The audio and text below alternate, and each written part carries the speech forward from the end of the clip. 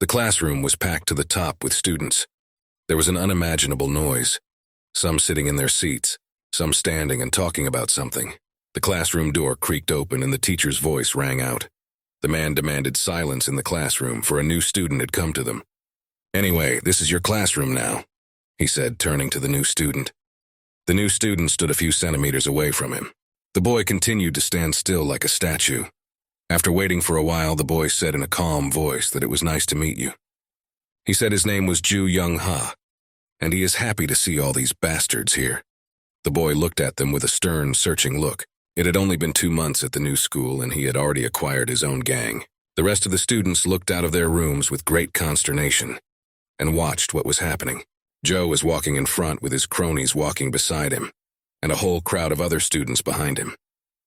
Kim Do-yoon, a guy with long yellow hair braided into a small ponytail in the back. He's a student from the graduating class. He asked what kind of freaks dared to touch their guys. Lee Gi-dae, a big bald guy with a massive jaw, replied that it was Daesung High School. "Those freaks are pretty strong. They can give them trouble." Our hero, Jo Young-ha, was holding a cigarette. He was in the same graduating class and was in the leading first position. The guy exhaled smoke and commanded forward. Soon a very bloody fight broke out between the rival schools. Joe swung around and with all his might hit his opponent. The blow was so powerful that the boy could not stand on his feet and flew in the opposite direction. Shouting and cursing could be heard everywhere. The fight was in full swing. One of the students at Daesun High, a bald guy with menacingly frenzied eyes, was watching everything that was going on and managed to swat away his opponents himself. He shifted his gaze to Jong, who didn't even notice anyone around him and just swung his fists. Suddenly, the protagonist was distracted from his fight and shifted his gaze towards the person watching. In a few small leaps, he approached the watcher and immediately put his fist right in his face. A crunch was heard, and blood flowed from the student's mouth. Soon the fight was over. All the students from the opposite school of death and their emaciated bodies were lying on the floor. Groans could be heard everywhere. He looked at his victim, Daesun High School. The boy paused for a moment. How dare they even bother his guys? The student, bleeding and a voice weakened by pain, begged for mercy. He swore he would never dare to do it again. Before he could finish his sentence, Jo Young-ha swung round and gave him a powerful, straight punch in the nose. But the protagonist didn't even think of stopping. He swung again and hit his opponent again. His fist came down on the poor man's face again and again.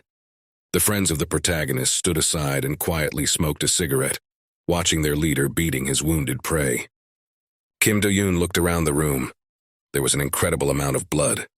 His mate stood a little nearby and smoked a cigarette. The head of the neighboring school was kneeling, completely bloody. He was barely breathing, dizzy, and ready to faint.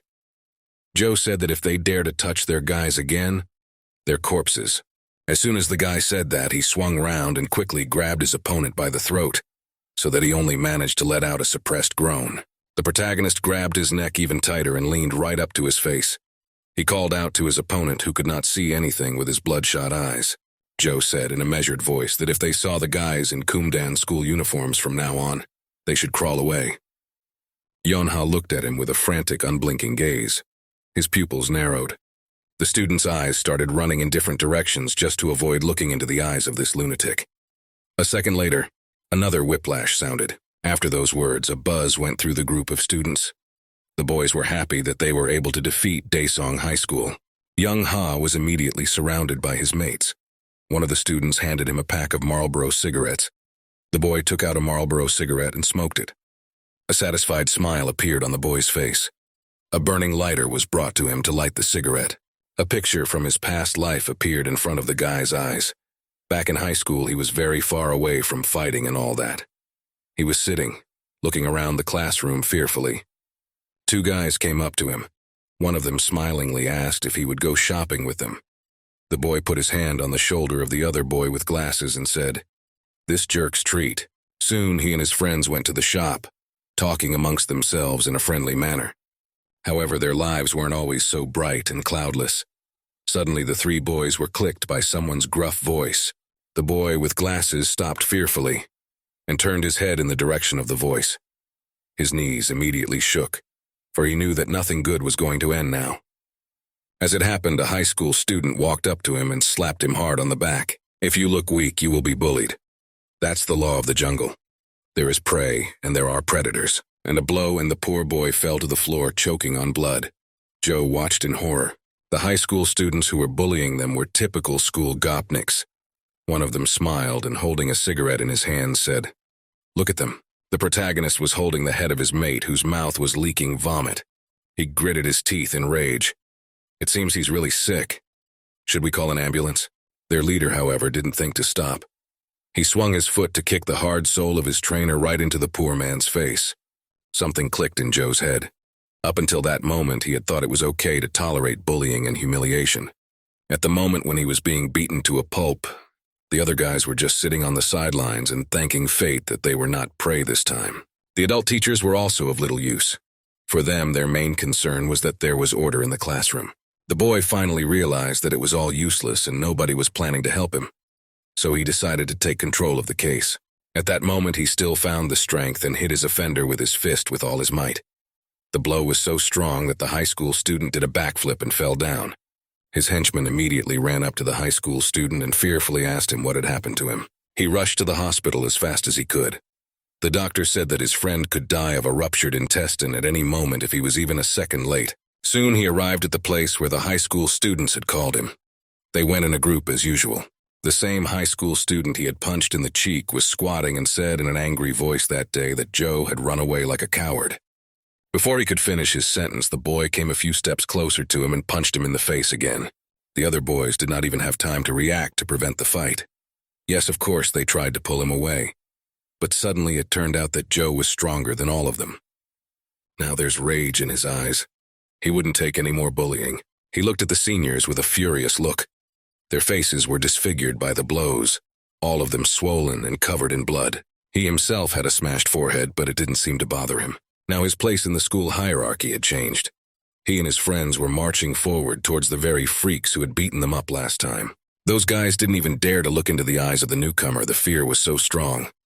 They just looked away in silence and walked as far away as they could. And so began his long career, climbing the school ladder. Suddenly, a tall, muscular guy walked up to him and asked if he was Ju Yong-ha. Following that, the bulky guy received a hard fist right in his eye. He gritted his teeth in pain and surprise. His mate was next. Joe was massacring them one by one. No one could stop him. He could stand his ground even against a whole crowd. From now on, the order in this school is set only by him. His mates were fighting as a joke among themselves, and laughter broke out in the classroom. But suddenly the protagonist interrupted them and ordered them to shut up, so that there would be silence in the classroom. Naturally, the boys did not dare to contradict him.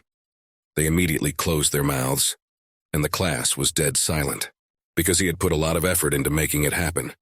To achieve this, he overcame and changed himself, became stronger and more powerful. The most effective argument among school children is strength. They understand strength. They understand cruelty. Then they begin to fear and respect you. Joe sat surrounded by beautiful girls who obviously liked him. Suddenly, his phone vibrated. Putting the smartphone to his ear, he asked in a calm voice, "Who is it?" On the other end of the line came someone's hysterical voice. On the other side of the handset, a furious man was sitting on the other end of the phone, leafing through a lot of papers. They were all statements against Joe. The man was holding another piece of paper with a statement written on it. It was a complaint against the protagonist. At this time, the seniors were resting. They were sitting in a small cafe having a good drink. Kim Do-yoon looked at his mate and asked what's wrong. "Who called?" The boy said it was a detective. Without any further explanation, the boy got up from his seat and opened the front doors, waving goodbye and headed outside. Soon the guys had left the place and were now walking briskly on their way. Kami Do-yoon and Lee Gi-dae were walking ahead of them, talking to each other. Do-yoon grinned. Their mate had only transferred to this school about 2 months ago. Gi-dae smiled and replied that, however, the fact that this person is incredible is a fact. If it wasn't for Joe, they would have had a very hard time. The girl who was walking beside them smiled and asked, "Is she gossiping behind her friend's back? Well, she'll tell him everything." Do-yoon turned around and asked what was she talking about. But he quickly cooled down. Suddenly his thoughts were interrupted by a jolt. A passerby who was passing by pushed him, and his cigarette flew out of his mouth. "What the fuck?" the guy asked the passerby, who didn't even seem to notice him. The man in the red sweatshirt walked past, pulling his hood even tighter over his head. However, the guy wasn't about to give up. He was pushed and didn't even apologize. He turned to the stranger and called out to him, "Hey, bastard! If he pushed a passerby, shouldn't he apologize?" The one in the red jumper turned round and looked at him through his hood. The guy walked closer to the stranger and asked in a commanding voice, "Didn't he get it?" He was ready to punch the insolent man, but suddenly he turned to face him. The guy grabbed him by the scruff of the neck and pulled him closer to him. "He's going to get it." The stranger didn't even fight back. Kim looked at him with a predatory look and said he'd ask again. Didn't he realize? His face blurred into a smile that got wider and wider. Suddenly, the guy opened his eyes in surprise. Who was this guy anyway? He stared at the stranger even harder. There was a face looking at him from the hood.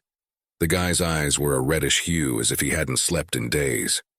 The crowd slowly began to gather into a circle. What the fuck is that degenerate staring at? He messed with the wrong people. They were outnumbered, so this stranger was no threat to him. But the guy didn't move. He just stared ahead with a studying gaze. His eyes squinted as if he was preparing for a brawl.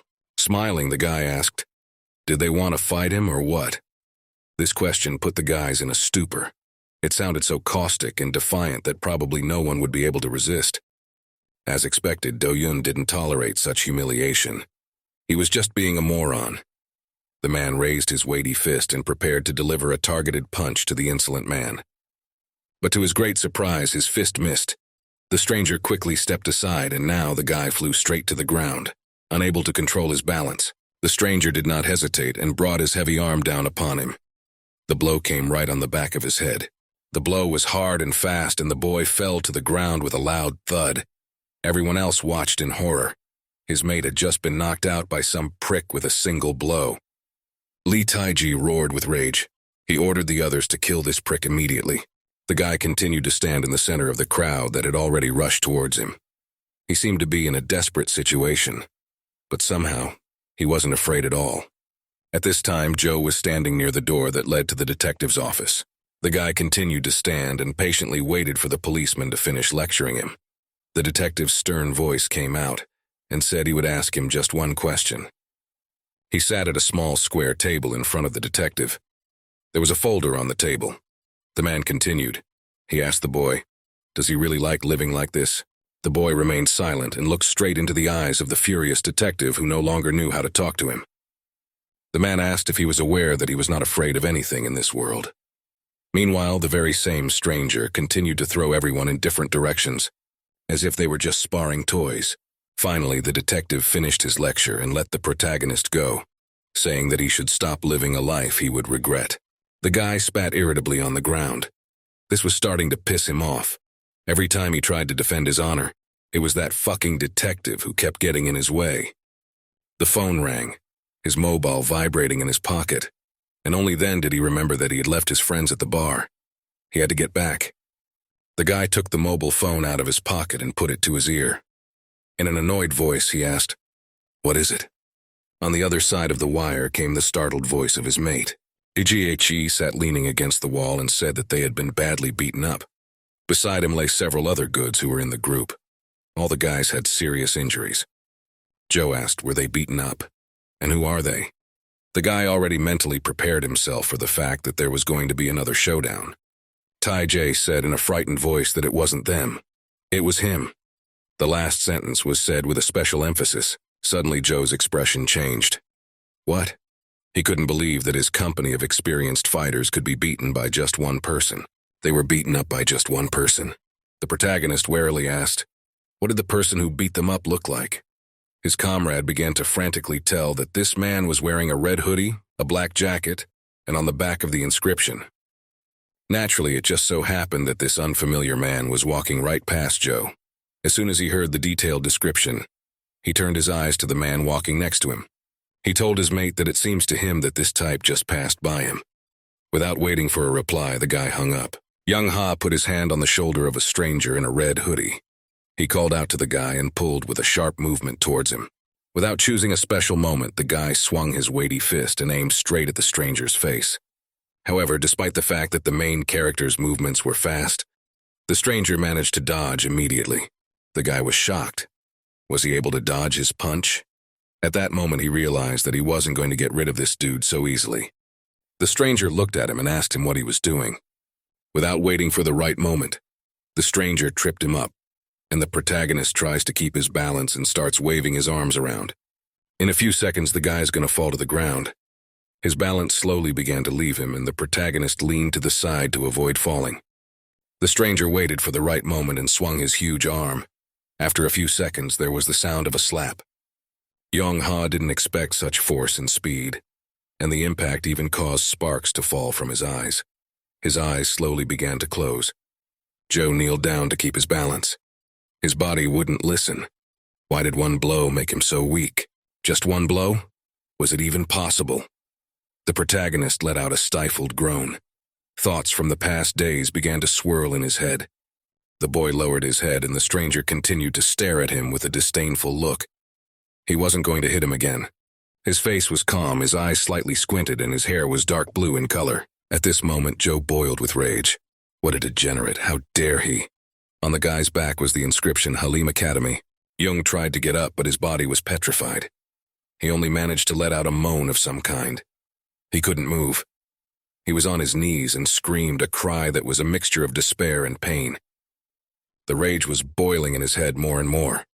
He can't just lose, he just can't. He screamed and was angry with himself. The guy had never allowed himself to do that. Now he was ashamed of himself. However, he was not destined to finish his thoughts.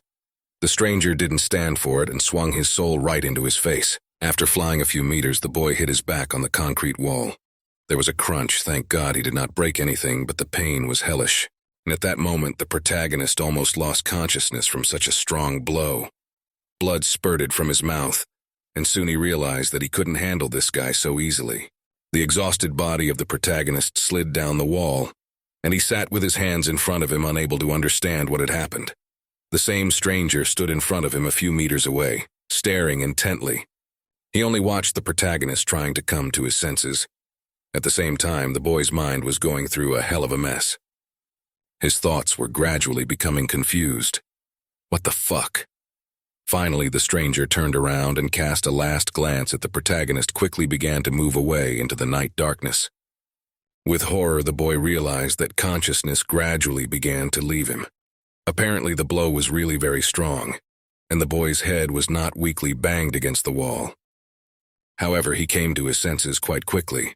The first thing he saw was some vague silhouettes of people. The voices were not very distinct, because the boy had not fully recovered. It was a good thing they'd met him. A man seemed to be trying to shake the protagonist. The boy opened his eyes again, and this time he saw that the man had approached him. Then the men didn't wait for an answer, and walked quickly backwards. The boy was still lying in a semi-conscious state. The man stuck a piece of paper in his thick hair. Hopefully the guy would read it when he woke up. Soon he began to be surrounded by his mates.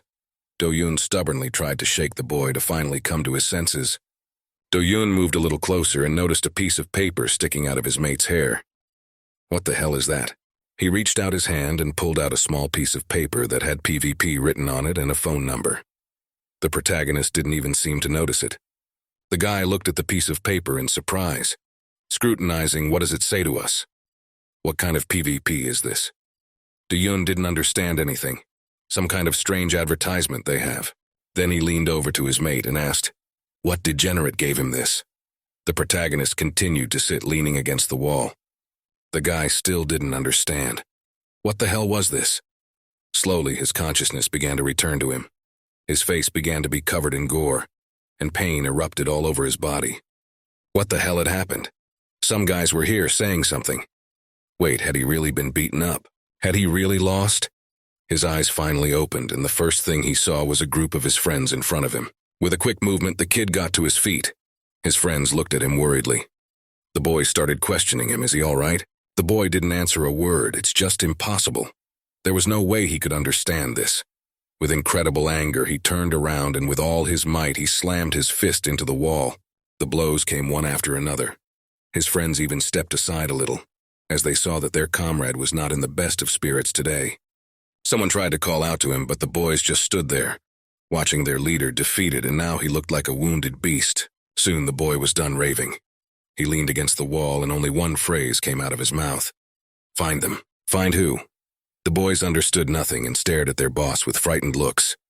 Who should they find? Young Ha was furious. His eyes were bloodshot and his body was on fire. He had forgotten that he had just been slammed against the wall. The pain was gone. Gi-tae was the first to come to his senses and shouted at the others.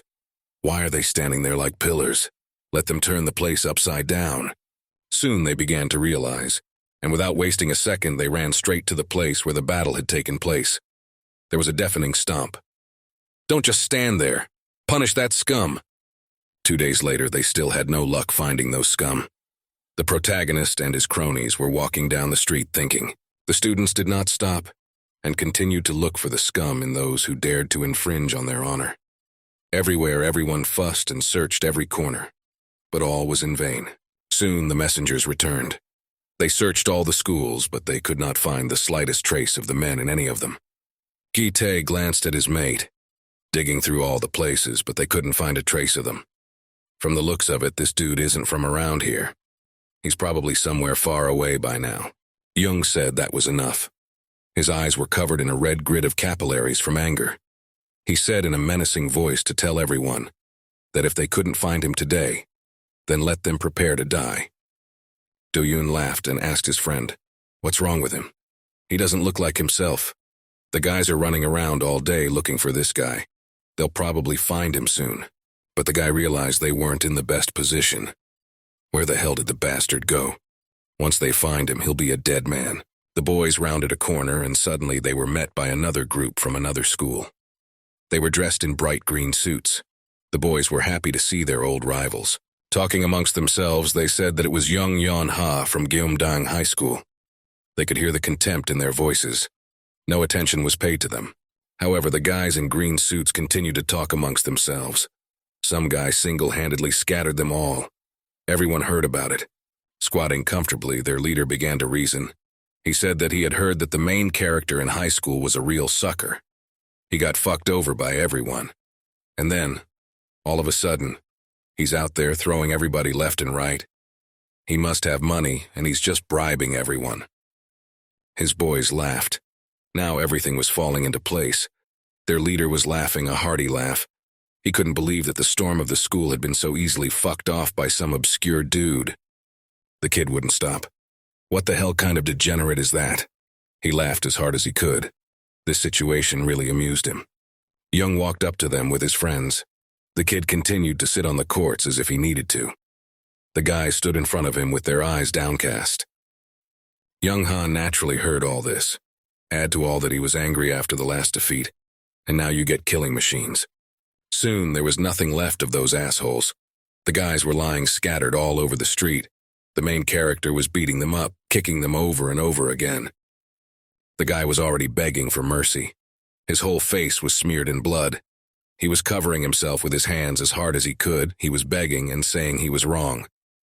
Of course, it was his fatal mistake. Young Ha didn't even think of stopping. He dropped his heavy trainer right into his face. There was a crunch and the guy clutched his eyes. The trainer ran across his face, leaving a bloody trail. Jong beat him again and again. Blood flying in different directions. The man was just furious. Someone dared to doubt his strength. Lee Ji-dae was already even a little scared himself. This was too much. He had seen his boss so furious for the first time. Such a state was very difficult to control. Do-yoon tried to stop his friend, took him by the shoulder and said that he would kill this jerk. Does he want trouble with the police? However, the guy hesitated and the protagonist elbowed him right in the nose. The guy flew a few meters away and fell to the ground, losing his balance. All he could manage was to let out a low groan. Jung asked him what he was doing. What the hell is he doing? The boy's rage was boiling over more and more. Jong became furious again. His eyes were bloodshot. Did his friends think he was a weakling? Kim, in a frightened voice, said that he didn't mean it. As if he had lost his mind, Jung swung his fists and once again prepared to throw a direct punch right in his friend's face. I wonder which fly bit him. However, right in front of his face, the protagonist's hand was stopped by someone. It was Tae-gae's hand. He managed to make it at the very last moment. The protagonist didn't realize, what the fuck is going on right now?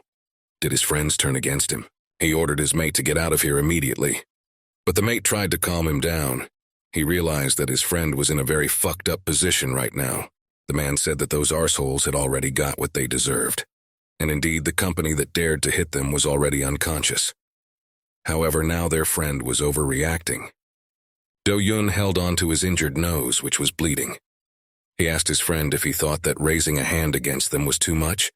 They are comrades after all. Ji-dae slanted his eyes and made a more serious expression.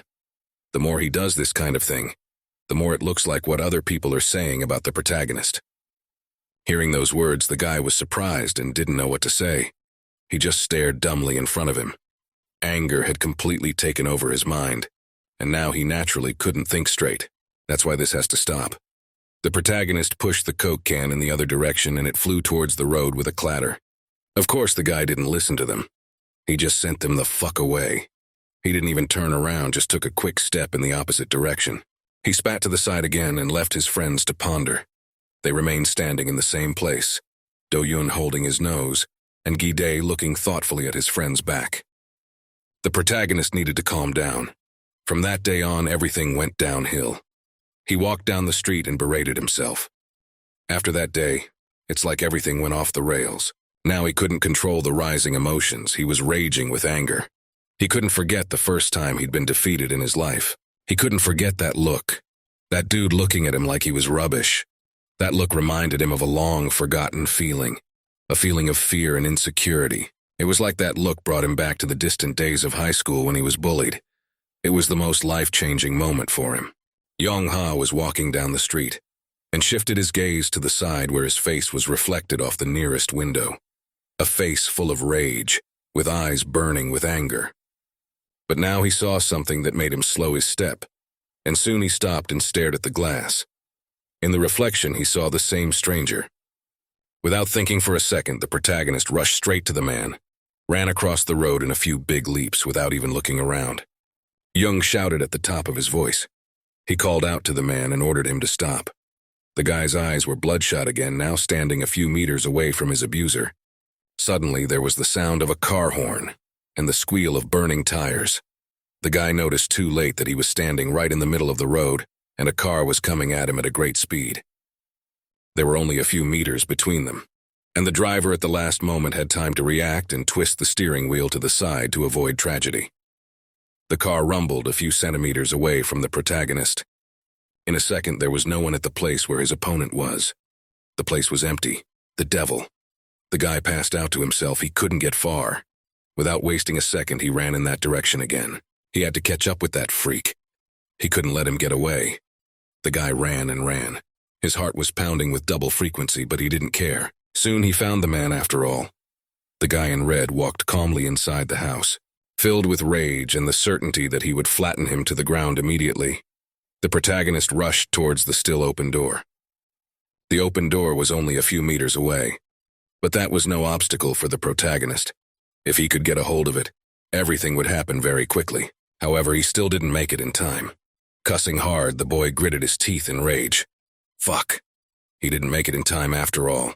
The door slammed right in his face. The boy immediately grabbed the doorknob and started yanking it frantically in different directions, shouting for him to open it. However, the door was firmly closed. Young-ha banged on the door with his fists and demanded to be opened immediately. The guy didn't even notice when someone started to approach him and a soft voice was heard.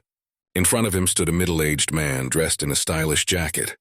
He had sunglasses on his eyes, which glittered bright orange in the sun.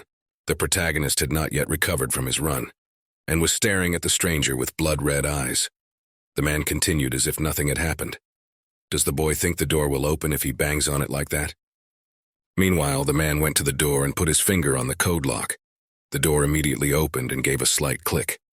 The guy was still standing there and couldn't understand a thing. The door opened and gave a slight click. The man kept smiling and said that the boy could come in now. The boy was still standing there confused.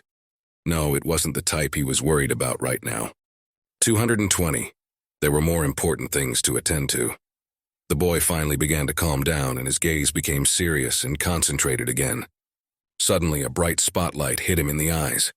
The boy covered his face with his hands so as not to be blinded, but still continued to stare intently ahead. What the hell was going on in there? What he saw inside made his heart sink for a moment. This was definitely something he hadn't expected. His eyes widened, and he couldn't take his eyes off what was going on behind that door. In front of him stood a real ring, just like in a fight without rules. There were two men fighting in it, one a huge man with a bald head, covered with a huge mountain of muscle. The other, a little smaller but still just as muscular. The crowd roared. The sounds of shouting could be heard everywhere. The two fighters were just mixing each other with mud. The sounds of punches could be heard most clearly. The bald fighter dodged and hit his opponent with a powerful uppercut. Barely able to stay on his feet, the man fell backwards. His legs failed him and he fell to the ropes. His opponent wasted no time in rushing at him with his huge fists in front of him. The crowd roared in anticipation of the spectacle. Everyone was shouting for the champion to finish him off. The boy stared at it all in amazement, unable to say anything. What was this all about? At last it was over. The gong rang out and the winner was decided. The winner was an athlete named Coolhead. A bald man stepped on his opponent's head with his foot. And so the moment everyone had been waiting for. The announcer's voice sounded unusually loud. Everyone froze and the announcer continued. So, the most important fight of today. The athlete who with his unbending will was able to reach the fight with the champion. Another man began to enter the ring. The protagonist saw the familiar silhouette of a guy in red. "Red Brick," spoke the announcer. The man with the mohawk smiled with a crazy grin. The man laughed. They finally met. The guy in red threw a disdainful glance over his shoulder at him.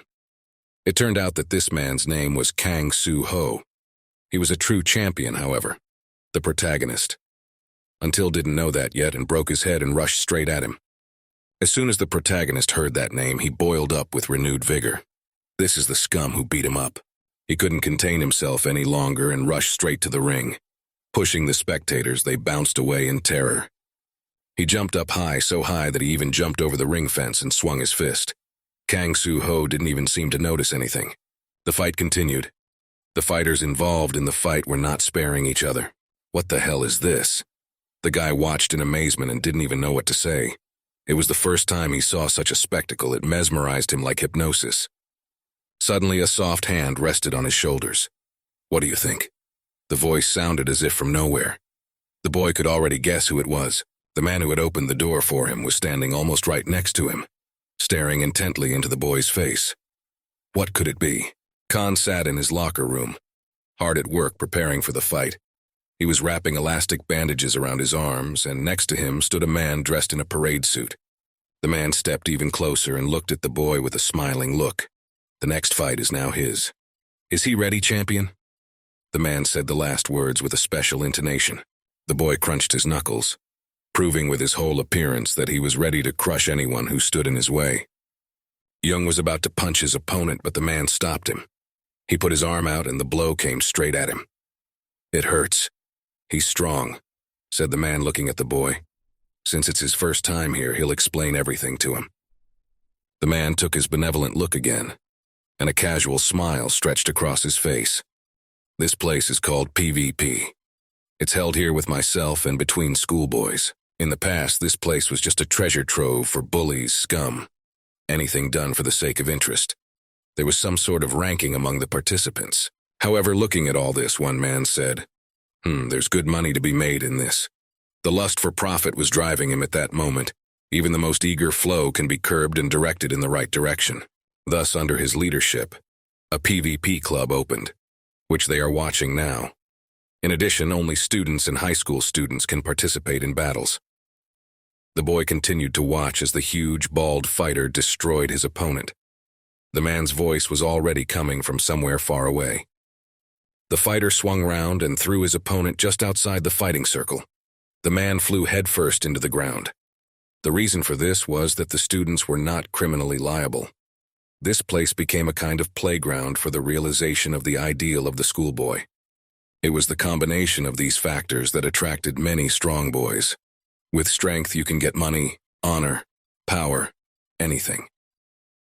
The man spoke these words with incredible enjoyment. He turned to the boy, and now they were looking at each other directly in the eyes. This is PvP. In short, if a person is strong, gets everything. That's what he's trying to say. The man continued to smile and looked at the boy with an expectant gaze. "Well, did you succeed in getting him interested?" The man looked at him with an even more intense gaze. The protagonist furrowed his eyebrows. He didn't like all this. To hell with it. Where's that guy in the gym clothes? The man looked at him in surprise. In a sports sweatshirt? He still couldn't understand what the boy was talking about. What did he even find in this man?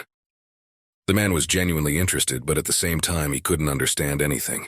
At this time, the new fighter, the challenger for the championship, was moving towards the ring with small steps. The announcer kept shouting, "The most important fight of today!" The athlete who, with his unbreakable will, was able to reach the fight with the champion. The guy started climbing the steps and approaching the ring. Red brick. The man's mouth stretched out in a smile. He looked like a rabid man, laughing a fractional laugh as if he was setting himself up for victory.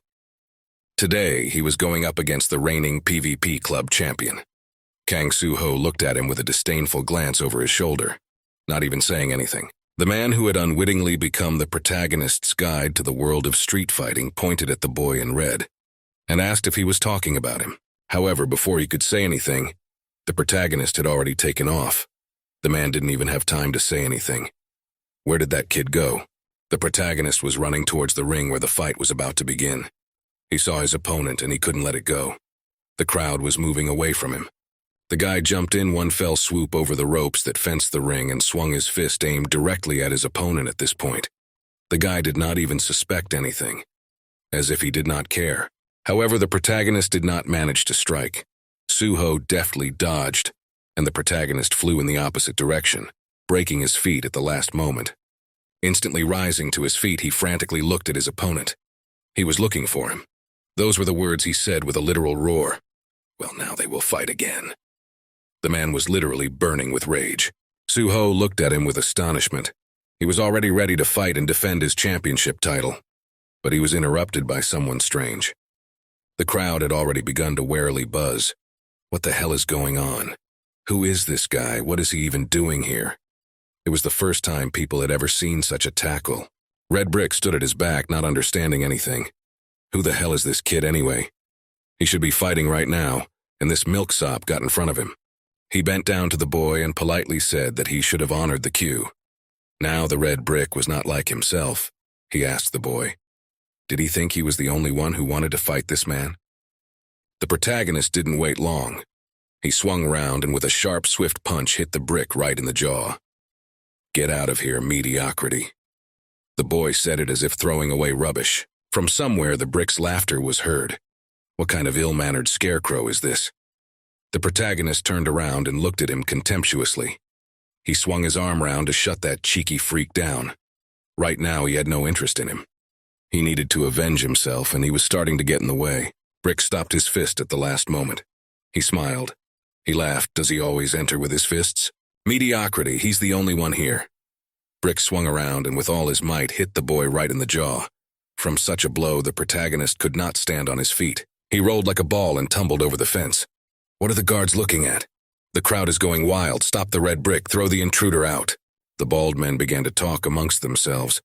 However, the man with the glasses came up to them and said it was best to leave it as it was. This is going to be interesting. The protagonist defended himself by planting a block, while the Red Brick struck like a cannon. Against such powerful attacks, the protagonist's defense was ineffective. He repeatedly missed blows, unable to hold them back. And so, once again, the fist of a Brick flew into his face. The fighter smiled. He enjoyed beating his victim. What did his blows taste like? The boy couldn't do anything. He thought it was just an act, but he's strong. Now, as he looked at his rival, who he had been chasing all this time, the boy realized he couldn't compete with this guy. What the fuck? Who the hell were they anyway? He still couldn't even get close to that jerk. At this time, Soo-ho just stood back and watched as his opponent beat up this upstart. Eventually, the boy had had enough of this, so he dodged and prepared his fist to strike. "Get off and," he shouted, swinging at his unwilling opponent. They had come a few steps closer to each other, and now in a few seconds the blow would come. Naturally, the protagonist missed on emotion, and the Red Brick hit him right in the face. The Brick stood in front of him and grinned contentedly. He can't even overpower him, weakling. The main character was lying in the ring and couldn't even get up. His whole face was literally on fire, as if he had been hit by a car. The fight was over. The announcer shouted that everything happened, as I expected from a Red Brick. He had the whole ring on its ear. Brick threw his hands up in the air. The crowd cheered. This was a sight they hadn't had in a long time. Young Nim, together with his guard, stood in the crowd. Well, at least the audience's reaction wasn't bad, right? It was a short but interesting fight. The guard sighed heavily and agreed with his mate. Red Brick celebrated the victory. He had already forgotten that he had a fight with a champion for the title of champion. Now he was enjoying the applause of the audience. The man grinned. Something rather interesting was about to happen. However, it wasn't that simple. The Red Brick suddenly felt a strange feeling on his cheek, as if he had cut himself. The man put his hand to it and looked in that direction in surprise. What? He took his hand away from his cheek and suddenly saw that there was blood on it. How could it be? Oh my God, blood! At what point did it happen? Brick stood and looked at his bloody hand with bewilderment, while the protagonist was lying face down on the floor. Suho had not said a single word during this entire time. He just silently watched. His face didn't express anything at all. He seemed to be getting annoyed that someone was starting to pry into his affairs. This little scoundrel is always following him. Does he want to get his hands on him again? The guard approached Hyungnim and said that the fight had gone on a bit too long, so it was time to call it a day. The man, as if distracted by the spectacle, agreed. Smiling, the man grudgingly said that it was indeed time to call it a day. The spectacle was incredible, but it had to end. The huge fat rat bared its sharp white fangs and looked straight ahead with red eyes. It grabbed a piece of food and immediately darted off into a mountain of rubbish somewhere. The main character was sitting in a street dump somewhere, surrounded by broken furniture and some tin cans. It was already starting to rain, but the boy continued to sit there, raindrops hitting his head. Right now, he needed to gather his thoughts. Every day he was getting stronger and stronger, overcoming each step of the school hierarchy. However, the boy had no idea that there could be so many strong people in the world. His horizons were limited only to his school and the people there. Apparently, he had become too arrogant and overestimated himself. Young-ha was so sad, he lowered his eyes and was ready to burst into tears. Suddenly, he heard someone's fast footsteps coming towards him. Someone's yellow trainer stepped right into a puddle, and a nervous laugh was heard. A figure formed in front of him, almost completely hidden by the umbrella. The figure looked with interest at the boys, who was sitting in a pile of rubbish with his head down. It was a girl dressed in a yellow tracksuit with black stripes. She stood under an umbrella and worriedly asked the protagonist if he or she was okay. The girl bent towards him. With a surprised and frightened look, she looked at the protagonist. Why is she sitting here? And her question sounded like a thunder from a clear sky, which knocked the guy out of his thoughts. The girl continued to question the guy. What is he even doing here? How did he end up here? The protagonist did not become ceremonious and sent the girl away from here and told it to fuck off. Naturally, such treatment pissed the girl off. She frowned. Get lost? What, she's worried about him. What a piece of shit he is. Crazy son of a bitch. The girl turned round and hid under the umbrella and went in the opposite direction. At the last moment, the boy saw that she had the same inscription on her back. Halim Academy. Of course, the boy remembered that the same inscription was on the hoodie of that very same freak. Halim Academy. What the hell is that? It was like he realized something. His eyes widened and he stared even more closely at that girl's back. Halim. He turned her towards him and looked her straight in the eyes. Halim Academy. That guy was from there too. He looked at her with such a fierce look that she got a chill inside. What did that lunatic want from her? However, he didn't have time to finish his sentence. He could only say one word. Halim. Now his eyes rolled back, his strength finally leaving his weakened body. The protagonist, unable to hold on, slumped down again on the wet, raindrop-covered floor. The girl looked at him surprised and scared at the same time. She kicked him and told him to get up.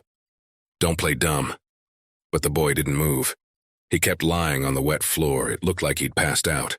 What the fuck, she thought. Fear flashed in her eyes for a second. Is this guy out of his skates? We should call an ambulance. The girl looked at him in surprise. The protagonist was lying on a small sofa, shaking from the pain and the cold. He clenched his teeth and everything was still. Here was the key. There was hardly any strength left in his body from such a blow. After a few minutes, however, he still managed to wake up. The boy opened his eyes fearfully, and the first thing he saw in front of him was ceiling in some house, in a police station again. He jumped up from the couch and started looking around the room. The furnishings were strange, with large green blinds hanging on the windows, which shut out the entire surrounding world. He was lying on a big wide couch. Moving his gaze to the side, the guy saw that on the nearest nightstand lay boxing gloves. Where was he anyway? The boy rubbed his bruised head, which was still ringing from such a beating. But sick, it was irrevocably broken. The boy sighed heavily and shook his head again. Removing his hand from his face, he looked away, trying to find whoever had dragged him here. What the hell was going on anyway? What's that sound?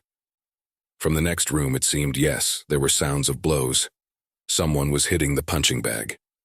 The same girl who brought him here was training hard. She was throwing crisp and fast punches with her fist right on the soft surface of the punching bag, practicing her techniques. Turning around, she kicked her foot as hard as she could right into the punching bag. Something began to wobble. She had a wiry, muscular body. It was obvious she hadn't been training for the first year. Finally finishing her workout, the girl, breathing heavily, landed on the nearest bench and picked up a small bottle of water. Lifting it to her mouth, she greedily sucked on it and took several large, deep sips. She had trained quite hard. Her body had an athletic shape, and most likely she had a lot of strength. The protagonist walked towards the sound and soon found herself in the gym where she was working out. The girl, without taking her eyes off the bottle, asked, "Is he awake yet?" After that, after a short pause, she called him scum. Now she looked at him with a look of contempt. Apparently the boy disgusted her. The boy did not pay attention to it, looked with surprised eyes. "Where is he?" the girl asked in surprise. "How where?" He asked her about this place. "Well, they are here. This is the Halim Academy, after all." In front of them stood a large building, more like some kind of hangar. There was a sign on it that said, "Halim Academy Mixed Martial Arts." Our guys stood opposite each other and glared at each other. They had the flag of South Korea in the background. The atmosphere was appropriate. There were sports equipment lying everywhere. Only a minute and 21 seconds had passed since the fight had started. "Red Brick is knocked out." The announcer was screaming with joy. The fight was over incredibly quickly. Every time the champion spoke, it was an incredible sight. He knocked out one by one. He held his breath to announce the winner. The guy in the red hoodie stood clenching his fists wrapped in elastic bandages. The Red Brick didn't even move. He was unconscious. The winner was once again Kang Soo-ho. He looked at his opponent like a defeated victim. There wasn't the slightest bit of compassion in his eyes. The hall started chanting the winner's name. The crowd roared. The whole hall became so loud that the windows even began to rattle. The boy stood in the middle of the ring and savored his victory. Young Nim walked into the room to champion name and said in a soft voice that it was a very good job, as expected of champions. All in all, how did he like that particular kid? The kid sat unwinding his bandages. He interjected, "Did the man mean the Red Brick?"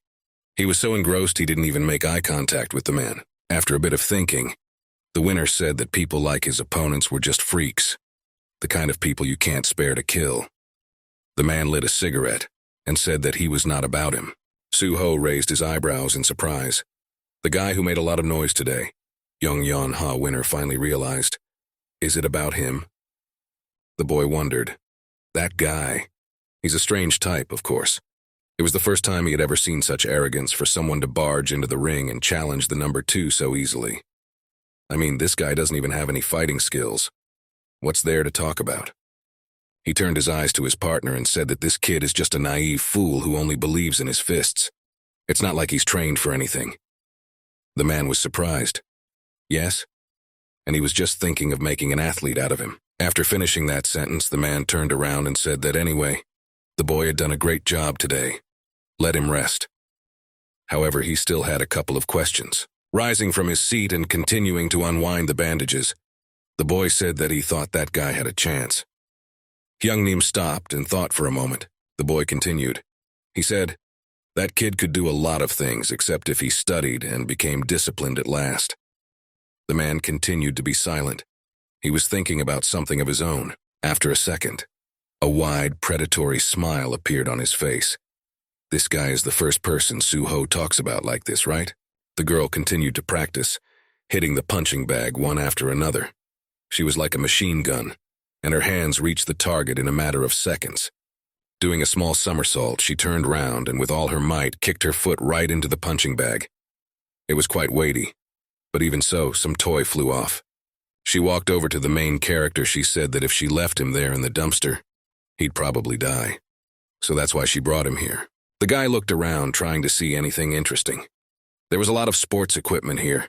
Boxing bags, dumbbells, kettlebells, and barbells. This place is the Halim Academy? That's funny. So that degenerate is here too. The guy remembered the guy in the red sweatshirt. Now he once again felt the urge to beat the shit out of him. However, that urge passed too quickly. The boy slapped his face. Okay, he can't beat him. He's too strong and too fast. He can't do it anyway. This degenerate is on a whole other level. He can't take him on. He's done fooling around. The guy turned around and walked towards the exit, leaving the girl to say that he owed her a favor. In parting, she shouted to him that she would give him some advice. The boy did not turn round to face her and continued to walk briskly towards the exit. She continued. This advice would come in handy for brawlers like him. The boy lowered his head and walked towards the exit. He had no desire to listen to her now. He had only one goal, to avenge the fact that he was so meanly beaten. Smiling, the girl said he'd better not mess with anyone he couldn't handle. Her eyes gleamed with excitement naturally. This phrase could not be unnoticed. The boy paused for a second and looked at her over his shoulder. The phrase hurt his hearing. He hated it when anyone doubted his strength. As he approached the pair, the guy hit it with his fist as hard as he could. The pair, though over 50 ki, flew off like some soft toy. The protagonist could barely contain his anger not to start smashing everything here. He was starting to get sick of it. Why is this girl giving him moralizing lectures? Who the hell is she? The girl looked at him in surprise. He's kind of crazy after all. He can't speak properly. He didn't even say thank you. The next day, his school life continued. He stood in a crowd of students walking towards the school. He was in a lousy mood, especially after yesterday's incident. He walked briskly through the crowd of students as if towards the entrance of the school. He tried to forget everything, to forget the shame he could never wash away. Revenge? No, giving up was the best solution. It was a shame, but he had no other choice. His friends surrounded him again, and now he sat at his desk and thought. From that day on, he'd changed, become a little different. He still felt bad, but they tried to pretend it hadn't happened, even though it was hard. To make up for the pain, he went back to the way he used to live, thinking it would help him take his mind off the shame. However, despite all of this was very difficult. He tried to dull the pain with cigarettes, but it was getting hard. The guy stood leaning against the nearest fence and smoked a cigarette. Why did he feel so fucking lousy? He stood looking thoughtfully into the distance, a lot of thoughts swarming in his head. He heard a familiar voice from behind him. Young Nim was approaching him with a quick, confident stride. He managed to find the boy rather quickly. The boy turned to him and looked. The man, as if not paying attention to him, said, "So, how does it feel for him to experience the bitterness of defeat?" The man was smiling again, his nose still wearing the same glasses. Smiling, he said, "Let's forget about it and they could finally get on with other things." The man's name was Charles Kim. He was the chairman of the PvP club. Squinting even harder, the man said he would organize a fight for him. That was a voice the boy would never forget now. The boy turned to him and said he didn't need it. It wasn't interesting. Charles smiled. "What? Don't need it? That's unexpected. What a sucker." The man smiled, and he had high hopes for him. He threw up his hands. Chickened out. Was that all he could do? The boy had already turned fully towards him and was standing in a fighting stance, his fists clenched involuntarily. It was as if the man was taunting him. Completely oblivious to the fact that the boy was angry, he continued to speak. Well, he understands him. His club is full of strong people and he's better off hanging out with some wimps his whole life. He put his hand behind his scruff. The man went on. The kid was born for it. But people like him can't get off the right path. Many become criminals. Once he's committed a crime, one day he can't be anything else. Shouldn't he conquer new horizons? The man stretched into an even bigger smile and took a small business card out of his pocket. He handed the piece of paper to the boy. On that piece of paper, still the same, was written PvP. Exactly what he had seen the first time he was beaten the first time. Charles said that if the boy changed his mind, he could call the number. Without waiting for an answer, he walked briskly away. However, he stopped for some reason. And here's another thing. As if on purpose, he asked, "Doesn't the boy want to take away the title of strongest from Kang Soo-ho?" The men looked over his shoulder at the protagonist. As soon as the boy heard those words, it was as if something inside him turned over. This might be his chance to prove that he was strong. He was already resigned to his defeat, but here he was given a chance. Charles laughed and literally ran for the exit. He said goodbye to the boy to keep him there. The title of the strongest? The boy remained standing on the empty rooftop, staring at the business card with the number on it. Now he understood everything. Now he understood what he had to do. The boy clenched his fist and crumpled the business card. From this day forward, his life would change forever. He would no longer be weak. A new determination flashed in his eyes. Now, everything would change dramatically. Near the podium, many peoples gathered again. It was a small, round indoor arena, similar to the one where they fight in fights without rules. The announcer continued to shout, announcing the start of the fight.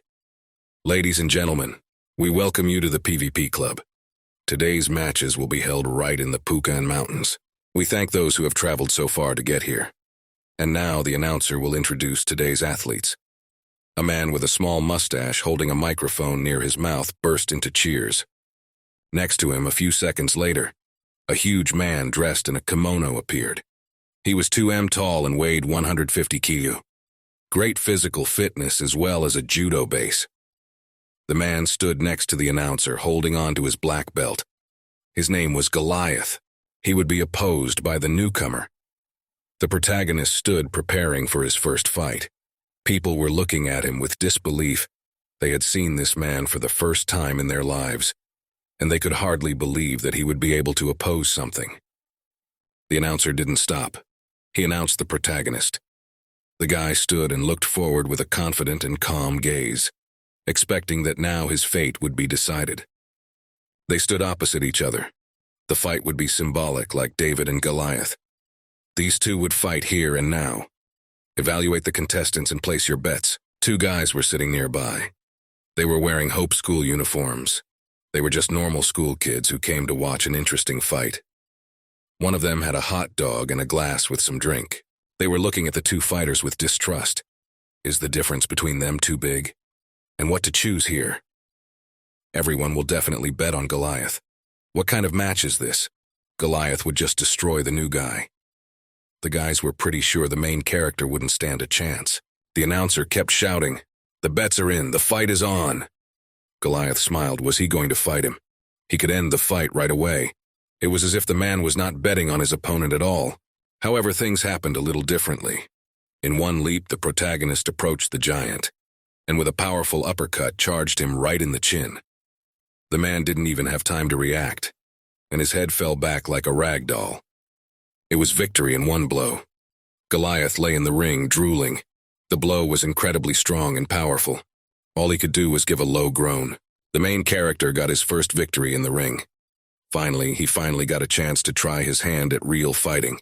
Instead of just being the school bully in this place, everything is going to change. In this place, he was going to be the strongest. The boy looked at his defeated opponent, raising his hand in the air. It was the first victory, and the taste of it, he still wouldn't be able to forget. The bets are placed. What then? The fight begins. They stood across from each other, each ready to tear their opponent apart. Goliath was smiling, and clearly felt his superiority. He was smiling and clearly felt his superiority. To fight him would be a lost cause. He could end the fight right now. The protagonist fought as hard as he could, but the Goliath swung his huge fists with crushing blows that the boy barely had time to cover himself. He took a fighting stance and struck Goliath squarely in the forehead with all his might, but the man put up a block in time and the blow came straight at his arm. They fought, neither inferior to the other in strength and speed. However, Goliath had a much harder punch due to his weight. However, the protagonist was not going to give up. Goliath realized that the kid was quite fast. It was difficult to keep up with his blows.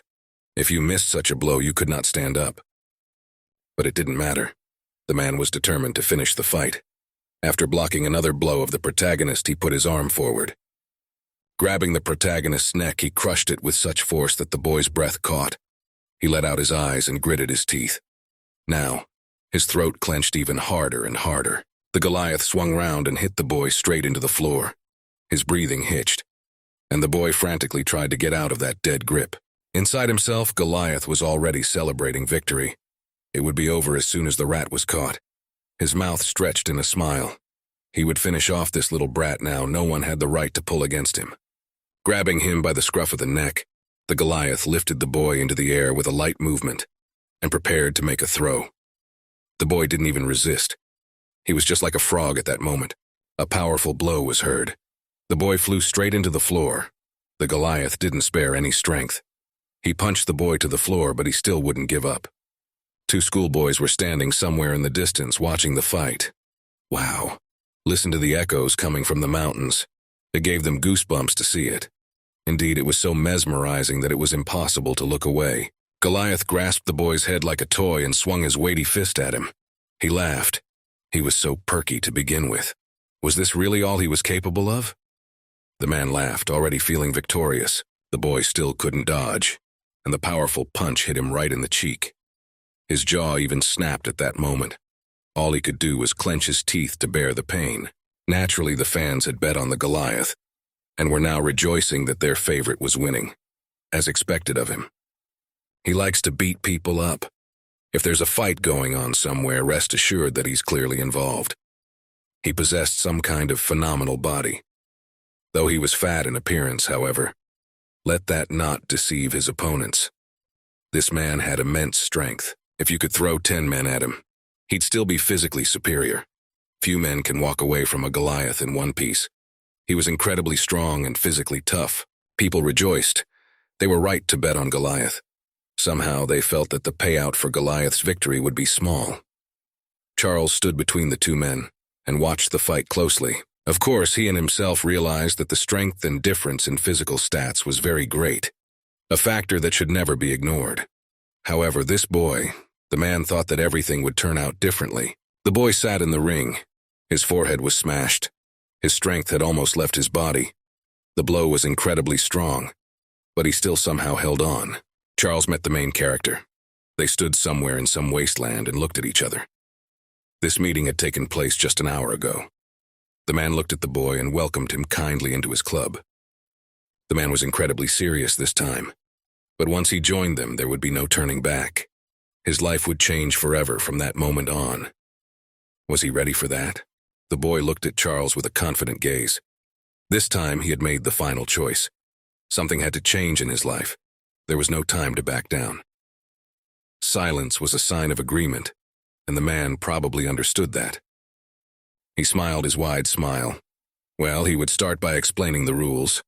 First, and most importantly, the man's voice trailed off, and he paused for a short rhetorical pause. Their matches in the arena are different from the usual sports. There are no such concepts as weight class or fair play. In addition, they are forbidden to talk and discuss anything with other people who can negatively affect the participants. Because there's a lot of money in this business. Charles kept smiling. Secondly, boy should be extremely careful because in case of danger he can get hurt. And not only him, but also his relatives. And lastly, and most importantly, the boy listened attentively while the man continued to smile. In Club PvP, the measure of an athlete's strength is labeled as BO. According to the number of BOs, the level of the participants is measured. Battles are arranged between athletes with the same number of these points. Only if the opponents have approximately the same number of points can they fight each other. Depending on the outcome of the match, the score can be lowered or raised.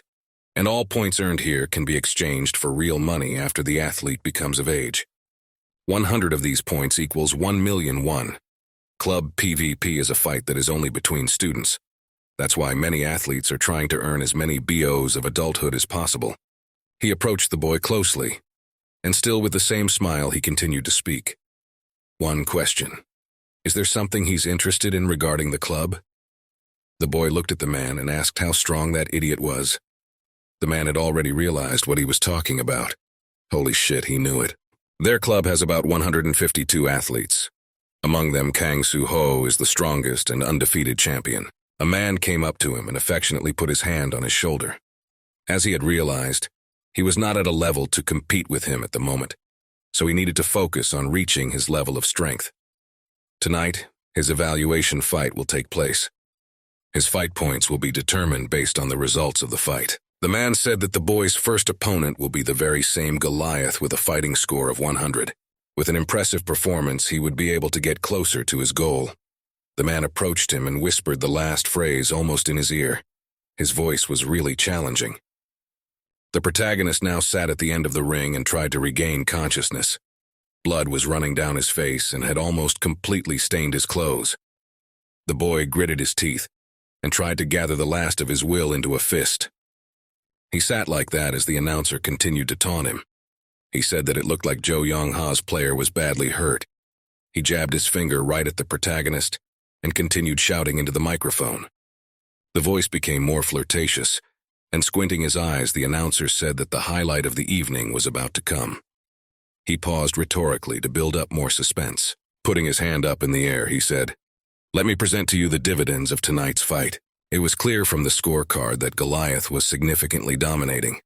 He had a coefficient of 2, while our hero had a coefficient of 2. The people looked at the plaque in surprise. Damn, that's what they thought. Who really bet on this kid? Finish the fight already. The winner. So the winner is clear. However, the announcer stopped them and asked for their attention. Please let them pay attention to the athlete Jo Young-ha. The guy tensed his body and tried to stand up. Noticing his opponent's movement, he gritted his teeth in annoyance. After all of his punches, which were incredibly strong, the guy was able to get up. The protagonist bled from his face, and gathering the last of his will into a fist, fiercely looked at his opponent. Yes, the fight had been brutal, and the protagonist had taken quite a beating, but he didn't plan to give up. What the hell are they talking about? Is he still in one piece after fighting that guy who is the champion of all these people? Now stroking his head, the guy got to his feet and wiped the blood off his face. That's it? He asked with disdain. Goliath continued to stand in a fighting stance. That's it, cocksucker? The guy looked at his opponent and crunched his jaw. The big man's punches were a real tickle to him. Yeah, he got his face smashed in, so what's next? This time, the Goliath hadn't expected such fortitude. He squinted his eyes, the bastard. How did he get up? It turns out the bastard was bluffing. He couldn't contain his rage and tilted his head and lunged at the boy, throwing him to the floor. The man roared with rage. This kid is going to die. He put his hands forward to grab the kid as quickly as possible so that he would not be able to escape. Young-ha looked at him with disdain and swung his fist.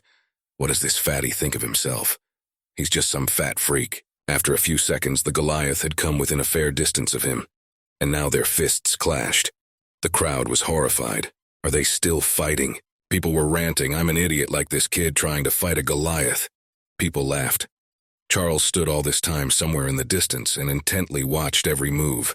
With a blow so hard, Goliath's fingers broke. The man gritted his teeth and roared in pain. He didn't expect that some young boy could break his fingers. The boy naturally did not waste any time in swinging his weighty fist and aiming straight at his opponent. It was necessary to put him down with one blow, so as not to play for long. The man did not have time to dodge, and the heavy blow of the protagonist came straight to his chest.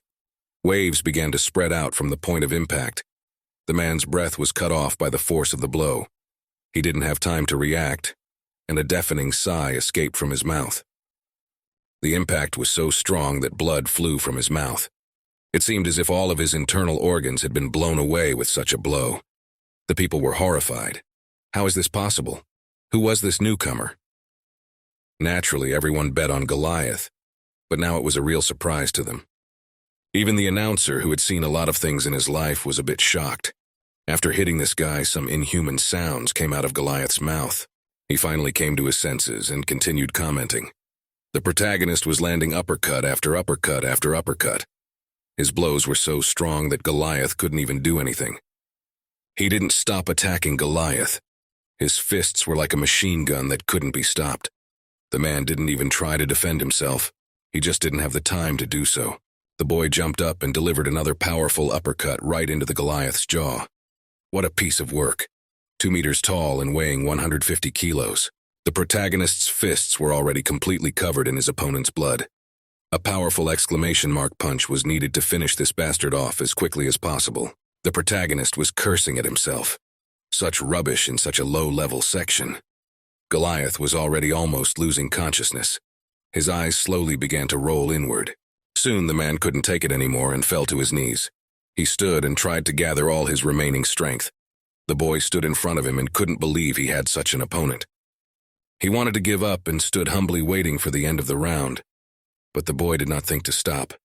He reached out his hand to the man and said that the fight was not over. A smile appeared on his face. Swinging round, he hit the man right in the nose with his knee as hard as he could. There was a resounding crunch. Everything on the man's face broke at the same moment. Several of his teeth had come out and were now lying in the ring. The already exhausted man was now flying backwards. Blood splattered from his face in different directions. However, the boy did not think to stop. He again struck a powerful blow with his knee right in the nose. Blood flew in different directions. The man no longer resisted. He did not even make any sound. The crowd standing outside the ring was simply shocked by this outcome of events. No one expected that some newcomer could do their favorite like this. The boy was already about to throw another punch, but suddenly someone picked him up under his arms. Two powerful men grabbed the boy and started dragging his opponent away. Goliath was lying on the ground, a bright pool of blood spreading from his face. The man was unconscious. One could only hope that he would survive after this. The announcer himself was a little shocked by this outcome. He began to comment in a shaky voice. "The fight is over." Against all expectations, the favorite had been defeated. The protagonist at this time broke out of the clutches of the guards, who bounced away from him with horror. Probably they were afraid to get it themselves. Against all expectations, the winner is Young Yun Ha. The announcer's voice once again sounded resounding. The boy with a bloody face looked at his opponent with a frenzied gaze.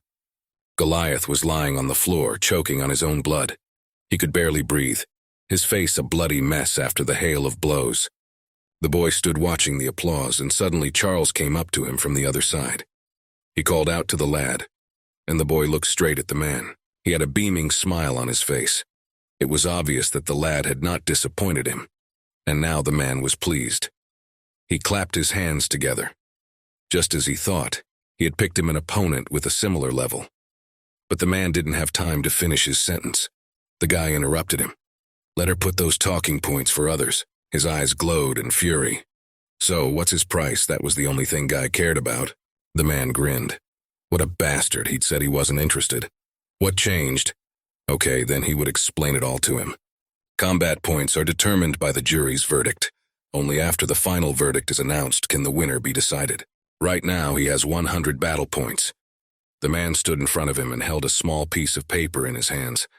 The protagonist looked at it all carefully, but still didn't understand anything. Some kind of battle points. Points. What is he talking about? The man noticed it and asked in surprise, why such an expression on his face?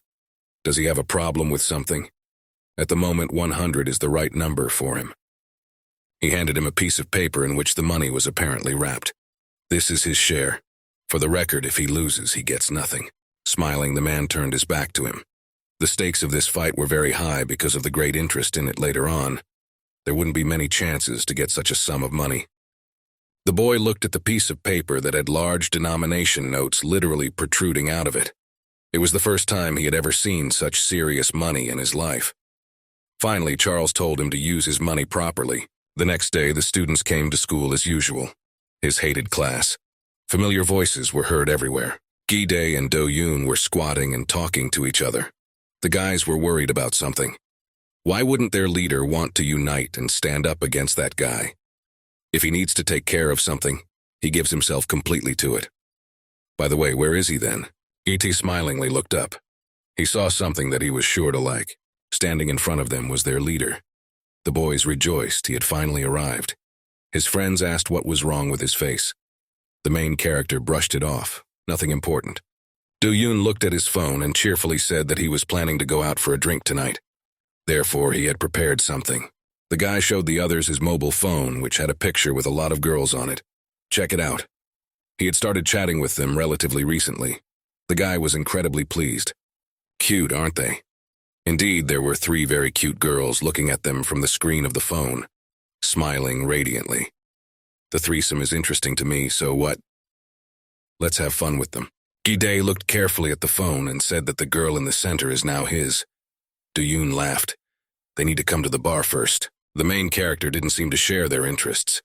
He tilted his head and said in a stern voice that they should stop doing this crap. Now they follow him. A girl in a yellow tracksuit walked through the city with a quick, confident stride. There were a lot of people going about their business. Suddenly, she slowed down. The devil. She felt that someone was following her. Literally, with her back, she felt someone stubbornly staring at her back. Angrily, she turned back around and said in a stern voice, "Stop following her. Is he a stalker?" Behind her stood a boy, medium height with white hair. He timidly changed from foot to foot, and in his hands he held the academy's sports uniform. The boy's name was Lee Hyun-eun, Gyeomdang High School. He scratched the back of his head and not boldly said that he wanted to learn how to fight too. The girl sighed heavily and turned to face him. He continued to stand and stare timidly in front of him. He was just being bullied at school. The girl didn't understand, so what did this have to do with her specifically? She was starting to get a little annoyed that this brat was following her around all the time. She doesn't give individual lessons. Besides, he's in sports, right? The girl spoke sternly and insistently. She wanted to get rid of this annoying kid. What does he want? Let him stay out of what he doesn't want. The boy gritted his teeth and said in a stammering voice that he wasn't interested in sports. He wants to. He paused for a moment, trying to collect his thoughts. He wants to learn how to fight. The guy said the phrase as if it had cost him a lot of effort. Does she know what it's like to be bullied? But it didn't seem to have any effect on the girl. She turned away. I don't understand, so stop bothering me, she said, and went on about her business. The girl's name was Nuna.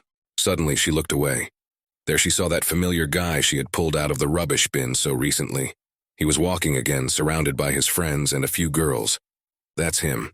That's him. It's that scum. The protagonist was enjoying the company of beautiful girls and not paying attention to anything around him. They all went into a small building on the other side of the street. It was a bar. The girl noticed a glowing sign near the entrance. He's really scum for going to places like this. Do-yoon stared in surprise in front of him. The sight was truly breathtaking. The guy couldn't wait to start feasting. Holy shit. In front of him was a whole table full of various food. There was absolutely everything, rolls, a lot of meat, salads, and most importantly, booze. The girls who came with him stared at the food in surprise.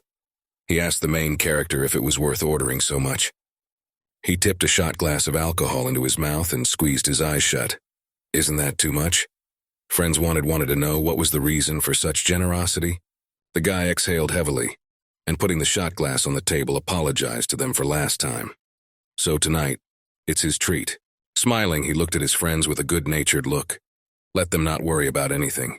Eat, drink, and just enjoy. Let them have fun. Yan-ha sat surrounded by the girls while hugging one by the shoulders. Let's be friends forever, someone shouted a toast. The guys laughed. Gi-dae looked like he was already passed out. Look at him, we should make a video. Their mate was lying on the table and really didn't understand anything. Next to him was a half-drunk bottle of alcohol. Someone had suggested we get drunk tonight. The suggestion was a big success and everyone clapped their hands happily. Do-yoon, hugging one of the girls, said that as expected his friend is on another level. The girl walked up to him and asked if she could order anything else. Suddenly the guy blushed uncharacteristically, either from alcohol or embarrassment. He looked at the girl with a kind of amorous look. He asked her what her name was, and why doesn't she drink? The girl looked into his eyes with embarrassment. Her name was Baek Shu-seung. She was from the girls' high school. Besides, the girl timidly said she couldn't drink. The guy got excited and laughed. That's how it is. Since she's cute, she's forgivable. Does she have a boyfriend? Do-yoon didn't stop. The girl sitting next to him said he should stop. That girl has plenty of men without him. The guy said, so what? Smiling a snide smile, he asked. She wouldn't mind if he joined them, would she? The girl hummed and drank some more alcohol. The friends continued to sit back and relax. A hearty laugh spread through their company. Baek was embarrassed. Her phone vibrated and the girl started fumbling in her purse. Who is it? Her friend asked. The embarrassed girl replied that it seemed to be Kang-chan Oppa. Her friend was surprised again. Is he calling again? The girl got up from the table to move aside and talk on the phone, but she was stopped by a man's hand. Do-yoon looked at her and asked why she was so nervous. The girl with yellow hair said she would tell her later. This man who calls her has confessed his love to her and is now following her everywhere. Her friends told this man to leave them alone, and for a while he didn't bother them. But then he started showing up again and pretended to be Shai-Eun's boyfriend. Fuck her. He's always stalking her, calling her, and going to their school. He's really sick. Do-yoon looked at her with surprise. What the hell is this? The phone continued to vibrate insistently. The very same phone number popped up on the screen. The guy said they'd cover for her in case of anything, so don't let her worry. She's safe. On the other end of the phone, an annoyed voice was asking itself, "Why isn't she picking up the phone?" The operator's voice came through the phone. "The called party is not answering. Please leave a message." The guy couldn't stand it, though. He's worried. He opened the door with his foot and went outside. The man was furious. He was ready to protect his girlfriend. He thought she belonged only to him. A few minutes later, he was already at the bar, and how did he know the girl was right there? The guy stood there, looking at the group of friends. Shi-Eun. As soon as she saw him, her face immediately changed. She was frightened and realized that something bad was about to happen. This man was always following her. Kang Chang stood looking down at them with his phone in his hand. He looked at the poor, frightened girl and said that she made him worry, bitch. Shi-Eun immediately waved her hands and tried to justify herself. The girl was scared to death. The guy continued to freak out. Why the fuck was she ignoring his calls? I mean, he heard her phone was on silent. Da-Yun came closer to him and tried to calm him down. The guy was already pretty drunk, and now he was getting into a fight. He got close to Chan and looked him straight in the eye. Is he Kang Chan or whatever his name is? Who is he to bother girls? The stranger looked at him and began to speak. His mouth curled into an ugly smile, and he asked the guy, "Didn't he think that prying is a bit rude?" The guy already had his fist ready. Chang swung around, and with all his might, he punched him with his fist right in the face. Da-Yun was relaxed and didn't have time to react. There was a violent clap. The kid didn't even have time to react. He didn't realize what the hell had just happened. It was like everything went blank in his head. The protagonist just silently watched the whole thing. That man is fast. Yeon-ha took another shot of alcohol but continued to sit in his seat. Chang suddenly totally lost his fear and jumped up on the table, not at all worried that he might break something there. He stood right in front of the girl who didn't know where to put herself from fear and was shaking completely. He put out his hand and told her to put her face up. Before the girl could react, the guy swung round and slapped her hard. She grimaced but did nothing. She was in incredible pain. Smiling, the degenerate said it was only because she was his girlfriend. He squinted his eyes and prepared to drink again. He said that just because she was his girlfriend, he would only hit her 30 times. The guy took a swing and prepared to hit again. However, it was not meant to be. The protagonist jumped up on the table and grabbed the insolent man's arm. A fight was about to break out. Chan wrenched his hand out of the main character's powerful grip. Surprisingly, this guy had simply incredible strength. In addition, he had great speed. He turned around to him and smiled contemptuously, saying that he had forgotten that they were here. The guy smiled and was already preparing his fist. Suddenly, he pulled out his phone and said that he suddenly got an important message. He looked at the screen of the phone, and what he saw made a satisfied smile spread across his face. The protagonist also took out his phone. What the hell is this? There was an inscription on the screen of the phone. It was a message from Charles. He said that the protagonist's next fight had already been scheduled. The match would take place next week, on the roof of Building XX. To his surprise, his next opponent would be the man standing in front of him. Chan also received a message and was even more surprised that his opponent would be the protagonist. There would definitely be a battle now. Young put out his fist and his opponent squinted his eyes. So this cocksucker is his opponent. Is there any point in waiting a whole week? Why not fight here and now? They crossed their fists and prepared for battle. All the other friends sat and silently watched the unfolding events with me now. At this time, the girl stood in the night street and practiced her blows. Her heavy breathing echoed throughout the neighborhood, but no one heard her. As the street was almost empty, with only one lantern shining above it, she was completely focused on her training, as if she didn't notice anyone around her. Her fists flew out one after another. Finally, she started and sat down on the nearest bench to catch her breath. There was literally steam coming off her body. Taking her head slightly to the side, the girl heard some strange noises. There were several people in that direction. Among them, she saw a familiar face. Looking a little closer, she recognized her old acquaintance. Did that jerk get into a fight again? She kept looking at him, but the guy didn't even think about looking away as he was apparently engrossed in the conversation. She looked more closely. She was starting to get annoyed with the kid. He was always getting in trouble. She was starting to gradually get annoyed with this behavior. Why couldn't this monkey just calm down? Chan standing in a fighting stance, he prepared for a fight, his blood boiling. Apparently there was a dodo like the protagonist in the PvP club. He wasn't good enough to reach him yet. He looked at the protagonist with a disdainful look. The protagonist, on the other hand, just stood still at this time and looked at his opponent with a stern look. He irritably told him to finally stop mouthing off and closed his mouth. Chan laughed, and this little guy is fearless after all. It could be considered that he had already won this fight. The boy got into a fighting stance, readying his fists, and pounced on the protagonist. The boy gritted his teeth and moved forward towards his opponent. He was starting to get annoyed. He's attacking. He can't dodge. Failing to dodge at the last moment, the boy received a powerful punch right in the jaws. But why did it have such a strange trajectory? The boy gritted his teeth and held back a scream. Chan kept swinging and hitting harder and harder. He wasn't just fast. He hit harder and harder. His hands were impossible to follow, and with his fast punches he doesn't let him follow him. Slippery bastard. Jong swung, but his opponent dodged in time. It was as if he was toying with him. Swinging from his stance, the guy hit the protagonist with all his might with a powerful uppercut right into jaws. The guy naturally couldn't react, and his eyes instantly went dark. Because of all his strength, he tried to stay on his feet for a nasty blow to the head from such a powerful blow. It was as if his opponent was taunting him. Too slow for him, this was just some kind of child's play, not a fight. He regained his fighting stance and prepared to strike. With his cheap efforts, he could even touch him. What a weakling he is. There was so much contempt in those words that the boy's eyes lit up. He couldn't stand being called weak. What a degenerate. Now he got into a fighting stance and aimed his heavy fists at his opponent, who was probably ready for anything. Hitting him even once would be a great achievement. Jong began to approach, gradually reducing the distance. However, it was all in vain. As soon as he wanted to strike, his opponent dodged and sneakily hit him right in the cheek. The fist of the protagonist, as I expected, missed. Chan mocked him while the protagonist struggled to recover from the blood. Nuna watched from the sidelines, getting more and more pissed off.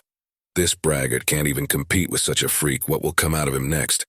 Soon the protagonist was lying on the floor, almost exhausted. Those quick and precise punches left him no chance. Wimp, his opponent said, looking at the exhausted boy. This jerk is too weak. Was he supposed to be his next opponent? At this time, the protagonist was trying to regain consciousness. His head was ringing from the many blows. Why was he so fast? He hadn't been able to hit him back even once. What kind of speed is that? Rage slowly began to take over. Fuck, how much is he really missing? Chan looked at him with a contemptuous look. Squinting his eyes, he said, the main thing was that the hero was no match for him. He doesn't even have the basics. And he, an outstanding boxer. When he was in his old school, he jokingly punched a dodo. After that, he fell to the ground and blood started to flow from his head. The boy approached the protagonist and asked, do you know what happened next? This brat became a vegetable for the rest of his life. He could no longer live a normal life. He stayed confined to a hospital bed. He was more like a vegetable than a human being. All he could do was wag his eyes helplessly in every direction. The boy's father started to pester him, babbling about how he had no one but his son. Unnaturally, the parent was worried about his son. She looks like this freak did not care at all. Only one thing existed for him, his whim. After that, the guy spent a few months in a juvenile detention center. He was kicked out of school for behavior and banned from boxing. He came closer and closer to the boy. The protagonist continued to lie on the ground and tried to come to his senses. The boy asked him if he thought it was unfair. That whisker was weak, and it was only his fault. Jung tried to move his arm, but he was having a hard time doing so. His body felt like it was frozen. But his opponent continued. What can I say looking back? It was a good experience for him, so he thinks he can be treated the same way. The guy raised his foot and prepared to crush the protagonist's hand with it. The guy didn't understand anything and couldn't defend himself at that moment. However, nothing happened. The fighter's foot was stopped by someone else's foot. She was dressed in a familiar yellow suit. The guy wondered, who dared to stop him? Nuna stood in front of him, keeping her foot in front of him. Chan asked irritably, "Who the hell was that?" He was starting to get annoyed that some wench had prevented him from disposing of his victim. And now she's challenging him to a fight? What the hell is this? Where is this Vidano? The protagonist finally came to his senses a bit and recognized a familiar shape. What is she? What was she doing here? The girl looked down at him and said irritably, she had explained everything to him last time. "Let him make trouble for me and everything will be fine." The girl looked down at him with frowning eyes. Anyway, she was about to say something else, but then she was stopped. The guy's finger jabbed into her head. The girl couldn't bear to be treated like that anymore. She yanked towards him to teach him a lesson. Chan approached her and irritated that she had ignored his question. It was impolite. He really disliked not being listened to. He repeated his question, asking in a more rude manner. "Who's that bitch? Blue and yellow sweatpants, what the fuck is she wearing?" Fucking couple, the guy wanted to say something else. But the girl walked past him, shoving him roughly with her shoulder. He barely managed to stay on his feet. It was a big insult. Nuna walked past him without even looking at him. Turning back to him, she said he's just as wimpy as that brat. So let him shut his stinking mouth and let him get the hell out. She only holds back once. Chan couldn't bear to be treated like this. He grabbed the girl by the shoulder and wanted to pull her to him. What does she think she's doing? Has she lost her mind? The guy quickly swung his fist, aiming at her face, but the girl reacted in time, and the fist whistled just a few centimeters away from her face. What the fuck is that? Meanwhile, the guy was watching with a dumbfounded look. Had she dodged his punch? The girl was standing in front of Chan, and he didn't realize. Turning to face him, she repeated her phrase in an irritated voice. "She says she only holds back once, doesn't she?" Chan laughed. "That's hilarious. What happens if she doesn't hold back?" He laughed at the girl's confidence. What does this girl think of herself anyway? She doesn't even know who he is? The guy didn't notice anything around him and wondered what she would do if she didn't hold back. He didn't notice that the sole of her shoe was fast approaching his chin. The boy wanted to say something else but didn't have time. The girl swung around and kicked him in the jaw with all her might. The guy naturally didn't react and felt the full force of her high kick. "That's it," said the girl, still looking at him. What a bitch. Chan only managed to hum, his chin smoking from the force of the blow. How dare she? The protagonist looked at all of this with genuine surprise and delight. Who the hell was she anyway? She hit him so easily and he didn't even notice. The guy realized that this girl was not as easy as she looked. Chan got angry and started bombarding her with punches. But the girl dodged each one as if it were an easy dance. How does she manage to dodge all his blows? The protagonist didn't understand anything. However, even that wasn't all. He gritted his teeth and watched as the girl easily dealt with the bastard. It was as if she was anticipating his every move. The girl was jumping from side to side like it was a walk for her. This wench continues to hold a stand and dodge. He watched her every move. Her movements were really just flawless. Deftly dodging another blow, she swung round and kicked the guy in the forehead again. This time, the blow was much harder. There was a crunch. His nose broke and the guy fell backwards, splattering bloody snot. Fucking bitch. He screamed. The guy couldn't take the humiliation. Some girl playing with him like a toy. The guy didn't know what to do. The girl didn't pay attention to all the shouting. She deftly ducked and naturally in a fist approached the guy at an extremely close distance. However, it was only a trick. Faking a punch with her hand, she waited until the guy put up a block, and with all her might she kicked him right in the knee. Chan didn't see it coming and started balancing, trying to stay on his feet. And on what tricked him? This is unbelievable. The guy could barely stay on his feet. Nunai didn't hesitate, and swung around and charged at him with another powerful punch. It went straight for the guy's jaw. It was a powerful high kick again. His eyes went black and his brains felt like they were going out through his ears. Chan. This time he couldn't stay on his feet and flew high up. The girl had worked all of her punches just perfectly. It was an unmistakable technique. The guy could not even realize what had happened to him. The protagonist didn't know what to say to her. He just stared dumbfounded, watching everything that was happening. His eyes were just huge with shock. Soon her rival fell a few meters away from her with a thud and never got up again. The girl hummed and said that she had said he was just as weak, right? She looked at the two guys with disdain. That's why they are stupid scum, what jerks. The girl sighed heavily and turned in the opposite direction. The protagonist didn't know what to say to him. He was completely shocked by what he had just seen. Without turning around, the girl over her shoulder threw him that he was an incredibly pathetic person. Her voice sounded very annoyed. She just wanted to go for a walk, to practice after all. But here she was getting into a fight with those scum again. Young got up on shaky legs and ran after her, begging her to stop. But still, the girl didn't even think of turning around in his direction. She had wasted enough time on this scum, and now she needed to remove herself. However, his body still ached from such a beating, so he landed on his knee. That guy in red and that girl. Now the protagonist realized everything. Those two are both students at that academy. Now that clears it up. That's how they know so much martial arts. Now he'll have to get into that academy at any cost. The girl was slowly moving away from him, and the protagonist everything was looking at the writing on her sweatshirt. Halim Academy. Nuna walked up to the doors of the academy. She was dressed in her normal school uniform. Knocking on the door, she grabbed the handle. The girl stood in front of the door and was ready to go inside as she was suddenly called out by a familiar voice. She really didn't feel like talking to anyone right now. Young standing behind her, the girl turned around at him. Over her shoulder, she asked rudely, "What did he want? Is that jerk stalking her again? What the hell? What the fuck is he doing here?" The girl was very annoyed. She was pissed off that this jerk was following her for some reason. The protagonist did something he would never do in normal life. He knelt down in front of her and in a guilty tone asked her to teach him how to fight. The boy looked down at her as if he were an offended child. The girl was a little shocked by this. She looked at him with a surprised look and then asked, "Is he fucking crazy? He's got the wrong address. This place doesn't teach hooligans or scum. So let him get the fuck out of here." The girl looked at him with such arrogance that the protagonist had a twinge in his gut. There was determination in his eyes. He didn't plan to back down.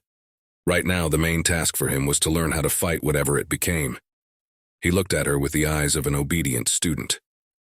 Despite all the girl's threats, the protagonist didn't budge. She leaned towards him and started screaming right in his face. Is he deaf or something? However, he didn't even think about moving. The door opened and a man came out of the academy holding a bottle with some kind of drink in his hand. A girl was shouting from everywhere, screaming that this place doesn't train people like the protagonist. Stop flickering in front of my eyes. She would have continued shouting at him if she hadn't been interrupted by someone's heavy sigh. Now, she stopped talking and looked in that direction. A man in a tracksuit was approaching them. Apparently he was dead drunk, for his gait was wobbly and his tongue was slurred. Overcome with intoxication, he told the girl that she was wrong. Swinging from side to side like a pendulum, the guy came closer and closer to them. In his drunken voice, he said that this is the place where you learn to fight. He came even closer to the protagonist and looked at him closely, trying to see something strange about him. Young looked at him with eyes that looked like they were ready to tear him apart. Metal glittered in them, rage, and a fierce desire to learn to be better than he was. Suddenly the man seemed to sober up. What a thing. Look at the look in his eyes. The man smiled and a face finally peeked out from under his fringes. The girls tried their best to dodge. Right a few centimeters from their heads, a bottle flew in and shattered into thousands of pieces against the wall. The two girls who just yesterday had been in the club with the main character were now sitting shrunken into a lump. Next to them were the guys who continued to mock them by surrounding them in a circle. Who was with them then? Who were those freaks? The girls said in stammering voices that they didn't know. They huddled together, shaking with fear. The guys continued to rage. If they didn't know who they were, they had to find out. If they can't find out anything about those freaks, they'll have their heads off. Chang squinted. He must find that bitch who had beaten him so shamelessly back then. He couldn't take that kind of defeat, especially from a wench. He must find her and tear her to shreds. His whole face was wrapped in plasters. His nose was broken, and his eyes were burning fire with rage. Nuna said in a stern voice that this was no place for brawlers like him. Although it's quite funny to hear that from someone studying at a martial arts academy. The drunkard came closer to her, and good-naturedly said that he was the director of the academy. Why should she make a fuss? The girl hesitated half a word. The man came closer to the protagonist, and he literally smelled the strongest odor of booze. Well, now he's going to look at him. The girl continued to rage somewhere behind him. How much this upstart pissed her off. 96 Young looked at the director with eyes full of rage. There was a metallic hue reflected in them for a second. The man smiled as he seemed to like the boy. That's great. 1 month's fee is 0001. After 1 year of training, the next year will be free.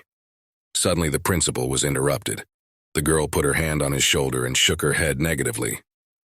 She squeezed his shoulder so much that the principal cried out in pain. She had said, "You can't take him." At this time, she looked as if a demon had possessed her for a moment. She squeezed his shoulder even harder.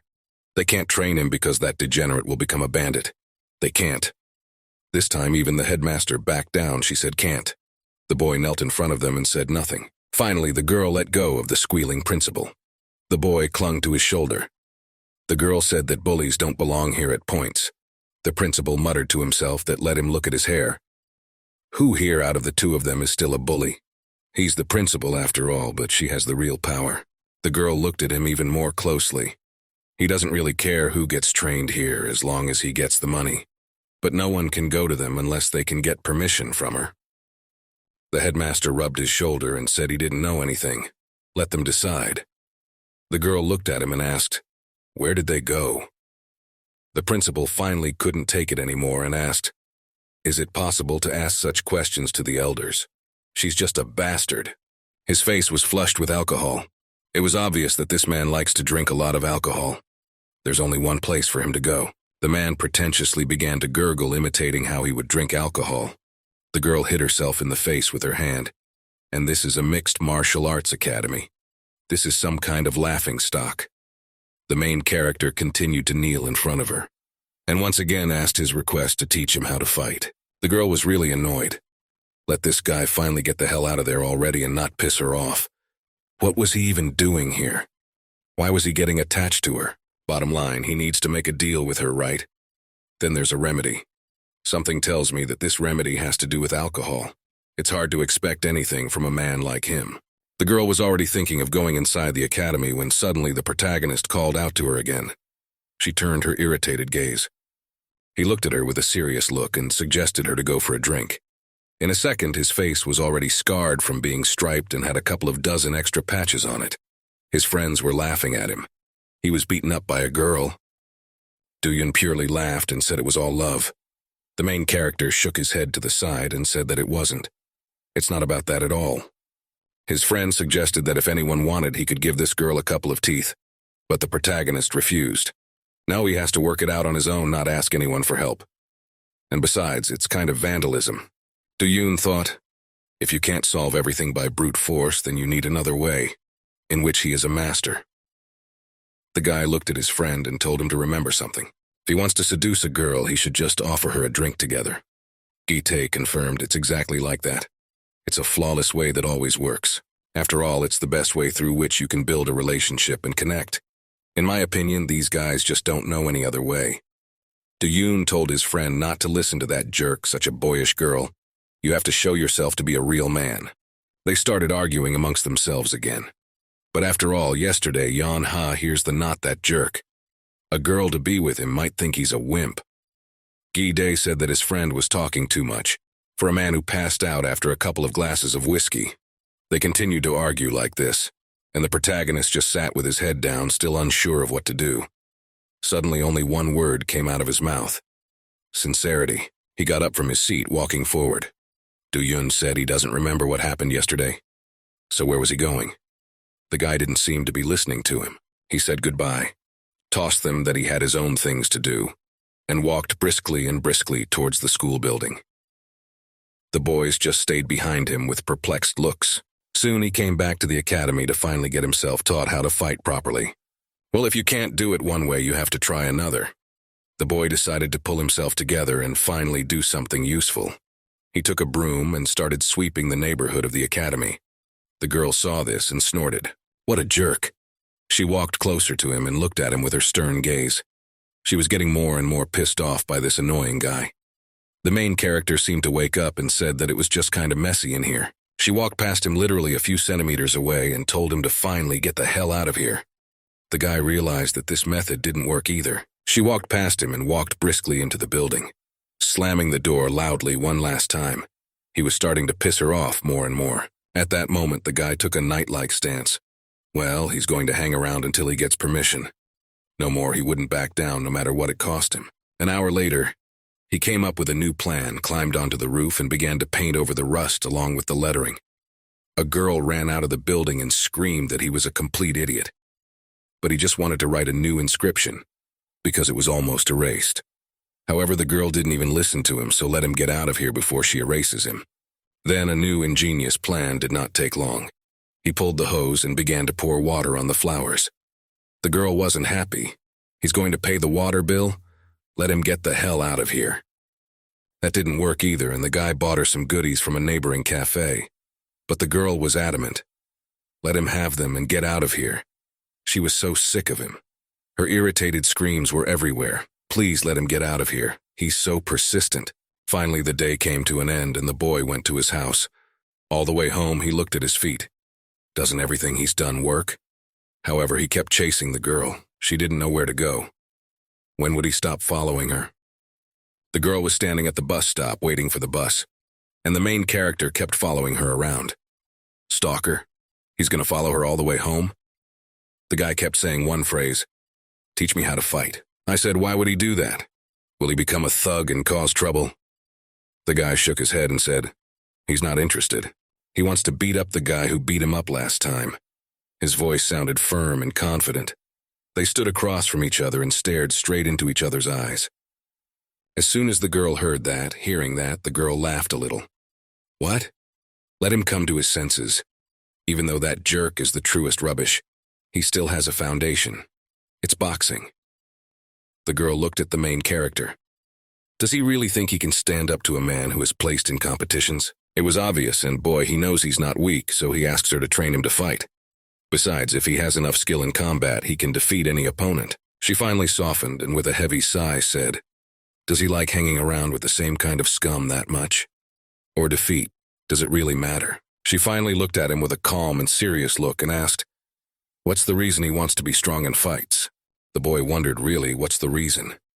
Suddenly a motorbike appeared from around the corner, with a man in a gray jacket sitting on it. He spotted the two men and gritted his teeth and cursed. He seemed to recognize them. The motorbikes roared and came straight at them with all their might, their headlights blinding them. But the motorbikes weren't going to stop. One of the bikers turned out to be Chan. He finally tracked them down. It was that exact bitch. Now he wouldn't leave her alone. They looked at the stranger in surprise. What the fuck?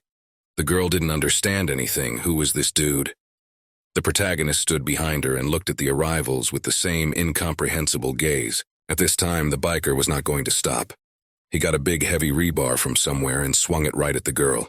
He was going to kill her for sure. However, the opposite happened as soon as he swung the rebar. The girl dodged and the heavy stick flew just a few centimeters away from her. What a scumbag. She finally realized what was going on.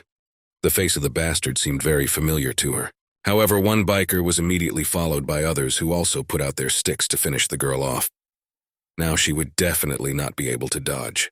For a second, fear flashed in her eyes, however. The body of the protagonist appeared literally out of nowhere. He jumped straight forward to cover the girl and not let those bikers touch her. He stood in front of her and the impact of two heavy rebars hit his back. The girl stood unharmed. The guy protected her like a shield. He stood there and endured the incredible pain. But then he became furious and grabbed one of the bikers, pulling him right out of the saddle. The man didn't even have time to react as he was already flying on the heavy tarmac. The protagonist grabbed onto him even harder, and with all his might he slammed him straight to the floor. The helmet cracked open, and the man let out a suppressed groan. His bike flew off in the opposite direction and smashed into the wall, shattering into small pieces. The protagonist stood with his head bent, a trickle of blood dripping from his forehead. He clenched his teeth and tried his best not to faint from such a blow. The girl looked at him in surprise. The guy replied, that was the reason why he wanted to learn how to fight. He raised his head. His whole face was smeared in blood, but he still kept on his feet. That's the reason he has to win. Silhouettes from his past life began to pop up in his mind one by one. He had lived his whole life in this world that was like a rubbish dump. In this world, strength decides everything. If you're strong, you're a winner. That's when he decided for himself. He decided that he wanted to change things, that no one else would suffer for nothing. He realized this when he dragged his half-dead friend on his back to save him at the last moment. He dove into this dumpster with his head to become the strongest in this world, so that now he could look down on everyone as they had once looked down on him when he was weak and helpless. Having achieved everything he wanted, he stopped evolving. He began to degenerate and turn into a plant. At that moment, he realized that it was time to change something so that he would no longer look like a freak. Unfortunately, he realized too late that in his efforts, he was beginning to resemble those he had directed his anger against. He wanted to change the food chain. To do just that, he created his own gang to set his own rules. He was tired of putting up with this injustice, hoping that all the freaks would stop spreading fear and chaos amongst normal people. He wanted to create another world that was different from this filthy place. He wanted to create a world where weak people could live in peace and stop fearing bullying and eternal torment. He stood in front of the downed biker while his friends on their motorbikes watched with frightened expressions on their faces. Chan gritted his teeth in anger. They can't just leave him here. The man was literally boiling. He wanted to get even with them for his humiliation. Suddenly, out of the corner of his eye, he saw two people standing nearby calling the police. They were looking at the bikers with frightened eyes. We had to get out of here. The wheels of the motorbike squealed, releasing puffs of thick smoke. We had to get out of here. The cops would be here soon. The bikers jumped on their cars and roared off down the street. Now they were out of sight. Nuna looked after them, irritated. Those things were getting away, and she wanted to get even with them, but she couldn't catch up with them. Suddenly, the protagonist couldn't take it anymore. He fell to the ground with a thud and landed on the pavement. Still, the blow was strong enough, and now the lad was lost to knowledge. The girl looked at him fearfully. She started shouting at him, but the guy did not hear her. A trickle of blood flowed from his head, forming a puddle under him. His eyes slowly started to close. He had no strength to say anything. Nuna frantically tried to scream at him. The last thing he heard was her screaming, trying to wake him up.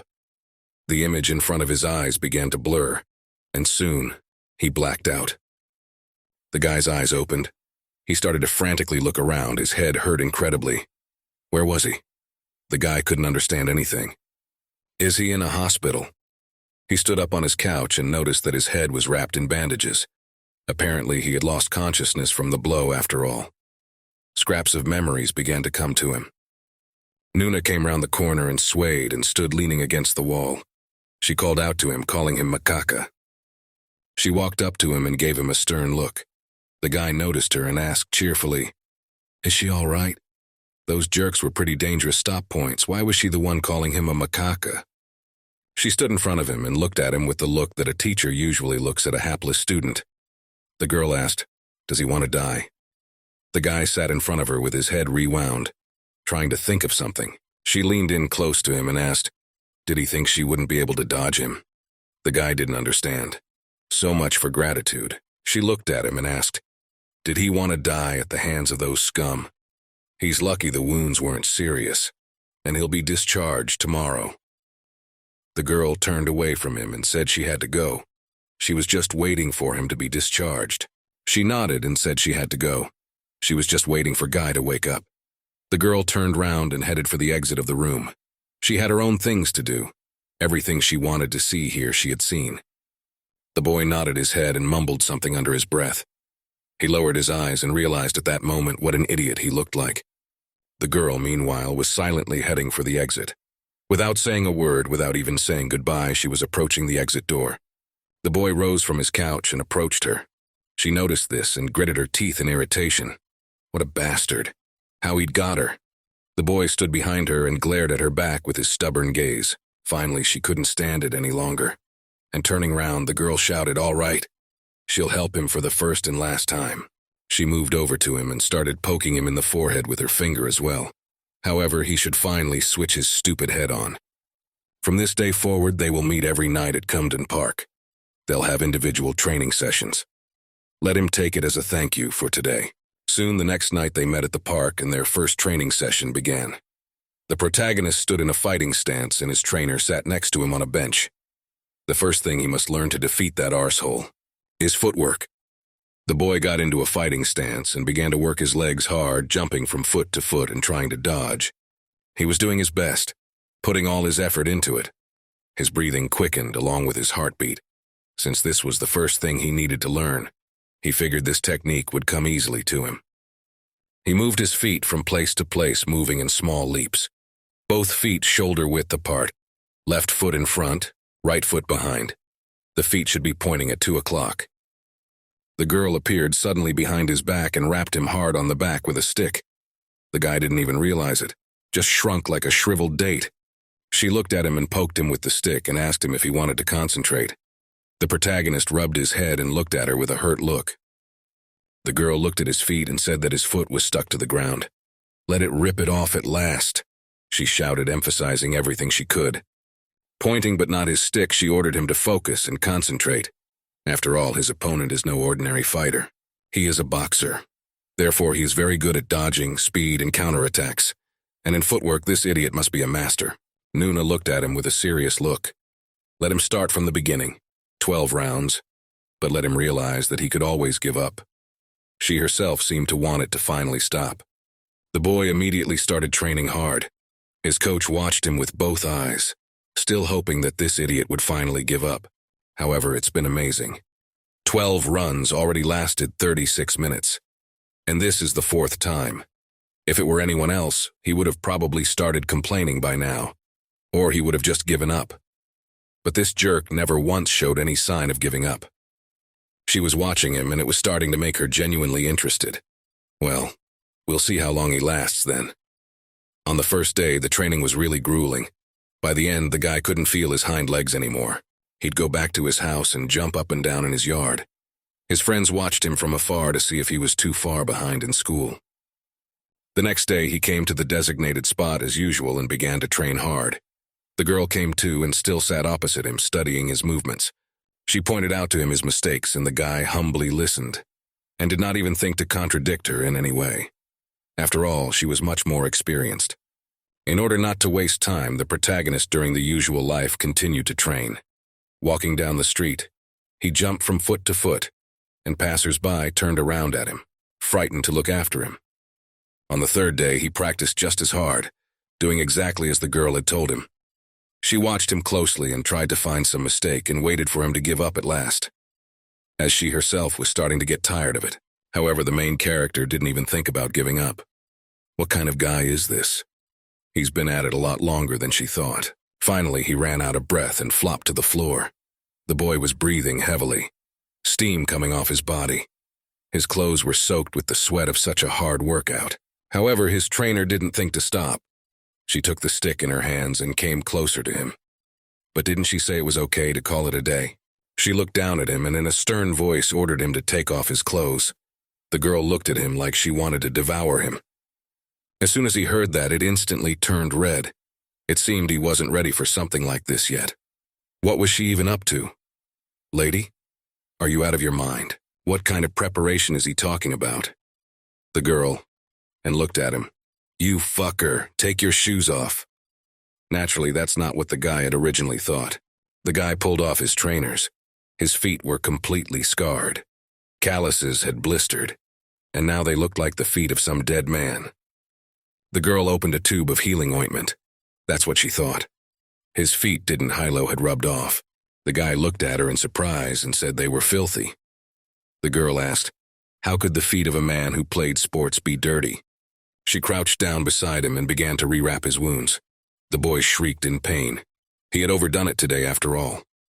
The girl asked, why is he putting himself in this condition? She gently rewound his wounds and said, there is a saying, any dance begins with the toes. She let go of his foot and lightly slapped it with the palm of her hand. A slight wave of pain spread through the guy's body. The guy grimaced in pain. She asked him if he knew who said that expression. Naturally, he didn't know anything. He was just listening to what his coach was telling him. The guy wondered, is he the strongest man in the world? The image of Bruce Lee immediately came to his mind. He was like him in everything, and even a little like his idol. She walked up to him and took him. The strongest man in the world? The boy hesitated. The man already knew roughly who she was talking about, though perhaps their minds were not on the same page. She helped him up and told him that if he trained as hard as he did, he'd be able to take that creep down in a week or two. 2 weeks? The boy was surprised so soon. She nodded her head. Yes, but only if he trained really fast. However, he has to fight him tomorrow. The guy bowed his head and looked at her guiltily. The girl hesitated for a moment. Tomorrow? She began to swirl the tube of ointment. It seemed the guy's insistence was starting to annoy her again. Was he starting to make a fool of himself again? What kind of a moron is that? The girl was starting to get annoyed by his stubbornness again. Why is he stubborn like a sheep? Stop fooling around, he's not a kid anymore. As soon as she realized, she started banging the tube of ointment on the boy's head. Why is he only talking about this now? Idiot. The boy squinted his eyes, but patiently bore the punishment. He grabbed his head. And why exactly tomorrow? The girl didn't understand anything. The guy replied that they had some sort of arrangement. An arrangement? She sighed. All guys are like that. Continuing to lose my head, the guy said he probably excelled at footwork, so we might as well get started. The girl interrupted him. Is he kidding me? She looked at him closely. That bully wasn't just a back alley bully. Does he still intend to overpower him after days of training? That's just stupid. The boy looked at her with a doomed look. What should he do then? He couldn't just give up. The girl thought in this situation there's no way he could beat him. The announcer was bursting into cheers. A stadium had formed on the roof of the house with a fighting ring on top of it. Tonight's fight would take place on the roof of a high-rise building. Chan stood and was fully prepared for the fight. Opposing each other in this arena today would be the once national boxing champion, the man who had finished the fight by knockout 3-time super rookie. The guy smiled and told his opponent to pray he can crawl out of here alive. Jong standing in the other corner of the ring and was also getting ready. And the dark horse of the PvP club, Jung Yeon Ha. The crowd roared with happiness. Naturally, Charles came to watch the fight. These two athletes would face off here and now. The man smiled and told the kid that this fight would be very tough. The announcer went on to say, Pro versus novice. Who will be the winner? The boy frowned and gathered all his will into a fist. He was well aware that it was going to be very hard. This is just a professional, and he's just an ordinary guy from the street. He remembered his coach's words. There was no way he could beat him when it came to sports, but this was just a fight. The girl smirked and squinted her eyes. She'd agreed to show him a couple of interesting moves, so she'd let the kid watch carefully and memorize. She'd show him something he'd have the slightest chance with. He took a fighting stance, and the girl began to show him, saying that from now on let him mark in his head with an asterisk what she would tell him. All the while, the main character's mind was spinning with the girl's advice. First, the art of fighting. The referee waved his hand and ordered the athletes to get ready. After a few seconds, the man waved his hand and ordered the fight to begin. If a fight is imminent, you must strike first. The protagonist followed this advice and was the first to deliver a devastating blow to his opponent, right in the jaw. The boy was ready for anything. He had absorbed the knowledge, and now he hoped to put it into practice. He braced himself and prepared himself to give it his all. He realized that his opponent was a professional. The referee waved his hand and ordered the fight to begin. The stands froze. People were waiting in anticipation for the start of the fight. For them, only one thing was important: a good spectacle for which they paid. As soon as the referee's hand swept past the face of the protagonist, he grouped himself and prepared to put all his strength into one blow. His opponent didn't even have time to react. The protagonist's fist swiftly approached his jaw, and there was the sound of a scathing blow. The referee bounced aside, frightened with his hands. The commentator continued to describe all the events. A newcomer unexpectedly attacking his opponent. This is the first time he received such a serious blow. The boxer gritted his teeth and prepared to respond. That bastard. Yeon-ha swung a second time to finally finish this slime ball off. He had to do a good job to even get a shot at a professional boxer. However, this time his opponent was ready for it. He deftly dodged. No way this time. He cleverly ducked under his arm, and in a second was on the other side of the line of attack. But everything was under control. The protagonist approached his opponent closely and looked into his frightened eyes. The guy didn't see that coming. Here comes the second rule. You have to use your surroundings to your advantage. The boy deflected, and the bright rays of the sun hit his opponent's eyes, blinding him. The boy opened his eyes wide and didn't have time to react. He didn't expect such a prank. His eyes immediately began to burn out the sunbeams. Taking advantage of this moment, the protagonist bounced to the side, while Guy hesitated and covered his face with his hands. He took a more comfortable fighting stance. Using the moment to his advantage, the boy swung his fist and drove it right into his nose again. There was a crunch. Super Rookie misses another punch.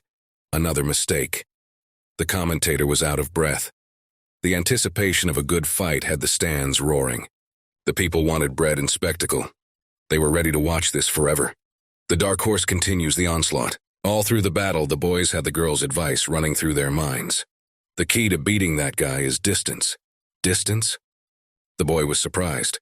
The girl was showing him how to practice his punches. It was exactly like that, distance. Exactly, outboxer is a style of fighting in which the fighter maintains a distance and strikes from afar, trying to evade blows, and seeks to wear down the opponent. From the start, he needs to attack consistently, from all sides, to prevent him from getting out of the line of attack. The protagonist stood and listened intently to all this scientific background. Actually, if he can go forward and catch the rhythm, that's the next thing he needs to do. Distance is the most important value of outboxing, however, it is a big weakness. You have to seize the moment and shorten the distance. The guy started to shift forward while his opponent hesitated. You have to keep him off balance. He had to use all his strength to get his opponent into a corner. He had to close the distance as soon as possible, or he would never win the fight. The boy ran up to his opponent, and hard and direct blows began to bombard the boxer. He could not even do anything. His head dangled lifelessly in different directions under the onslaught of the protagonist. The people were shocked. What? Wasn't this Super Rookie an extremely fast athlete? He keeps missing punches. Those bastards, what do they know? Chan was blocking his opponent's punches and trying to find the right moment to counterattack. But still, despite his best efforts, he failed. No matter how hard he tried to get out of the corner, his opponent predicted all his punches. The protagonist threw one punch after another, preventing his opponent from getting out of range. He got into a defensive stance. This idiot had pumped up his skills. Well, he needed to be on guard. He needed to wait for the moment and strike. Still, after much effort, he managed to wait for the right moment. When the hero was about to make a direct strike, now he had to counterattack. The man prepared himself and got into a fighting stance. He came back from a direct blow. He dodged and with all his might hit the protagonist's fist right under his breath. The boy tried to stay on his feet. His breathing hitched. The commentator saw all this and happily announced that the Super Rookie had finally hit his opponent. The protagonist started frantically breathing and trying to regain consciousness. The blow was really hard. It had to stand. Super Rookie gets out of the corner with his skilled moves. The guy had slipped out of the trap and was now free. The protagonist was about to punch him, but now misses. Chan has escaped the trap, and now the protagonist is standing in the corner. The real coup was coming. The boy stood looking at the protagonist. Who did he think he was? A few seconds later, the boxer's powerful sledgehammer came close to the protagonist's face. He naturally wouldn't have time to dodge and caught a powerful straight punch right in his nose. He tried to counterattack, but his swinging punches failed to reach their target. They were just pathetic stunts. The experienced boxer, with his quick movements, avoided all attacks. Well, it's time to call it a day. He was right behind the back of our hero and prepared his powerful punch. The guy realized that there was no way he could dodge.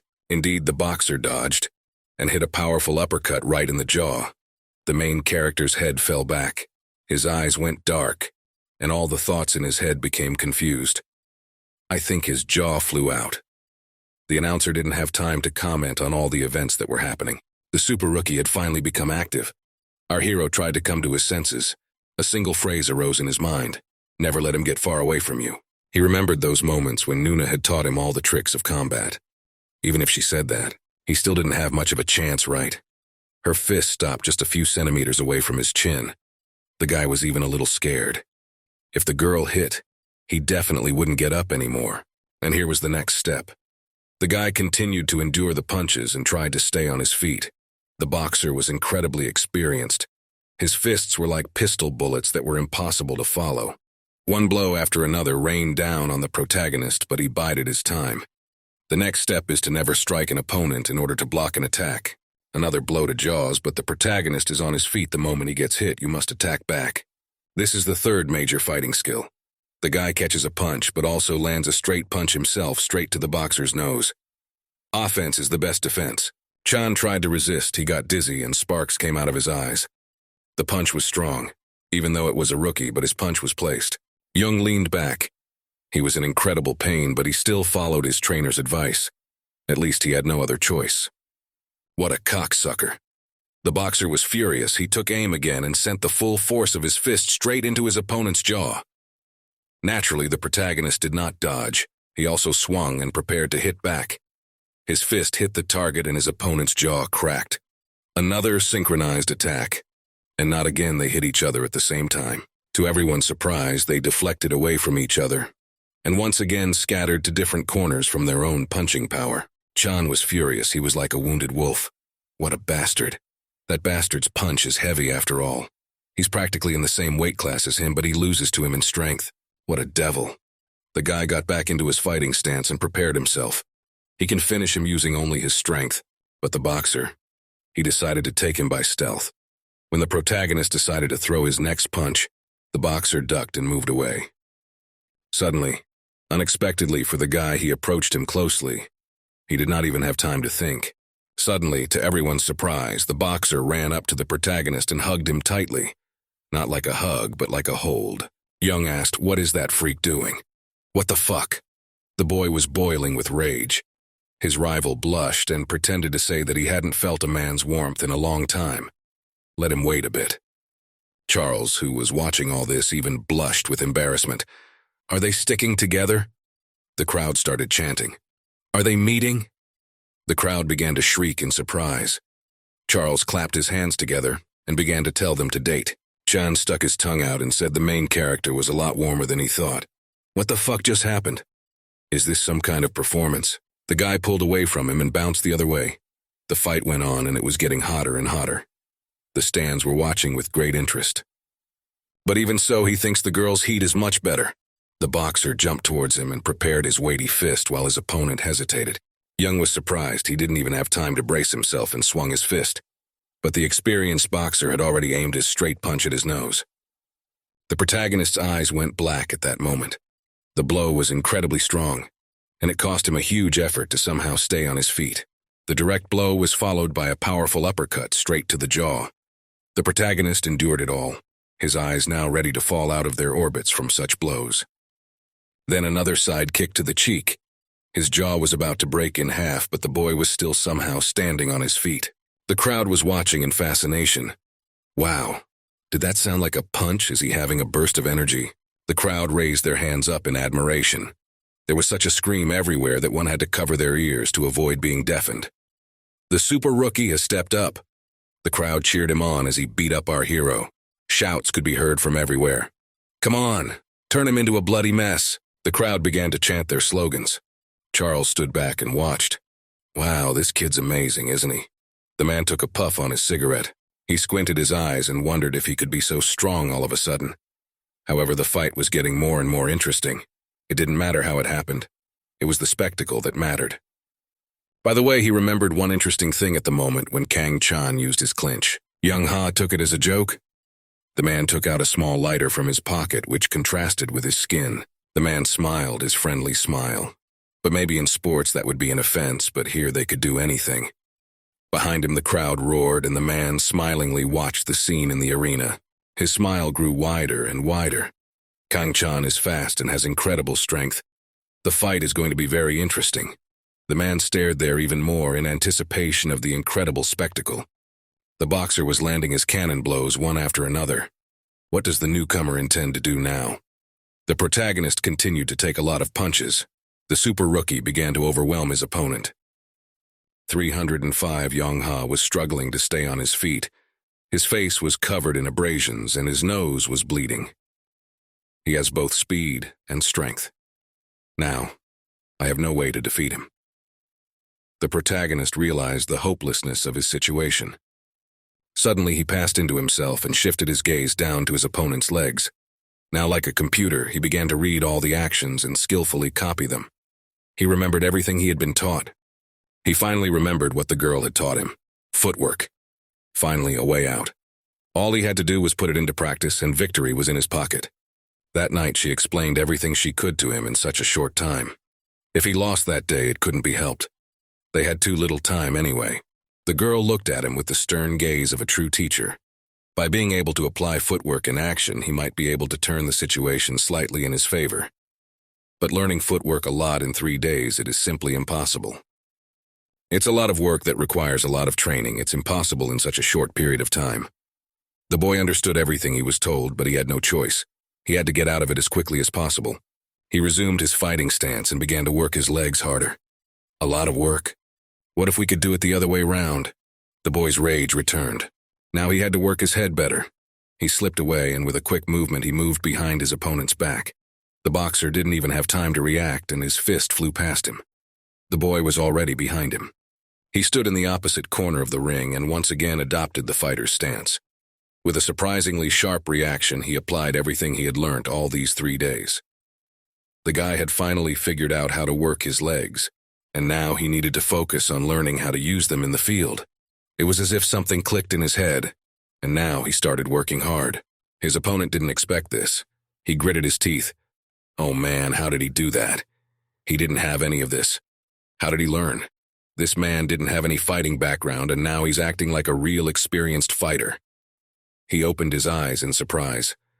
The boy did not hesitate, and after shortening the distance in a few small jumps, brought the full force of his fist straight into his opponent's jaw. His face crumpled like a plastic bottle. Did it work? Did it really work? His opponent didn't have time to react. He was hit with a powerful blow, and his mind seemed to be turned upside down. Chan couldn't believe his eyes. It was crazy. This idiot doesn't even have some sort of battle base. How did he do that? The man backed up. That punch was really strong. Even for such a seasoned boxer, it seemed stunning. He continued to follow the protagonist, but he was still able to use footwork after all. How was that possible? He clenched his teeth, that fucker. What the fuck? How could this rookie beat him? The man's honor had been hurt. Now he needed revenge. Now he no longer felt his advantage in the ring. But how is that possible? It was just a newcomer who yesterday had no skills, and now he was fighting him as an equal. The boxer dodged and prepared his fist. It's just a coincidence. He didn't want to believe that some newcomer could fool him. It was unthinkable. He aimed at his opponent again, but the protagonist used his legs as if he had been boxing all his life. Deftly dodging each punch, he fluttered like a butterfly. Was it a coincidence or not? The boxer was already doubting his own words. This newcomer was amazing. Is he learning on the fly? Boxer had never seen such people before in his life. It was simply impossible. How could one learn such a heavy technique in just a few days? Besides, learning while fighting was incredible. Not a single one of his punches reached its target. Something had changed a lot. It was as if the protagonist had been reborn. He moved completely differently now, like a professional fighter. What the fuck? The boxer didn't understand anything. He couldn't even hit his opponent, and the boy was jumping from side to side like a bee. Well, a few seconds passed, and the protagonist approached at an extremely close distance of only 1 step, and already swung his huge fist to deliver a final crushing blow. His opponent couldn't even realize anything. He only let out a stifled groan. He's attacking him using footwork? Those are boxing moves. What kind of man is this? He's just some kind of monster. The protagonist's fist hit the target, and the man flew away, hitting the corner of the ring. He flew so far that he hit the ropes and almost managed to hold on. The ropes tightened, holding him back. His body. It felt like a train had hit him. It was the first time he'd ever been hit so hard he couldn't stay on his feet.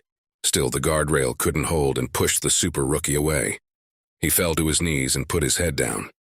The impact had been hard, and now it was going to take a lot of effort for him to recover.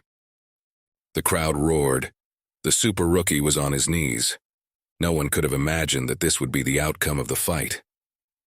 In the entire existence of this arena, this was the first time that a newcomer who had come so recently was able to take down an experienced fighter in a few minutes, especially since no one had heard anything about this newcomer before. Charles stood deep in the crowd, and hiding his eyes behind his sunglasses, watched the whole event. This kid is a very interesting specimen. We'll have to keep a close eye on him. He was able to achieve high results by combining his fighting techniques with his own strength. He has a lot of potential. The protagonist at this time was looking at his opponent with a predator's gaze. He had succeeded after all. The training had not been in vain. The boxer was sitting in complete shock. His nose was bleeding. He couldn't believe that he had lost to some brat. The moment the protagonist started using footwork, the super rookie lost all his advantage. For someone who is proficient in outboxing techniques, this could be a big problem. Moreover, the super rookie still didn't seem to be able to realize what had happened. He was on his knees with a crushed lighter lying on the floor. It wasn't even the fact that he'd been hit. It was the realization that he'd lost. Shit, when did he drop it? He stared at it with distraught eyes, unable to realize anything. It was the first time for him. Suddenly his head spun. Realization came too late. How dizzying. He pitched forward and began to fall into the ring, the consciousness leaving his head like water through his fingers. Now, the winner was finally decided. The protagonist looked surprised at his opponent, who was struggling to get up. "The super rookie can't get up," the announcer shouted with joy. The winner of the fight was determined. He looked down and saw a lighter lying on the floor. "What's lying there?" "No idea, I think the super rookie dropped it." The boy bent down and picked up the lighter. "What the hell is that? Super rookie fighting with a lighter in his hand? Is that what they call boxing?" The protagonist picked up the lighter and clenched it in his fist. What an idiot. Super weak. This is not good. If he starts fighting with the lighter, he's definitely going to die.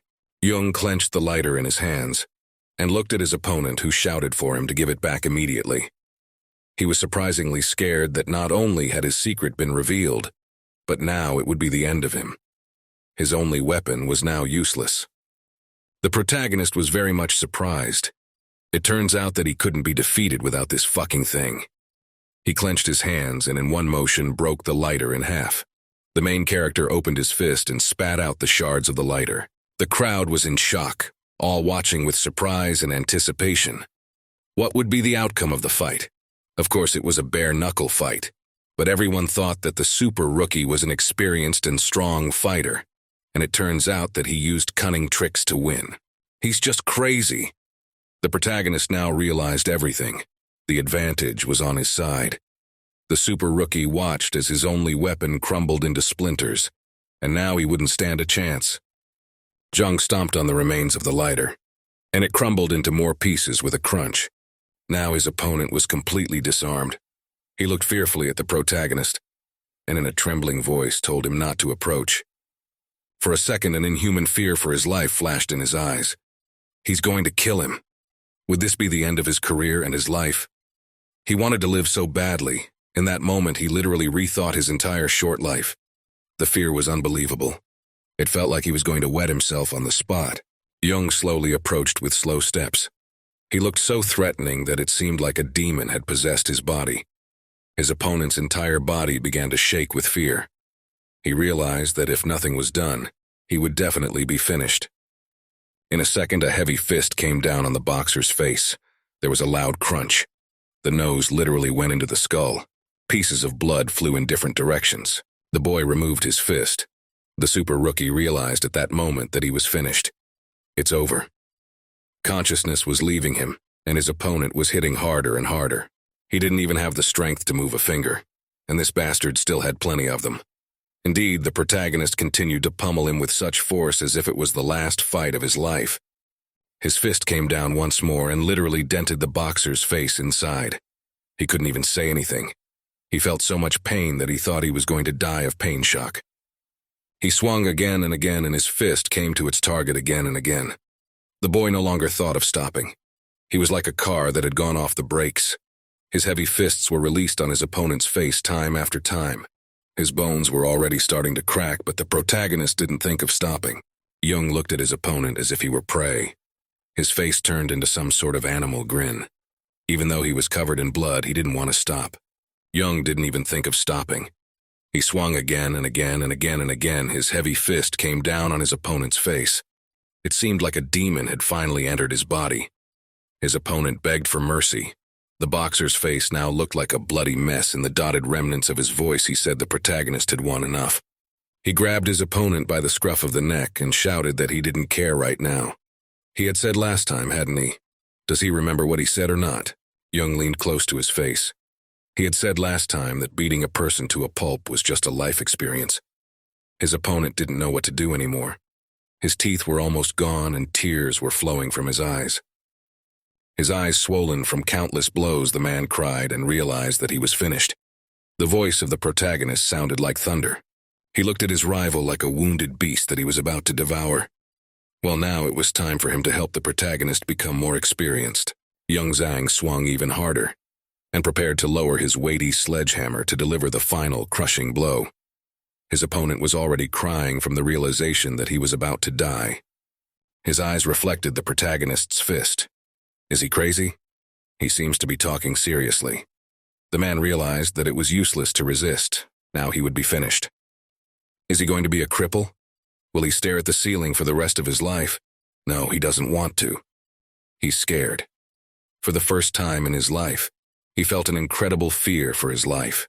He imagined lying in a hospital bed, entangled in wires and tubes, and all he would have left was his own thoughts. At that moment, he realized how much he valued his life. He didn't want to. He was afraid. A deafening scream erupted from the man's mouth. A scream of despair and more. The realization that he was finished. However, nothing happened. The main character's fist came down a few centimeters from his head. The blow was so powerful that the ring began to crack. His mouth was foaming. He was in real shock. The last thing he heard were the words of the protagonist. He told him to thank the girl in the sports uniform. After all, it was only because of her that he would now agree to give him another chance. The man retracted his fist, and a large crack formed at that spot. He looked at his opponent and said that he should apologize to the guy he beat up and to his father. And if he didn't, the boy paused rhetorically.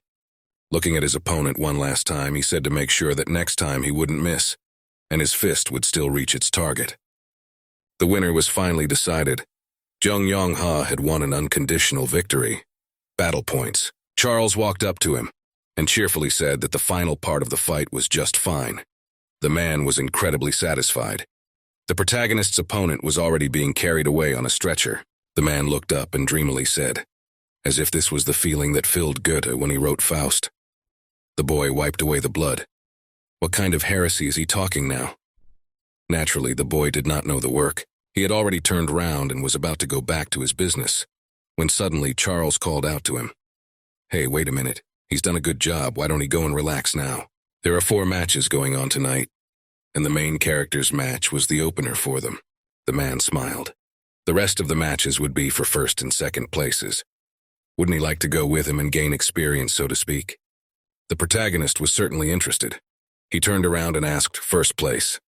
The man nodded in satisfaction. It was a great opportunity. It turns out that the guy in the red hoodie would be there too, Kang Soo-ho. Another match was over. The winner is the White Glacier.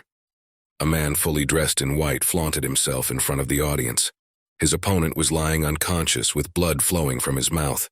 The protagonist sat with Charles and watched with amazement and delight, trying to analyze the athlete's movements. The man offered him to take popcorn. The guy agreed. The announcer's voice echoed through the night city and reverberated off the walls of the buildings. Night had already fallen on the city, and the first stars began to appear in the sky. After a heated battle, the winner of this fight would receive a pile of dollars.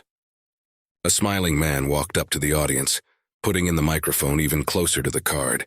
Making a rhetorical pause, he began, "Now, the moment they've all been waiting for. Today's main match is about to begin." The stands erupted into shouting again. People were in anticipation. The most interesting thing was just ahead. Charles smiled and asked the boy, "There weren't that many people at his fight, right?" The boy looked at him with an incredulous look. He understood everything perfectly. The announcer continued to speak. "Well, we present today's athletes.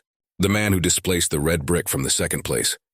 The rising star who is climbing the blood-drenched stairs right now. The man who looked more like a mountain of muscle was climbing into the ring. The second-ranked athlete, the undefeated Lion. In front of him stood a man completely covered in tattoos and scars. He looked as if he had risen from the depths of hell. On his chest was a huge dragon tattoo. The legend of the PvP club was going to fight him. In the next corner of the ring stood the very guy in the red hoodie, the undefeated champion. The announcer was in indescribable anticipation. The one and only champion. Togo roared, and the protagonist stared with both eyes to get a better look at his target. Kang Soo-ho looked at his opponent like meat. His gaze was cold and determined, and there was cold calculation in his head. The announcer continued to speak loudly. "These two will fight here and now in this arena." The guys roared. The people were excited to see the most historic battle they had ever seen. "Looks like the athletes are ready for battle. Let's get this fight on the road." The rivals stared at each other with searing glares. The Lion looked as threatening as possible, but the champion didn't seem to care at all. Charles gave the protagonist a friendly hug. He told the kid to watch carefully, crunching his popcorn as the man continued to smile broadly. The announcer ordered the athletes to get ready. All because these are fights of the same and the strongest players. The boy stared straight at the arena where the epical battle was now unfolding. The lion struck the first blow. He clenched his weighty fist more like a great hammer and walked towards the champion. He in turn was as cold as ever, his movements quick and precise.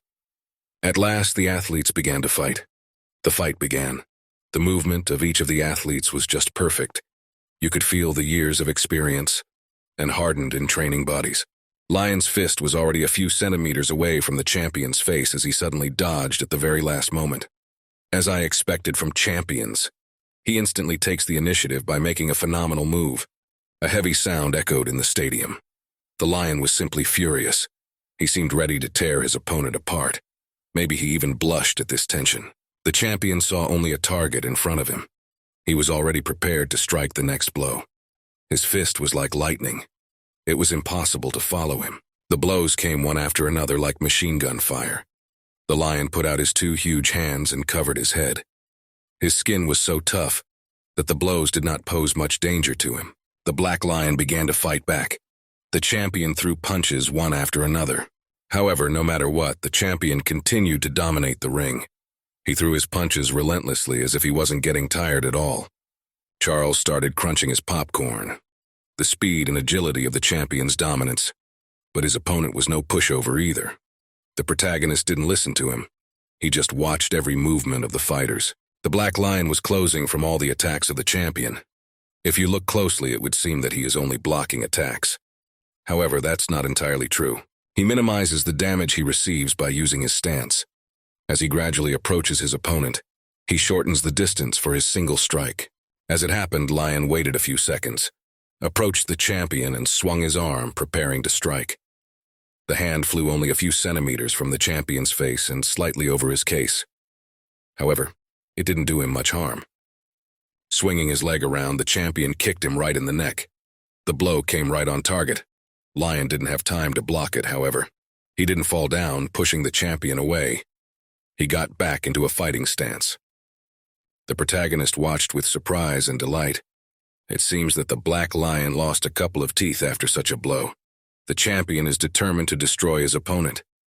However, the boy saw the fight take a completely different turn. It was a knife. Everyone could see that the champion's face was covered with blood.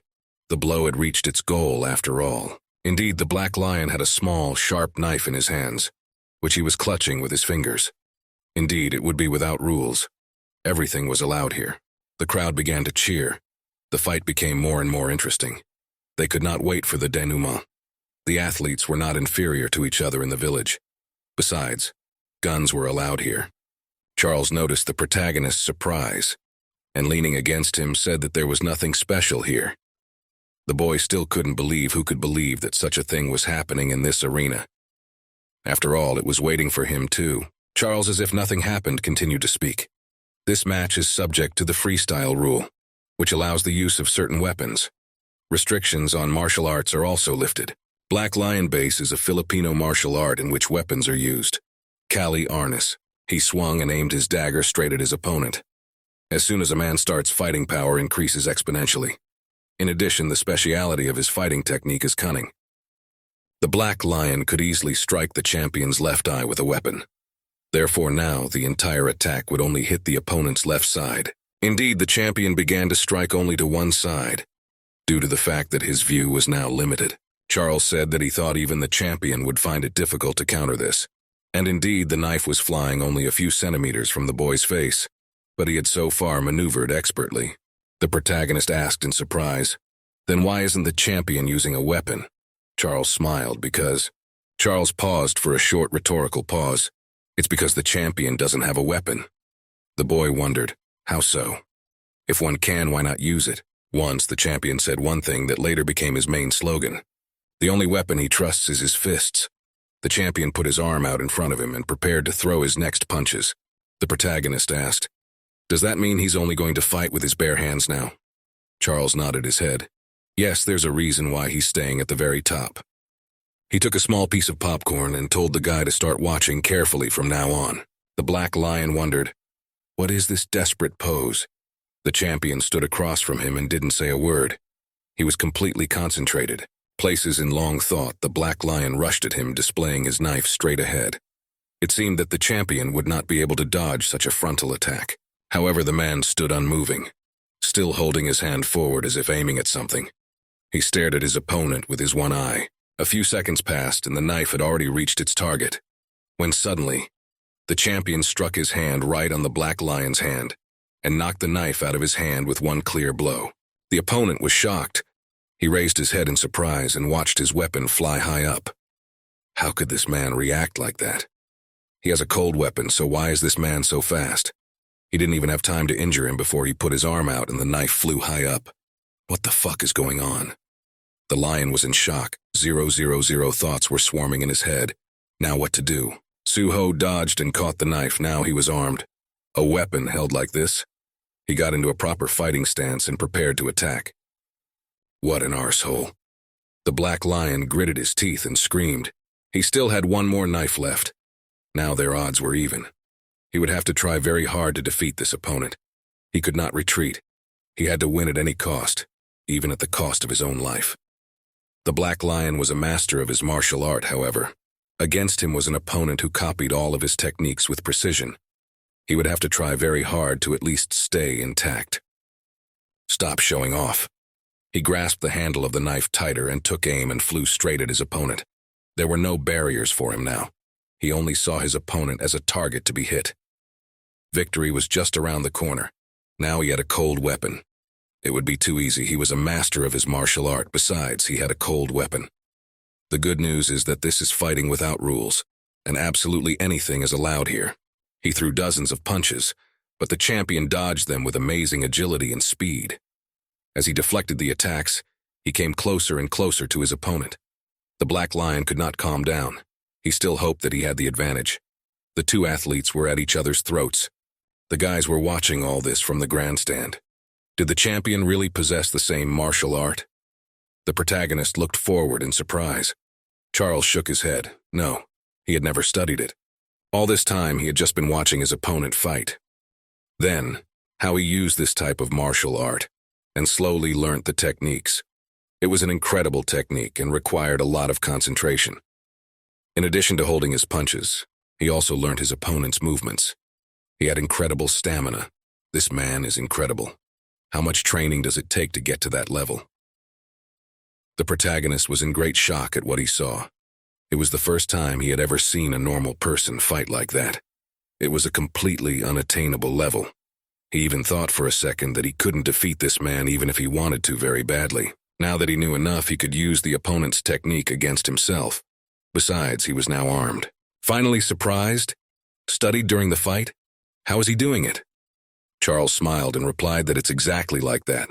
That was the main advantage he had over his opponent. The reason why this man is still at the top of the food chain is because he can learn the opponent's technique incredibly fast. The guy took aim, and after waiting for a moment, he hit his opponent with such force that not even a pile of muscles could save him from imminent defeat.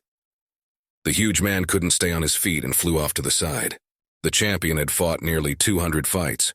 He stood and looked at his opponent with a sizzling gaze. Therefore, he was able to accumulate a huge amount of information in that amount of time. The more he fights, the stronger and more experienced he becomes. He knows many martial arts and skillfully uses the best techniques. This man is like a sponge, absorbing any information about a martial art. Then, he uses his own techniques against his enemy. This puts the opponent in a stupor, and then the champion seizes the initiative. For him, life is a struggle. An eternal struggle where he perfects his skills to get stronger and stronger every day. He has already forgotten his life. He needs only one thing: constant training and the thirst for victory. He's a monster among monsters. No one in strength, speed, and endurance, and most importantly in adaptability, can match him. He swung round and delivered another straight punch right to his opponent's jaw. Just like in boxing, he was a genius among geniuses. He had almost every martial art in his arsenal. Like taekwondo, deadly leg kicks. His body was stronger than steel. His fists like a machine gun. They left no chance to his opponent. He was hitting harder and harder. It seemed like he didn't get tired at all during the fight. Every day, he was getting stronger and stronger. Even now, he was learning and studying fighting styles. He used a Kyokushinkai kick and hit him with a punch right under his breath. The opponent's bones cracked and he gave a low scream. He was in incredible pain. It felt like his lungs were going to burn. In the last 2 years, not one of those who had fought him and were in second place had been able to defeat him. The guy pushed off with his foot to give himself some springiness. He used that acceleration to deliver a crushing knee strike right to the jaw. His opponent's head snapped back. It appeared that it was about to snap off and fly somewhere far away. Even though the Black Lion was an incredibly experienced fighter, he was still no match for the current champion. No one had been able to move up to first place until now, being in second place, because of the wall in Kang Soo-ho's face. Guy watched every move and analyzed what he saw. Charles kept talking. Athletes change, but the place of the champion does not. Black Lion can no longer continue the fight. The announcer heralded that the fight was finally over. The victory of the match once again goes to the undefeated champion Kang Soo-ho. His opponent was lying on the mat, unable to even move. His body was completely exhausted. This is the culmination of the #1 athlete in this ranking. This was probably a man that no one would ever be able to defeat. The champion looked at his opponent with his eyes. His cut eye opened and was completely drenched in blood. Charles looked at the protagonist and smiled. So, how does he feel? Do I think it's that he can still make it to this place? The kid frowned. Would he be able to defeat it? Of course he could. He has a lot of perseverance. Besides, he's a quick learner. The boy is used to facing difficulties on his way. Well, this will not be another obstacle for him. All he has to do is work hard to become the best in this academy. But first, he had to at least get in. His strength was quite high, however. He lacked skill, but that wasn't a problem. He would still find a way to learn martial arts and improve his skills. Besides, the reason he's here, and the reason he started doing this in the first place, is not to give up and give in.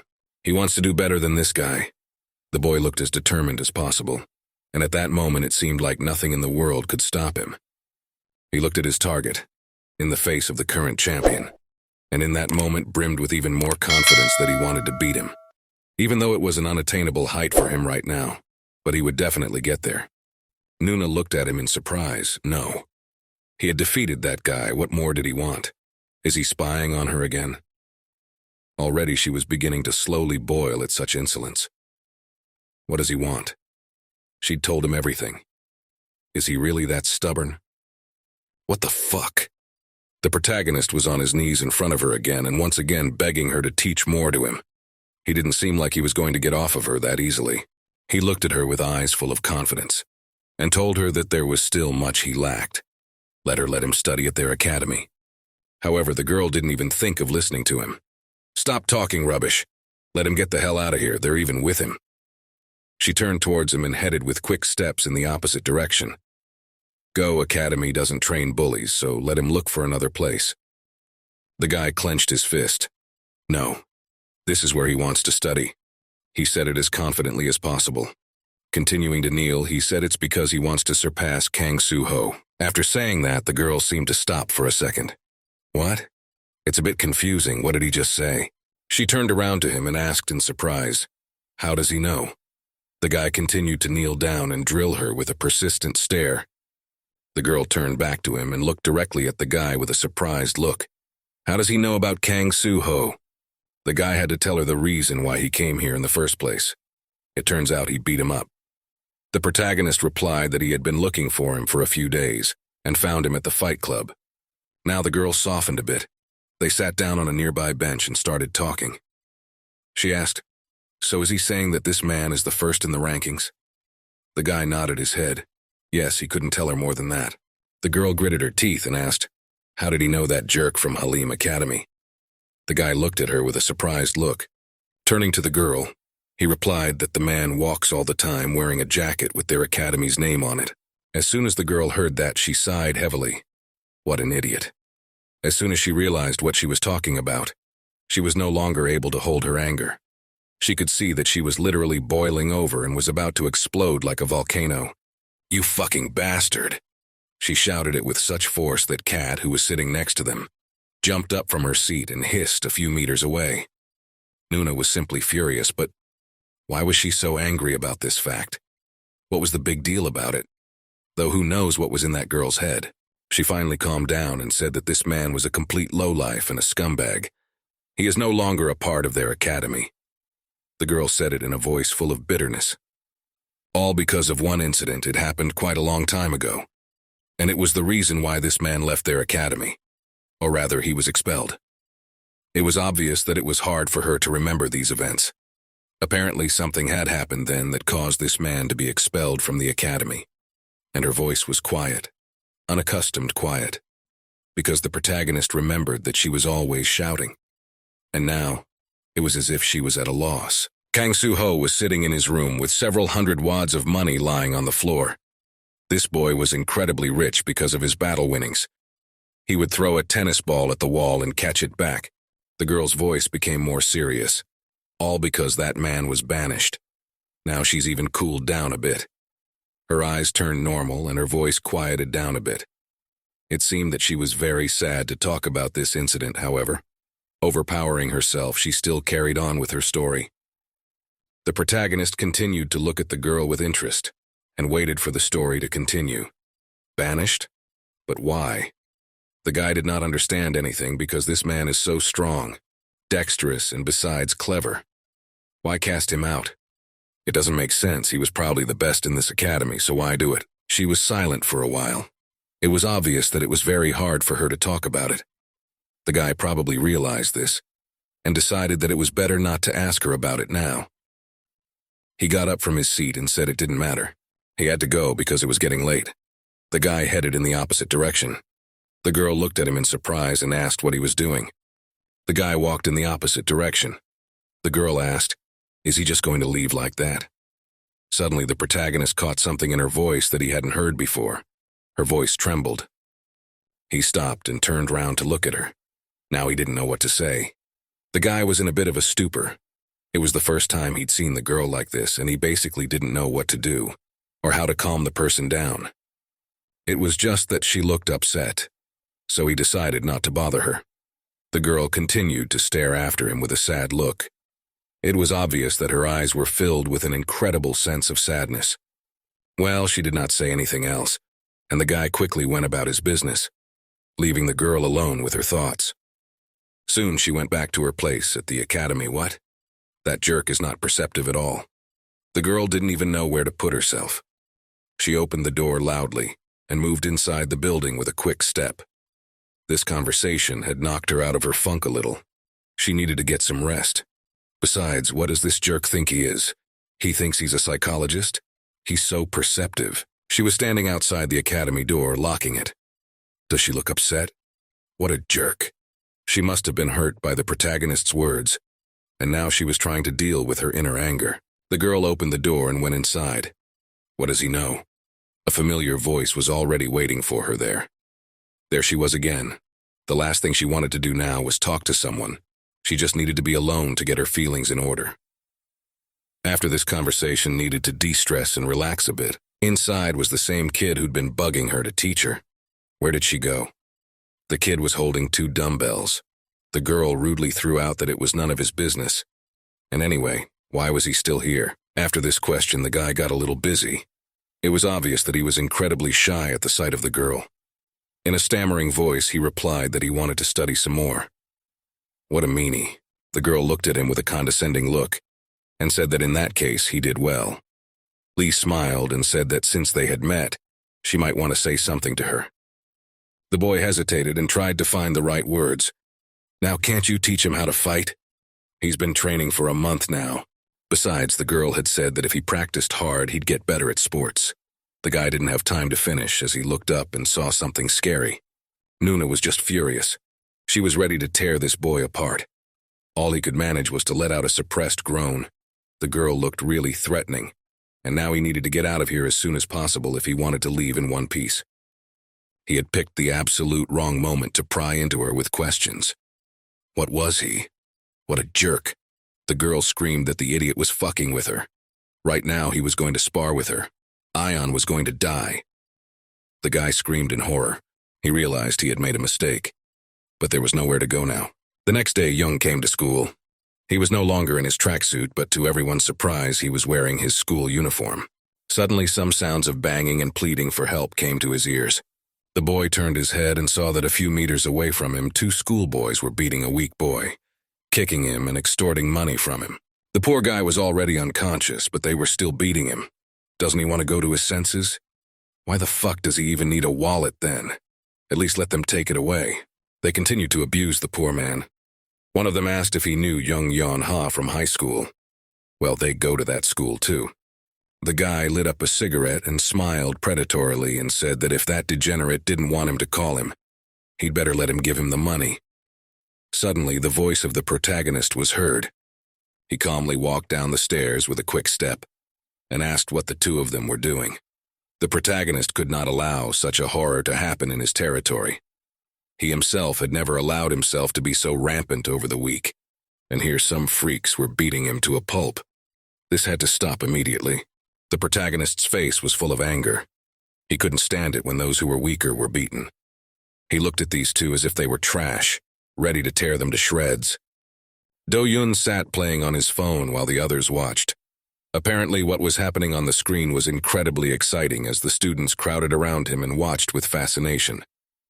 Suddenly, he was called out by the main character. He didn't even turn around to say hello to him, and was instantly very surprised. The protagonist was holding the 2 bastards who had beaten up the schoolboy. He asked, "What kind of trash are these?" The kid looked at them as if he didn't understand anything. The protagonist continued to stare warily ahead. Those lowlifes were extorting money from kids from other schools. Besides, they were using their names. Have they ever done such a thing? Those kids have gone wild and now they're not worth anything. Do-Yun looked at this shocking sight with his big eyes. What the fuck is this? The main character continued. What is he even doing here? Suddenly, the guy couldn't stand it after all, and dropping his phone, which immediately crumbled, shouted, "Why the fuck is he humiliating him?" Do-Yun had long wanted to say a few affectionate words to his mate. He was sick of being constantly teased and made a scapegoat. After all, it's just not fair. They're all the same. Why is he the only one who gets screwed? He's risen to the same level as the protagonist. Why the hell does he keep humiliating him? The protagonist looked at him with a calm gaze. Suddenly, the guy poked him in the chest with his finger and shouted that he wasn't doing a damn thing because he didn't even show up at school.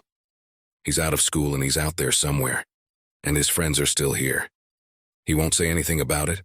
That's not right either. He said that in his absence, he and Lee Gitai, who was lying on a neighboring desk, were to look after the school. When he heard his name, he woke up for a while. Suddenly, a soft hand was placed on his back. Gitai finally woke up and yawned sweetly. He looked at his friends, who were fighting again for some reason, with an uncomprehending look.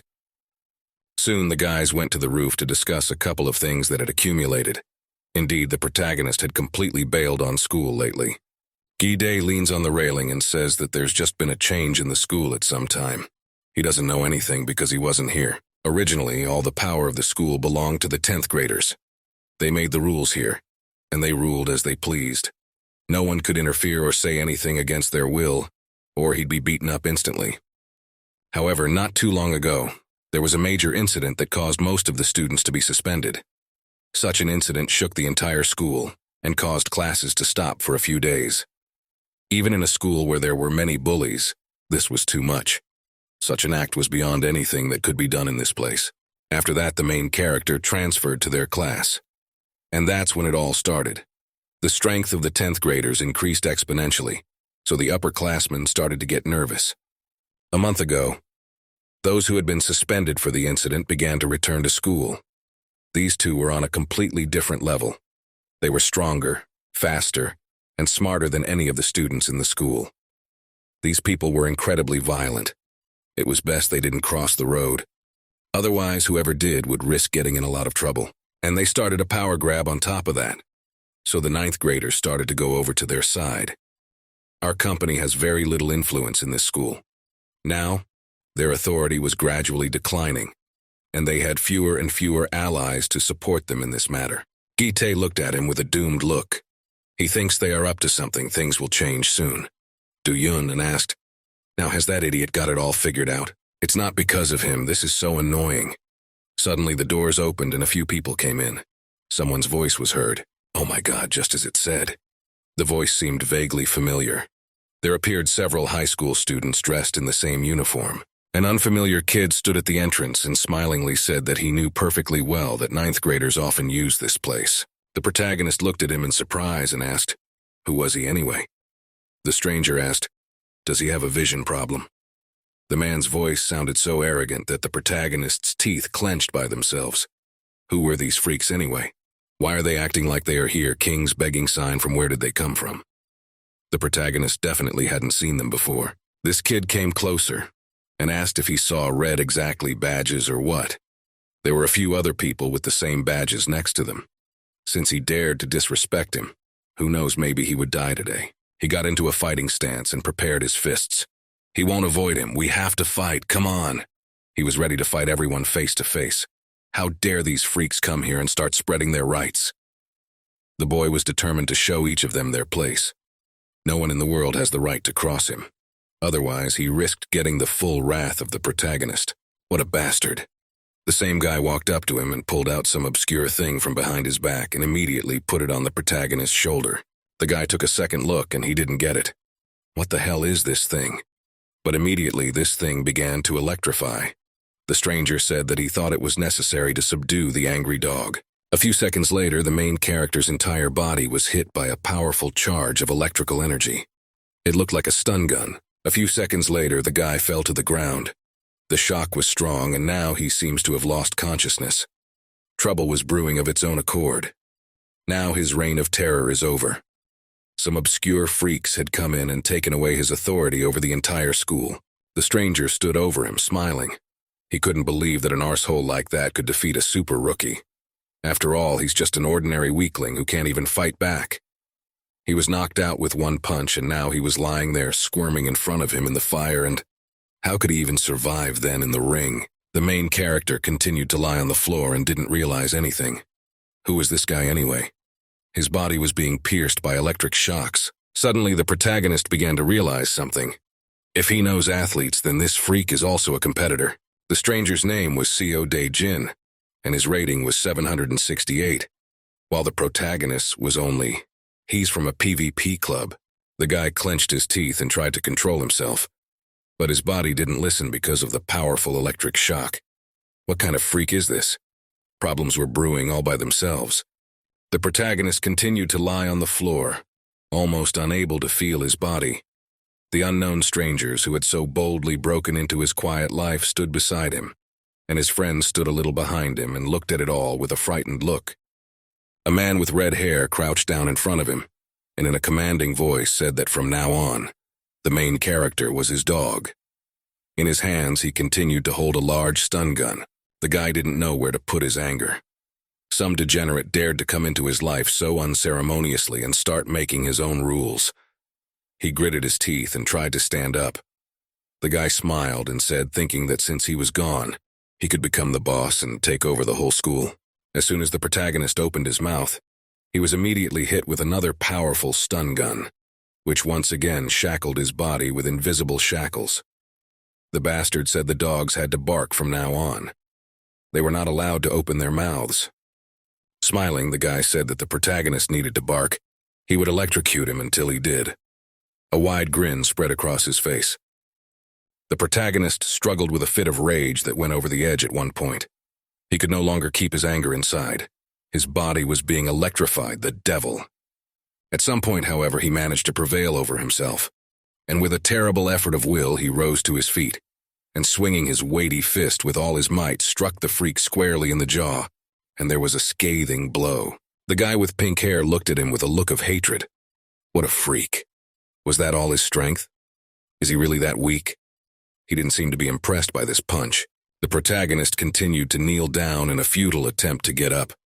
His body was electrified to the point where his hair was standing on end. He looked at his tormentor with a look of hatred. What a bastard. The guy pointed his stun gun at him again, and the protagonist felt a terrible electric shock all over his body. No one could help him at that moment. The lightning was spreading all over his body, making him shudder with convulsions. His friends tried to help him. They were about to rush to his aid, But the henchmen of the bastard was already at the ready, swinging their bats. They knocked them all out with one deft blow. One of his henchmen said that the rubbish had been eliminated, not to worry too much anymore. The lifeless bodies of the guys fell to the ground, and a pool of blood began to form underneath them. The guy with pink hair smiled. He wanted to feel sorry for him, but he seemed to have overreacted. This man knew no pity. He looked like a real monster. He had only one thing in his mind: lust for power and endless cruelty. He pulled the protagonist by his sleeve and spoke as he carefully watched everyone. He thinks he's the only one who can be bullied after all. The protagonist couldn't resist as his body was completely exhausted. He grabbed his arm and began to wrench it the other way. Now he couldn't get anywhere. A predatory smile appeared on his face, as if he had smelled his prey, and now he would not leave it until he killed it. Naturally, our hero could not resist, and there was a crunch. His joint twisted to the other side. An incredible pain hit his head. His eyes filled with blood. But the guy could do nothing. There was a whispering sound in the gents. It sounded like someone was discussing the recent events. Did anyone hear what the 9th graders had grabbed from Dae-jin? The voices were shaking as everyone realized that they had to be careful. There were a lot of guys crowded into the bathroom. Someone nodded their head. That idiot even broke Young Yeon-ha's arm. And that was something no one had managed to do until now. Looks like he's going to have a hard time making a living now. This creep is on a whole other level. As soon as he found out about Jung Yeon-ha, he immediately got rid of him immediately. All the while the guys were discussing the events. They were dunking some poor guy's head into the toilet bowl while stubbornly holding his head. There was no more breathing for the lads. Oh shit, fucking 9th formers. As I surmised, there was no one among them who could be the best. Finally, they pulled the unfortunate guy's head out of the toilet. The guy sighed heavily, gaining more air into his chest. He begged his tormentors to stop doing this, for he was about to die. The guy bowed down to his ear and asked, should he stop? His voice sounded as threatening as possible. His tormentor, however, had no thought of stopping. One of them approached him and said that he had seen him hitting a punching bag today. But who did he imagine in its place? If he ever saw that kind of shit again, the boy would be sorry.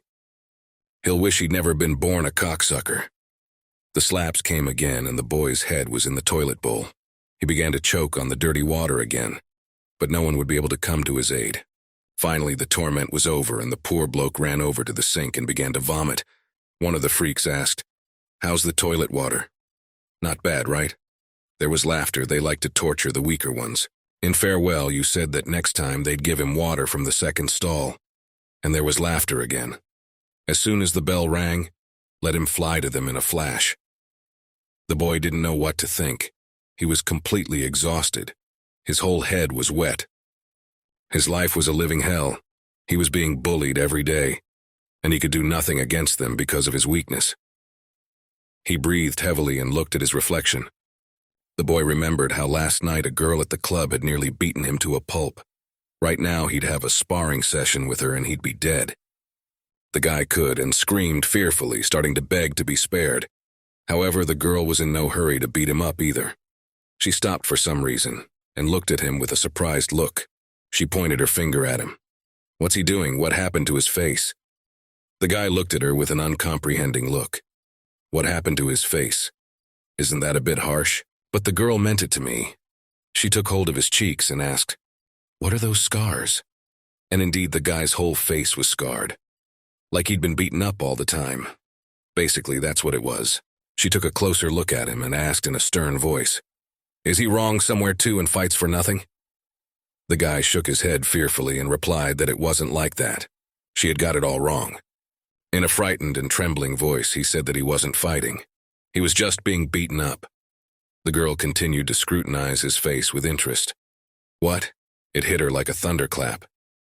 She finally realized it. What a jerk. She recoiled from him, so that's why he asked her to learn how to fight. He's an idiot after all. The girls were starting to dislike it. And why the hell does he let himself get beaten up? The girl looked at him with some regret. The guy gritted his teeth and didn't know what to say. He realized he was incredibly weak. The girl didn't even listen to him and kept talking. The only reason she was bothering him was because he let her do it. But finally, he couldn't take it anymore. And he started screaming. He screamed that he was sick of being beaten up by freaks. And since he gave a reason, Let him teach her how to fight. Suddenly, the guy's face changed. He was already desperate and didn't know what to do. However, the girl remained completely calm. She simply stepped closer and made a small hook with her foot. The poor guy tried to stand on his feet, but he failed and fell backwards. He flailed his arms and tried to grab onto something, but there was no object nearby. He just groped for air. The boy didn't understand anything. Why was she starting? At that time, the girl concentrated and swung her fist, as if she wanted to hit him now. Her face was cold and concentrated. However, the punch didn't happen. The girl stopped her fist just a few centimeters away from the boy's frightened face. He looked at her with eyes round with fear and did not understand anything. It turns out that this was the first lesson is one of the main rules that are present in their academy. Even weaklings should know them. No matter how strong the opponent is, it will be difficult for a person to resist him already because he loses his balance. She continued to stand in a fighting stance, pointing her fist towards the frightened kid. Her voice was cold and steady. Waving your fists is not all it takes to win. The outcome of everything depends only on him. The boy stood there, drops of stinking water dripping down his face, his anger slowly boiling up. He didn't know what to do. The girl's words were running through his head, but he still couldn't come to his senses after what had happened. Light, quick footsteps were heard. Someone was approaching the training ground. There were several benches. It looked like a fighting ring. The friends of the protagonist were walking down the corridor with quick steps. They had frightened looks. After the recent events, they had to behave as carefully as possible. Their mate was walking towards them. The protagonist's arm was bandaged. It looked like it had been plastered on after the incident. His gaze was heavy. It would be too hard to go. The kid didn't know what to think. They missed each other, and the protagonist said he would go first, and his mate asked, "Is his arm okay yet?" After all, he had a broken arm, and if he got into a fight in that condition, he'd be in even more trouble. Suddenly the boy turned around and asked, "Where is he going?" The protagonist, naturally in his teeth, said, "He's going to destroy Seo Dai-jin. He'll forgive himself if he doesn't bury that bastard." Do-yoon tried his best to stop him. He realized that this was just crazy. What can he do in this state? Gi-dae put his hand out in front of him and addressed his comrade. He asked him to listen to his friends as kindly as possible after all. After all, they didn't want to harm him. Now, that's not a good idea. His arm is broken and all he can do is get more. What happened is really a terrible situation. It needs intervention, but it still needs to wait. The protagonist didn't even want to listen to anything. He was literally burning with rage. His eyes reflected what he had wanted to forget for so long. The guy didn't listen to them and walked past them. Naturally, he wasn't going to give up. He walked up the stairs to the top of the stairs. A few high school students were walking behind him, talking amongst themselves, discussing the recent events. Suddenly, one of them walked by him and pushed him sideways with his shoulder as if on purpose. The protagonist bounced aside, not understanding anything. Who is this degenerate? What the hell is going on? He seems to have lost his authority. One of these high school students chuckled and turned to the protagonist. In a calm voice, he asked, "Didn't they hit him on purpose?" The guys stopped, and the one in the center turned around and looked at him. The one in the middle turned round and said it was on purpose. "So what?" His mate said contemptuously. "That idiot has no manners at all. How can you start a conversation with strangers using informal speech?" It was as if he was being clever on purpose. The protagonist looked at them with his gaze. The guys asked, "What is he staring at? Is there something wrong, you moron? Is he going to be a leader with one arm? Does he think he's cool?" Now the situation is really terrible, remembered the words of the mates. Their friends were saying that the rumors of their company getting beaten up had already spread throughout the school. Therefore, everyone will start to side with that bastard. Their credibility was slipping every second. Something had to be done about it. But it was unclear what. They looked at each other with worried eyes. Already a large number have joined him after his coming. Once the guys find out that he traumatized the protagonist, then you can be sure that the others will flip too. And now no one understands what they're supposed to do now. The guys look at each other. The situation was critical. Moreover, it would worsen with every second, so something should be done. It seems that they should just keep an eye on what's going on and try to improve their skills. The protagonist gritted his teeth. Yes, indeed. This is the best solution for them for now. The guys who pushed him started laughing. He can't even say anything. His friend called out and said that they were already late. Gotta go. The protagonist was still standing on the stairs with his eyes down and trying to do something about it. This was a completely new situation for him. Everything he had fought for, everything he had worked so hard to achieve was crumbling right before his eyes. Soon, the guys started lurking around the corner. They were talking to each other and saying that if that kid had said anything, he'd have been beaten up for sure. And let them see him. The protagonist stood there, completely lost. He hadn't felt this way in a long time. Despite what was going on around him, he wouldn't be able to bat an eye at what these fuckers were doing now. The guy leaned against the wall and began to keep an eye on the situation. When he entered the classroom, he was faced with an unpleasant scene. These newcomers started throwing desks around and made a real mess. They felt that they were the masters of the school, and no one could say anything back to them, as they would be beaten up immediately. The boy who was begging the girl to teach him how to fight dodged the desk at the last moment. Otherwise, he would have been flattened on the wall. There was nothing he could do, as these guys were much stronger. Even though he was studying, however, he was still outnumbered. One of them grabbed his briefcase and called out to him, saying that it was recess and he should go to them. They wanted to give him toilet water. "What's he doing here?" One of the hooligans approached him, hit the boy right in the face with his briefcase with all his might. The boy didn't even have time to cover himself.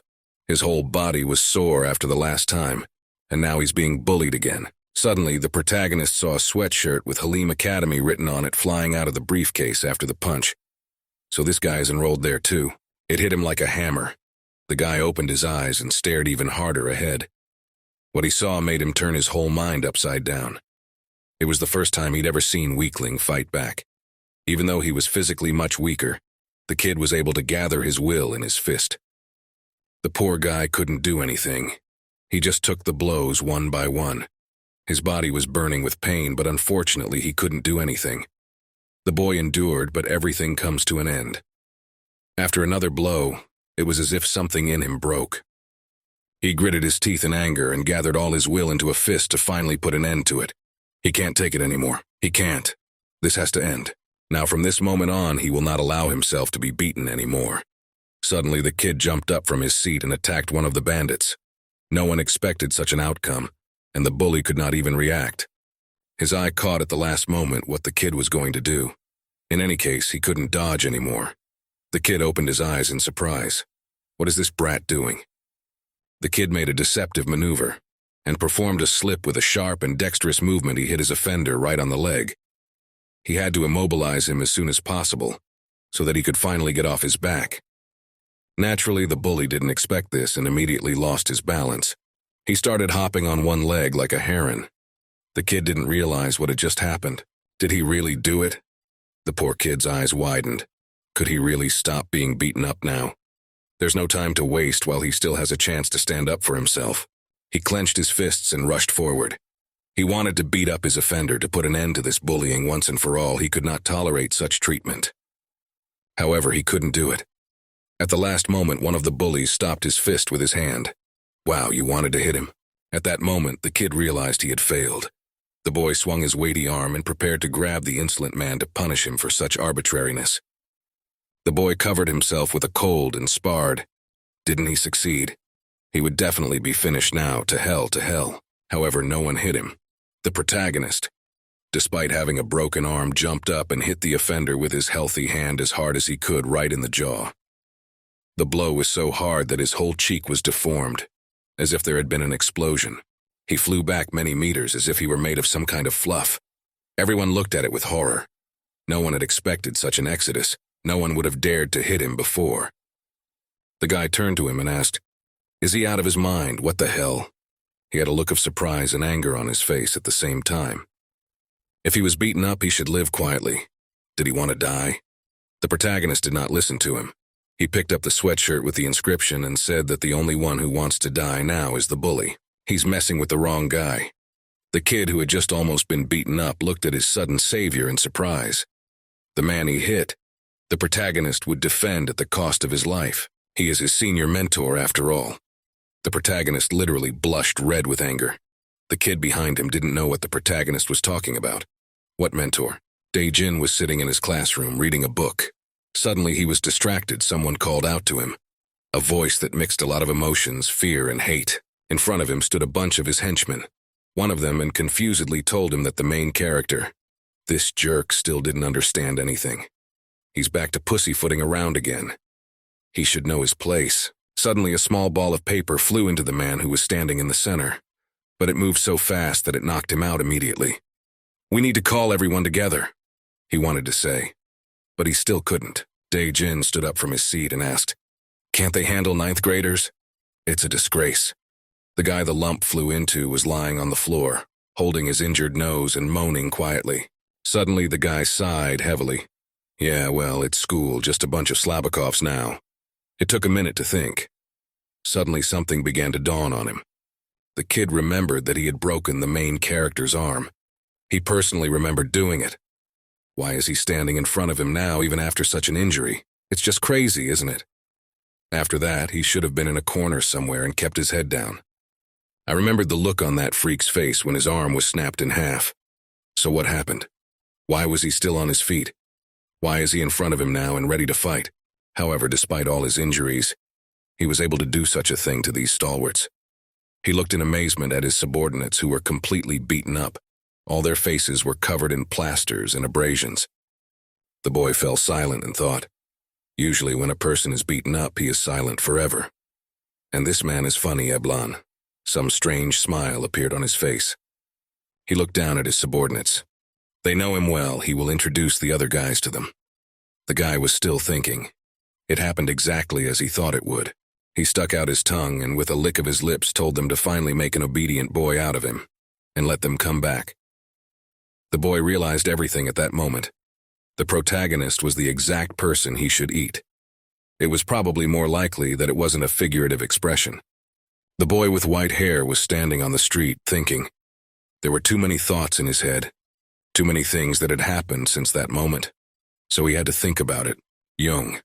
The moment he had transferred to the school, he had become the first ninth grader who was able to win over everyone else. He knew no mercy for those bastards. He remembered the good-natured face of the protagonist the moment he realized he had gained the upper hand. A frightening type that was on another level. And then he suddenly decided to save him. It seemed kind of strange. Why would he stick up for him? He's the man everyone was afraid of. And besides, something happened that he didn't expect. He called him his mentor for some reason. Why would he do that? This guy's changed. Changed a lot since he was last seen at school. What had happened to him anyway? The boy wondered why the protagonist wanted to go to this academy so badly. It's weird. He had to find out about it to have any idea what to do next. The situation at school was already bad enough with this event. Soon the protagonist and this guy were walking home together. Young turned to him and said, "He's his mentor. So why is he carrying his backpack?" The guy stopped for a second, and the boy continued to hold the backpack with trembling hands. The boy looked at the protagonist with a frightened look and said in a trembling voice that he was the best after all. So where does it show? The protagonist said this with a kind of disdain for himself. What had gotten into him in the first place? However, he wasn't going to back down. He grabbed his rucksack and slung it on his shoulder. The kid said he was going to carry his own stuff.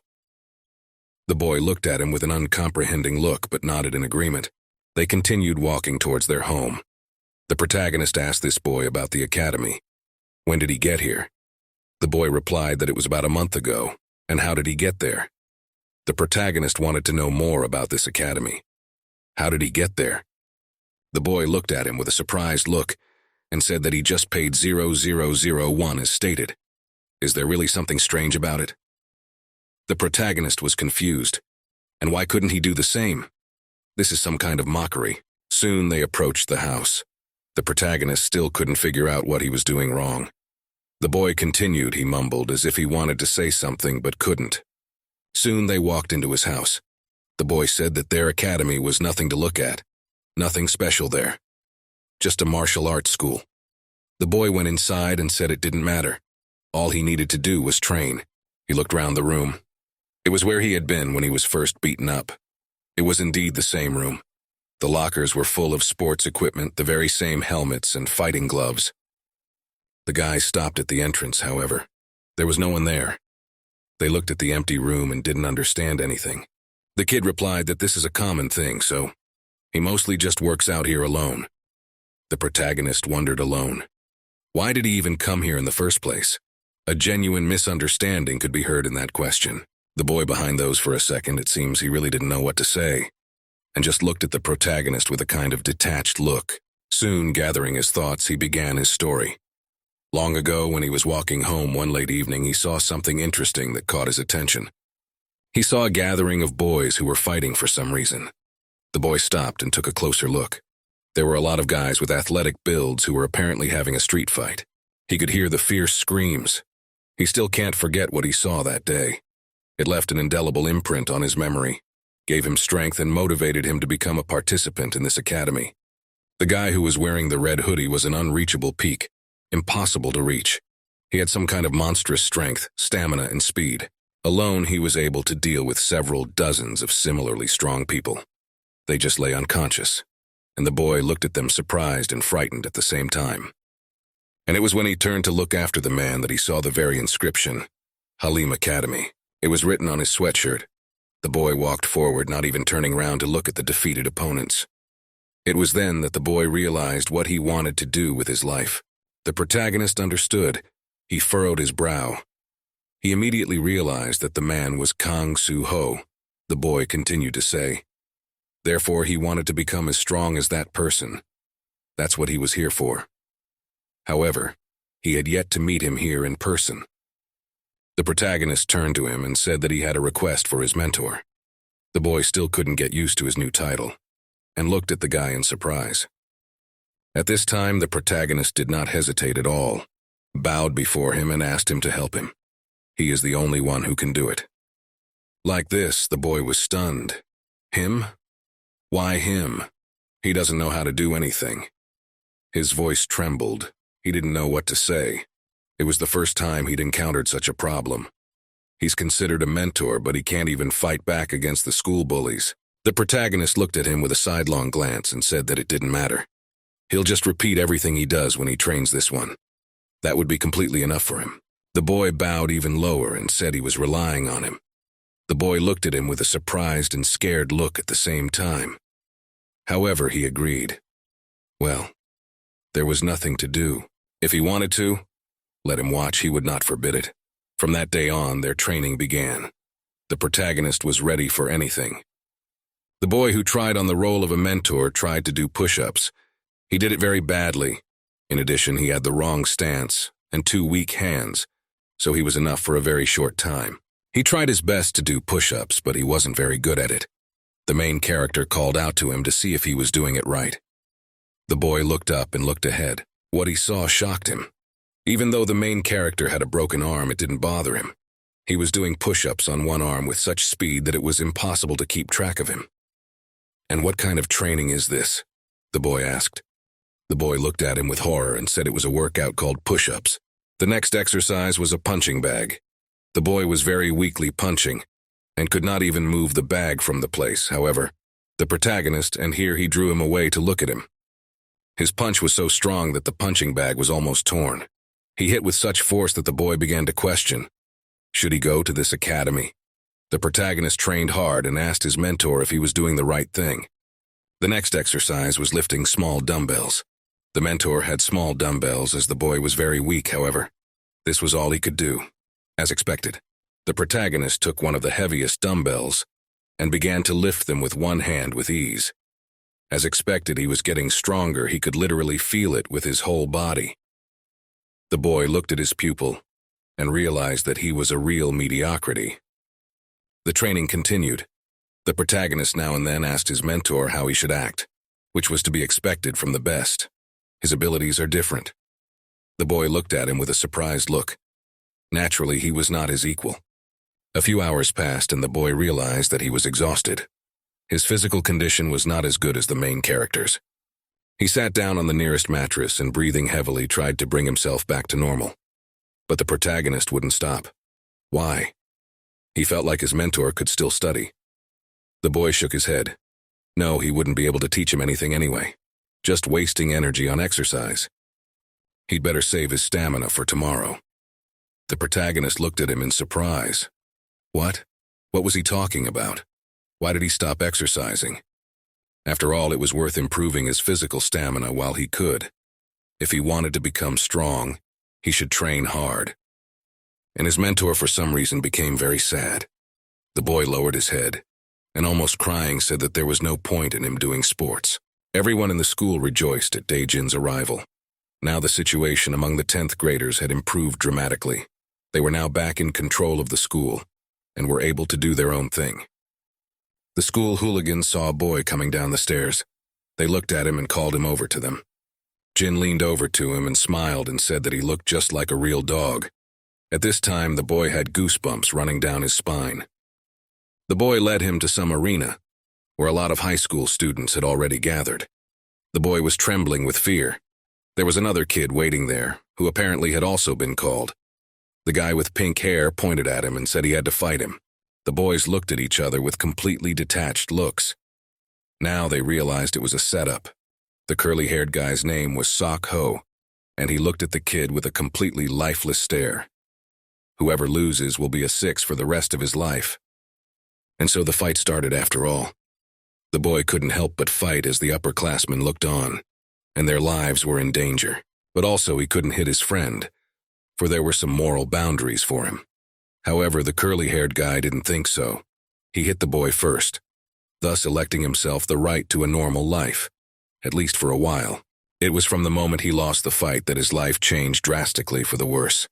Even though he was a weakling, he couldn't take the chance to elect himself some right to a normal life, at least for a while. Then all hell broke loose. They kicked him, punched him, kicked him, spared him nothing.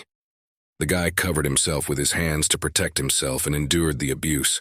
There was nothing he could do anyway.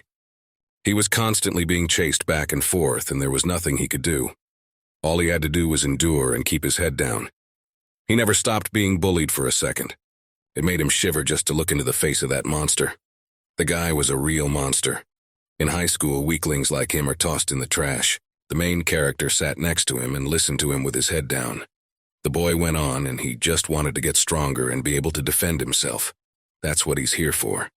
Maybe he should just give up and be patient. But the protagonist listened to him, and more he recognized himself in this boy. Finally, he couldn't stand it any longer, and through gritted teeth he said that the bastard was a real bastard. The boy looked at him in surprise. Suddenly the door shook as if someone was breaking in. It seemed like some big animal was beating on the door, and it was about to fly off its hinges. Suddenly the door couldn't take it after all and flew out of the door frame. The glass shattered and scattered all over the neighborhood. The guys looked at them with frightened looks. What the hell is this still going on? Who were they? Why were they suddenly breaking into their academies? Furthermore, how did they know that the guys were right here? There were too many questions, and no one was in a hurry to answer them. The same degenerate who had been bullying the boy showed up. Well, they're fucked. He had a huge bat in his hands, and behind him stood a few dozen other students like him. Did he think he was just going to get away with it after running into them? Funny. They headed straight for the academy. A few high school students ran straight towards them, swinging their bats. They smashed everything around them, breaking mirrors, smashing shelves, throwing things around. The guys were real vandals. Nothing was sacred to them. They turned the academy into a real dump. They wanted to destroy everything to the last crumb to show who was the boss. They didn't spare anything. These freaks were real vandals for whom nothing sacred existed. There was such crackling and noise everywhere as if a whole horde of wild animals were here. In fact, they were. Soon the main room of the academy was in chaos. The guys had done their best. All the sports equipment was either broken or scattered. They continued to smash everything around them, not stopping for a second. The guys looked at it all for a couple of seconds with completely uncomprehending looks. Those bastards. What are they doing? They were throwing things around, swinging their bats as if they were some barbarians who had struck their prey, and would not leave anyone alone until they had robbed the whole place. Several freaks surrounded the protagonist and swung their bats at him. Die, dog. There were shouts everywhere, and a second more and the protagonist would be finished. The boy looked at his mate and his eyes filled with horror. He didn't even notice when another one with the same bat crept up behind him. The protagonist was fighting off these freaks with one hand with all his might. He managed to do it with varying success, and the boy stood and watched with his mouth open. The degenerate who had crept up behind him had already swung the bat to hit him. The boy noticed it at the last moment, and realized with horror that he would not be able to dodge now, and his head would split like a watermelon. Now he was resigned to the fact that he was going to die. However, it all happened too fast. The protagonist noticed it all and jumped up to him with his arm covered in plaster. Yes, it hurt like hell, but the bat hit right into the cast. The guy felt an unnatural pain not only in his arm but in his whole body. He cursed to himself and let out a strangled scream. What a bastard. His plaster bandage shattered and blood spattered the air. His arm wasn't fully healed yet, and it was clear that he was in for a rough ride. At this time, the academy was approached by its immediate director, who was always holding a beer bottle in front of his face. He was whistling an amusing song to himself. Opening the door, the man saw first in front of him that there was a real mess spread out in front of him. It was as if his academy had been ruled by a wild animal.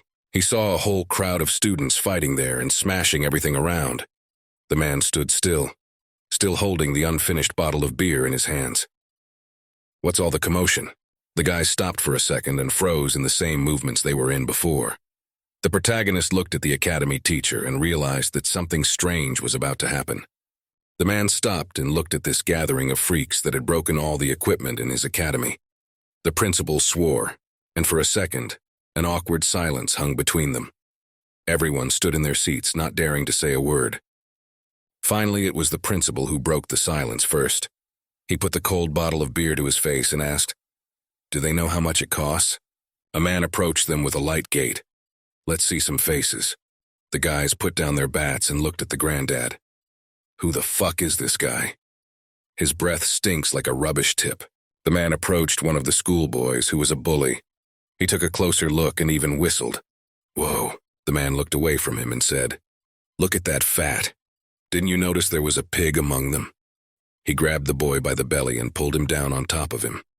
The boy lowered his eyes in embarrassment and blushed instantly. Now the boy boiled up. He took a swing at the man of the murdered man. What a crazy old man. Now he's going to die for sure. What does he think he's doing? But before he knew it, the man had knocked the bat out of his hands and dodged as if he were some kind of slug. In one motion, without letting the beer bottle out of his hands, he threw the fatty over himself, and the boy flew headlong straight into a pile of others, and with the key. The man kept talking in a drunken voice. Everyone else just stayed in their positions. What the fuck, crazy old fart? The guys watched in horror as the old man dealt with their mate. Finally, after a moment's pause, they came to their senses and grabbed their bats again.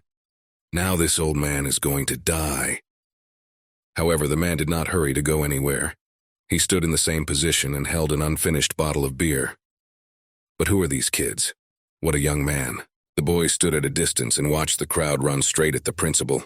A chill ran down their spines. "Principal, they're going to kill you." The freaks had already swung their clubs and prepared to beat the old man to a pulp. And what could he do to them anyway? But the man was not so easy. He deftly maneuvered between these freaks, not forgetting to drink a sip of beer. The guys swung their bats, but nobody could hit him. All they could do was to beat each other up. The man was dancing. It was a real entertainment for him. The guys were swinging their bats, but all they could do was hit each other's heads. One of them went into a frenzy. What the hell is this? What the hell? He can't even hit it. The principal reacted in time. He clucked his tongue and, smiling, grabbed one batter. He's not very good at baseball, but he's good at punching people in the face. A few seconds later, the bat hit the schoolboy in the jaw. There was a crunch and he lost several of his teeth. The boy didn't even have time to think. The blow was so fast and strong that all he had to do was endure it. The teacher started swinging the bat in different directions, and the school children scattered like toys. None of them could even hit him, let alone compete with him. The protagonist's eyes bulged with surprise. Unbelievable. To scatter everyone just like that. This was just some kind of misunderstanding after all. Suddenly there was an electric crackling sound. A stun gun going off. How still the protagonist was beginning to piss off this sound. Because of this weapon he suffered more than once. However, soon the main degenerate appeared. He swung his stun gun and prepared to hit the old man right in the back. But he continued to peacefully sip his beer, and did not even pay any attention to him. However, the man reacted here too. It was as if he had eyes in the back of his head. In a bottom-quick movement, he turned round and looked straight into the eyes of the schoolboy standing behind him. He seemed to have seen it all. In a few seconds, the degenerate was flying headlong, doing a little somersault, and the stun gun fell out of his hands and flew somewhere to the side. He flew high up, and a few more electric shocks lit him up. The principal was still drinking beer at this time. He was like a drunken master from old Chinese films. Soon, he deftly caught it with one hand, then pointed it at the frightened kid. All he could do was wheeze. Don't they even know how to use this? It's so brutal. The principal was even a little upset. It seemed that even in such a situation, the man was as good-natured as possible. He stood in the middle of a group of beaten-up students and said that they were just youngsters who were only good for mockery. The man stretched out in a smile, and his face reddened even more from alcohol. They don't belong here. He's expelling everyone. The director activated the stun gun, and it squeaked threateningly in his hands. The man came closer and closer to them, and the students huddled together and tried to crawl backwards. The man said in a calm and drunken voice, "Now he's going to take turns shoving this into their fucking mouths. So, who should we start with?"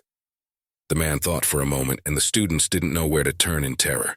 He came closer and closer, and most importantly, the main instigator who started it all instantly turned red and covered with sweat from fear. He ran in the opposite direction to save his life. His friends, who thought he was the leader before, looked at him with surprised looks. The man stared after him while the boy ran towards the exit without anyone noticing. It would seem that his mates, who had respected him before, rushed after him, shouting and running out of the academy grounds. Idiots. How could they leave a stun gun here? Their headmaster would destroy them always alone. However, the guys didn't listen to anyone. They ran out of the territory one by one and didn't even remember where their courage had gone. Right now, the most important thing for them was to save their lives. The director looked at them and began to cluck his tongue. The man drank again from his bottle. "You don't live them such jerks." He said this even with some frustration, and he was so eager to have fun with these little freaks. Then the principal shifted his eyes to the main character and asked him, "Is he here too? How are the classes going?" The man had a very pungent odor of alcohol coming from him. His face was still the same red color. The boy looked at him from behind and wanted to say something, but suddenly hesitated half a word as if he didn't have enough thoughts at that moment. The boy still gathered the will in his fist to gather the courage to address his teacher. He bowed down to him and said, "Could the headmaster help him get in with them?" The boy's voice was full of hope. He had already tried every attempt, but they had all failed. "He wants to study here." Now he made the only determined attempt to somehow get into this academy. The headmaster stretched and yawned loudly. His mouth smelled of alcohol. He had said it all perfectly well. If he didn't get the girl's permission, there was nothing the man could do. It was as if he had been hovering in the clouds the whole time. Perhaps the man himself would like to teach the boy, but if he didn't get the girl's permission, then the road was closed to him here. The man said that the girl had a very nasty temper, so it was unlikely that anything would come of it. The boy persisted. But why? Why is she so reluctant for him to study here? They talked amongst themselves for a few more minutes. The headmaster was getting a little tired of this. Tomorrow he would have to rebuild his school after those freaks had destroyed it completely. The man finally gives up. He's tired of having this pointless conversation. Besides, he still has a bottle of beer left. He doesn't even know. Apparently the girl has her own reasons for saying that. The man staggered out of the academy, leaving the guys to follow him with confused looks. Besides, the protagonist would have time to think about it. The man, still in the same drunken voice, said his last sentence. "And don't let him forget to clean this place up." The boy looked at him in silence, trying to understand what was wrong with him. Why does he have so many obstacles in front of him when he just wants to go to this academy? On the table was a plate of fruit. There were many tasty treats, watermelons, manga bananas, melons, and many different exotic fruits. There was an incredible aroma emanating from that plate that was intoxicating. Suddenly the phone vibrated. Dae Young and looked over. A message from his mates popped up on the screen. They were apologizing. They had failed again. Suddenly some strange man appeared. The guy didn't even bother to read it out. He was pissed. What freaks. The one thing they were assigned to do and they couldn't handle it, the boy was slowly starting to boil. At this time, he was next to a beautiful girl. and he really did not want to be distracted from this pastime by some freaks. He knew he was a complete cretin for trusting them again. The girl, who was already pretty drunk herself, looked at the guy and asked what was the matter. Was it something important? The boy looked away from his phone and hid it in his pocket again. Nothing. What could be more important than this moment? They sat cuddled together, drinking alcohol. There was an unforced atmosphere around them. Across from them sat a dark silhouette who said in a rough voice that he was very disappointed in this. The silhouette had familiar features, a hood and the same hoodie. The guy didn't even pay attention to it, as he was completely engrossed in the girl. And the man continued. He said he could handle this school all by himself. However, he is constantly pressed by some ninth grader. The guy did not even pay attention to this, and continued to admire the girl. The silhouette continued to sit across from them and said that school children at this time are too perky. Would he like him to help him sort it all out? The stranger's voice was calm and measured, with a coldly calculating and metallic feel to it. Dae-young looked away from the girl and told him to mind his own business. He had some thoughts on this moment. The girl looked at her companion with a surprised look, as if she didn't understand what was about to happen. There was a look of fear mixed with surprise on her face. The boy's eyes lit up with fire. He took on an expression as if he had turned into a demon. Don't make a big deal out of it. In his head was born another insidious plan, which will soon come true, and all who will be in his way will die a horrible death. The protagonist came to a remote place to think. It was some abandoned building with many windows missing. It was beautiful warm weather outside, however. Something was plaguing him. He paid no attention to the world around him, searching for answers to the questions that had accumulated. The hero sat on a nearby bench and rewrapped his arm with a new cast. The reason why he can't get a permit. It was the one question he couldn't find an answer to. Lowering his head, he sat immersed in his own thoughts. He went over in his mind all the moments he had experienced recently. He remembered how the girl had looked at him with disdain, how he had tried to get her attention and gain her favor. However, no matter what he did, no matter how hard he tried, the girl was like an unbreakable wall. She constantly got in his way, as if she did not want the guy to study at their academy. Yes, that was the case. But why? What was the reason? He remembered how hard it had been for him to beg her to at least train him for a few days so he could learn some punches. She'd made it clear that she wasn't interested in any of this. But why? It wasn't like he'd done anything wrong. A reason. What reason could there be? The boy sat immersed in his thoughts and did not notice anything around him. But soon he was taken out of his thoughts by a familiar shout. The boy was in a stupor for a minute at first. His acquaintance came to him. The lad looked up and greeted his mentor cheerfully. The guy stood with 2 bottles of soda and offered one to his mate. The protagonist looked at him in surprise. The guy opened one soda, and the air was filled with a wonderful sweet aroma. He took a seat next to his mate and watched the protagonist greedily devour the soda. He thanked him for yesterday, and also apologized. The guy's voice began to tremble. He was making him feel bad. The protagonist turned out not to pay attention to it, and was completely engrossed in absorbing the sweet drink. The boy just wouldn't stop. He clutched the open can of soda in his hands and asked, "Does he seem weak to him too? If he was stronger, nothing would have happened. He could do it all by himself if only he was just a little bit stronger and more confident." However, the protagonist interrupted him. The protagonist looked in front of him, and in a confident voice he began to speak. They are well aware, after all, that he would never acknowledge those people who think they are weak. The boy's voice was surprisingly calm, and his gaze with concentration. Here was looking somewhere far away. He was very thoughtful at this moment. It was unusual to see him like this. The boy wondered even more. He didn't know what this man thought of him before. Back when he was at the top of the food chain in this school, he probably thought he was just as much of a freak. There was every reason for it. The guy had a hell of a nasty temper, and was basically no different from the rest of the bullies. However, when he saw how the guy tried to stand up to those morons alone, something in him broke. He realized that many things that seemed to him unambiguous, in fact not so simple. The guy was thinking very hard at that moment. He said that at that moment it was as if he had been hit on the head with a hammer. If he hadn't broken his arm, he would have been more responsible. He was just blaming everyone around him.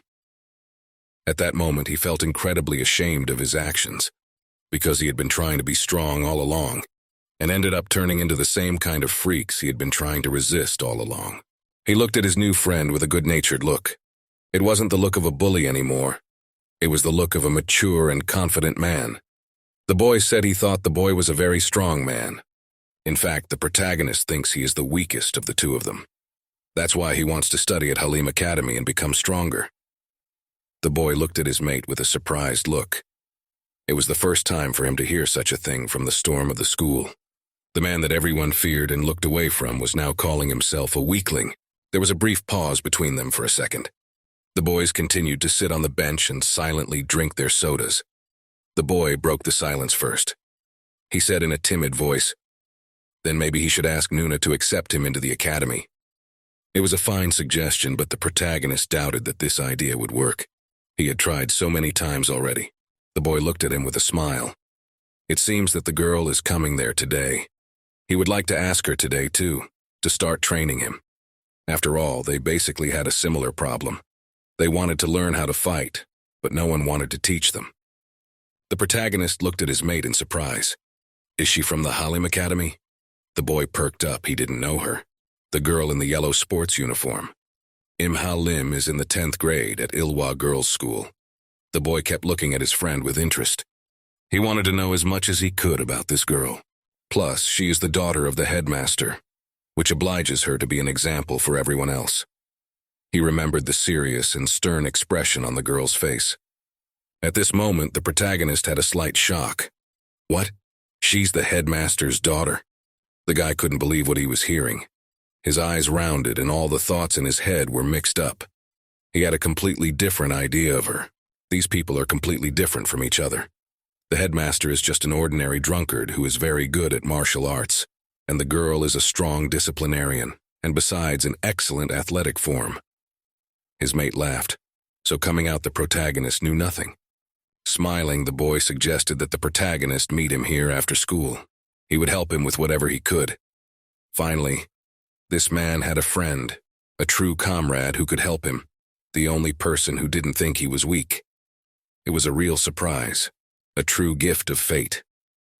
The protagonist looked at the boy and called him partner. A good-natured smile appeared on his face. For the first time in his life, someone looked at him as a human being, not as a murder weapon. The boy really wanted to change his life for the better. The protagonist said that he had a lot of hope for his mentor. There was an incredible hope in his voice that he would succeed at least this time. The boy nodded, but immediately asked why he kept calling him mentor. At this time, they were already being followed. Someone's inquisitive gaze was fixed on the two of them. As expected, Dae-Young was standing on the balcony, leaning on the railing and watching them. In his mind, he had a plan to destroy the two men once and for all, and then he would become the sole ruler of the school. After the conversation, the protagonist headed for his home. On the way, he literally ran. It's a good thing he met his mentor. Thanks to him, he will now be able to get into the academy. The guy went to his home, and vital in the clouds, he already dreamed of how he will train at this academy, and soon will be able to defeat the strongest athlete. He didn't notice anything around him. The most important thing is to enter there officially. He can't understand the reason why he can't get authorization. That's the only thing that bothered him right now. Why doesn't this girl want him to join their academy? However, when the mentor arrives, everything will be clearer, and he can finally realize his dream. The guy pulled out his phone and switched it on to look at the time. It looked like his mentor was delayed, as he was long gone, even though the time had been arranged. The guy still couldn't wait. He shifted from foot to foot and stared at his phone screen. When would the guy still come? He still couldn't wait to get to the academy. After all, the boy had promised. Now they were friends. Suddenly behind him he heard the crunch of twigs.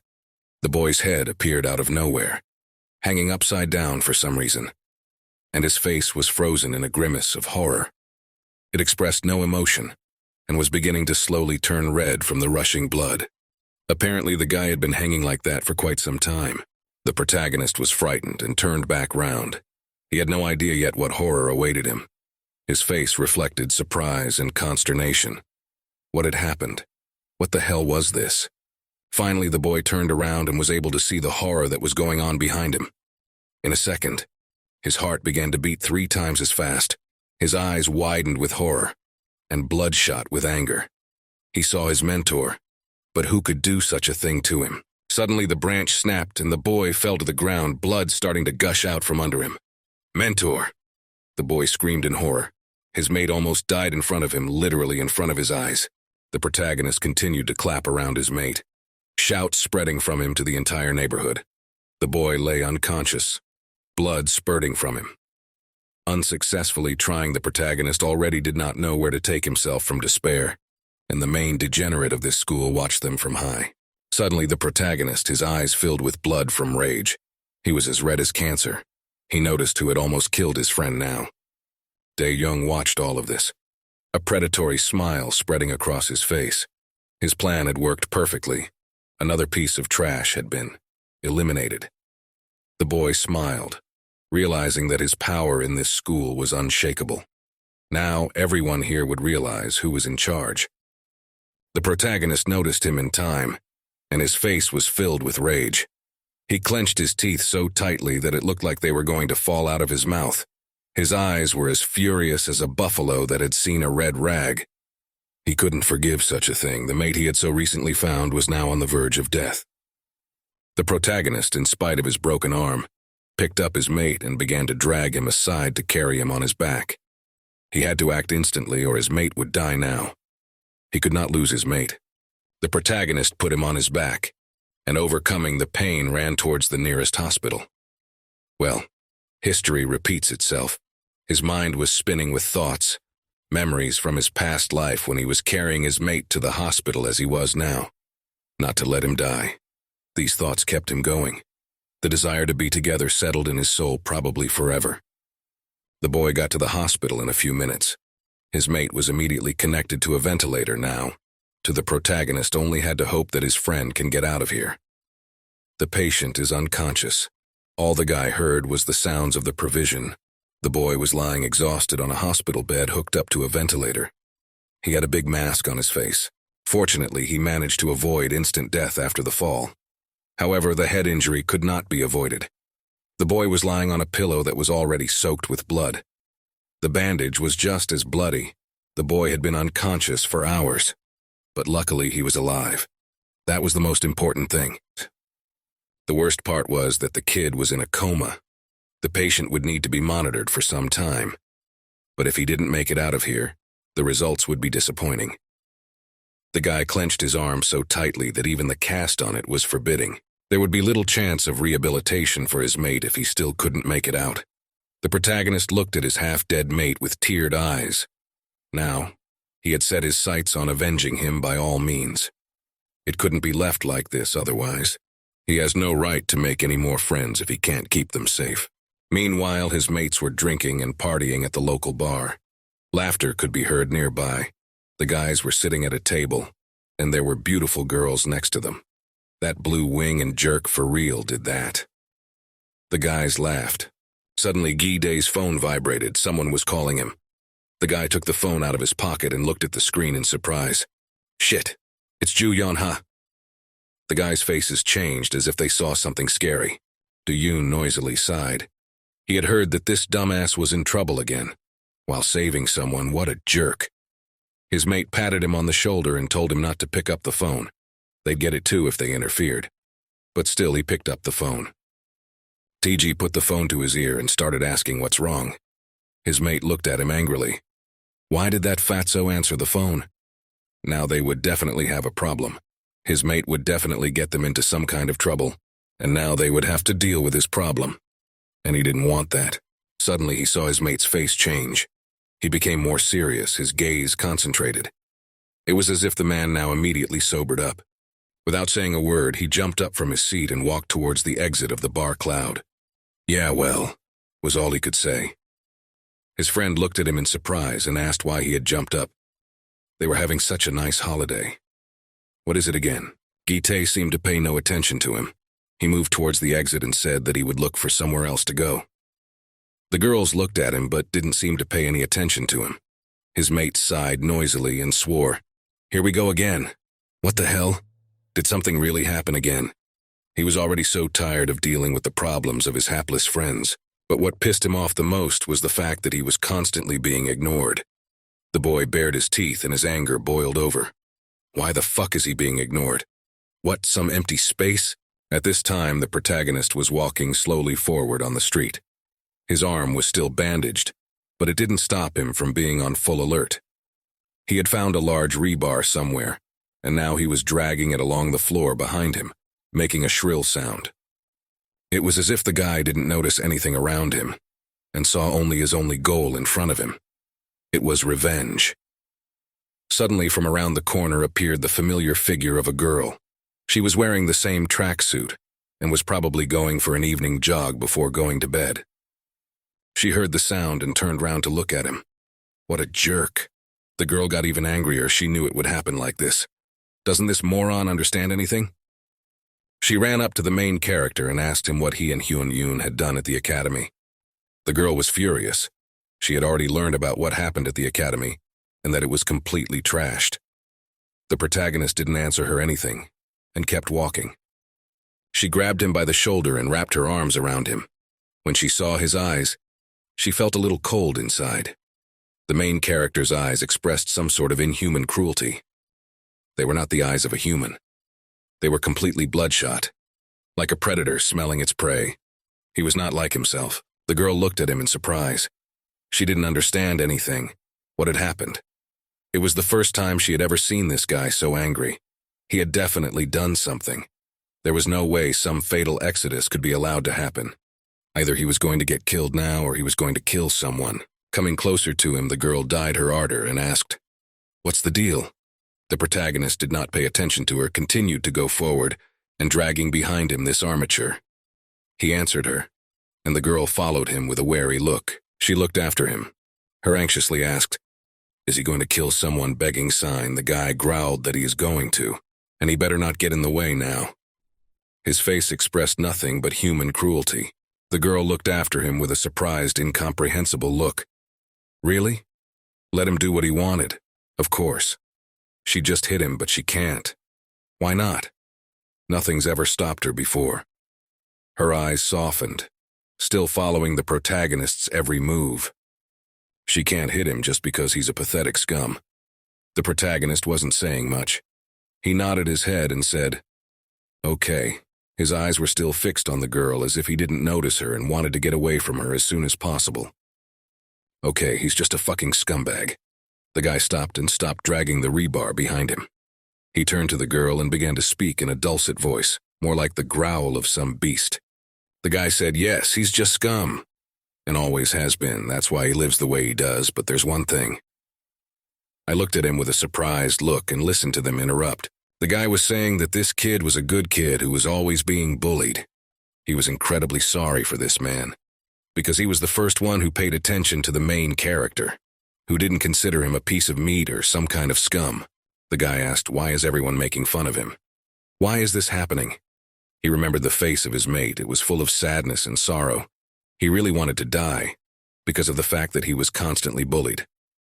Indeed, it was not life, but a real hell. A nightmare to be avoided. He remembered that moment when they were sitting peacefully and talking to each other like true friends. He had felt so good in that moment. This was the first person who had paid him ordinary human attention. But that guy couldn't take it anymore. He screamed at the top of his throat. There was a mixture of anger, rage, resentment, and pain. Why the hell? Why didn't she train him? The guy couldn't control himself anymore. He was so filled with rage that he let out a deafening scream. He dropped the rebar and kept screaming. He realized that the girl didn't want to take it. Fuck it. But she could teach him how to fight. And the guy just couldn't remember himself from anger. He didn't know what to do. He was ready to tear the girl to shreds for such attitude to people. He got close to her and screamed. The guy was breathing heavily like a wounded buffalo his face turned completely red, but the girl did not express any emotion. She fumed extra and also looked more closely at the lad. What was he up to? The girl still didn't understand anything. What is he talking about now? What's this all about? The guy couldn't take it anymore and said, "At Gyumgang Hospital, second building, room number." He said it like he was a soldier. "Hyun-yoon is there right now, and if she doesn't believe it, let her go and see for herself." As soon as the girl heard this, her face instantly changed, as if she had just heard something horrible. Her voice trembled. The protagonist continued to rage. He looked straight into the girl's eyes. He's just a kid who wanted to get stronger to protect himself. What did he do wrong? What the fuck did he do wrong? The guy looked at the girl like an enemy he hated with all his heart. He tossed the rebar aside and walked to the opposite block. The girl looked at him without saying a word. He understood nothing. What in the world is wrong with this world? The guy was looking somewhere to the side. He really didn't feel like talking to the girl. What did she want? The girl was silent. Without saying a word, she looked at the protagonist with a surprised and wary look and understanding of the situation. However, to say nothing she could not. Perhaps pride prevented. The guy quickly walked in the opposite direction. Suddenly, in his pocket vibrated mobile phone and played an annoying tune. The guy stopped and started frying in his trousers. Quickly finding the mobile phone in his trousers, he pulled it out and looked at the screen. It was Lee Gi-dae calling. The guy put the mobile phone to his ear and asked just one question. "Did you find it?" On the other side, he heard an affirmative answer. "I found it." What the guy heard there made his heart skip a beat. It was that freak's voice. His eyes widened. Fear set in. He couldn't believe this was happening. Not again. Dae-jin sat on his friend's immobilized body and held his stun gun in his hands. Standing next to him were a few dozen more of his charges. This fat of means is so large that it can be seen from afar. The protagonist's mate. His whole body was riddled with wounds. There was blood on his face, so he must have been really hurt. The bastard said they were in a building under construction in Gyeomgang Park, and they were going to have a feast. Let the protagonist come and eat the leftovers. The man said the last words with great disdain. The same predatory smile appeared on his face at that moment. After that, the degenerate threw the phone in the opposite direction, after which it fell to the floor and broke into several pieces. That's it. The phone didn't work anymore. A short beep was heard on the other side. Gi-dae was lying unconscious, staring with lifeless eyes in front of him. The freak leaned over and said that the bastard was a quiet guy. At that time, he liked him much better. Since when had he changed? The man hesitated, and a small chuckle erupted. The guy leaned in front of him and laughed again. He couldn't believe that he was stronger now, and was now trying to chase him. What a funny thing to say. He had the smile of a true demon on his face. No obstacles existed for this man. He was just destroying them. The guy turned to the poor guy lying on the ground, tears flowing from his eyes. Bloody tears. His whole face was shattered. Basically, the guy was either dead or unconscious. He hadn't made it. He had been found quicker, and now his life was in great danger. The guy dropped the armature from his hands and clutched the phone with tremendous force that it even forbade. Now, his soul was an unbearable rage. The girl stood behind him and continued to stare after him. Her fists were also clenched. Apparently, she too was incredibly angry at this moment. What a bunch of freaks. The guy clenched his teeth in impotent anger. The most frustrating thing is that he could not help his friends now. They became victims one by one. The protagonist stood and just could not do anything. He was weak. He had no allies in this battle. However, right now, he had nothing to lose. He picked up the iron rebar again and dragged it behind him forwards, shouted out to him. The boy did not seem to be distracted at all from his occupation. I did not pay any attention to her. The girl looked at him and said that it didn't matter how angry he was at that moment. If he wants to kill someone, let him not be a scum like them. The boy stopped for a second, anger glittering in his eyes. He wasn't listening to anyone at all right now.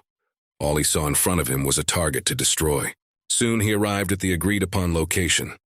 With heavy steps he climbed up the stairs, continuing to drag the rebar behind him, which made a piercing sound every time the guy climbed another step. He didn't even worry about being heard. Around the corners were the offspring who had prepared their sticks to catch the boy unawares. Against all of them, he would not be able to stand. Besides, he had a broken arm. As soon as the boy came extremely close, all the people standing there rushed towards him waving their sticks. Now, he didn't stand a chance. Either he would fight or die. However, the outcome of the battle was not yet decided. The guy didn't put up a block and the powerful rebar struck, making a loud sound. His eyes were bloodshot to the point that he looked like a demon. His eyes opened even wider, anger glittering in them. At that moment, the guy turned into a real beast that was ready to devour anyone who got in his way. He looked at his opponents and saw real meat. These freaks should die here and now. They are not destined to live on this planet if they are so low. In one sharp move, the main character threw one of the freaks aside and he went flying. The blow was so strong that the guy blacked out almost immediately. The rest of the guys stopped and watched in horror as their mate flew straight to the ground. After flying a few meters, the body of the freak fell with a loud sound. He was knocked out. With one blow, he was knocked out. The guys watched in horror. None of them understood what kind of demon had possessed this man. The protagonist didn't say anything, but just looked at his opponents as a piece of living meat. He swung his foot and aimed at the bastard's head. At the same time, the main degenerate was also stomping on his friend. He treated him like cattle. Even worse. He knew it wasn't going to be that easy. Did the protagonist know that? He stood in the middle and literally mocked everything the protagonist cared about. He was stomping on his friend's feet like it was some kind of rug they usually put under the door. Now the main character's was at the center of everything. He was standing there, introducing everyone with his frenzied gaze. His eyes were completely drenched in blood. And behind him there were already a number of freaks, who were also armed with clubs. The circle gradually began to shrink, and after a few minutes the protagonist was already completely surrounded by henchmen. As soon as a dog starts attacking a man, he is shot down. The creep's voice sounded ringing. It fits the rules. It's imprinted in their minds and passed down in their genes. The guy looked at him with a squint in his eyes, however. Some dogs try to go against nature. Therefore, they get beaten up over and over again by humans. As soon as there would be one team, all the humans at once rushed at the protagonist waving their batons. They were ready to kill him here and now as soon as their bosses ordered. The guy already felt nothing. He felt no pain. His arm phenomenally healed, his eyes glowing red like a demon's. Not stopping scum from speaking? How could one do that? This world is rotten to the core. These degenerates allow themselves to treat people like this. Dae-jin placed a stun gun on his shoulder and looked at the protagonist like he was trash. Several of his subordinates stood beside him. They're just a bunch of degenerates. They think they can command people just because they're stronger. The protagonist has memories of saving his friends from certain death, of losing his friends while these degenerates were bullying them. And here again, his mate that he had so recently had now also suffered because of him. He was in a coma, and now his life hung in the balance. The boy remembered running, holding his mate in his arms. It was back in the distant high school. And now history was repeating itself again. He couldn't let that happen. It's his mistake, and he's gonna fix it, even if he's being dragged through the mud. The boy grasped his weapon and pointed it forward. Now he had no choice. There was no other choice but revenge. Even if he was considered a monster, he would destroy everyone. His eyes lit up with fire. He was like a predator that was cornered. He didn't hesitate. The guy gave one crushing blow to one of the henchmen, and he immediately boiled to the floor. There was a real massacre going on all around. He was alone against several dozen. In addition, his arm was broken, but he still did not give up. The blow thundered with renewed force. The rebar landed right on the head of one of the freaks, and a mighty crunch was heard. His nose was broken. The guy was surrounded by these freaks. They were pouncing on him with renewed vigor. It seemed as if their numbers were increasing on the contrary. Enemies were everywhere. He had to hold firm. The guy put his plastered arm forward, and the rebar hit it with great force. There was a cracking sound, and the guy's arm was pierced with pain. Shit, how many of them there were after all. The guy grimaced in pain, but the adrenaline had done its job, and now he was like a killing machine. He looked at his main opponent, and he was sure that this degenerate would move until he was done. He's hoping his horde can win. Well, if you can't take his strength, he'll take it by stealth. Guy dodged another attack, and one of them flew past, swinging his armory. Well, then he had no other choice. The guy jumped up and pushed himself away from one of the freaks. He looked at him with a frightened look, but still there was nothing he could do. The guy jumped up so high and swung his rebar to finally end the freak once and for all. but the guy didn't even budge. He kept watching the protagonist fly at him, waving his weapon. The guy swung around and brought the rebar down with all his might. It hovered, cutting through the air. However, it all happened very quickly. He heard the freak's voice. What a shame. The guy opened his eyes. Did it really not work out? Dae-jin put out his stun gun, thus blocking the blow. The guy smiled and prepared to smash his opponent into the wall. No one would dare to doubt him anymore. He swung and with great force kicked the main character right in the stomach. He didn't have time to react, and flew off to the other side, screaming in pain. The blow was so hard that the boy's breath was cut off. He flew high up. The shock was strong, and the boy in a few seconds found himself in the air, flying straight into the crowd of angry people ready to tear him to shreds.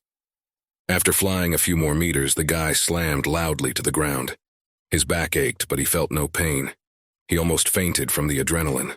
His weapon slipped out of his hands. There were quite a few people crowded around as he over, scattering them left and right and telling them to just merge like that. They started laughing around. Well, this scum is now helpless. It won't be a problem to straighten him out. The guys began to cluster around him, overhanging him like a roof. They all had rebar in their hands. Before the protagonist knew it, a barrage of blows fell on his head. The rebar hit him right in the head. His eyes went black, but he had to hold on. The blows and blows came one after another, but the protagonists tried to hold on.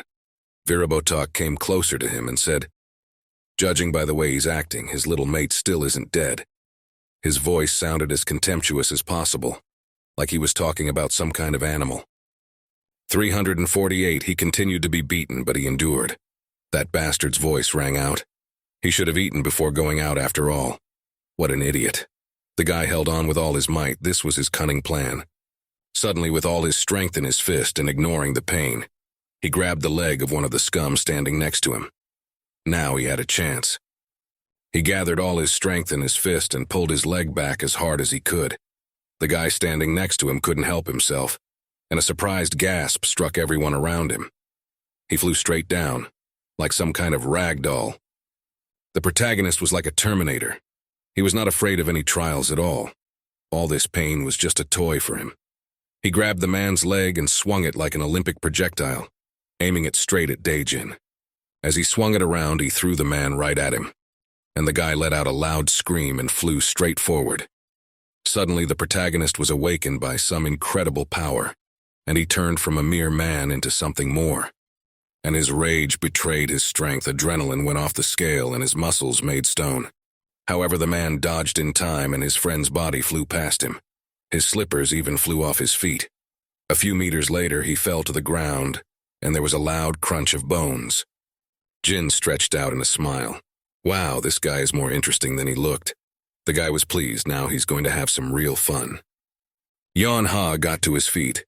From this angle, he looked as threatening as possible. He wasn't afraid of the pain of anything around him. He wasn't scared of the many people who wanted to kill him. For a moment, there was silence.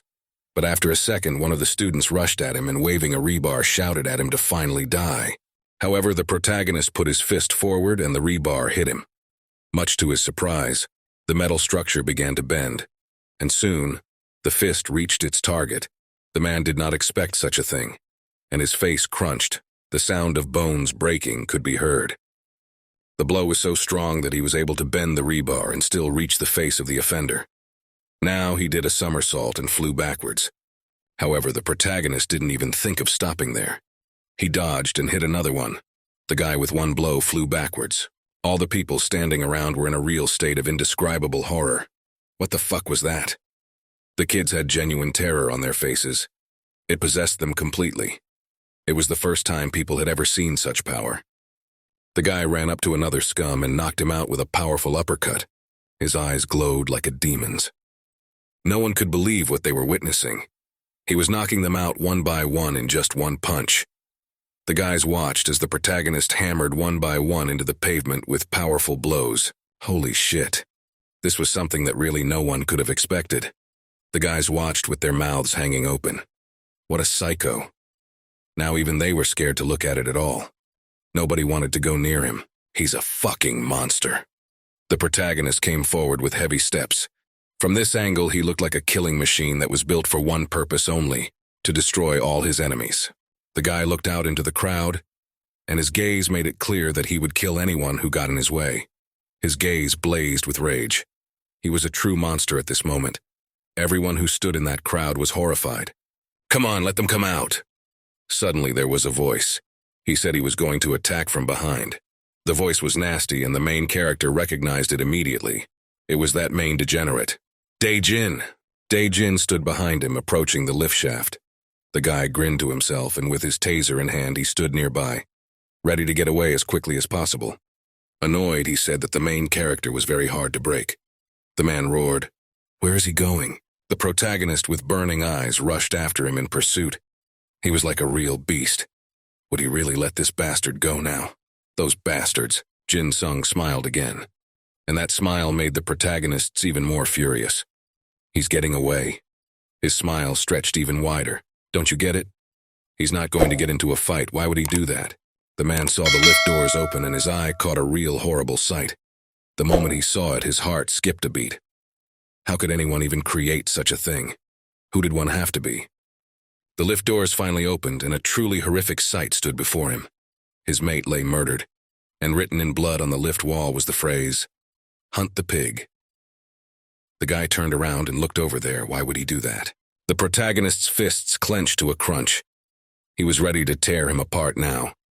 Except this creep was incredibly slippery. He was so angry that he didn't look like a human anymore. He's a complete degenerate. The guy didn't know where to put his anger, which overflowed his body from head to toe. Jin smiled and told him to think twice. He doesn't realize that the more he resists, the more he ruins everything around him, ? Because what happened to his friend is just a consequence of his actions.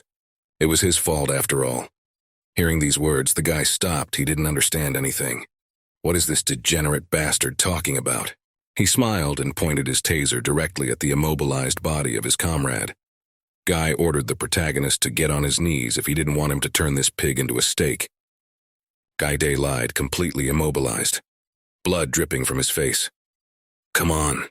The guy wouldn't relent. He was incredibly eager to have his head bowed down in front of him. The protagonist realized that he had no choice now. He wanted to save his mate's life, and he had to kneel down. If he lost another mate, he wouldn't forgive himself. Jin took the fat man's head in his hands and clapped his hands together. Great. Why couldn't he be so obedient before? For starters, he should do something else. Return the favor to his boys. The silhouettes of the others were already beginning to loom over him, coming closer and closer, waving their sticks at him. And then, as if at the behest of a conductor, they swung their bats and began to drop them on the protagonist one by one. The blows came one after another. The pain was really hellish. How dare he go against their brother? The guys were beating the protagonist half to death, but he just cringed at the blows.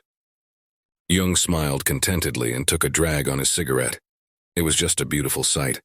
He was incredibly happy that he was finally able to break this monkey. Eventually, the beating ended, and the protagonist, completely bloodied and exhausted, continued to sit on his knees. He lowered his head and didn't even raise his gaze. He didn't feel like living right now. The outcast approached him step by step and looked up at him. He only saw him as prey. Now he would kill him, and this guy would never dare to come near him again. Everyone would be afraid of him. Jin knelt down and began to speak in a measured voice. If the protagonist wants this to be over so his six doesn't die there in the hospital. He leaned over to the protagonist and looked into his soul with his nasty eyes. The man averted his eyes, disgusted by the very realization that he was next to this bastard. Would you be so kind as to do something? His voice sounded sly, like a fox's. The guy continued to sneer. He said that the main character is the most interesting person in the whole school. So if he moves under him, he'll make sure he always has money, power, and women. The guy smiled as if mocking the protagonist. They'll be able to crush everyone and make their school the best in the world. He's also the kind of person who believes that strength is the best way to solve problems after all. The protagonist lowered his head. It was true. He was completely right. Apparently, the protagonist was also once like that. However, the guy continued to sit silently in front of him and stared at the floor in front of him. Jin looked in front of him, still waiting for an answer. That was right for high school students.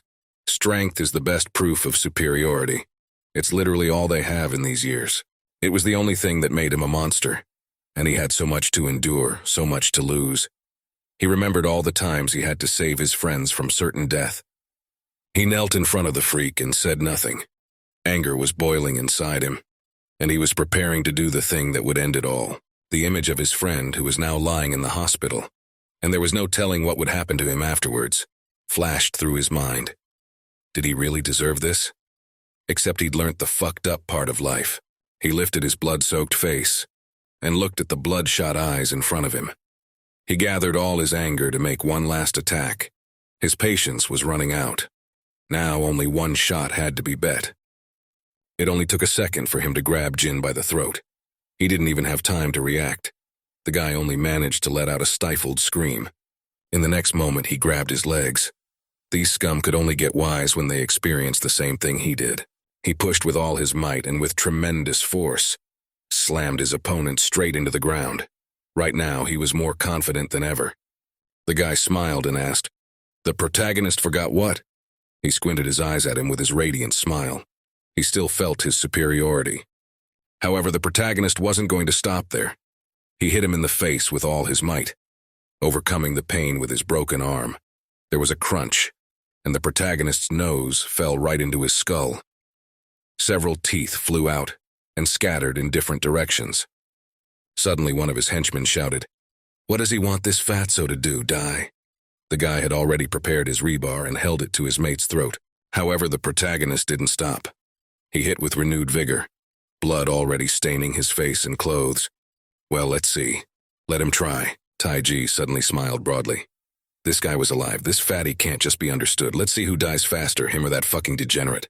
The protagonist swung his plastered arm again and aimed the full force of his punch right at his opponent. He just lay there, unable to even move. His whole body was numb from the force. What the fuck is going on? How the hell do I stop him? The protagonist knew no mercy. He looked at him with eyes full of rage like a rabid beast. He's going to finish him off. Still, this degenerate didn't switch off and held the protagonist's arm with his hands. Is he crazy? Let him look back. The protagonist was so engrossed that he didn't notice that another degenerate had crept up behind him and was already bringing his rebar over his head to finish him off once and for all. The blow went straight to his head, and now sparks would fall from his eyes. The protagonist didn't expect that, and all he could do was groan. Taking advantage of the moment, the guy intercepted his arm and immediately threw him to the floor. Then he stood up and pressed his feet directly to the floor. The main character couldn't move. The blow was really strong. His arm twisted to the other side. The guy felt unbearable pain. The initiative was intercepted. Now to get out of this grip will be very difficult. He grabbed his taser and prepared to deal with the protagonist once and for all. It's just a creature to be exterminated. Now no one could stop him from doing so. Charging his stun gun to full power, he brought it to the protagonist's throat. He will kill him. This man will never live again. What a fucker. He grabbed the protagonist's face and began to squeeze his throat harder and harder. What? What's going on? Let's see who dies the fastest, that bastard. He won't even live for an hour. Jin's face was stained with his own blood, and he looked at his opponent like a living puppet. Are you softening up already? Where's all his strength and vigor?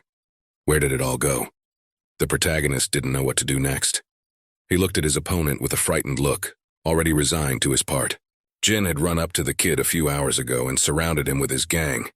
He seems to be friends with the protagonist, begging sign. He presented machete to the kid right to his throat. The kid couldn't remember himself from fear.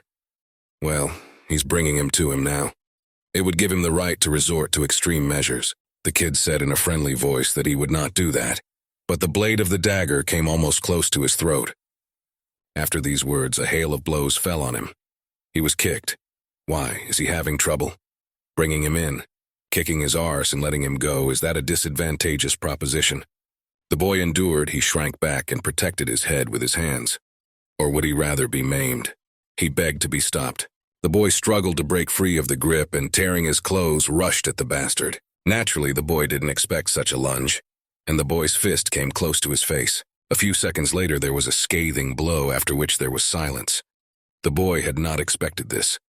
This weakling, who can't even stand up for himself, suddenly thinks he's a hero. What does he think of himself? He opened his eyes, and in those eyes was the thirst for death. What did he just do? His voice was as quiet as possible. He felt that this kid was going to be the end of him. He had given him a choice, so why not use it? The boy had quickly knocked out his opponent and was now dragging him by the hair somewhere in the distance. Naturally, there was nothing the boy could do. He was physically very weak.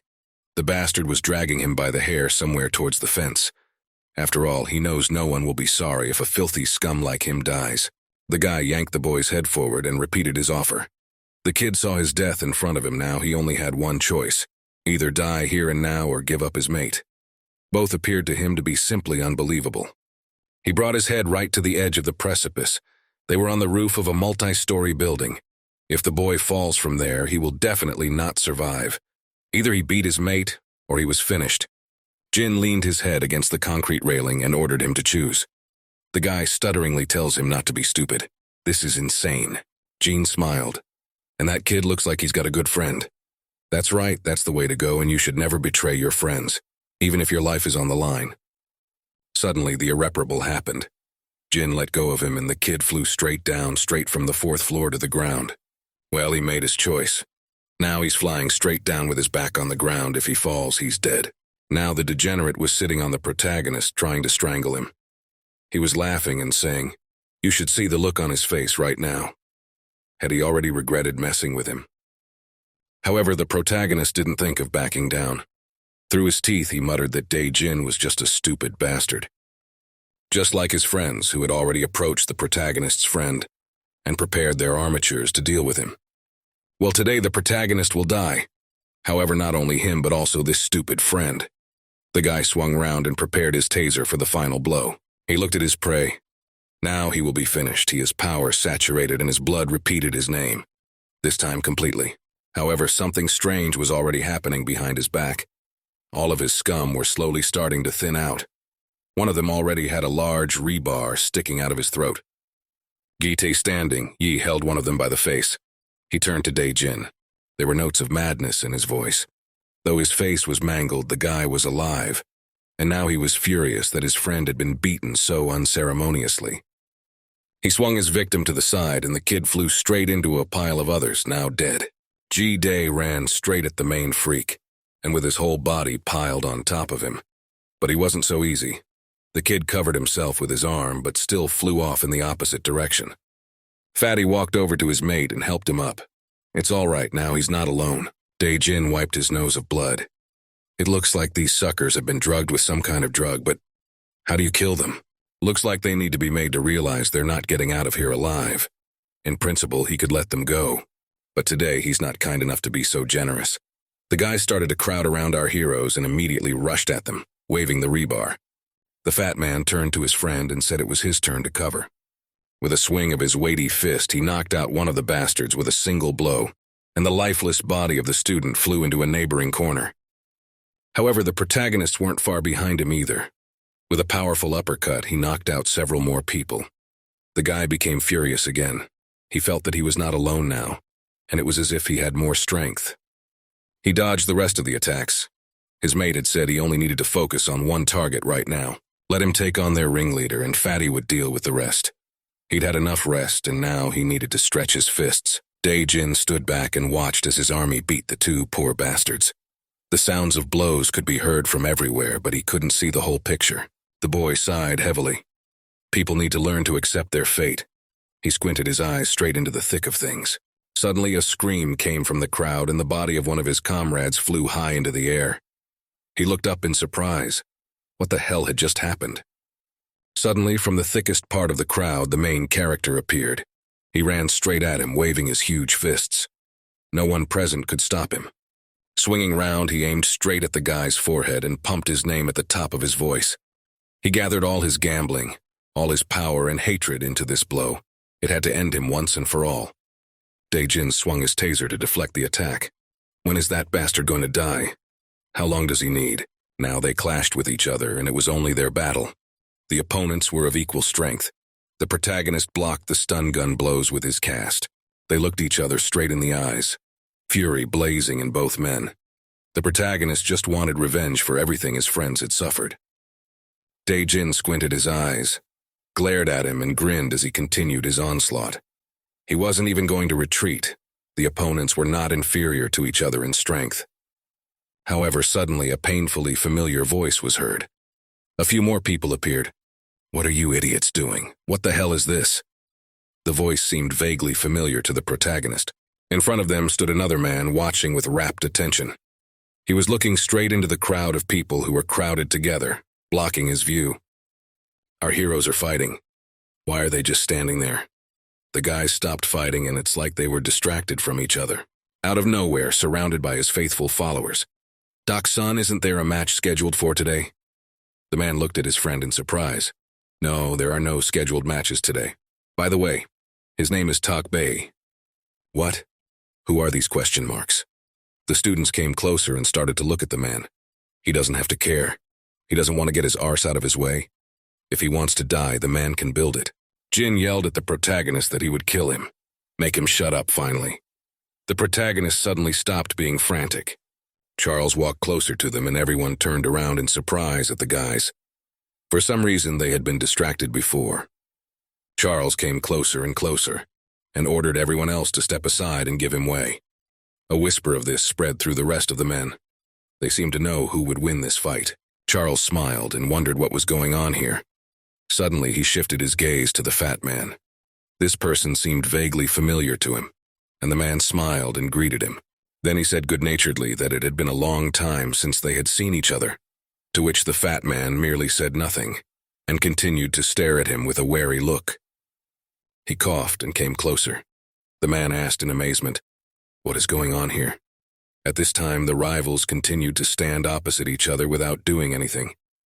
Charles still didn't understand. Why did they choose to fight today? But BTW, great shots. He folded his fingers into the semblance of a camera. Do they look good? He looked at the fighters who were locked in battle and who didn't even realize what was going on. That's impossible. They're 500 points apart. They have a rule. Today, however, was a special day, and they could throw them off.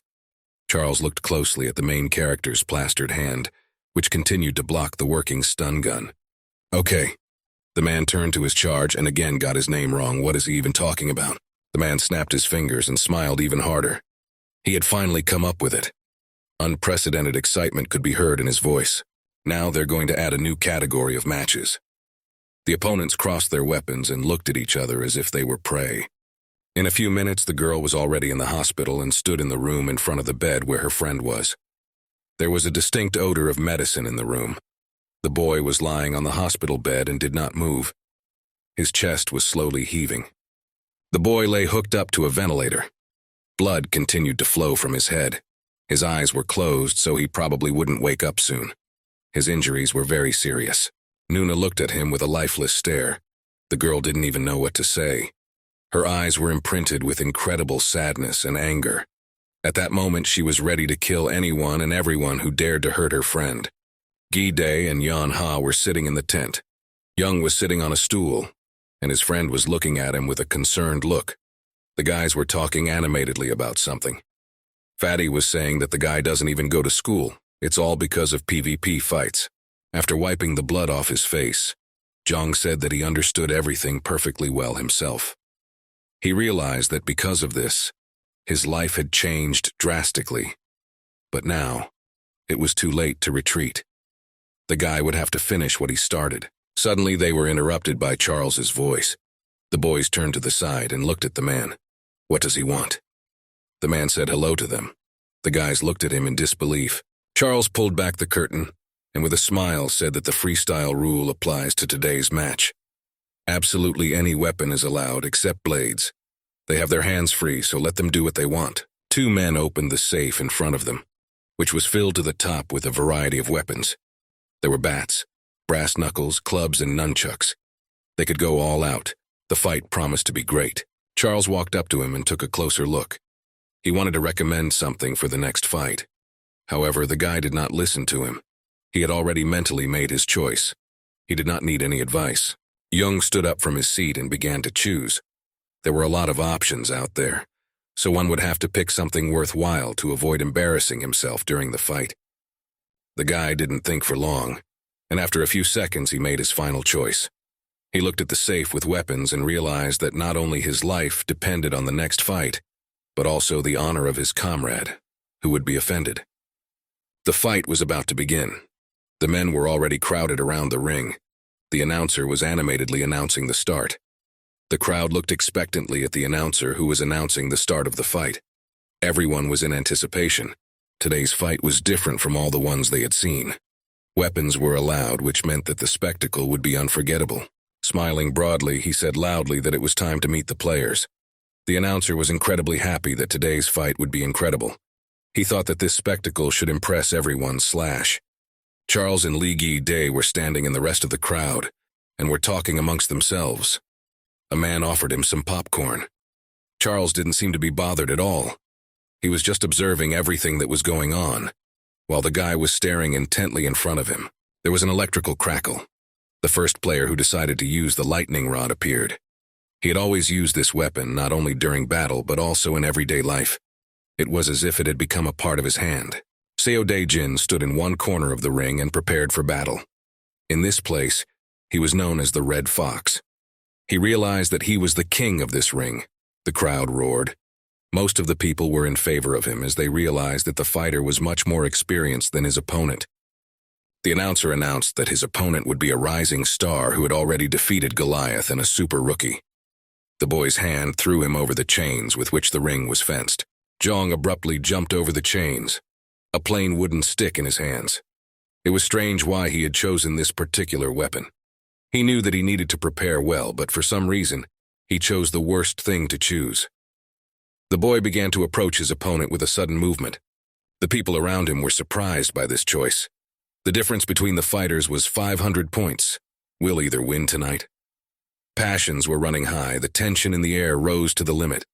The opponents had too big a difference in points, so it would take a good effort to defeat such an experienced fighter as the Red Fox.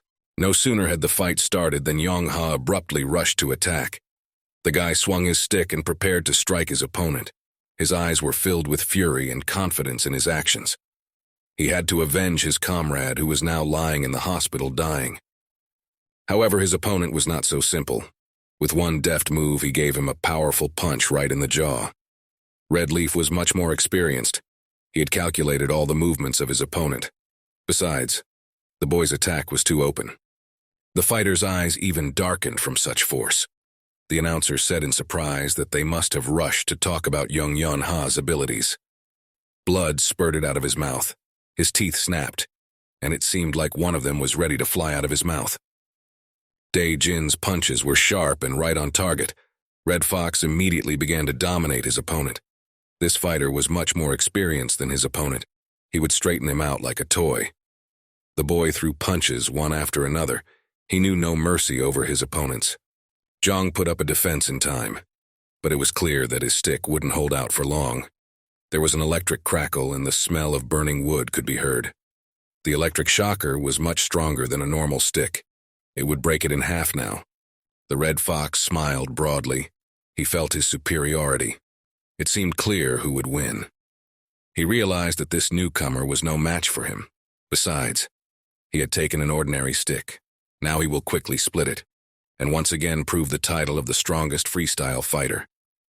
Young noticed at the last moment that his opponent's shoe was coming towards his face. The guy naturally did not have time to react, and was horrified to realize that he was about to be hit by a powerful blow right in the face. The guy didn't even make any attempt to dodge. There was a thud and Yong-ha's head snapped back, almost losing consciousness. Blood spurted out again. It seemed like a few teeth had come out of the boy's mouth. The blow was incredibly powerful.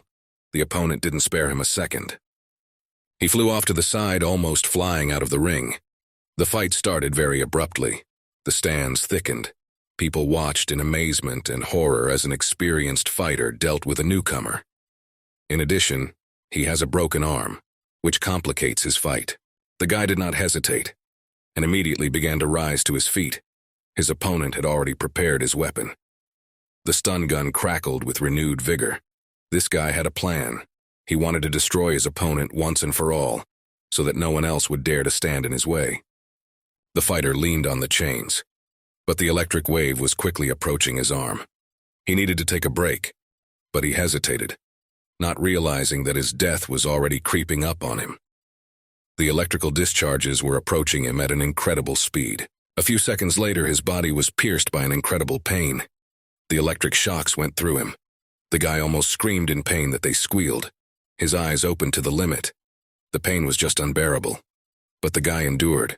Daejin, smiling, looked at him and asked, "Is he ready to give up? Or does he want to continue?" Redface wanted to end this as soon as possible. This newcomer was too brazen. He would destroy him now, and that would be the end of it. Besides, after the incident with the school, he wanted revenge. Yanha gritted his teeth in incredible pain. The audience admired the Red Fox's skill. They realized that the experienced fighter now had a huge superiority. The guy wasn't going to give up. It wasn't that simple. Still, the guy couldn't stand it and jumped away from the chains, completely soaked in electricity. He had to get out of here and counterattack. He'd endured all that pain, but how long would he last? He doesn't look like he's going to give up, even though he's clearly outmatched by his opponent. He swung his stick and prepared to strike. The guy attacked openly, not even thinking about what he might get in return. He swung his stick with all his might and lunged furiously at his opponent. Red Fox reacted in time and swung his stick with his foot. He easily anticipated all the movements of his opponent, and his blows were quick and accurate. Now it was not difficult for him to deal with this newcomer. Jung clearly did not expect such a turn. The stick broke into 2 pieces with a crack. Now he had no weapon. It took the guy a second to realize that his situation had become many times more complicated. His opponent was much faster and stronger. Besides, the weapon was gone. Daejin had already approached his opponent and prepared his stun gun for the next strike. Did he really think he could stand up to him? The Red Fox smiled. He was taking immense pleasure in realizing that he was completely dominating this ring. The newcomer didn't have long to live. Another second, and Young Ha's body was once again pierced by a powerful electric discharge.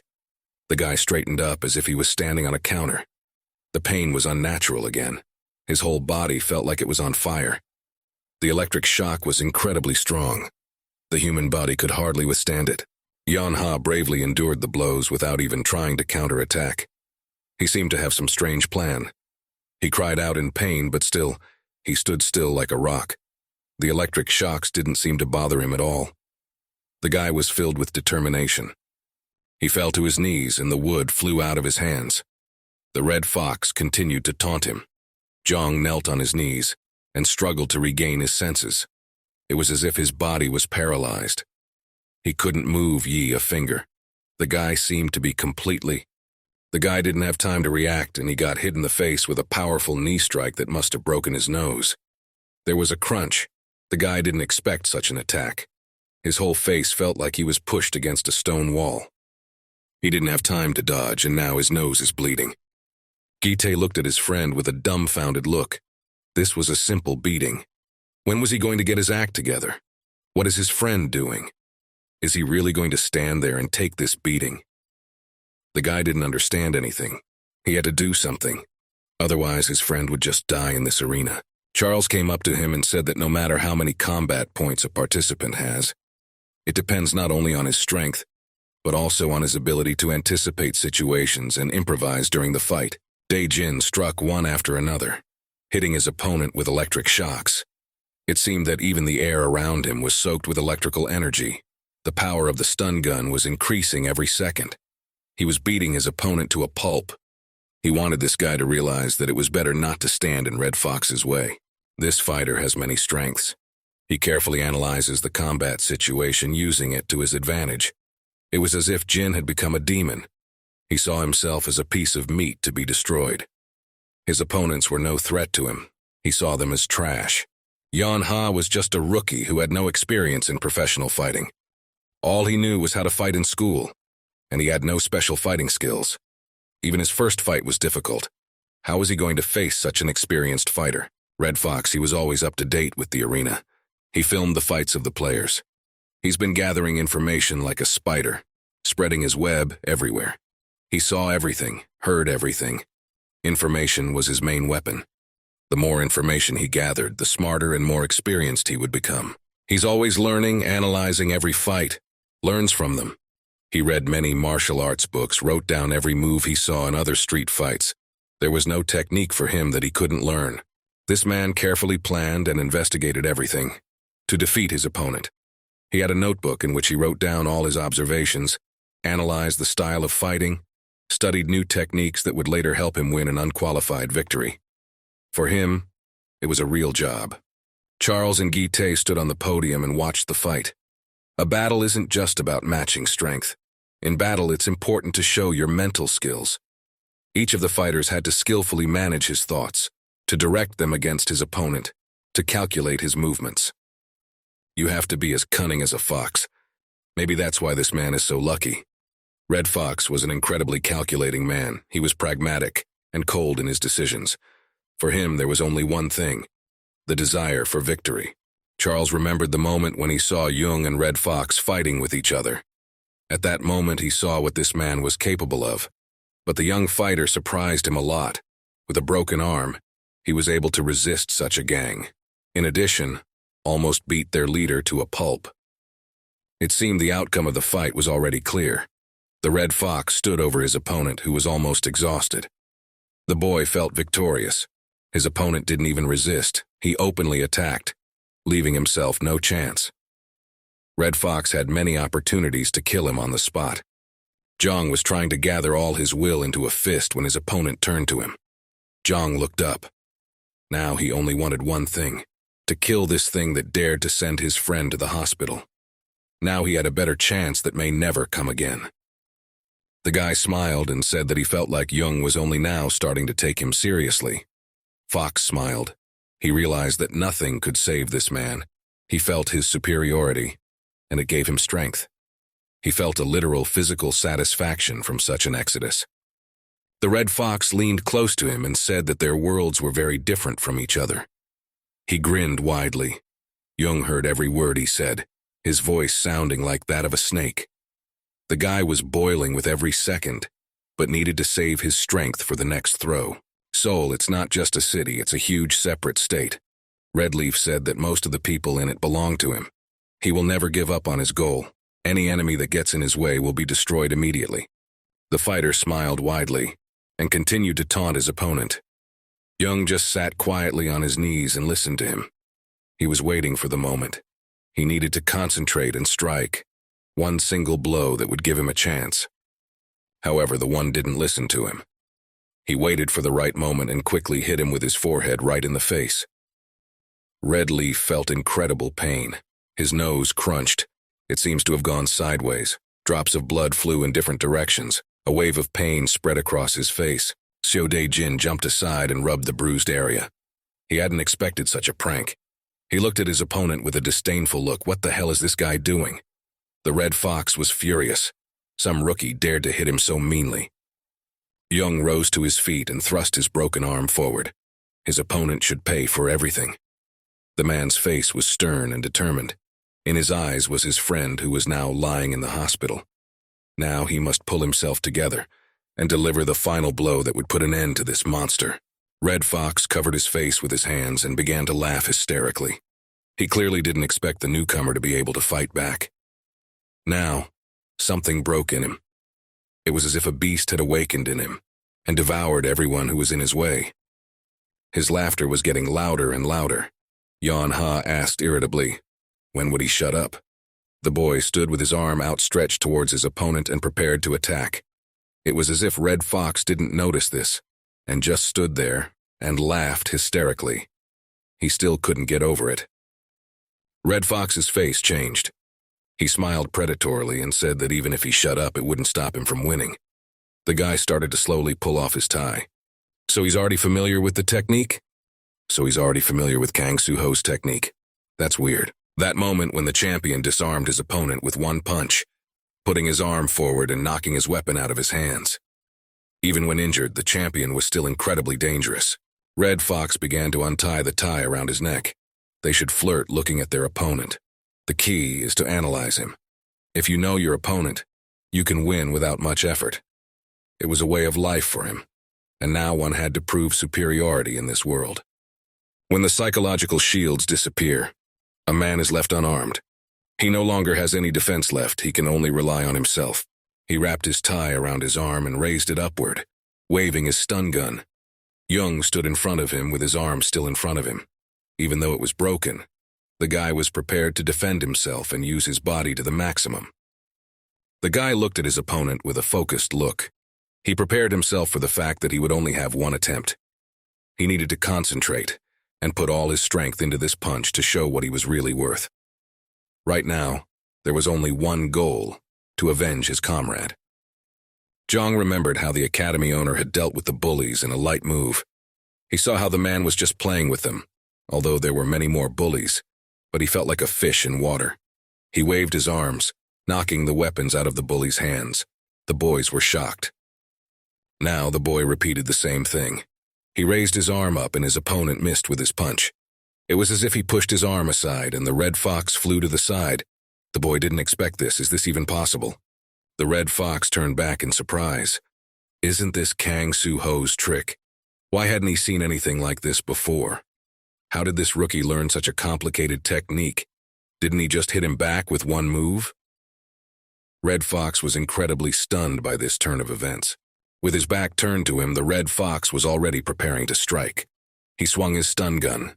His opponent had no reaction to his approach now. He just had to deliver the final crushing blow and the fight would be won. His arm raised high up. The stun gun crackled. The boy remembered all of the academy headmaster's movements during his fight with the bullies. Remembered how he moved easily and didn't even pay attention to the attacks of his opponents. It was just a game to him, and he was still drinking beer on the go. He remembered how the man turned sharply towards his opponent at the last moment. He moved like a ballerina. Despite his intoxication, the man was magnificent. His movements were incredibly graceful and effortless, as if he had been practicing them all his life. Now he did the same. Red Fox looked at him in surprise. How was that even possible? The guy opened his mouth in surprise. His opponent was looking him straight in the eyes with his predator gaze. Such a thing was simply unimaginable. Jong's powerful punch had already hit his opponent right in the jaws. There was no way the guy could react. It was a surprise that his opponent didn't have time to calculate. Now, he looked forward with a frightened look. His fist was already approaching his jaw.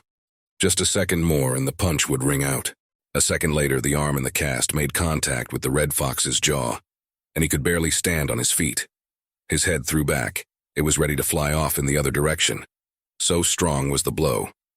The cast was also very hard, so the impact was amplified several times more. He clearly hadn't expected such a reaction. Everything in his head seemed to flip upside down. He only had time to look at his opponent with a surprised look. A stream of blood flew out of his mouth, mixed with a few teeth. His jaw snapped and seemed to fly out of its place. Jung already felt his strength. Now his opponent was disarmed. It was as if the predator had gotten a taste of blood. Now he had no intention of retreating. The guy gritted his teeth and once again rushed forward to attack. The only thing left was to finish this bastard off. When he first appeared with his weapon in front of the others, they only laughed. No one believed that this stick could resist such an experienced fighter. They all thought that the guy was just kidding them. However, the guy had his own plan. He doesn't care about that. It's not a weapon, it's just a temporary shield. He didn't care about them. He had a plan. And if he stuck to it, the guy definitely had the upper hand. The only weapon he believes in is his fist. His hand was already flying downwards straight towards the Red Fox's head. The fighter looked up in surprise. The last thing he saw was a huge fist coming straight at his forehead. The Red Fox was horrified. He didn't expect to be fooled so sneakily. And then there was a powerful punch. Seo Dae-jin literally flew into the ground, his body seemingly about to break the ring. Everything inside him turned upside down. The case seemed to weaken at that moment. The guy hit the floor, and his opponent started pushing him harder and harder. From hitting him so hard, Jung seemed to have broken his nose. The announcer was shocked. There was no point in continuing the fight any further. Blood spurted, a wet crunch sounded, and a wave of new pain spread across the Red Fox's face. Ava's nose went straight into his skull. The Red Fox wasn't about to give up. He swung around and gave his opponent a leg kick. He had to rehabilitate himself somehow, or this newcomer would kill him. The guy started jumping up from his seat, swinging his legs. He had just regained consciousness and was starting to counterattack. Jong was ready for it, but tensed his whole body to hold back the blows. He realized that he shouldn't underestimate this man. because he could easily kill him. Soon he rose to his feet and wiped the blood from his face. Dae-jin was furious. His body was beginning to ache, and for the first time in his life he felt that someone had managed to knock him to the floor of the ring. His voice became more angry. Jong put his arm out in front of him, ready for another throw. The guy was prepared that his opponent would not give up so easily. He had to do his best to keep winning this fight. His eyes were filled with determination. His opponent was furious. He was ready to rip that arm off him. Lightning began to swirl around him. He was like some kind of electric demon who gathered all his strength to crush his enemies one by one. Red Fox was ready to kill anyone who dared to doubt his power. This was the first time the spectators had seen something like this from the Red Fox. The boy pushed himself off and began his run-up. His legs were moving at an extraordinary speed. The guy was gaining speed with every second. His throw was going to be a rush. He ran a powerful charge of electricity through his weapon, preparing to finish off his opponent. It was as if the guy started to draw energy from the air. His stun gun was working at full power. Now, this discharge would kill anyone who touched it. Swinging around, he started throwing punches, but his opponent dodged each one with incredible speed. It was as if Young had turned into lightning. He moved with incredible speed, and his opponent couldn't even hit him with his weapon. Red Fox swung his stun gun, but it was all useless. With a smile standing in the stands, Charles watched the fight. The Red Fox seemed to look at his opponent from a different perspective. The man was incredibly happy with this outcome. The fight was incredibly interesting. Next to him stood Gi Tae and watched everything that was going on. Guy was very worried about his comrade, however, continued to watch. He completely trusted his weapon, keeping his distance between his opponent. Redleaf moved very fast, relying completely on the electrical discharges of his taser. Yong Ha was not inferior to him in strength. It was as if he had been reborn and had become a completely different person.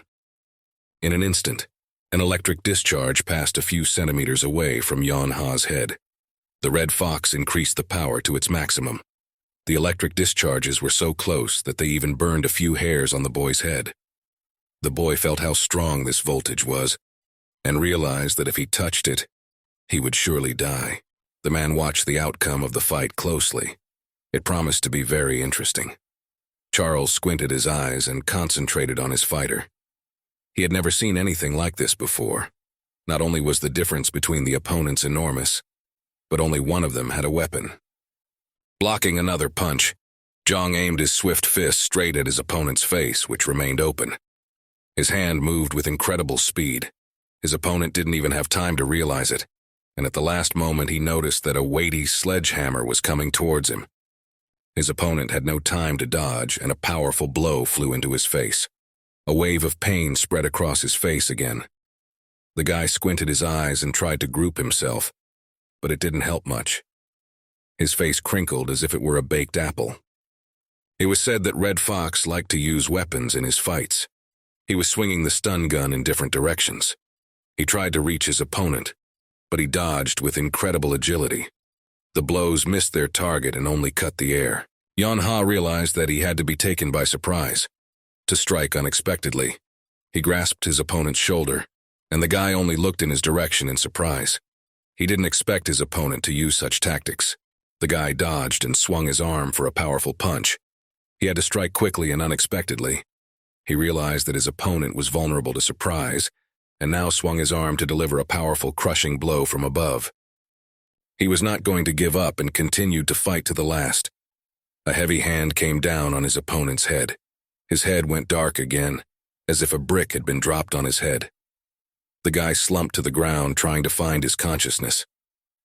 Red Fox fell to his knees from such force and bent in half. The commentator couldn't believe it. The king of this arena was now on his knees. The crowd was in shock. The man who had been considered invincible until now was now kneeling in front of a rookie, and there was nothing he could do about it. Red Fox bent in half.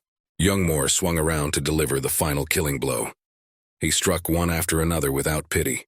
All he saw in front of him was an enemy that needed to be destroyed. The guy was furious. His opponent was confused. He took a pack of cigarettes out of his pocket and threw it right in the face of his opponent. It was necessary to distract him somehow, to use a distraction so that Red Fox would have some chance to win. Now he decided to use dirty tricks. It was a perfect distraction. As Jung hesitated, a pack of cigarettes hit him in the face. The tobacco got into his open eyes, and now the guy couldn't see well. The burning started. The guy still kept his eyes open. Dae-jin, at this time, had already prepared his stun gun. The electric stick was already a few centimeters away from Jung's neck. He looked at the weapon and didn't know what to do. He didn't have a chance to dodge. The opponent was too fast. He had to act now. The guy grouped himself and tensed all his muscles. The Red Fox already realized that victory was his. Now he's gonna kill him.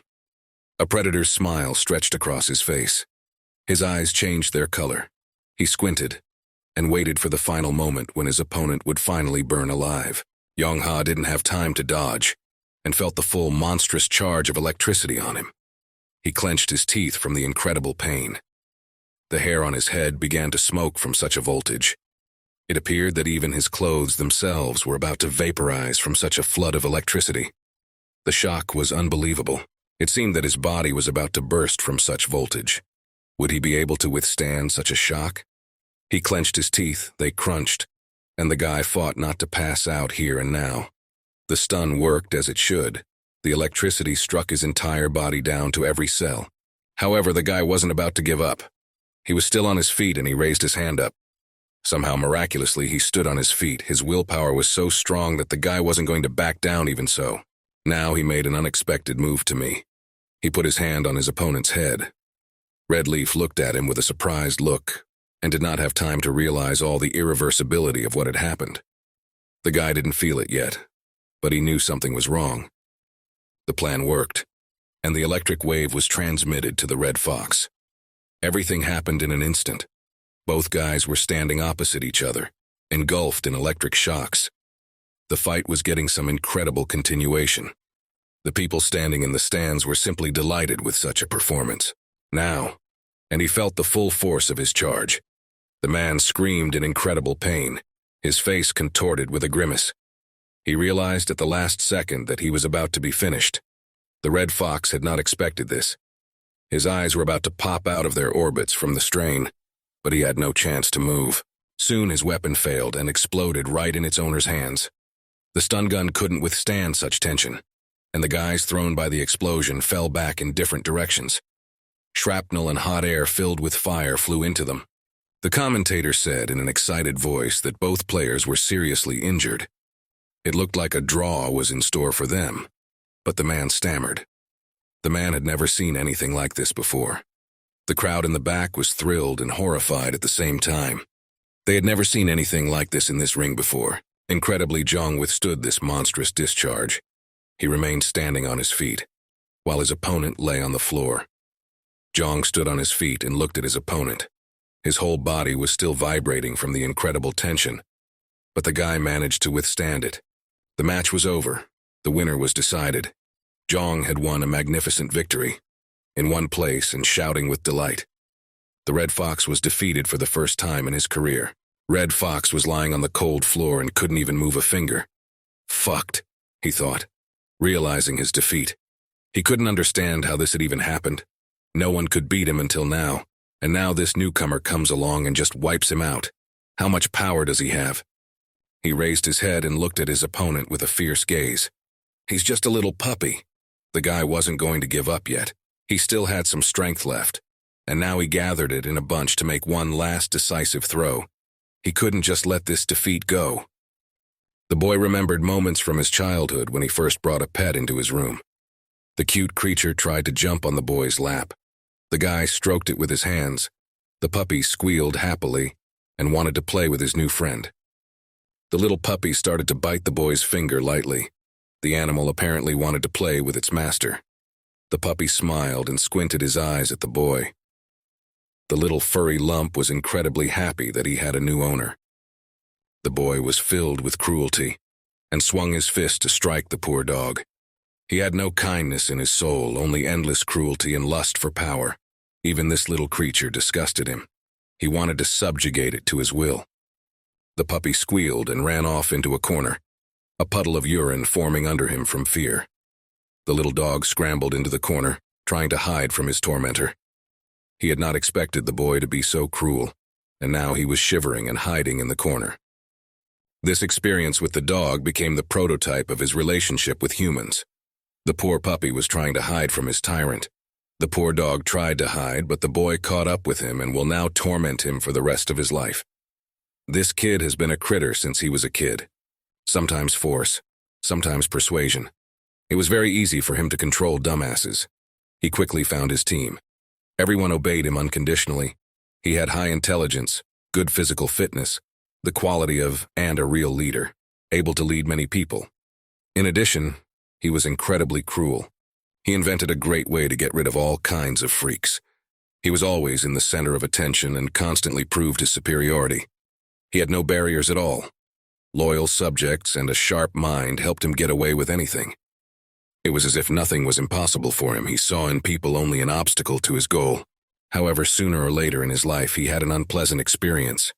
He was treated like garbage at that moment. It was as if something broke inside him. He was confronted with something he had not dealt with until now. He had met people much worse than him. But one would have to go through this experience with clenched teeth. One had to endure the bullying, endure the insults and insults. He gave me the appearance of bravely bearing all these burdens on himself. No one even knew about it. It was the most humiliating feeling he'd ever experienced. So he decided to climb to the top of the food chain, where no one could insult or offend him. His childhood complex stayed with him, even though the boy had grown up and become an adult. His goal was to become the strongest man in the capital, and to take revenge on those scum who insulted him. Revenge overwhelmed him, as if he clouded his vision with this revenge through which he drew his strength. The guy didn't stop at anything. He sacrificed people for his cause. However, because of one freak who dared to stand in his way, who somehow managed to defeat him by defaming his honor, who mocked him so brazenly, using his techniques against himself, who for some reason was incredibly strong and tough. His body seemed to be made of steel. No attack could break him. What's wrong with this man? Why is he so strong? Even in death, he doesn't give up and doesn't let go of his hand. It's as if he is impossible to break. All his plans were literally falling apart before his eyes, making him furious. All that he had achieved with such difficulty, what he had achieved by disregarding his principles, by sacrificing people, was now crumbling like a house of cards. Red Fox gripped his stun gun even tighter. He grasped the handle in the firm belief that now he would kill this brat who dared to question his power. He began to pound the stun gun straight into the ground in a rage, spewing curses from his mouth. He was incredibly angry primarily at his opponent who dared to dishonor him in front of the public. He clung to every opportunity to somehow regain his superiority. The audience was shocked. It was the first time they had ever seen such a spectacular spectacle. They were shocked that the king of this ring had managed to be brought to his knees. They pulled their eyes out and watched in amazement as the events unfolded. It resembled a real drama. Jung just stood there and silently watched this hysteria. He was already a winner. He had done everything he needed to do. Now all he had to do was wait for the moment. He was already a winner, but he still realized that his opponent wouldn't give up so easily. The guy was expecting some kind of setup. The Red Fox seemed to go crazy. He grabbed the broken stun gun and screamed that he would kill anyone who got in his way. He was shocked that he was dared to be thrown off his throne. Now he would use any method to regain his lost honor. He lunged straight at his opponent, thrusting his weapon forward.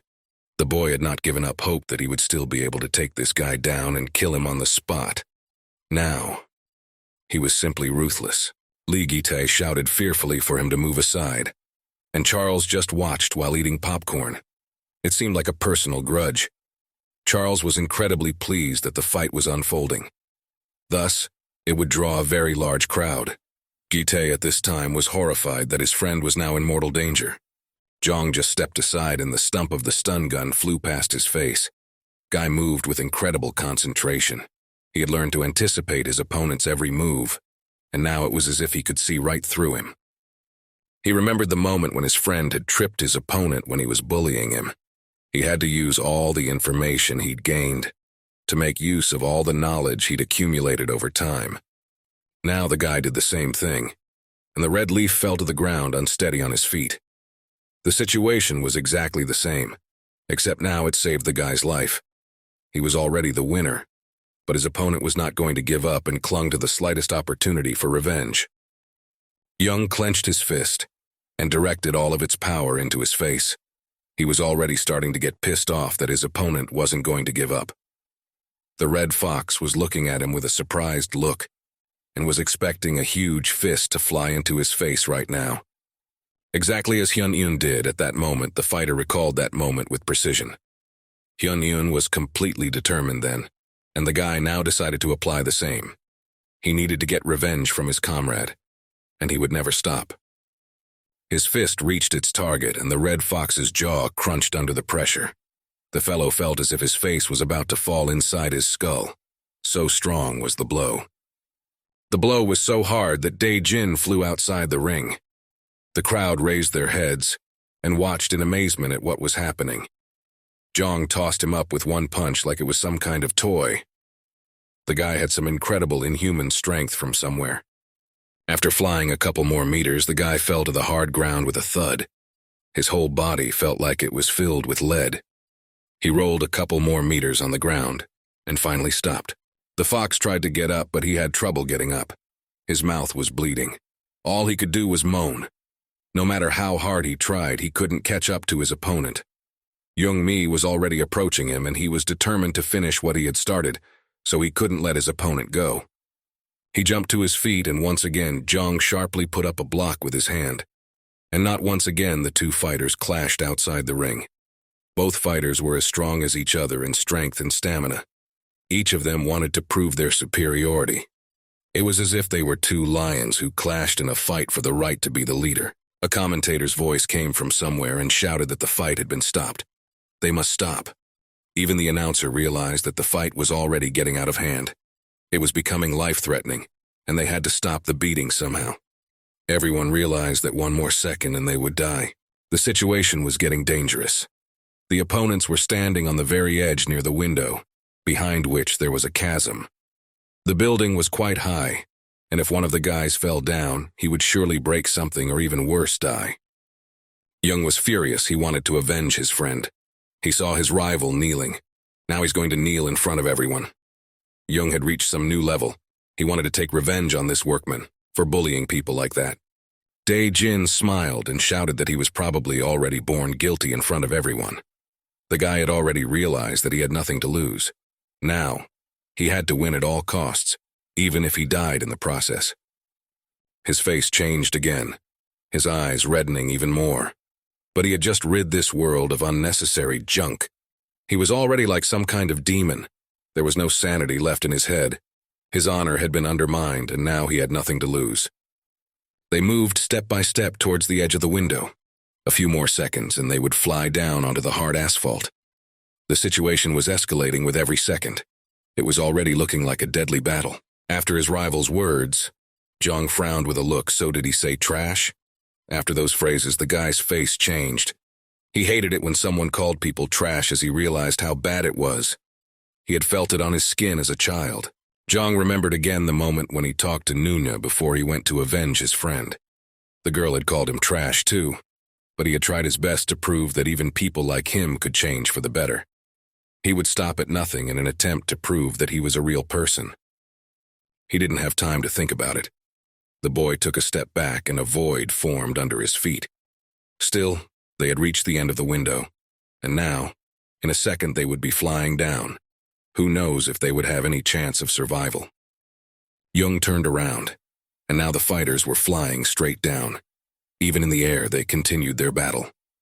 Red Fox realized too late that they were now flying down from a multi-story building. All this time, the girl sat by Hyun-eun's bedside with her head bowed, trying not to cry. The girl hoped with all her might that her friend could make it out of here. She couldn't believe that this boy who just wanted to protect himself would die like this. Suddenly, a pulse line appeared on the life support machine, and there was a beeping sound. The pulse line that appeared there gave her a vague hope that everything might be all right after all. It was as if the girl came to her senses and saw the boy's hand begin to move slowly. She looked up, and at first she couldn't believe what she was seeing. Her friend had come to life after all. Nuna continued to stare at his hand, which began to move slowly. Her eyes widened with surprise and joy. She didn't immediately realize what had happened. Did everything really work out? A flame of hope lit up in her soul. At this time, the fighters were flying straight down to their deaths. None of them planned to retreat until the very end. Even though they were heading towards their deaths, even in the air, they continued their fight. Young was filled with rage. He swung his broken arm to strike his opponent even in flight. Jung possessed just some incredible stamina and strength. It was as if his body was made of steel that even the strongest blows wouldn't be able to pierce through. His punch was so strong that the Red Fox's face was literally deformed. The fighter was terrified. He pulled his eyes out and looked at his opponent one last time. Those eyes reflected the horror of realizing that his life was about to be cut short. They flew downward, gradually gaining speed, the shards of broken glass flying with them. Both fighters were exhausted to the limit. They, with their bodies a small canopy, and continued their fall. Neither of them seemed to even pay attention to the fact that now they would probably die. The red forest was already barely breathing. The asphalt was only a few meters away. It seems the Red Fox was already unconscious. Jung held him and guided his body right onto the asphalt to at least cushion his fall. Once again, a heavy fist came down on his bloody face. There was a wet crunch. He wouldn't stop hitting his opponent, even though he was already passed out. The guy wanted to finish what he had started. It was as if he had lost all his remaining humanity for the time being. After a few seconds, their fall ended and the guys fell on solid ground. They scattered in different directions. Each of them had very serious injuries. Now we could only hope that at least one of them could survive. A stunned crowd looked down at them from above, not expecting such a turn of events. They watched in horror as the two fighters were now lying on the hard ground. Li Jitae stood with them and looked at his comrade with a frightened look. A silence hung for a second. The guy realized that it was simply unrealistic to survive after such a thing. Would his comrade really die like this? A legion of goosebumps ran down his back. The two fighters lay on the ground. One could only hope that they had survived. So far, neither of them were showing any signs of life. They were like two corpses. The announcer said in his manner that it was a double knockout. The commentator's voice was shaking. He himself had not expected this turn of events. The crowd in the background was horrified. People wanted to know what the outcome of the fight was. However, who had won today? People began to whisper amongst themselves, and Gitae ran to help his comrade. He had to hurry. Time was running out. He ran like a madman, and he was down in a few seconds. The guys were lying on the ground. Both of them were unconscious. Jung woke up first and groaned. His whole body ached. He could feel literally every bone. It felt like every bone in his body was broken. Overcoming the pain, the guy tried to get up. His whole body felt like it was numb. His opponent continued to lie unconscious. He didn't seem to survive such a blow. He clenched his hand and leaned over his opponent, ready to finish him off after all. Even though he was near death himself, he was still trying to finish the job. The guy was acting on instinct. However, Li Jitae came up in time and stopped his comrade's hand. He held his hand and said that was the end of it. The guy had won anyway. Jung didn't fully understand everything that had happened yet. The fighter's face was completely covered in blood. He had now won. The announcer shouted that today's winner was Jung Yan Ha. The fighter closed his eyes and tried to comprehend what was happening. Yes, he had won, but his body was no longer obeying him with each passing second. The lifeless body of the Red Fox remained lying on the hard asphalt. His eyes turned white. It looked like the guy had died. Indeed, after such a blow, not everyone would have the chance to survive. They had fallen from a multi-story building after all. Li Jitae helped his friend up, and supporting him under his arms, led him away from the place. It was finally over. The guy had won, and now he needed urgent medical attention. His body was getting weaker by the minute, and he collapsed like a soft toy. Gitae said that his friend had survived by a miracle. He might as well have died like this. What on earth is he doing? Jung was unable to say anything. Gitae was very worried about his friend because he had put himself through an inhuman ordeal. We had to get him to the hospital. From the last of his strength opening his mouth, the guy said that he was fine. His voice was so quiet that his friend had to tilt his head to hear what he was saying. The boy's lips moved with difficulty. Looking at his friend with a tired look, he said he had to go see Hyun-yoon. His whole body was covered with blood, and it was already caked, but he was still somehow able to stand. Soon the guys arrived at the hospital.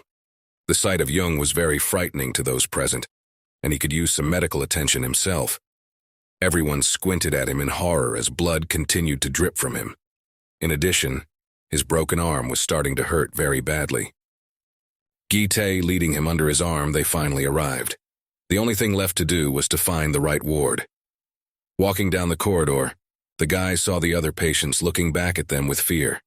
Naturally, everyone would react that way if they saw a man in such a state. Soon they entered a small room. It was ward number. Jong continued to lean on his friend's shoulder but still tried to somehow move his legs on his own. From what he saw, Jong opened his eyes wide.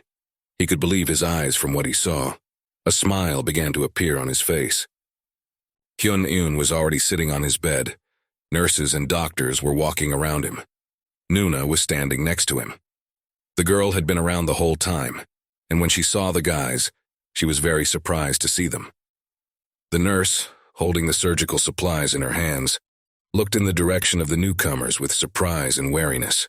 Hyun-yoon looked at his friend with surprise and joy. Nuna was standing next to him, looking very tired. Naturally, the girl had been sitting by her friend's side all night and looking out to make sure nothing bad happened. Hyung started to ask his friend how he was feeling. Young just smiled and said he was fine. He's strong after all. A wide smile continued to spread across his face. He was incredibly pleased with himself, and the fact that his friend was finally okay. After saying that, the guy finally passed out from exhaustion. His body finally collapsed, and Gi-tae held him down even harder so that the guy wouldn't finally collapse to the ground. He fell to his knees, and Gi-tae tried to support him. Everyone around him became worried. It was unclear what had happened to him, but he had a depressing look. Now doctors were already rushing around him. He needed emergency hospitalization. The fighter's eyes went dark. The images began to blur. The last thing he heard were the voices of the doctors, and Nuna, who ran up to him and tried to bring him to his senses. The Indian stood and celebrated his victory. His opponent lay unconscious. He raised his arms high and screamed like a beast. The main event was about to take place. Charles was approached by a man with glasses, who said that the last fight had been fatal for both fighters. The man's voice was worried, but Charles didn't seem to care. He didn't care at all. The main event was to be the Battle of Kings. The crowd roared. Everyone was in anticipation of the grand spectacle. The battles in this arena never stopped. It was always full of people who wanted to watch the bloody spectacle. Out of 5 players, the last survivor would be the winner. The opponents were the Dirty Rat and Tiggy Duck. The rat smiled a wide, crazy smile. He was already anticipating an imminent victory. Each of the fighters was confident of their victory. Other than that, there was a slippery shark and a golden mad dog. They looked at their opponents with disdainful gazes. The golden mad dog had a smile on his face. He was completely confident in his abilities. The last contestant was the scarred one. A white mask was worn on his face. He stood in front of the ring. The only one of all was completely calm. The guy didn't say a word and silently prepared for battle. Scarred was noticeably behind on points. The whole 5 were in the ring. They stood and glared at each other. Each of them was ready to tear his opponent to pieces. Well, that's when the fight would begin. They looked at each other and studied each fighter. They needed to know what was to be dealt with.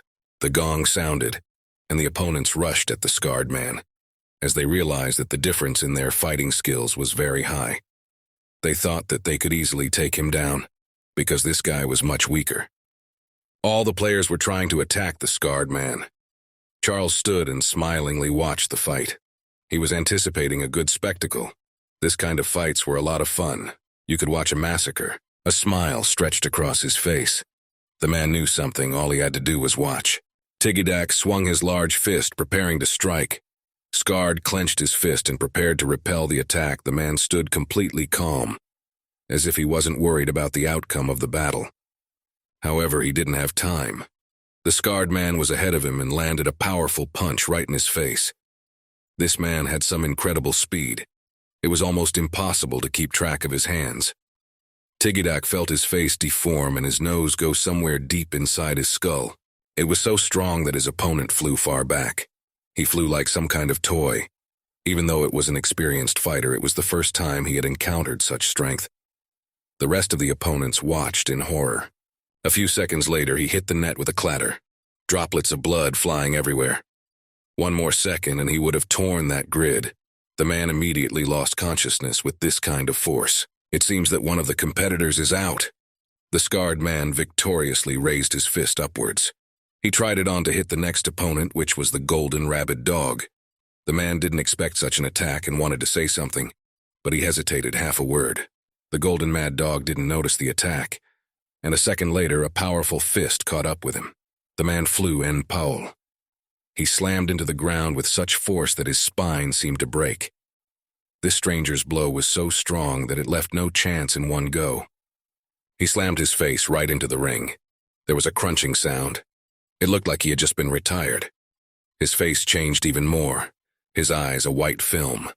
His nose finally broke, splattering pools of blood all over the ring. Next in line was the slippery shark. The scarred one's powerful leg came down with great force right on his face. Once again there was a wet crunch. The face of the next fighter was disfigured by the powerful blow. The shark had not expected this, and had only to lie down and suffer his defeat. The last opponent started pounding the cage in terror, begging to be let out. He was saying that this man was just a monster. With all his might, the man tried to break free, while the scarred man slowly approached him from behind like some maniac. The man turned around fearfully, preparing himself for his fate. He wouldn't have time to do anything anyway. His eyes reflected incredible horror. It was the first time he had met such a strong opponent. He would never be able to cope with him. He could only pray that he would stay alive. He didn't have time to do anything as his opponent grabbed him by the head and pinned him against the cage. His hand grasped the man's hair and pressed him harder and harder into the cage. The blow was incredibly brutal. There were drops of blood on the cage, and the fighter's face was deformed. His hand grasped the man's hair, pushing him harder and harder into the cage. There was almost nothing left of his face. The man had passed out from such a painful shock. That was an incredible match. The commentator was a little shocked at what was happening. The man was even a little scared. It was the first time he had ever seen such a man who was able to deal with so many experienced fighters in a few dozen seconds. This man is definitely incredible. The outcome of the fight was hard to believe.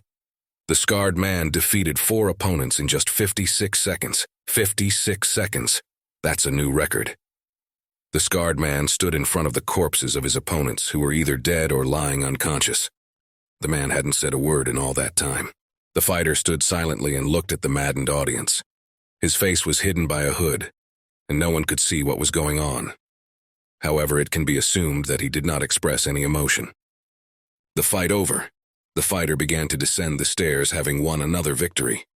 It was common for him to kill his opponents in the ring. His heavy footsteps echoed throughout the hall, even drowning out the screams of the crowd. They'd had a few matches already. It was a good idea after all. He was happy with the outcome. The man was delighted with such a performance. He had not often seen such colorful fights, where one man could take out several fighters in such a short time. The fighter walked past him with a quick stride. Charles said he was very talented. Not many people could be found with such strength nowadays. The scarred man only nodded his head. The fighter didn't even seem to be paying attention to him.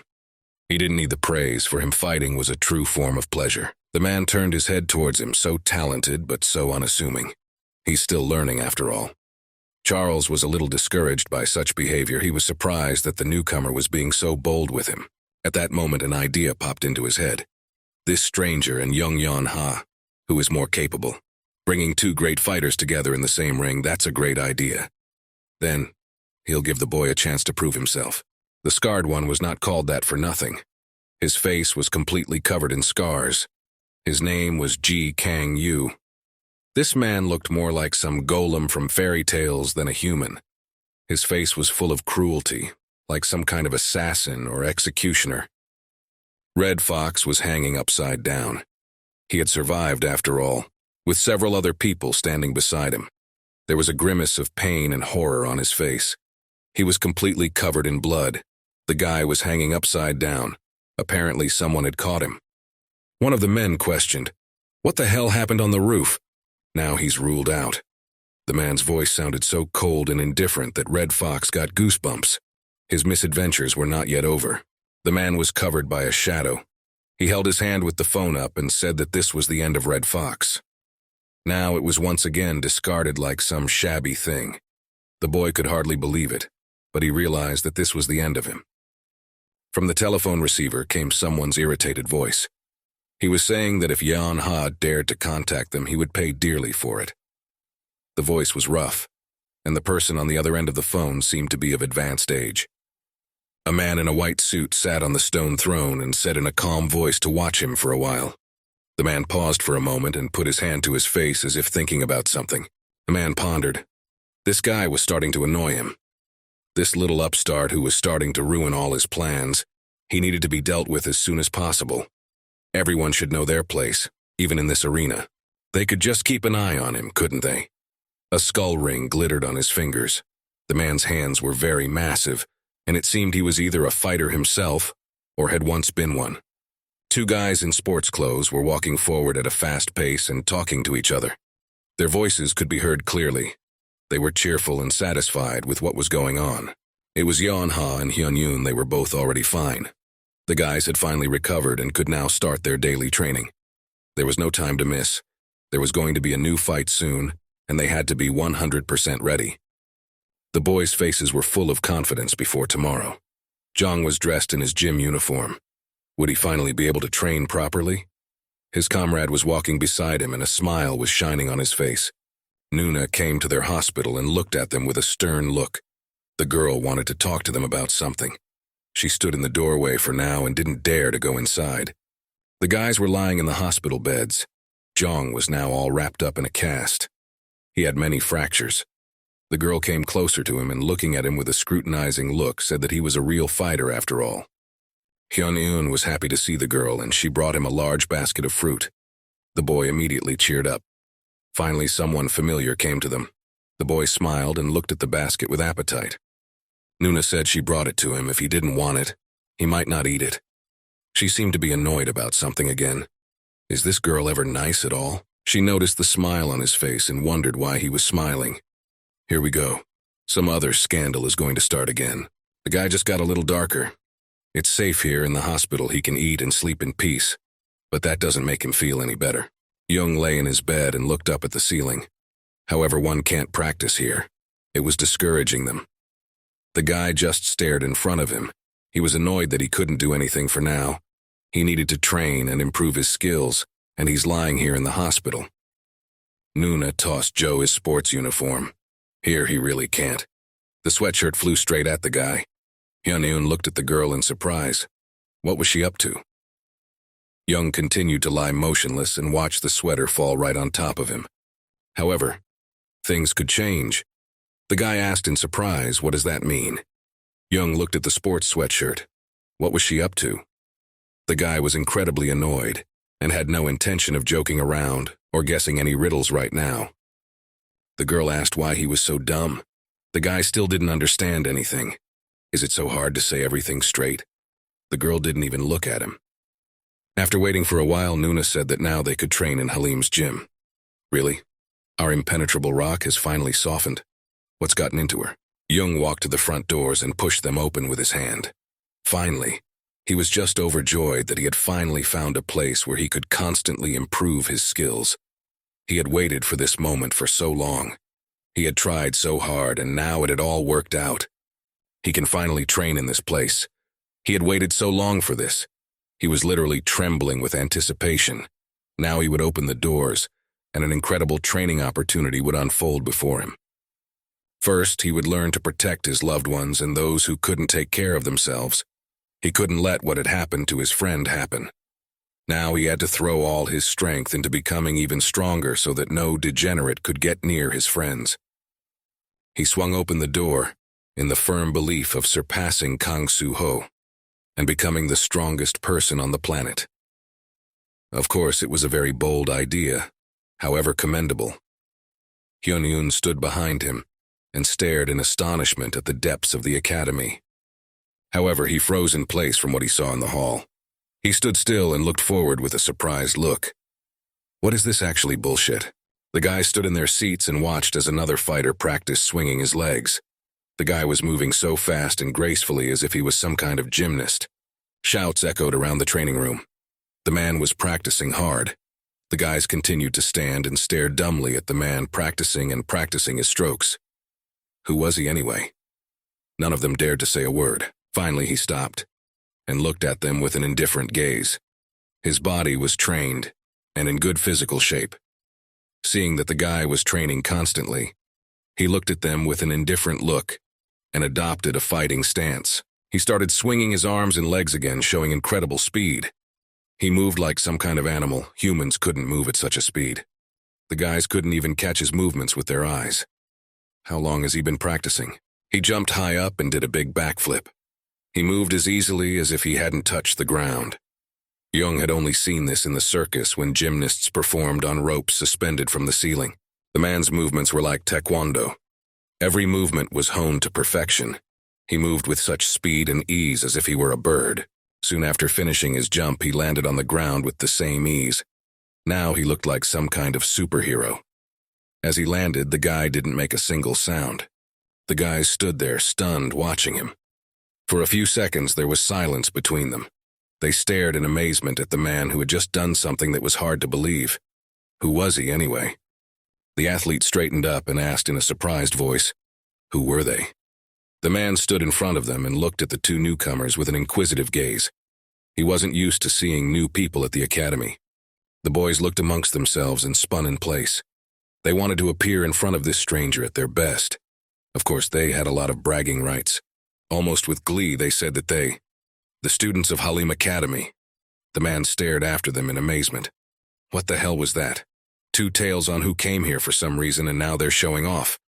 Interesting. Lee Hyun-eun turned to him and introduced himself.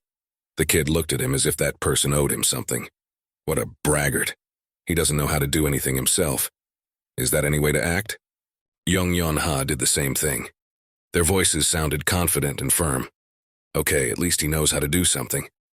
But still, something tells me this guy is going to explode into some trouble again. The man folded his arms and clapped his hands together. The guys looked at him in surprise. What was he up to? They came here to train, and who the hell is this guy? The guys were annoyed. They should have been practicing as soon as possible, and they were distracted by talking to some obscure scarecrow. So students, the competition has begun. Young wondered, what does he know how to mean? The guy remained silent. His mind was on training. He couldn't think of anything else. Gotta get away from this strange man as soon as possible and get down to business after all. The man said, it's obvious that they are apprentices. He stretched out the last sentence. They stood opposite each other as if waiting for something. For a second, there was silence between them again. He walked up to Yeon-ha and said that his name started like that too. The guy kept looking at him with a strange look. Jong didn't understand anything. What did he even want? Let him keep practicing. Why did he stick to them? He said, nice to meet you, and didn't hesitate to swing his weighty fist. The fist flew so fast that the fighter didn't react in time to see it. What the hell? Is this how you greet new students at the academy? Young-woo noticed it at the last moment and opened his eyes in surprise. Here's news, just arrived at the academy and immediately get beaten up. Asshole. The guy looked at all of this with surprise, but realized at the last moment that he couldn't dodge. The guy had no time to dodge, and a powerful blow came straight to his jaw. The guy was able to block it in time. He had a good reaction time after all. One more second and he'd have been picking his teeth all over the gym. The guy flew high into the air and went flying off to the side. Holy shit. Now he flew up like a toy, even though he didn't weigh too little. Yet this stranger threw him off with such ease. Hyun-eun opened his mouth in surprise and couldn't say anything. The boy wondered if he too was going to have such an encounter. The boy was afraid for his friend. If he had already been thrown away like a toy, what would happen to him? The boy turned to the stranger and looked at him angrily. You bastard, what do you think you're doing? They just got here. Is that any way to get acquainted? However, he had no time to say anything because the man swung his leg. almost breaking the boy's neck. The stranger was not ceremonious at all. He beat the new arrivals like toys for beating. It seemed that to him everyone else was just a training element. From such a blow, his eyes went dark and the guy started to lose consciousness. He didn't even have time to think before he blacked out. What the hell? This is getting worse by the hour. A second later, he was already unconscious on the floor. Poor guy, he was just trying to practice, and this ghoul, what the hell is this? Some kind of entrance exam? Then this is a bad academy. The stranger squatted down beside him and asked in surprise, "Did he faint?" "They're just trash." He treated them so arrogantly as if they were his property, as if they weren't. The guy poked Hyun-Yoon with his finger in his head. What is this even about? Did they come here to study? Young finally came to his senses and lunged at the offender with his fists. He wanted revenge for such a warm welcome. The stranger didn't seem to pay any attention to him at all, and continued to sit over the kid who was lying unconscious. As soon as the fighter saw his friend, he immediately rushed to defend him. The stranger jumped back in time, but still didn't expect such an attack. Wow, these guys can fight after all. He looked at them like they were some chickens who thought they were eagles, the man was thinking. He can't even hit him properly. Are they really that weak? Then why did they come here? This is an academy for fighters, not amateurs like these two. The moment he hit him, something was wrong. He felt that the guy could still hold a punch, which was strange since he was just a beginner who didn't even know how to fight. However, he thought that if he looked at him more closely, he might be able to get something out of him. Young managed to block his punch, but what was he thinking? What's he doing? Who blocks punches like that? How did he even get into the arena? The guy didn't realize what they were doing here. Still, he'll be stronger than this brat who's fainting. Jong was slowly boiling with rage. Some obscure dude is training here. Scattered them the first time they met. What does he allow himself? The guy couldn't allow himself to be treated like that, needed to defend his part. Now he was ready to level him to the ground. Who's he calling trash? The guy roared with anger. He was called trash only by the most egregious freaks, against whom his power was directed. Now he saw in the face of this guy a new enemy that had to be overcome. He swung his weighty fist to strike this insolent man, but the guy managed to block the blow. As he struck, he felt that the stranger's skin was as strong as metal. He pushed his hand away with such ease that Jong almost fell down. What was that all about? He moved so fast that the fighter didn't even have time to follow him. The movements were sharp, fast, and concentrated.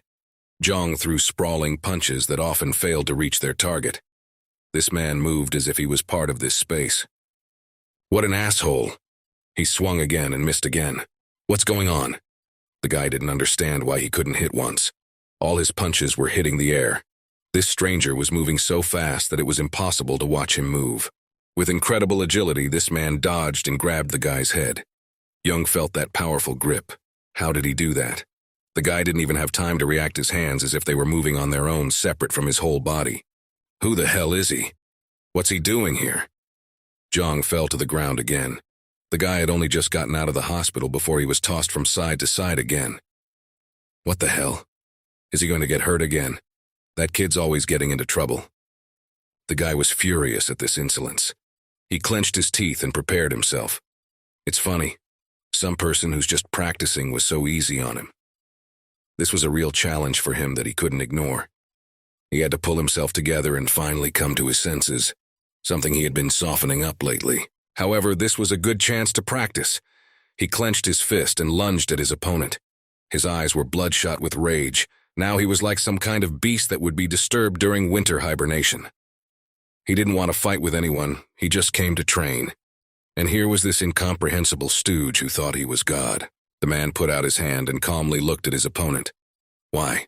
It's a good chance to practice. Let him come over and try to hit him at least once. It's a great chance to test your skills on a new punching bag. The man put his arm forward and blocked a powerful punch without feeling any strain. They're about to fight again. What kind of day is this? Just out of the hospital and straight into a new fight. The man stood in front of him, not moving a millimeter. No matter how hard he tried, he couldn't even shake his opponent. Young was shocked. How could he do that? What kind of person was this guy anyway? How did he have so much strength and stamina? He had already hit him because of all his strength, and this man didn't even budge. 303, who the fuck is he? Where did he come from? Could it be one of the students from the academy? Then how did he have such great strength? No matter how hard he tried, it was all for nothing. He was even more surprised when he saw that the stranger was holding his hand with just his fingers. There was no explanation at all. 2 fingers to hold back a blow like that? I'm just crazy, too. His opponents usually fell to the floor after such punches, so what the hell? They stood opposite each other without moving. After Hyun-Yoon recovered from that punch, he just lay face down and couldn't even feel his body. Meanwhile, his friend was trying to defend their honor in front of that asshole. Young started throwing a lot of punches, but the man blocked them all without much difficulty.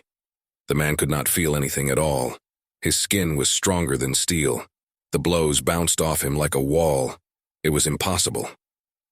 He smiled and said it was quite fun. He just wanted to practice. He would practice all his punches. Now he had a chance to compete, even though his opponent looked like trash. The guy didn't know what to say.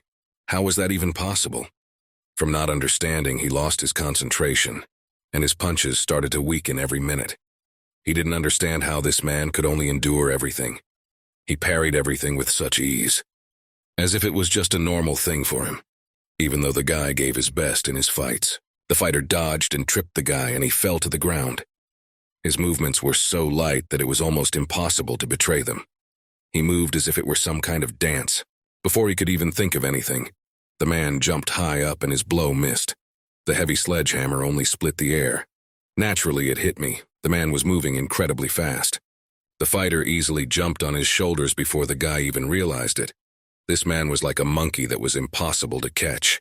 He was jumping from corner to corner, jumping over all the punches, dodging without much difficulty. Jung was not used to such speed. He was unlike anyone he had had to deal with before. The man turned around and looked at his opponent with a smile. For him, it was just a game, ways to practice his blows. He did not take his opponent seriously. His movements were too slow.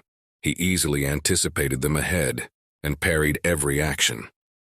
A second later, he pushed off his back and the guy flew to the ground. Jung's face hit the stone floor painfully. He was furious. How could this even be understood? He had been beaten like a little girl. The guy had been practicing. He had practiced his punches and now it was all useless. Jung immediately got up on his feet and prepared to throw another punch. He wasn't going to give up. He had to teach that kid some manners. Now the fight was about to become a real fight. It wasn't just sparring anymore, but the man was much faster. He approached the boy in one leap and put his fist out. Jung was greatly surprised. How? How was such speed even possible? Was he not tired at all? The boy looked at him with a frightened look, and he only had to wait for his opponent's heavy fist to catch up with his face. At the last moment, the guy managed to put up a block and the blow came to his hands. The blow was so strong that it flew into the air in different directions. It seemed that even the bones began to shake from such tension. Thankfully, the guy reacted in time. Otherwise, he would have definitely lost a few teeth. The athlete said that the guy needed to pump up his muscles because he looked kind of sluggish. That made Yeon-ha even angrier. What the hell is this? That's just bullying. Can't you just let him practice? What's wrong with that? Maybe he'll start winning then. The man was hitting one after another like a machine gun. Jong could barely keep up with his punches. He gradually began to lose his grip, his arms starting to ache from so many fast, powerful punches. The guy covered his hands to protect his face, and the blows came one after another. He began to boil with rage. His eyes were bloodshot. He was like a raging bull, in front of which the red rag had been waved. Now he would not just let him go. The stranger continued to taunt. One punch and this guy's bones will shatter. What's he doing here anyway? His fist reached Jung's hand and the guy literally felt all that tension and the inertia of the blow. As he continued to beat him, the man wondered, is this weakling really training here? How did they even let him in here? He doesn't know how to do anything. He can't even punch properly. He's a disgrace to the academy. Who's in charge of selecting the students? Is this asshole really a student here? The guy looked at him with a disdainful gaze and continued to throw punches one after another. He was just having fun while his opponent was doing his best. He tried his best to hold back the blows. It was as if he was going to stop a train from moving at full speed. The athlete was throwing punches one after another, getting faster and faster with each passing second. Zhang was horrified to realize that his opponent was getting stronger each time. It only took a moment, and the guy spread his arms to somehow stop this barrage of blows, but that was his mistake.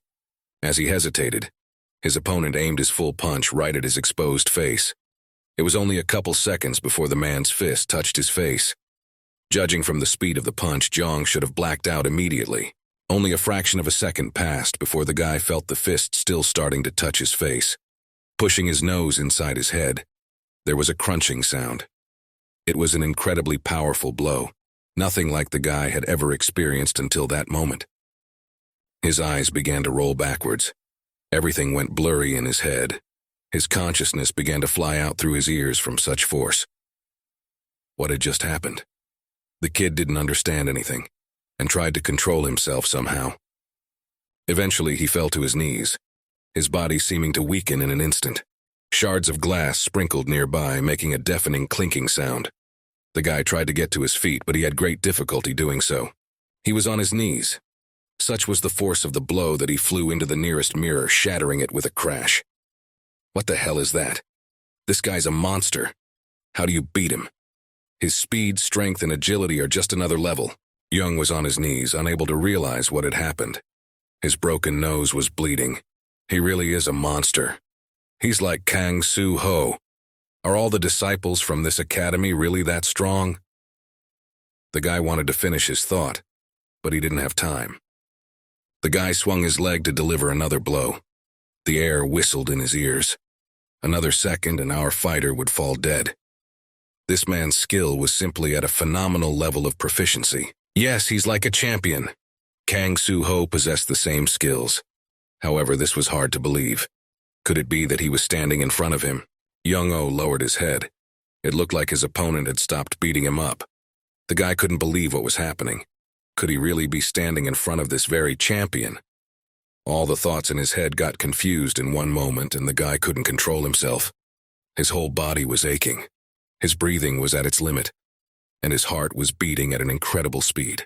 And this athlete, as if nothing happened, picked up a heavy dumbbell with his foot and started lifting it as if it were some kind of soccer ball. Doesn't this guy ever get tired? How much strength does he have? Suddenly, from around the corner came Nuna. She was apparently already here, as she was dressed in her sports uniform. The girl stood in a small compartment and watched what was happening. Zhang raised his head and looked towards the girl. She was completely calm, but the guy yelled for her to get out of here immediately. This psycho is dangerous. The girl didn't understand anything. What was he even talking about? Had he done something wrong again? To everyone's surprise, the girl said hello to the psycho. It turned out his name was Do-hyun. The guy saw her and raised his hand in greeting and said hello back. Yeonha's jaw just dropped at this time. Do they know each other? He just couldn't believe it. What the fuck is going on here? He had completely lost his mind and understanding of what was going on. He was screaming all over the room. Nuna went up to Hyung and asked him what he was doing. It's only the first class for these guys, and they haven't even had a chance to warm up. The girl was discouraged by her friend's behavior. The guy at that moment stood there and looked at her without understanding. You can't do that. They won't even be alive. Indeed, our friends were sitting a little far away, trying to recover. Young was even a little scared. It was the first time he had ever been so scared. The guy even shrank back a bit and wrapped himself in his jacket. Do-hyun took his jacket and asked in surprise, why didn't they come here to fight? The girl nodded her head. Yes, but that's too much. They had just entered the hall and they were smeared on the walls. And what impression would they get? Young watched all of this with astonishment and didn't understand anything. Who is this person? Is he a member of the Halim Academy? If so, then he also has a chance to become that strong. Young Na put on his jacket and said that perhaps the girl was right. He was just curious to see what they were. Just wanted to practice a bit, he said with some annoyance. Pausing for a moment, he turned around and said that there wasn't much to see. The guy smiled, letting him know he was disappointed. Young was looking at him like an icon at this time. This guy is incredibly strong. I wish he could become that strong too. After recovering a bit, he stood up and thought, are all the people in this academy so strong? He needs to know everything about him. He came here. He needed to absorb the information and learn new techniques.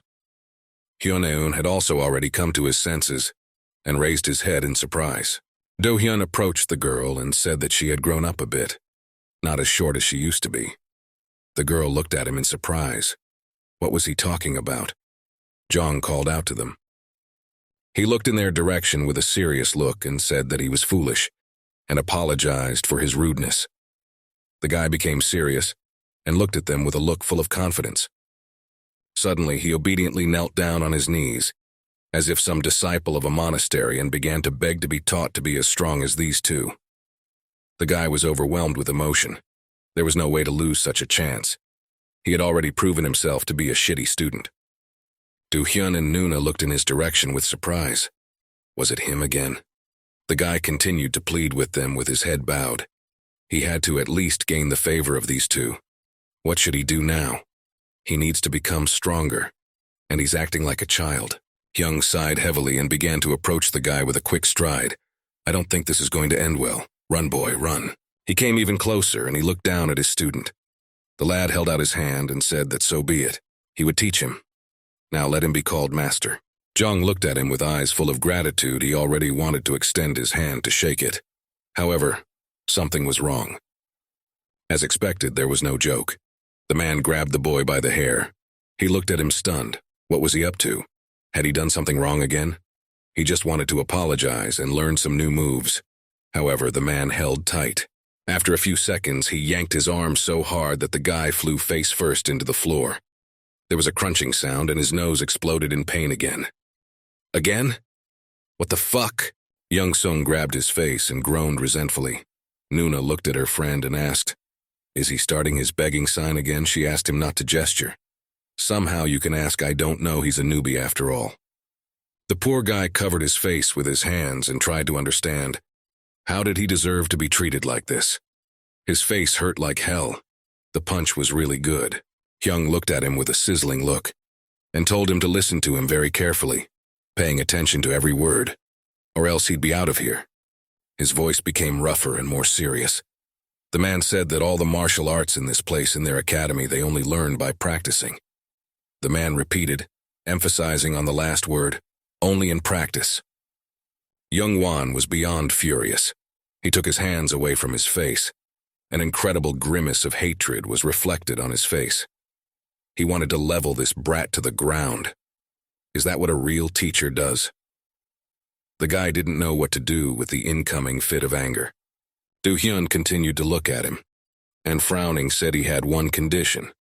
If he wants to learn from him, the guy has to fight back. Otherwise, he could forget about it. If he can't do anything, then let him get the hell out of here. Jong continued to look down and noticed too late that Hyung had already pointed his sneaker at him to deliver another blow. Finally, he couldn't take it anymore. The guy jumped up from his seat and lunged at the bully with his fists. Inside him, he was raging with anger. What the hell is this? Why do I have to endure such pain to study here? Without waiting for an answer, he slapped the boy's hand again, hitting him so hard that he hit the floor again. The girl was standing next to him and was already looking at what was happening with a frightened look. Hyun-eun was covered in cold sweat from fear. With the cold bandage still on his head, he watched his friend being beaten up. Considering how much power he possessed, the kid became incredibly scared. Cries of pain and despair echoed everywhere. At this point, the kid realized that he seemed to have gone to hell. From that moment on, their training would begin, the likes of which they had never dreamed of. One of the fighters quickly flew backwards. The man stood firmly on his feet, clenching his fist tightly. The rest of the fighters watched in horror as he massacred one by one the experienced assassins. The man's fists were like lead. He swung and with a quick, precise blow hit one of his opponents squarely in the face. Bones crunching, the man immediately blacked out. No one could have taken such a direct hit. Soon, the fighter was already standing on a pile of immobilized bodies. All his opponents were simply powerless before his power and speed. Groans of pain could be heard all around. In a quiet voice, more like a whisper, the scarred man said that they were all finished. Anyone who got in his way would be dead this very second. He wasn't going to stop before reaching the very top of the ring. Suddenly, an unfamiliar silhouette appeared behind him. A man's voice came from far away. He didn't seem to be wasting any time here, right? The man approached him with a soft gait. He added. The scarred man was starting to lose his grip. Why is he becoming so weak? The fighter turned to face him and the hood pulled aside slightly. Fury gleamed in his eyes. No one dared to doubt his strength. Scarred turned to face him fully and asked who the hell else was he. The man rhetorically repeated his question. They stood opposite each other and gazed into each other's eyes with studying looks. Suddenly the stranger tossed the fighter a phone. The man deftly caught it. It was a good question now. He would know everything perfectly well. The stranger smiled broadly. He brought his hand up to his face. On his finger was a familiar skull ring. The man said he had many different names, so he didn't think his name would tell him anything. It was just a redundancy. He wondering only one thing. Scarred now, forward orders. The man looked at the phone with a surprised look. From him, the right one. However, not familiarized, continued. If the fighter will work for him, he will have everything. Alcohol, cigarettes. He will not know the need for anything. A familiar image popped up on the phone screen. Jung Yeon-ha was there. It seems he was the next target of this monster. The unfamiliar man asked, "Does the fighter agree to work for him?" For a second, they both fell silent. The men stood opposite each other in some abandoned place. The bodies of their opponents were lying everywhere. The stranger kept talking. "Let's do it this way. He will deal with him, and the man will pay generously for the work done." The scarred man gazed into the stranger's face, but still couldn't make out who it was. The darkness concealed him. The man kept talking. Let the fighter believe it was worth it. The man was silent. He squeezed the phone to the point where the phone screen cracked. There was an extended crunch. Up to this point, he had only dealt with street thugs who knew no pity, who could attack in the back and strike stealthily. With these people, you had to be very careful if you wanted to survive. The man threw away the broken phone. From this point on, he had developed a very good instinct for these moments. He was incredibly careful in his choices so he wouldn't get into big trouble. Now this stranger he dislikes a lot. He looks weird, talks weird, and is a weird type in general. The fighter threw off his hood and his face finally came into view. His eyes were bloodshot. His whole face streaked, like he'd been slashed with knives. His eyes seemed to glow with rage in the darkness. He concluded that this stranger was the same. And for starters, he'd make sure no one else got in his way. He stood and looked at this strange type, who well needed to be dealt with as soon as possible. The man smiled and said that he actually thought that this fighter was just an ignorant simpleton. It turned out to be more complicated than that. His smile reflected sadness and frustration at not being able to get such an experienced and strong fighter. The tires of the car ran, the car jerked out of place and stopped right next to its owner. Well, as much as it hurt him, it couldn't be helped. It was curious to see who would win, the two of them in a fight. However, that was okay. He always had a backup. He stood near his car and continued to drill the fighter with his inquisitive gaze. He was offended that he hadn't been able to persuade this man after all. He opened the doors of the car, and there appeared a luxurious, richly decorated interior. With one last glance at the fighter, he said, "By the way, if he says this man is not an exception, then he hopes the fighter will take care of everything without him, as well as his little brother." This phrase he said after a short pause. Hearing this phrase, the scarred man was shocked. It was as if he had been hit on the head with a hammer. How did he know about his younger brother? The man roared with rage and rushed straight to the car, but the stranger was already inside, and it was impossible to catch up with him. The fighter fled, and the strange man ordered the driver to get out of here. The car ran again with tires, and moving from the place drove away, leaving behind it clubs of thick smoke. The soldier stood on the road, left all alone, and looked after the departing car. His face was filled with unbelievable anger. How could this degenerate know about his little brother? He crunched his jaw now. He had a new problem. Where did this degenerate even come from? In the academy, hard training had been going on all this time. Hyun-un was lifting heavy dumbbells and trying to build muscle mass, while Young was training in the ring with his new teacher. He was trying his best to hurt him in any way, but he was failing. Do-hyun was incredibly fast. He struck like lightning. The boy didn't even have time to think. And then he landed another devastating blow right in the boy's chest. At that moment, his breathing paused for a moment and his heart skipped a beat. All he could manage was a heavy exhalation of air, his lungs burning with fire, the blow so hard that his ribs cracked. After that blow, the guy couldn't stay on his feet and fell to the ring with a thud. No matter how hard he tried, he could not get even a second closer to the desired result. His teacher was just some incredible man. His abilities were beyond human comprehension. Do-hyun sighed heavily. He was getting tired of this. The man said that was it for today. The guy lying in the ring started cursing. Shit, he can go on.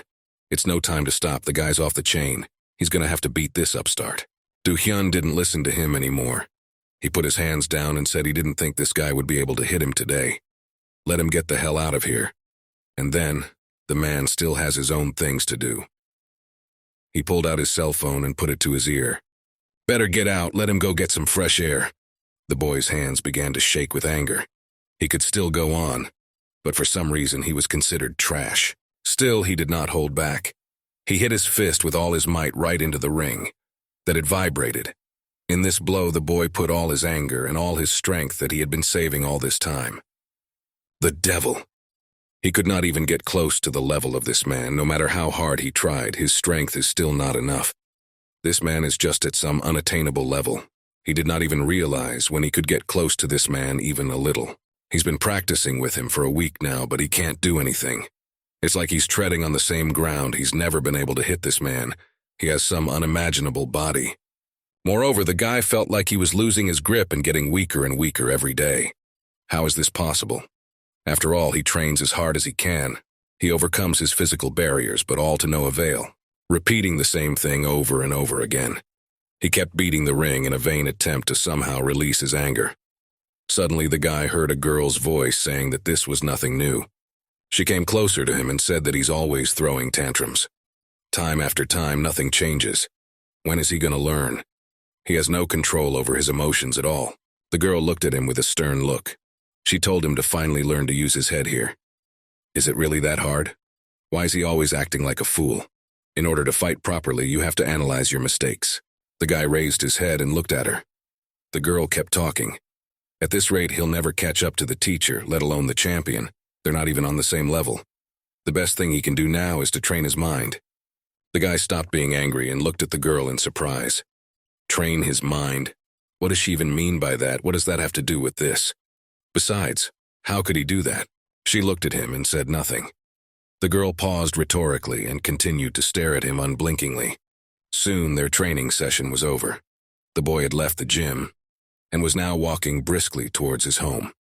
His footsteps echoed down the empty street. He couldn't get the phrase out of his head. Mind training. What does that even mean? How does he do it? All evening, the guy had been preoccupied with just those thoughts.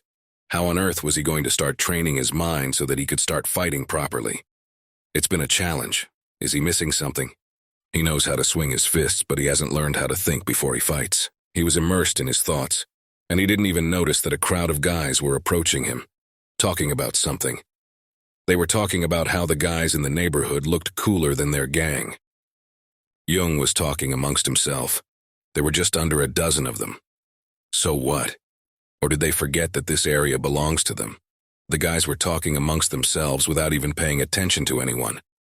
Young Ha was thinking so hard that he didn't notice when he pushed one of the guys with his shoulder. He turned around and looked at the guy in surprise. What the fuck? What's up? The guys immediately got pissed off and turned around towards the guy walking away. This one had hit him, and didn't even apologize. Not allowed. Looks like there are still some naughty suckers in this neighborhood. The boy looked after the departing boy. Jung continued to go about his business, completely immersed in his thoughts. Suddenly, a group of strangers called out to him and ordered him to stay where he was immediately. His actions made these people extremely angry. One of the strangers sprinted out and pushed the boys in the back. Hasn't he been taught to apologize? He dares to ignore him. That little brat. The boy pushed the boy with such force that he flew in the opposite direction. He was on his knees as the man continued to mock him. Now, the kid apologizing alone is not going to do it. Did they teach him to respect his elders? He's definitely finished now. Jung didn't say anything. He just gathered his thoughts. Still, he kneeled down and looked in the direction of those creeps. Now the guy was incredibly angry. He had been touched for nothing, and now he would level them to the ground. There was so much anger in his eyes that anyone would have gotten goosebumps. However, these people didn't seem to be embarrassed by anything. A few seconds later, screams and groans of despair were heard outside. Jong was furiously beating them now they had angered him, and would pay for it with their lives. He swung his fists, knocking out one bully after another. Suddenly, a hooded man walked by them. It was a scarred man. He stopped and looked in surprise at the unfolding fight. His eye gleamed in the darkness. This guy is exactly what you need. This was the guy he'd seen on the phone of the stranger who'd offered him a job. There's been a lot of talk about this guy lately. Meanwhile, Jong was picking off the bullies one by one. He threw them around like toys. They tried to compete with him, but they were very weak. Anyone who came within dangerous distance of him would get a powerful punch right in the face. The boy had no mercy, and threw his enemies one by one. One of them wanted to shout something, but did not have time, as he immediately passed out. He was simply furious. No one dare get in his way. The scarred one looked at all of this interestingly. Although he didn't accept that offer, however, he was very curious as to what this guy was all about. Jung held the last remaining bully in his hands. His eye was already blown out. His whole face was bloody. The man screamed in fear and pain. The guy didn't listen to him. He just held the man by the scruff of the neck with one hand. The man was trying to say something, he asked. Did the guy even know who he had just run into? The bodies of the other men lay aside, shaking with pain and fear. The man kept saying in a stammering voice that if anyone found out about this kid is just dead. He said his brother would make a cutlet out of him. However, the boy did not listen to him. He shouted that he didn't give a shit. Swinging his weighty fist, he charged a powerful punch right into the man's nose. There was a crunch, and his hand was immediately colored red. The man didn't have time to say anything. Several teeth flew from his mouth. Jung was so angry that he didn't notice anything around him. He swung around and hit again and again. The man had already said enough for today, so let him shut his mouth. His eyes were burning with rage like two lanterns. And so, his heavy fist came down on his opponent's face again with incredible speed. The man only made a sound like that of a frog. Scar stood some distance away and watched the guy finishing off the already defenseless bandit. His fists suddenly clenched. He had an incredible desire to fight this man. Jong still swung his fist to deliver the final blow to finally finish off this brat. The man was already unconscious and his face had turned into a real bloody mess, however. The guy didn't stop beating him to a pulp. Suddenly, his blow was stopped by someone's strong hand. The guy couldn't move. The one who did it must have been incredibly strong to prevent him from being hit. Scar stood beside him and held his hand tightly, preventing him from continuing to beat the poor guy. Jung looked at him with an incredulous look. Who the hell is this? Scar looked at him and said that was enough for now. He said he didn't like the minnows himself and they'd mobbed him. But still, is he seriously going to kill this man? By the way, his opponent was already lying unconscious, completely covered in blood. His nose was broken, his eyes were swollen shut. The guy was barely breathing. Jung wasn't even going to listen to him. He ripped his hand out of his grip and swung again to finally finish what he started. He didn't pay attention to those words, and he wanted to finally finish this freak off. Scar didn't stop either, though. He grabbed his hand again and squeezed it even tighter this time. He said this way, realizing that the boy wasn't going to stop right. He looked at him with the same disdainful look, by the way. He reeked of the same odor of the real rabble. It's an odor that's very easy to catch. Scar looked at him from under his hood like he was looking at a pile of garbage. Jung, surprised, looked at him as the man continued talking. He said the guy, just another hopeless brat. Nothing special about him. Yan-Ha continued to hold the body of the barely alive opponent in his hands. However, not as much as the others. Jung was furious. It didn't matter, though. He released the bandit's body from his hands, which immediately flopped to the ground. Swinging around, the guy shouted that this dick was about to get enough from him, too. Without aiming, the guy swung to hit this stranger. Scar didn't even try to dodge. The guy's fist hit exactly on target, and he hit him right in the face. However, it felt like he hit a stone wall. A scathing blow rang out. For a couple more seconds, the guy stood looking at his opponent. Suddenly, he lowered his eyes, and too late he saw that his huge fist was already flying towards his face. The guy had no time to do anything about it. and was left to await his fate. The man's speed was incredible. After a second, he hit him with such force that the kid flew straight up, spitting all his teeth out of his mouth. The impact was so strong it was like a whole convoy of cars slammed into him. Young Nas was still in the air for a while. What the fuck, he only had time to think. Where did he get that kind of strength? Who the hell is he? Throw him away with one punch? The guy went down to the ground and started tumbling on the hard ground, flying farther and farther away. His body suddenly weakened as if his strength had been drained out of him. The guy flew like some soft toy thrown on the floor. Still, he managed to hold on and finally got to his feet. However, he was in complete shock. He almost passed out from the impact. Blood was pouring out of his nose. Is something even wrong? His fist is like it's made of stone. The stranger's voice was firm. He ordered the guy to stand up, himself standing a few meters away from him. Young tried to bring himself to his senses and finally get to his feet. His head was still ringing from being hit so hard. What had just happened? Was that even possible? The man crunched his fist and said that he would be the one to fix his crappy mind. At that moment, the boy remembered Nuna's words when they were at the club. Oh shit, every other person is telling him about his mindset. Without delay, the guy jumped to his feet and pushed himself off the ground. All right, a great opportunity to practice. He ran towards his opponent, who didn't even think of moving. The man stood like a rock that couldn't be moved. Let's see if he can do it. The guy was furious and had blood on his face, but that only made him even more angry, and he swung his fist to hit the big man without aiming. Scar didn't stand still either. He swung his weighty sledgehammer to teach the little upstart some manners. He didn't want to start a fight after all. The kid had been the one to go for him first. The man looked down at him because of his tall stature. They were already a few centimeters away from each other, and were about to punch each other in the face when suddenly they were interrupted by someone's stern voice. Someone was standing a few meters away from them, watching what was happening. The boys stopped.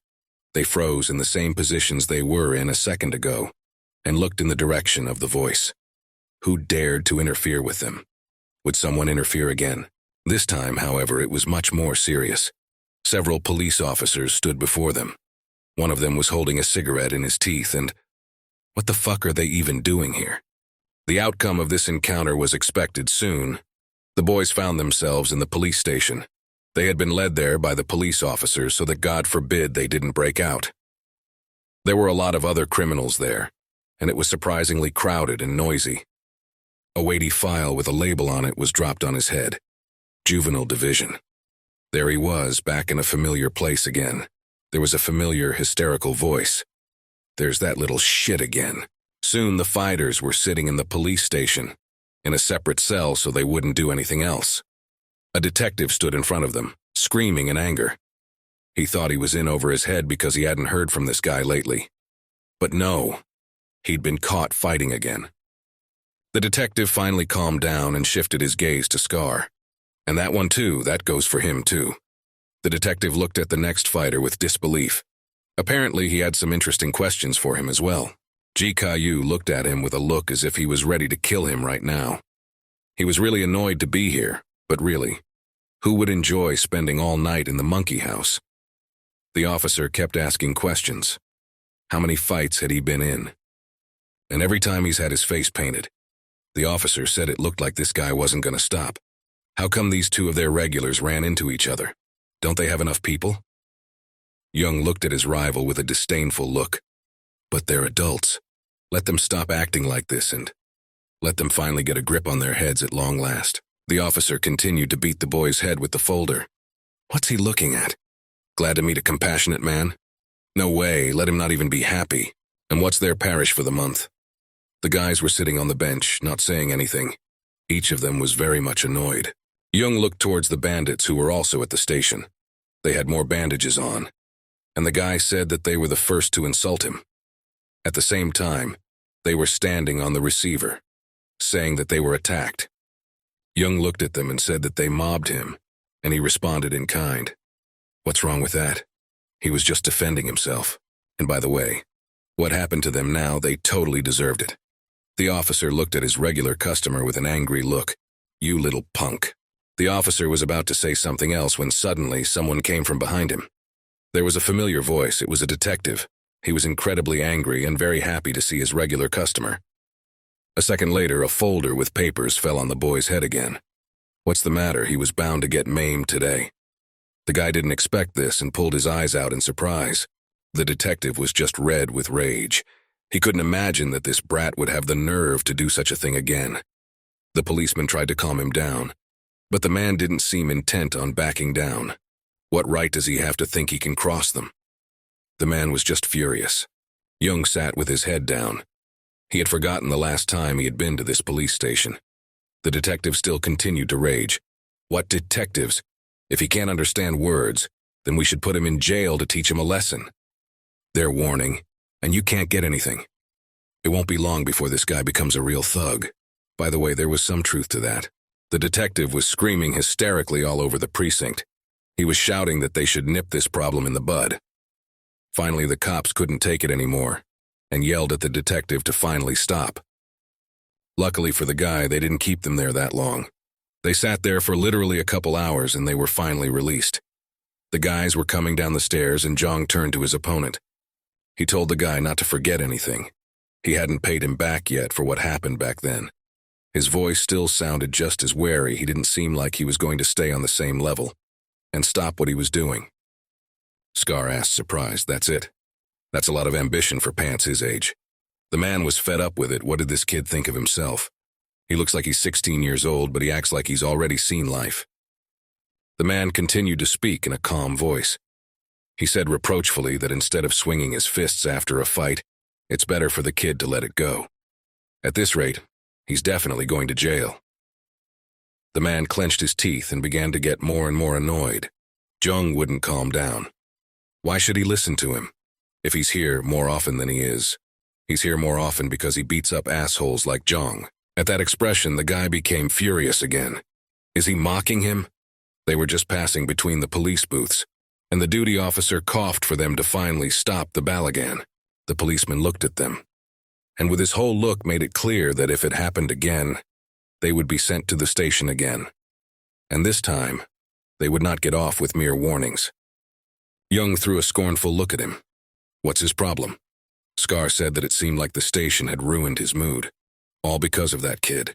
He stopped and turned to him. The man told him to come to Kumgang Park tomorrow at 9 o'clock at night. There they would clear things up if the kid had any remaining grievances against him. After saying that, the man turned around and walked in the opposite direction. That's where they'll finish the job. Jung looked at him over his shoulder. Okay, just let that one not get snappy at the end. Scar smirked. Let the kid speak for himself. He's confident, but you could argue about him. That's where they parted ways. Their conversation was over very quickly, and the boys went their separate ways. There was more and more tension between them.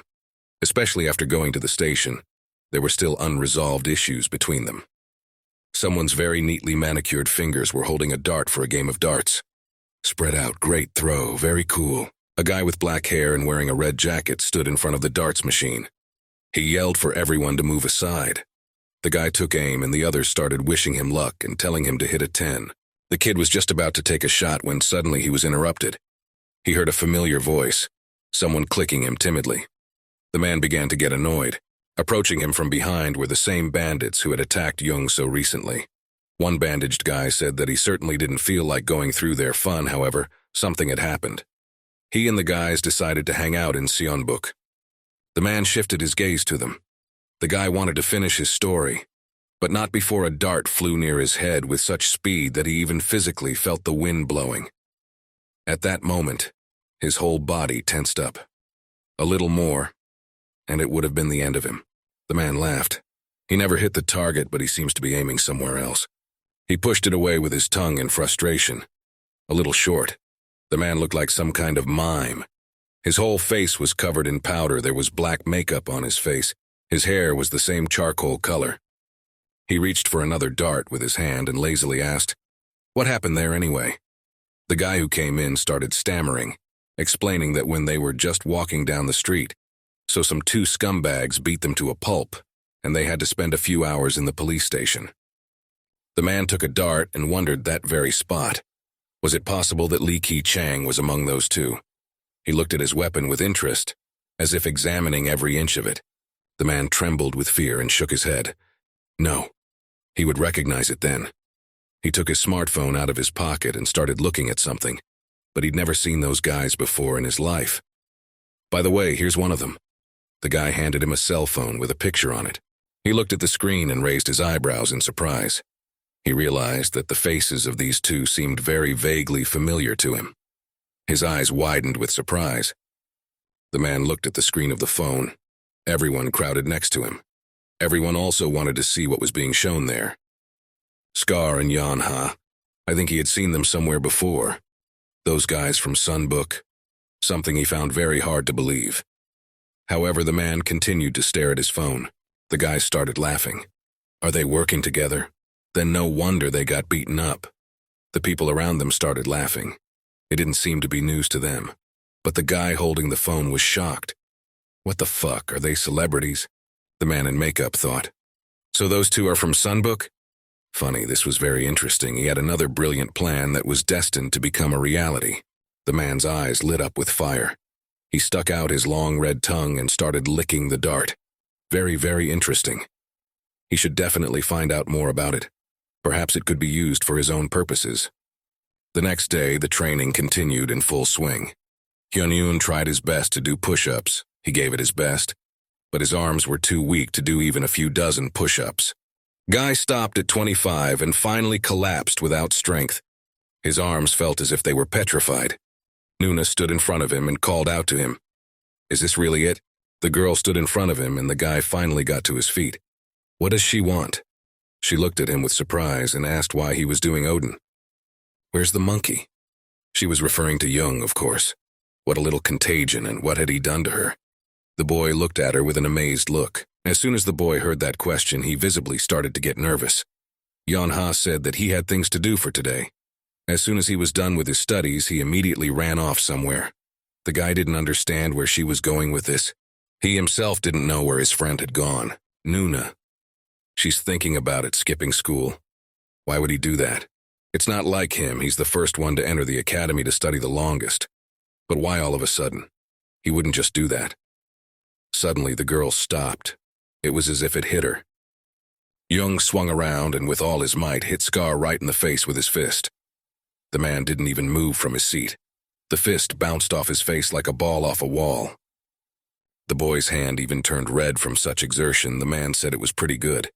He didn't even stagger from such a blow. It's amazing how much cruelty is in this man. He stands like a rock no matter how much you hit him. He doesn't care. However, at the same moment, he swung around and gave the boy a crushing uppercut. It felt like his head was going to fly off. His mind was all tangled up in one big ball. The man smiled. He didn't chicken out and came after all. Funny. He's got balls after all. Jung tried to hold on after being hit so hard, of course not. What started yesterday can't be left alone. The guy's whole face lit up, but he was still on his feet. He was ready to take a lot of punches. What started yesterday ends today. The guy swung and his fist flew forward at a rapid speed. Here we go. The battle began. The guys were facing each other, neither of them planning to retreat. It was as if there was a death dance between them. Each of them was trying to prove their superiority on the street. Jong wasn't going to back down. Suddenly, another man appeared behind the boy's back, already preparing his fist to hit the boy in a sneaky manner. The boy didn't even notice it, but he saw something else. Behind his opponent's back was the exact same man who was aiming to stab him in the back. The fighters instantly regrouped. Now dodging, they both stabbed their attackers in the back. There was a slamming blow and the strangers flew aside with great speed. The blows were of incredible force, and the boys immediately passed out. What the hell is this? The guy stood in a stance and began to look around all around them. Someone interrupted their fight again. What's it going to be this time? When are they finally going to be allowed to work things out properly? Is it really that hard to get behind them? And there was a lot to see. There was a whole bunch of masked guys standing in front of them. Every one of them seemed to be ready to fight with dots naturally. They didn't come here for nothing. And who are those question marks? There were too many of them. They literally surrounded the guys from all sides. The fighters continued to stand and prepared for the worst. The guy asked, can't he handle it alone, and summoned his whole gang? That he shouldn't overestimate himself. The guy in the red sweatshirt was approaching them from the side.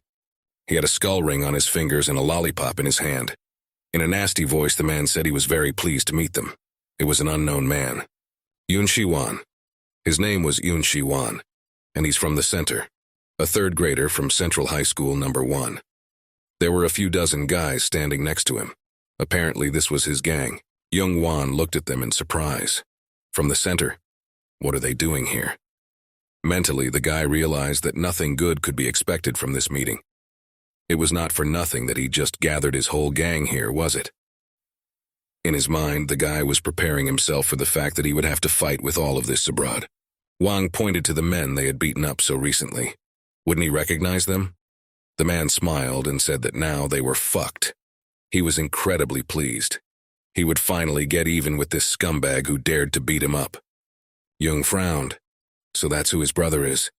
That painted jerk is that bastard's brother? Well, that makes it more difficult.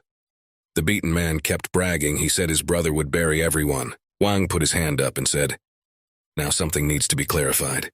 The man spoke in such a voice as if he was the master of the situation. He pointed his hand forward. "Since they came to their neighborhood, also in Imi, they won't let them go." The guy smiled and ordered his entire sphere to run at them and kill these brats by all means. Yon Ha-yi Scar stood surrounded by the rampaging mob, who had already prepared sticks to beat them to a pulp. The guys had no other choice but to accept this fight. If they lost, it was to wake up in the morgue. Night had already fallen on the city. There wasn't a single star in the sky, and only a bright spotlight illuminated the surrounding area. A few guys were sitting on the roof, talking to each other. Wang held out a lollipop to his friend, offering him a taste. The latter grinned and agreed. They sat together on the stone floor and watched the fight that was in full swing. Several dozen guys pounced on Jong and Scar, trying to mix them to the ground. However, the guys didn't give up. They fought like they were fighting for the last time.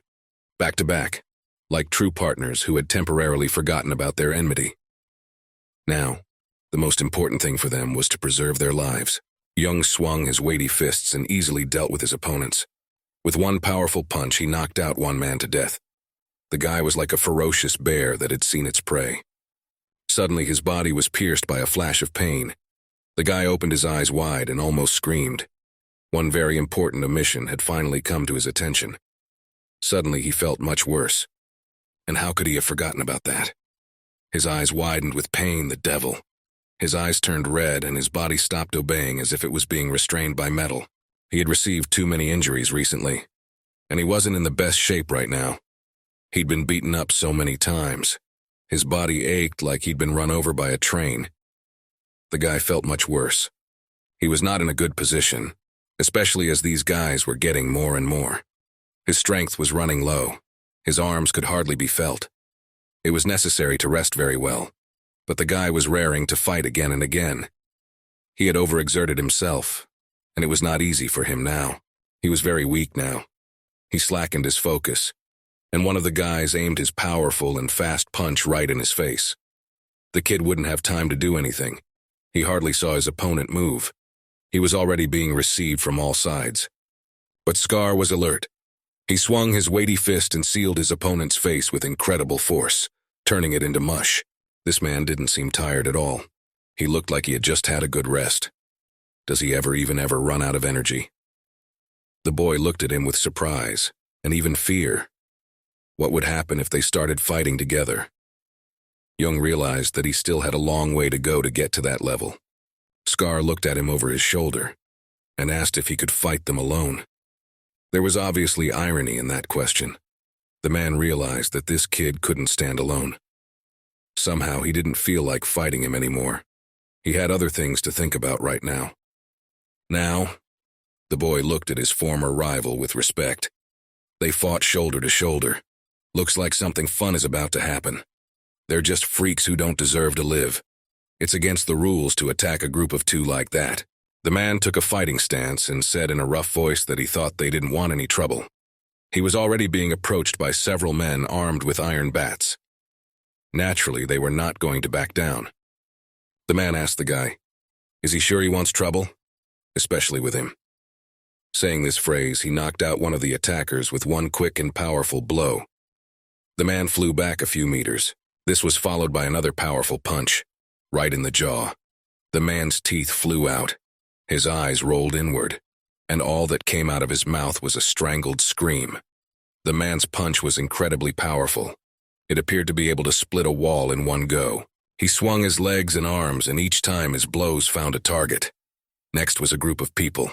He kicked them with such force that several people immediately flew off in the opposite direction. There seemed to be no barriers at all for this man. Surrendered screams were heard everywhere. The boy did not understand what was happening now. He only watched in amazement as his recent rival was now fighting with him. He couldn't believe it. He was always getting into some unpleasant situations. It looked like it was very serious. Was it really just starting to dawn on him? He had little chance of winning, but he would try. Make every effort to somehow get out of this situation. Live dots at this moment scattered opponents one after another. The blows were like explosions. They threw the opponents high into the air as if they were some ragdolls. Everyone watched in horror, but they did not plan to retreat. Wang sat on the sidelines and watched the whole thing. One of the guys, who was already unconscious, plopped down next to him. It all looked funny. He liked watching those two struggling to survive in a crowd of angry guys. A large man dressed in athletic tights stood next to him. A smile formed on his face. He thought this guy with the scar on his face would be a little different. And this guy next to him, he'd be a finger in the air. No skill, he can't fight at all. Only thanks to the fact that he fights next to the scar, he can't be touched. Someone's going to get hurt pretty badly today. Everyone watched in horror as their crowd thinned out. They had never seen such power before. A genuine fear for their lives appeared on the men's faces.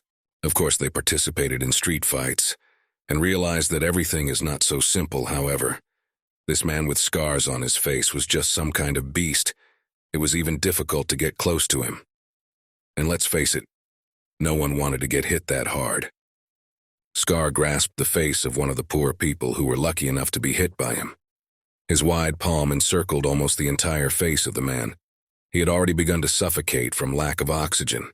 His eyes began to roll, but it was impossible to get out of this grip. The man looked so threatening, like Frankenstein risen from the depths of hell. He lifted the man by the head with one hand. It was an incredibly horrifying sight. No one had ever seen such a monstrous man in his life. And was he even human? A large black man approached Van from behind and started to take off his jacket. The fight was very interesting to watch, but he wanted to take part in it. It was beginning to bore him. He had to get it over with as soon as possible. The guys turned to him in surprise and began to follow his movements. Is this asshole gonna fight too? That would make things much more difficult. But still, they didn't have much choice. It happened like this. The blacks, along with their boss and the depth of the fight. They approached our heroes and, swinging around, began to deliver crushing blows. The guys barely had time to dodge at the last moment, however. The blows were incredibly strong. Not everyone could withstand such a thing. Scar tensed up. It made the fight harder for him, however. He had to concentrate, as he realized that relying on this kid would be foolish. He wouldn't be able to stand up to one against all. Soon, a powerful blow touched his fist. They jumped away from each other, and Scar literally felt the incredible power coming from this seemingly small man with his whole body. Their arms were thrown apart. What does this little guy want? Scar looked at his opponent in surprise. Does he want to fight him? What the fuck is going on here anyway? And how are they supposed to deal with all this? Wang smiled widely. He looked like the Joker in that makeup. The man was glad he could finally have some good fun. These two were really annoying him, and this was the perfect chance to punch them in the face. Zhang dodged just in time, and the black man's huge hand passed him just a few centimeters away. If the guy had hesitated even a second longer, his face would probably have been flattened. The guy was moving incredibly fast, and his opponent couldn't hit him. Their movements became like some kind of crazy dance. The black man was trying his best to catch that pesky moth.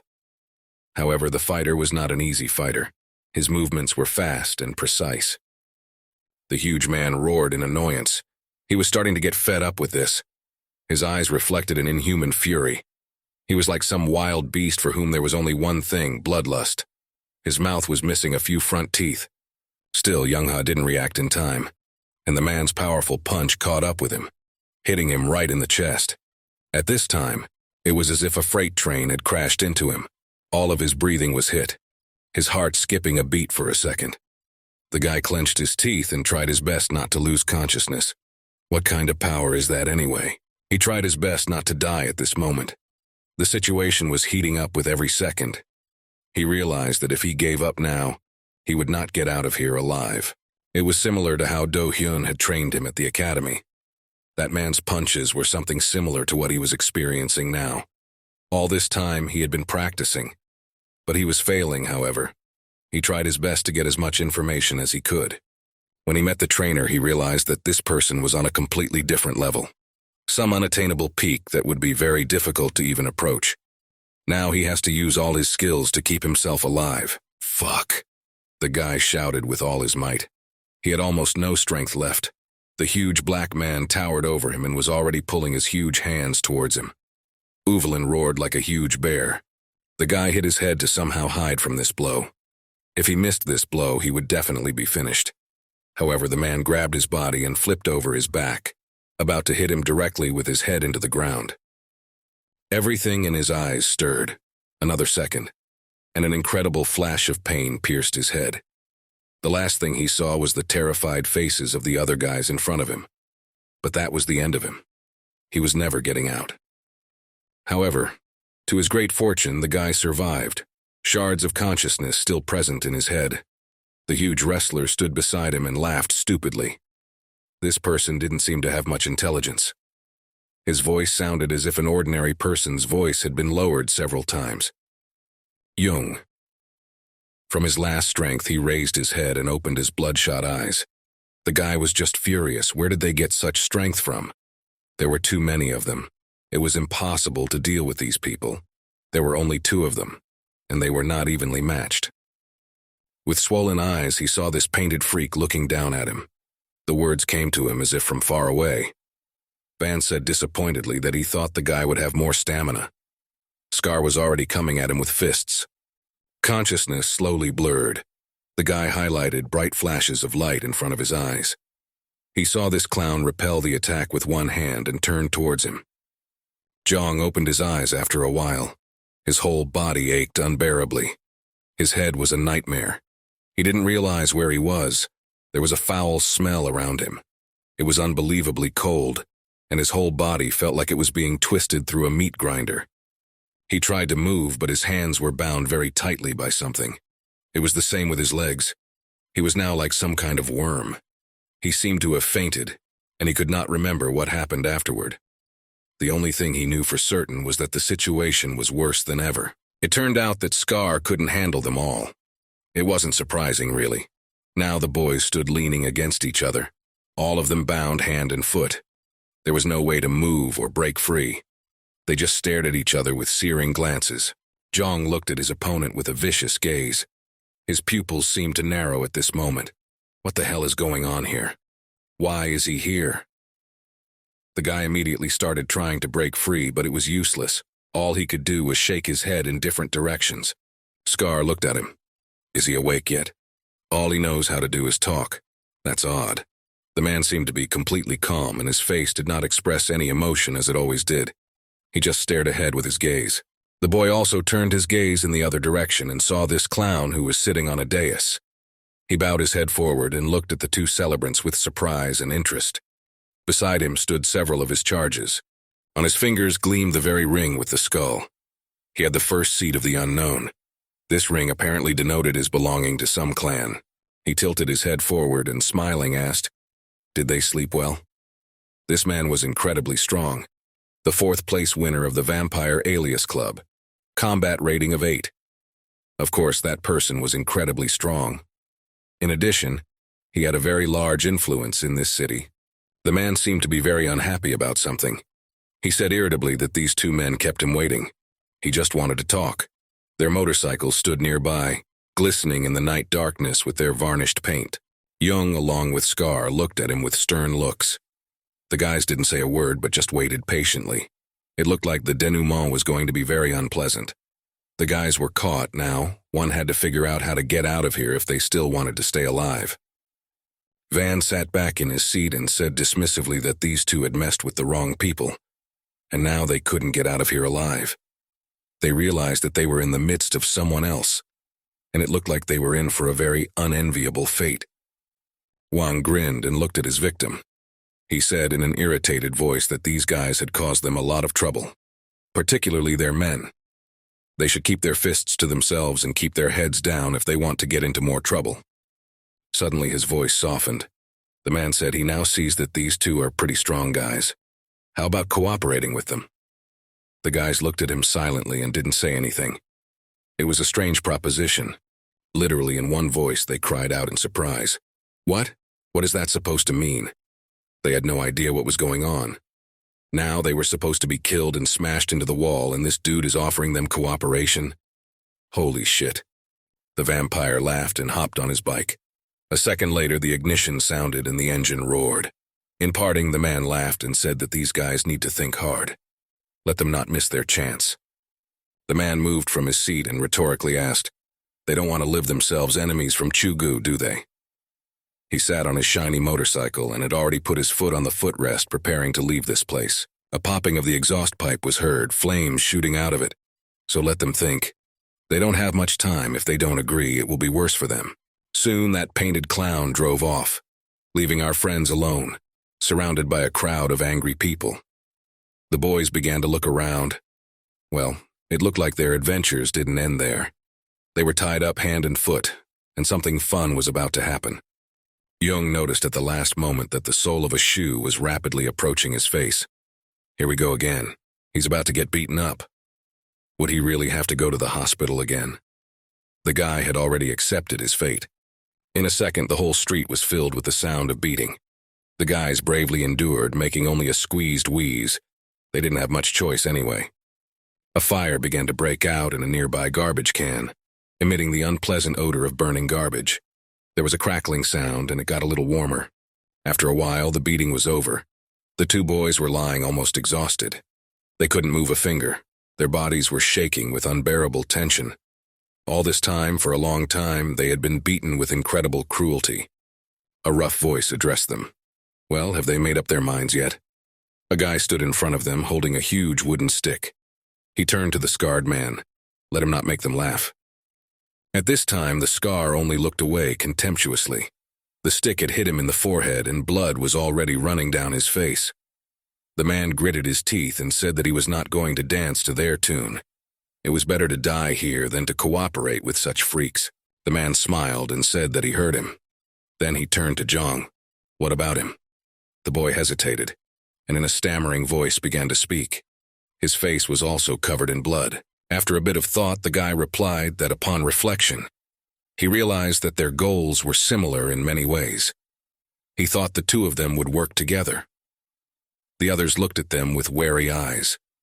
The man continued to hold a huge, weighty stick in his hands. Young Heavy said in a heavy voice that he was accepting their offer. The guy looked at them with eyes full of hatred. There reflected only one thing, the desire to finish off these bastards here and now. After these words, they untied him and asked him again if he was sure. The boy rubbed his hands, which were already stiff from being tied up. The blood was flowing nicely down them. A stick flew to his feet for some reason. What else were they up to? The boy stood there, not realizing anything. He knew that this would not end well, but still, the choice was already made. The man approached him and asked him how he could prove his loyalty to them with a begging sign. He wanted to know if this guy was cheating them. After all, they had just met him, and the acquaintance had not gone well the first time. Without thinking, the man pointed his finger at Scar, who was still tied up and staring at them. In a gruff voice, he told the kid to kill the thing. Scar looked at him with an enraged look. The man continued, and said that just then, the kid could become one of them. Young bent down and quickly picked up a stick from the ground. All right, he agrees. He didn't have much of a choice anyway. Scar looked at him with a devastated look. He had already lost all hope. Apparently, he was wrong about this guy. And he's just like those bastards after all. And he wanted so badly to believe that this guy had something in his head. Blood continued to trickle down his face, and slowly caked on. He's been wanting to get even with that asshole for a long time. The boy swung the huge club over Scar's head, preparing to finish the bastard off once and for all. Had he really made that choice? The boy continued to stare at the man with a devastated look. The boy swung a huge stick, and without hesitation began to bring it down on the heads of the scarred man. He himself had wanted to get rid of this trash for a long time. This was the perfect chance to finally finish him off once and for all. The boy didn't hesitate. Scar looked at him one last time, hopefully. The man had already clamped his eyes shut and prepared to accept his fate. He realized that he had no other choice. On this, his fate would take root. These freaks wouldn't let him live anyway. However, events took a completely different turn. The guy dodged and, instead of hitting Scar, swung around and brought the stick down right on the freak's face. The man certainly hadn't expected that, and his face cringed under the strain. His eyes scattered in different directions and his mouth smelled the odor of blood. The blow was so powerful that the man flew aside like a rag doll. Jung hit with all his might, putting all his hatred into that blow. That's how we do it. A wide smile appeared on the guy's face. That's better. Now he was cheered up, he was free, so he was ready to fight. Now they're gonna have some real fun. Scar looked at him in surprise, a small smile seeming to creep across his face. He wasn't wrong after all. Jung was smiling with a full mouth. He was going to have a very good discernment ahead of him. The outcast was lying on the ground almost unconscious. They're just crazy pieces of shit, aren't they? They aren't worth anything. The man continued to lie on the ground, and shivering in pain, he instantly passed out from this kind of blow. People started to go crazy. How did they even have the sense to go against them? They're already dead.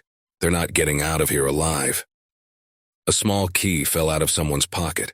The crowd of people were just furious. Finish them off. Shouts were heard everywhere, and the furious crowd of people rushed straight at our friends to tear them to shreds. These scum dared to march against their gang. Now, they will pay dearly for it. Jung swung around and kicked with all his might at the burning barrel of trash real nearby. It couldn't take it, and flew right into the crowd of people. Everyone cried out in surprise and fear. At the last moment, people had time to part, and the burning barrel with a rumble fell on the asphalt. From it began to disperse splashes of flame. Frightened screams were heard everywhere. No one had expected such an outcome. The situation had instantly turned against them. Jung grabbed the burning stick and held it like a torch, just like a primitive man. Everyone looked at that guy in awe and amazement. He's crazy. He's going to die. Nobody was going to let them get out of here alive. Jung tilted the torch towards Scar and began to slowly free him from his shackles. He didn't seem to be hurt too badly, so he could still fight. It wouldn't hurt to get help anyway. Scar looked at him with a serious look. He still couldn't believe that this guy had done it after all.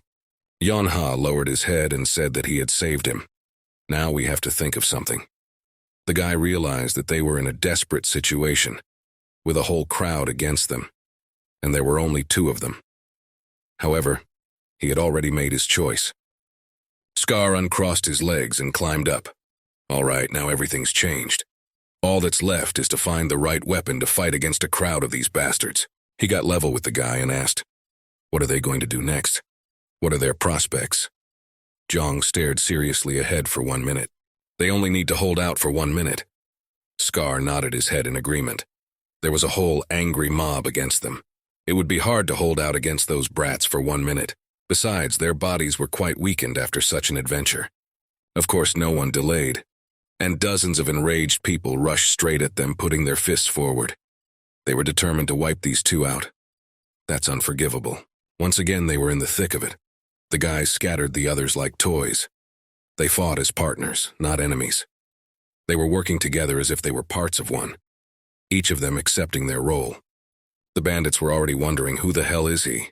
How did he get so much strength? He was beaten half to death. Why is he still standing? They pounced on him with renewed vigor, but the kid threw them back at him again and again. The crowd screamed. We had to catch these bastards as soon as possible. Scar was swinging his fists. One of the men noticed at the last moment the huge figure of a thug towering over his head, who had already brought his weighty sledgehammer to strike. A second later, he felt a powerful blow to his head. All consciousness seemed to leave him. His teeth gritted, as if they were going to fly out of his mouth. His eyes widened in different directions, and it was as if a cast-iron hammer had been dropped on his head. The man immediately lost consciousness, and with all his might he fell to the floor like a sack of earth. Everyone else looked at this with horror and retreated a few steps away. What the hell? What a blow. One of their gang members was already at death's door. This crowd didn't seem to be scared of anything. They crowded together even more and rushed at Scar. He can't beat them alone.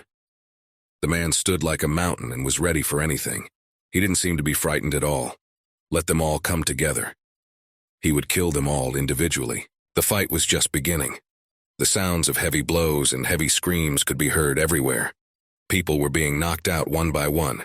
No one could stop them. It was as if these two had some inexhaustible supply of health. Scar bravely held the blows. No matter how many of these people there were, Scar held his defenses. He stood like a rock, throwing them in different directions. They came at him harder and harder, but the man stood his ground. There was already a crust of blood on his face. The blows were too many, but the man still somehow managed to stay on his feet.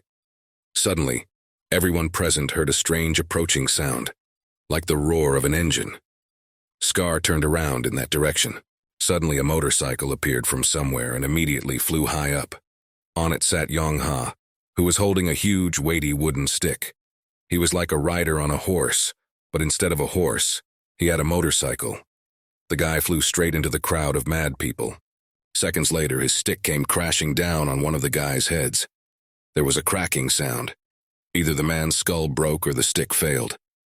The guy landed on the ground. There was a rumble and a screech of tires. There was a distinct smell of burning rubber in the air. The guy he hit first immediately fell unconscious. Zhang drove straight into the crowd of people, dispersing them like rabid dogs. He started spinning on the spot, swinging his weighty stick and trying to hit as many people as possible. Everyone bounced away from him to avoid getting hit hard. Soon the guy stopped the bike right at Scar's feet. The rubber squealed again. The guy stopped just a few centimeters away. Scar was standing right in front of him and didn't realize anything. The guy called out to his fellow misfit. Scar looked at him with a surprised look. What the hell is going on? Did this guy bring a motorcycle in here? He stared at him, still hesitant to sit next to him. Young, sitting on the motorcycle, threw a glance at Scar and quickly told him to hop on and they would quickly get out of here. They didn't have much time. Before these freaks came to their senses, they needed to get out of here as soon as possible. Seats in the long thinking man jumped into the back seat. He grudgingly said he thought the kid had some grand plan. And this is just a motorcycle? That's just ridiculous. Some kind of childishness. And what would his opinion of it look like? Young grudgingly muttered to himself that there were no other options. The man made himself comfortable and grabbed onto the boy's shoulders. We had to get out of here whether he wanted to or not. The guy tensed up and prepared himself for a long and possibly dangerous trip. He yelled to the man to hold on tight. It's going to be a little shaky now. The motor roared again, and they moved right into the crowd of people. There were still a few men in front of them, waving batons, but each of them realized that they didn't want to get hit by the motorcycle. Little by little, they began to part. The motorcycle began to pick up speed. The light from the only headlight shone out of the night darkness on the road. People began to part, making way for the guys. The guys pressed the pedal to the floor, and with great speed began to move away. The crowd parted, and all they had to do was watch the motorcycle roaring away somewhere around the corner. Deafening screams erupted. No need for them. Don't let it go, don't let it go. For a while the boys didn't know what to do. Should they go after them? Someone shouted for them to finally stop standing there and do something. They didn't have much of a choice. A silhouette of a man put a cell phone to his ear and started talking in surprise. This man had the call sign Cheetah. Music was blaring everywhere. Bright flashes of light were shining. The party was in full swing. Laughter could be heard in the tube. They must be having fun. The cheerful voice continued to speak. Someone in the crowd raised, and the DJ paused the music.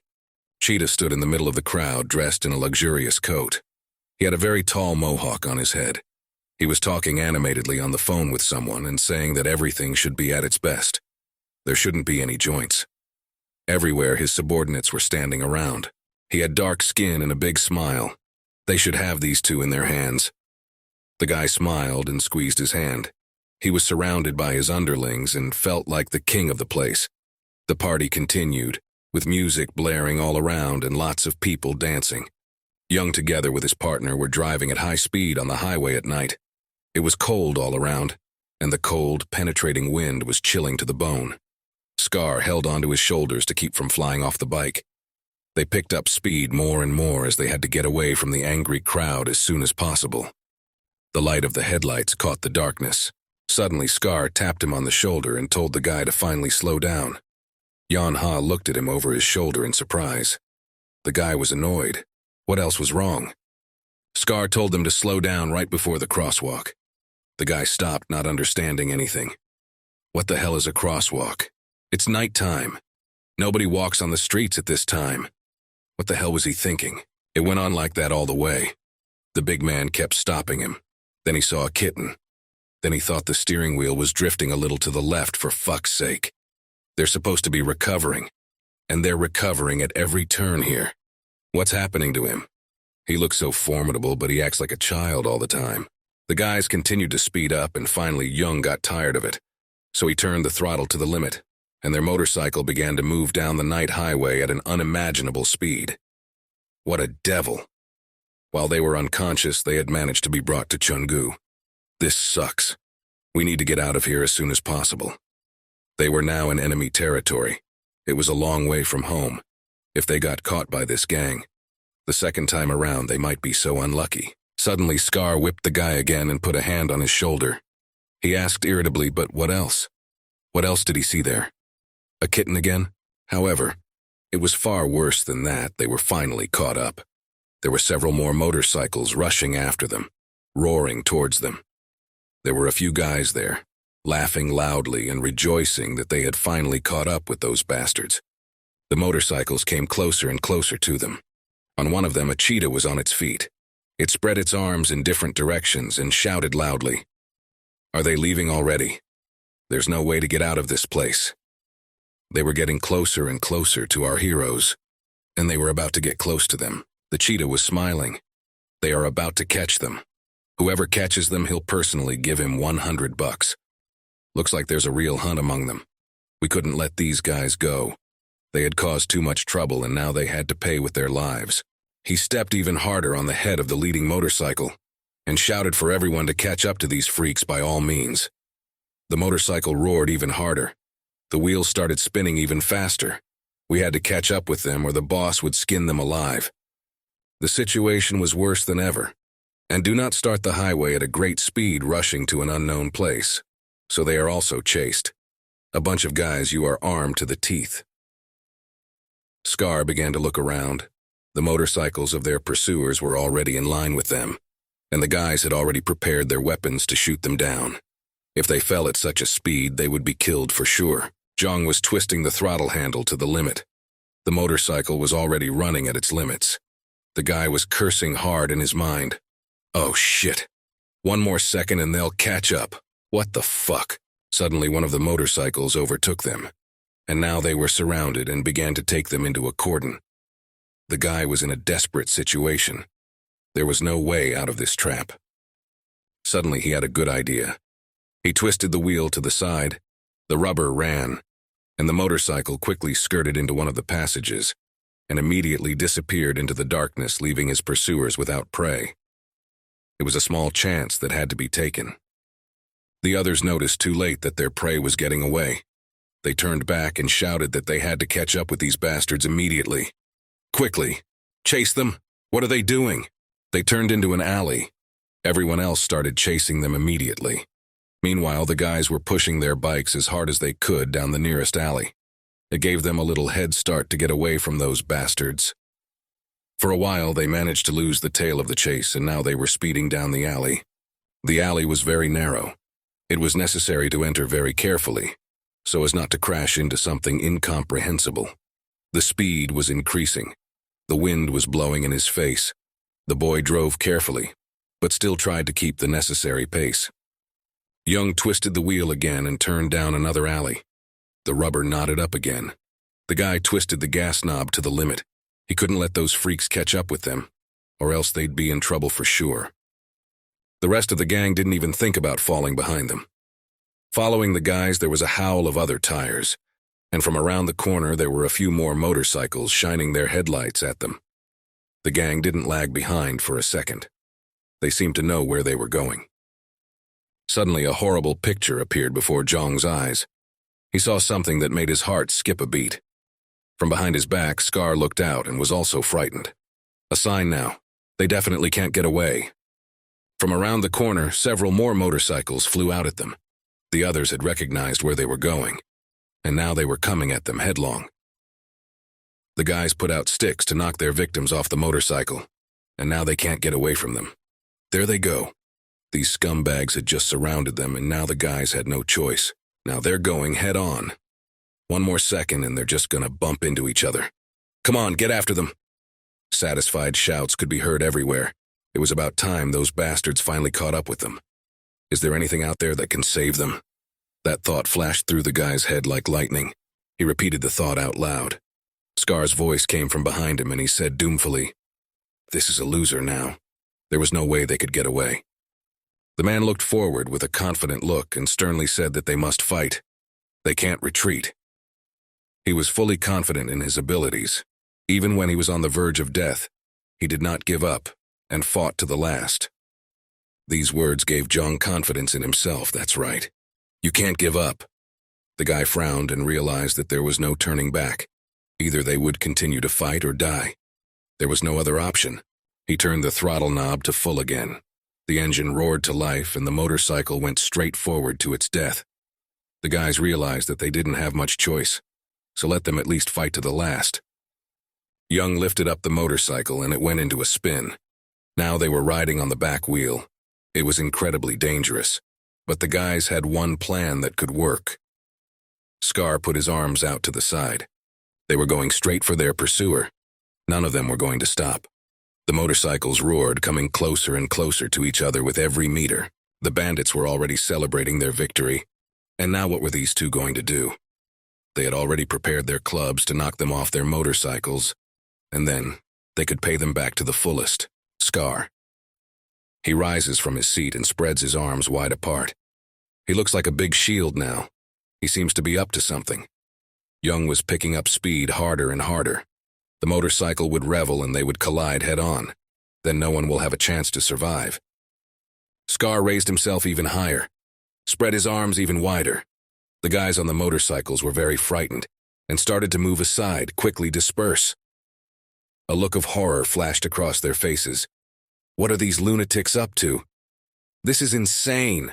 Scar's face transformed. He became fierce again, like a bear fighting for his life for the last time. Get the fuck out, he shouted in some kind of comfortable voice, the man's eyes glowing with rage. He was so angry at his opponents that the mere sight of him would make you shit your pants. Only a few seconds passed and there was the loud sound of a punch. Scar caught his hands on two guys who were sitting on the motorcycle. They did not hold on to their seats and immediately flew out. The impact was unbelievable force, plus the speed was unbelievably high. The guys choking on their own blood flew somewhere far away. Even their motorcycles flew into the air, so strong was the impact. Scar crossed his arms. He just had some kind of unbelievable strength. This is just some kind of madness. There was a loud sound, the scraping of metal. The last surviving guy watched in horror as the huge fist of the thug approached his face at a monstrous speed. What a bastard. He didn't even have time to think of anything. A grimace of horror flashed across his face. They tore through the crowd of bandits as if through snow, but they did not become less. The same guy flew high into the air and did several flips. However, there were still people left. The plan had succeeded, but it was still too early to rejoice. Scar looked at his comrade, who was confidently driving the motorcycle forward. The guy began to swear. He was annoyed with the situation. They were in trouble, and still could not get rid of these bastards. Suddenly he smiled and over his shoulder looked at his friend, and said that he would kill these freaks by all means. The motorcycle continued to pick up speed. However, they were still being chased. Cheetah was riding behind them on his motorcycle. He was laughing and he was anticipating victory. He was still standing in his pose, dream on. His long cloak billowed in the wind and he somehow managed to stay on his feet at such a speed. He felt like the king of this city. No one who lived here could resist him. Smiling, he told them to finally slow down already. They're having a little bit of a showdown here. The guy smiled and looked away and started to stop his bike. They stopped and started looking around. Smoke billowed out of the motorcycle's chimney, filling the air with an unpleasant odor. Finally, he realized something. Again, what had just happened? The man saw that their victims had managed to escape after all. As if he was possessed, he ordered the gas to be pressurized. Once again, the tires were tied down and the engine roared to life. The motorcycle stood on its haunches and began to pick up speed. We had to catch up with those bastards. How could they even get away? Just don't let them get out of town. Zhang was speeding down the highway at an unbelievable speed. He didn't even think about the fact that they might crash. Scar sat behind him and held on tightly to his shoulders for fear of falling out of the seat. Finally, after a few minutes of driving, he asked, "Are they even going there?" The guy said not to worry, they seemed to be going the right way. The direction was the same. However, the place itself brought back very bad memories for him. The guy suddenly heard some familiar sound. It was the sound of a motorcycle approaching. He looked in the rearview mirror and saw another biker approaching them. He was laughing loudly and gradually shortening the distance. Holy shit. It was like something inside the guy was turning over. They were getting away from them. Had they really caught up to them so quickly? The situation was getting more complicated by the second. Getting away from these types wasn't that easy. Cheetah was simply furious. A predatory smile stretched across his face. Those two. What did they think they could get away from him so easily? Kim Won-dae, that was his name. His combat rating was 4, one of the most dangerous members in his city. Young couldn't understand how it's possible. They're going full throttle. 200 kilometers per h. That's unreal. They flew like a bird, and how could those bastards catch up to them so fast? The cheetah got as close as he could get. Scar said he was going to deal with it. The man turned around and prepared his weighty fist to knock the freak out of his seat.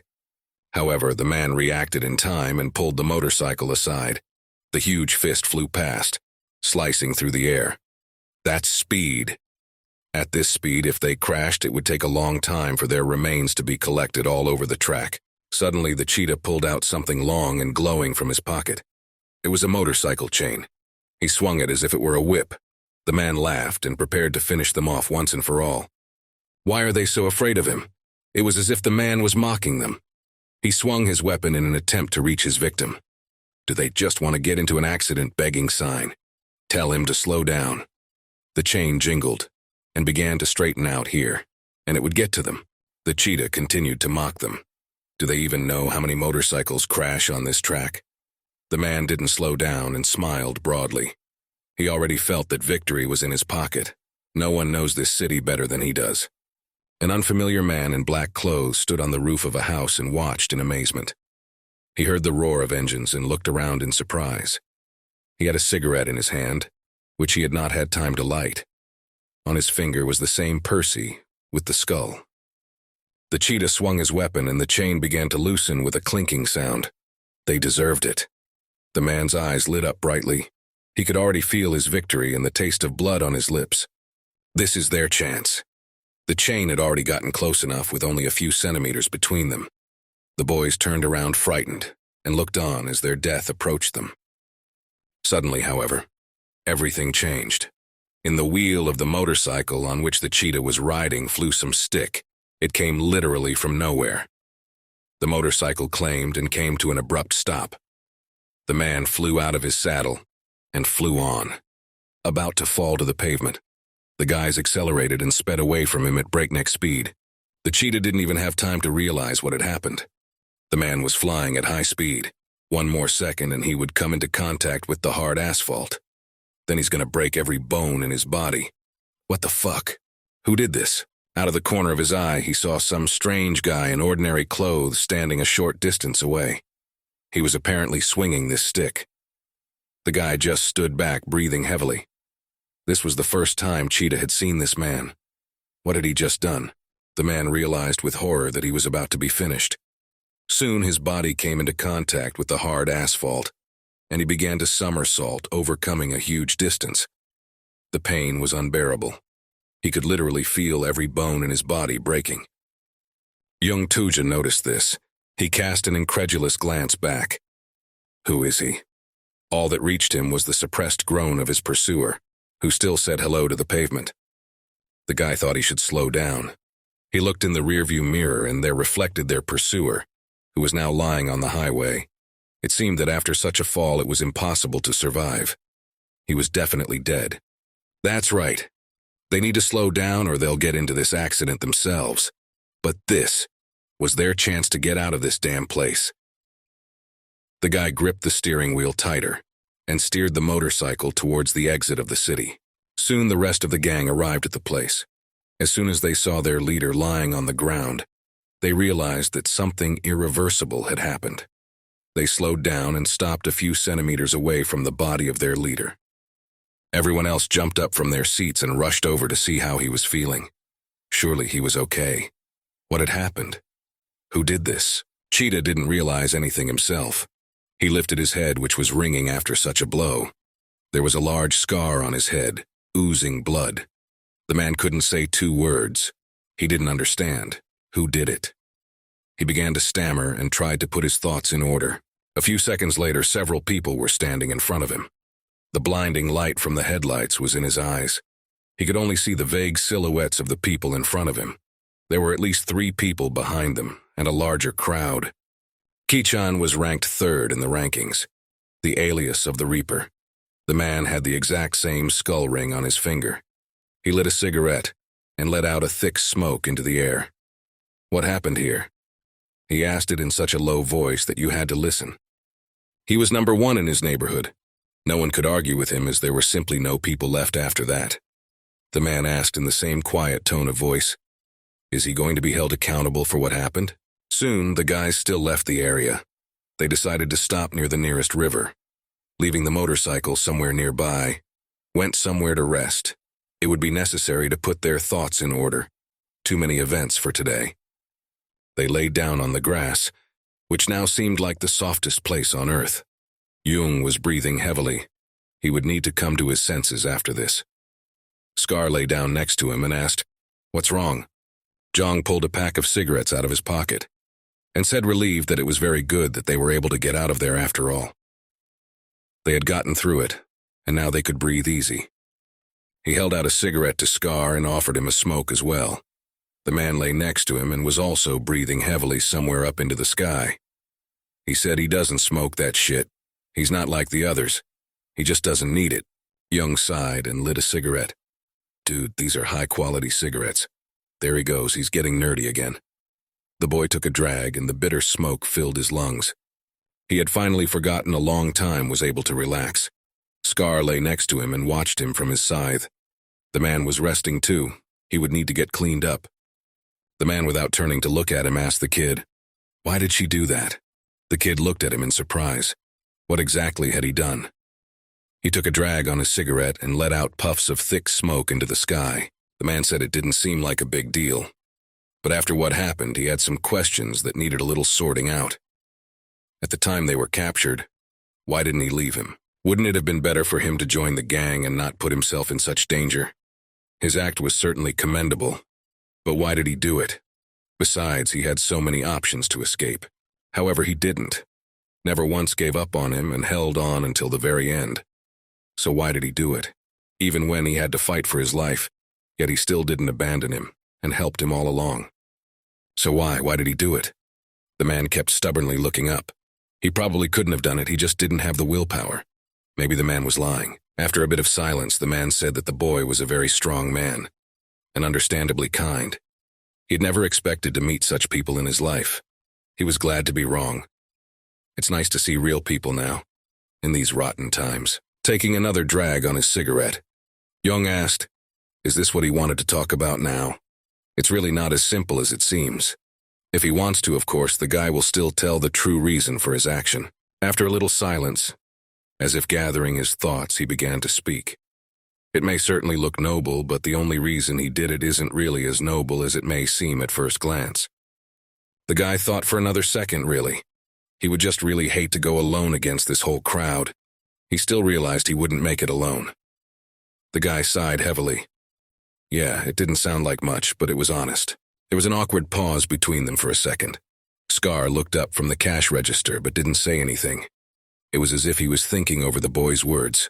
He himself understood everything that was going on. He got up a little from his seat and said that the boy should stop smoking. Just because he smokes doesn't make him strong or cool. It's just a bad habit. It's unhealthy, and besides, it looks stupid. On top of everything else, the kid smells bad. It's like sitting next to an ashtray. The guy took another drag on his cigarette and looked at the burning cigarette butt in silence. After thinking for a bit, he smothered the cigarette butt against the ground and rudely said that it's really none of his business. It wasn't his place to decide what a guy should do best. They have entirely different lives. Scar rose from his seat and with wide strides began to walk away. Young looked up at him and said that he owed him now. He had saved his life after all. How could they just separate so easily the begging sign the guy still continued to hold in his hands? The man looked at him with an emotionless look and said that he was really grateful to him for what he had done. Not to be outdone, though. He thinks it's better for them to stay away from each other now, after all. This world is very dangerous, and who knows what might happen to them in the next moment. Guy Everything looked after him with his calm gaze. Now, for the first time in a long time, he could come to his senses. Scar slowly began to walk away in the other direction. The boy also got to his feet. He, too, needed to go about his business. Too many problems had piled up lately. There had to be a way to deal with it all. Young looked at the guy for the last time, but he wasn't so bad. But he was too arrogant and stuck his nose in his own business. But then again, everyone's like that. Scar was walking somewhere deep into the park, thinking about something of his own. Suddenly, the guy's cell phone rang in his jacket, and the man did the same. They stopped for a second as if realizing what had happened. Jung pulled his cell phone out of his pocket and looked at the screen. From what he saw there, his eyes widened with surprise. Anything could happen, but this was definitely something he couldn't have foreseen. Although, on the other hand, it was quite expected. Apparently, the man saw something like that. He turned to the boy and gave him a scornful look. "No, the Scar," said the boy. "They won't be parted for nothing. Staying away now, they're not likely to succeed. Next time, they'll meet him in the ring." The man said nothing in reply and only looked away. It looked like fate would bring them together again in short order. Scar's picture popped up on the guy's phone. He was his next opponent in the ring. Young Ha's picture popped up on his phone. It was clear they would fight each other next time. It would be difficult, but still, they didn't have much of a choice. A bright white light illuminated the stands. The thunderous voice of the commentator rang out. A new match was starting. There were a lot of people around, all gathered to see the new performance. People expected something more. They were already tired of looking at the usual fights. Needed more entertainment, blood, and spectacle. The crowd roared. There was an incredible amount of people. Everyone was crowding and literally crawling over each other. People froze in anticipation, imagining what tonight's match would be like. Tonight would be the main event, the announcer shouted, trying to break the noise of the crowd. Young Yi Scar stood across from each other. Scar and Jo Young Ha would collide in the ring. The announcer announced the opponents, and the crowd enthusiastically began to scream. Some were raising their hands up, some were bouncing on the spot. In short, there was complete chaos. Which one will win the title of this year's top rookie? Young looked at his opponent and said that it was better for them to forget everything that had happened between them. They should compete on equal footing, without any indulgence, and without regard for the fact that they were acting together. Scar crunched his huge fists and nodded affirmatively. Of course, that's out of the question. They will fight as normal fighters. There can be no favors here. There can be no friends, only enemies and rivals. Let's go. The announcer announced the start of the match, and the competitors began to glare at each other. They have already prepared their weighty fists for the start of the fight. Now will begin Mahacha, which promises to be incredibly spectacular. Charles stood in front of the boy and gave him his instructions. He said it would be a battle of the strongest players, if I may say so. He's worried sick. Indeed, the man was trembling with anticipation for the future battle. This was the first time he had seen something like this. It wasn't often that one would see two strong rookies competing with each other with the consciousness of being the best. The man said he had something very nice to say to the guy. He would definitely like it. Young wondered, something good? And what interestingly could it be? I continued to smile and nodded my head. Yeah, he needs to be told about the levels. There are only a few of them. Normal, rare, epic, unique, and legendary. This division is made for people to fight with opponents equal to themselves in strength. To advance to the next level, you need to gain battle points. The more fights a person has won, the higher his level. And the higher his level, the more money he will get in the end. It's simple. The higher the level, the more money he will get after he leaves. Jung looked at the man without any emotion at all. He wasn't faintly surprised. Doesn't it surprise him? Normally everyone would straight up burst into laughter at such news, but the guy just sat still and didn't say anything in response. However, the man was embarrassed by this. For a short while he continued to talk. As the kid had already noticed, he called the limit at 9, but if he scored that many points, he would get a chance to fight the champion. Of course, the champion was Kang Soo-ho, the only person participating in the arena whose battle rating exceeded 10,000. After saying that, Yeon-ha's face seemed to change. Damn, this is interesting. A chance to fight the champion. Something he had wanted for so long, of course. It would take a lot of hard work, but he didn't come here for nothing. Charles looked at him with a wide smile on his face. Basically, and there's a chance to increase his points a lot. For example, make a winning streak. Let's say your opponent had particularly unimpressive points, but he raised 1,000 points for his last fight. The man squints. He's probably wondering why he's telling him this now. He just wants to show him how important tonight's match is to him. Right now, the boy's combat rating is... He's on the borderline between ordinary and rare level. Jung listened carefully to the man's every word. He realized that his promotion to a new division depended on tonight's fight. The guy would need to concentrate to give his best effort for victory. No matter who was standing across from him, it didn't matter now. And so the start of the fight rang out. The opponents headed towards each other like lightning. They spread their fists like eagle's wings. And now the outcome of the fight would only be decided by their skill. The opponent had a combat rating of 1666, while Yeon-ha only had 902. The difference was significant, but it didn't seem to bother anyone. The guys punched each other in the face, both hit. Blood splattered in different directions. Each guy seemed to have a few teeth flying out at this point. This promised to be the most intense fight yet. A chance to prove myself, to finally move up a rank. Two very strong fighters clash. Who will win this time? The announcer was excited. The guy clenched his teeth and prepared himself to give his best. He cast aside all doubts and all the unnecessary thoughts that were troubling him at this moment. Right now, he had to concentrate on one thing only: victory. Scar was an experienced fighter. He wasn't going to back down even though this guy had helped him out. Now, he had to concentrate on the fight. They swung again, and once again their blows hit the target. There was a crunch. Each fighter had incredible stamina. They endured each other's blows, their fists touching, causing irreparable wounds. Soon everyone would know who would emerge victorious in this monstrous fight. The atmosphere in the ring began to heat up with every passing second. They were like two beasts caged together for prey. Charles was sitting in the stands, crunching popcorn loudly as always. He watched the fight admiringly. A smile stretched across his face. The man knew that this guy had given it his all every time in the past matches, and now he was probably going to win too. Few men here have more strength and stamina than this fighter. The boys clashed in a battle that was getting more and more heated. The odds were almost equal. Despite the combat ratings, the boy had experience now. He was no longer the youngster who didn't know how to fight. But on the other hand, it wasn't that simple. Scar swung his weighty fist to hit his opponent directly. On the other hand, his opponent was also incredibly strong. He had incredible stamina and the strength of his body. He swung around and with all his might drove his huge fist right into the boy's chest. Wow, that's the kind of blow that would be fatal. The announcer didn't know where to put his joy. Every fight was like a circus show for him. What a punch. The punch was really strong. The guy gritted his teeth as hard as he could and tried to stay on his feet. His chest was on fire. It was a straight punch, and his opponent seemed to put all his strength into it.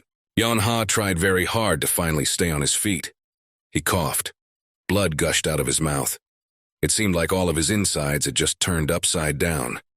This guy was nothing like past opponents. What the hell is this? Especially his punches, they were like young. If you missed a couple more punches like that, this kid would definitely not get back up on his feet. His punches were incredibly strong. He had seen others get defeated, but so far he himself had never encountered such power. Zhang wiped the blood from his mouth and prepared himself. He's strong. So strong that it seems his blows would be very hard to hold back. Alone, the guy had no choice. Here he would either die or emerge victorious. He once again started to remember all those lessons with the teacher at the academy. He remembered how the man had trained him. During the fight with the teacher, he couldn't even manage to touch him, let alone hit him in any way. The teacher's movements were incredibly smooth. It was then that the boy realized that he needed to improve his skills, otherwise he wouldn't rise above his level. You had to think with your head to win. He had to calculate all his actions and not get hit. He wasn't a real tank after all. Well, he remembered the teacher's question. A man asked him what would happen if you hit your head on a rock. The man asked this, and once again swung his fist to hit his student. Naturally, the boy failed to calculate his blow, and a second later, the horror teacher's weighty fist touched his nose. A crunch sounded, and the guy felt incredible pain, breaking his head, but in no way a rock. It was a simple lesson he needed to remember for life. The guy got ready again and grouped his whole body. With this opponent, he needed to strike one after another and try to wear him down. Only then will he be able to win. Otherwise, he'll just flatten him out in this ring. Zhang got to his feet and prepared for another attack. He had to use all his strength to resist this mountain of muscle. He was well aware that this man was incredibly strong. He had stamina and rock-hard muscles. The announcer was surprised. It seems the newcomer intends to win today. The man was surprised and opened his eyes to watch the outcome of the fight even more closely. In the background, the crowd was just going crazy with excitement. They hadn't seen such a colorful event in a long time. Two super strong rookies were fighting. Step by step, the guy was approaching victory. He stood in a fighting stance and prepared for a long battle. He realized that his opponent is incredibly strong. He saw with his own eyes how the man crushes the skulls of his opponents with a single blow. If he fails at the wrong moment, the next time he will be carried to the morgue.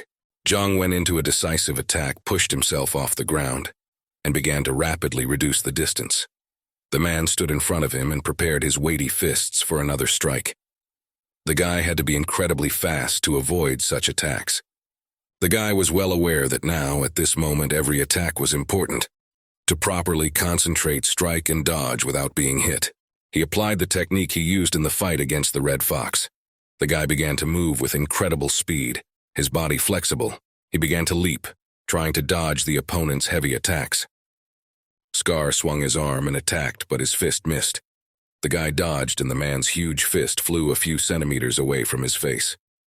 If the boy had been exposed to his attack, it is unlikely that he would have survived. Having returned and jumping to his feet, the guy swung around and delivered a powerful uppercut to his opponent. He needs a win. The man leaned back. He didn't expect the guy to be able to dodge like that. The atmosphere in the ring was getting hotter by the second. The scarred man looked at his opponent with a fierce gaze. There was steam coming from his chin.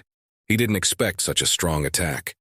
But still, thanks to his resilience, the man was able to withstand. The announcer was ecstatic, Zhang attacking his opponent. The man swung his fists once again and once again missed. It was like the guy was a different person. He dodged every attack. He acted like a real professional boxer. Scar just couldn't hit the fast guy. He was much faster than his opponent. And here, once again dodging, the kid made a strong direct blow to him right in the nose. There was a crunch. Even a thick-skinned man like Scar could feel the pain. The kid's fists were good. The announcer continued to marvel at the fight going on. The guy's not going to back down. At this time, Charles sat in the stands and smilingly watched the action. He was incredibly pleased with his ward. This guy is pretty good. He chose a tactic where he throws a lot of punches in a small amount of time. To a man, it appeared to be a pure bid for success. Indeed, the guy was moving incredibly fast and was throwing accurate and faster punches right at the target at every opportunity. However, his opponent was also not easy. Scar just so will not give up his victory. He swung his sledgehammers, and the guy cost a lot of effort to dodge the swinging his opponent. Well, let's see what happens next. The odds are almost even. Jong acted for sure. He moved incredibly fast. And now, once again bouncing to the side, he struck a quick blow with his scar. The man did not have time to react, and a powerful fist of his opponent crashed into his jaws. Young Nan was throwing just some huge number of punches in a second. The audience was ecstatic. The surroundings were such a buzz that it was ear-splitting. It was as if Scar had weakened. He wasn't used to having such a fast man fighting against him. But still, it didn't scare him.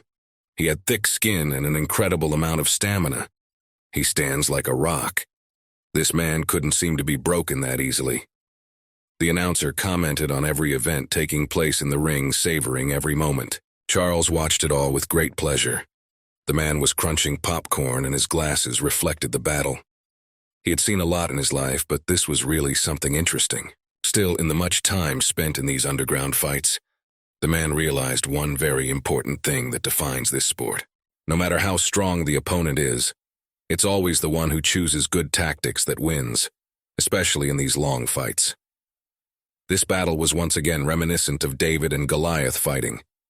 Jong was fast and precise, while Scar was powerful and strong. Two elements clashed in this battle. Guy again returned and in one deft move delivered a powerful blow to his opponent right in the jaw. His face literally began to deform before his eyes.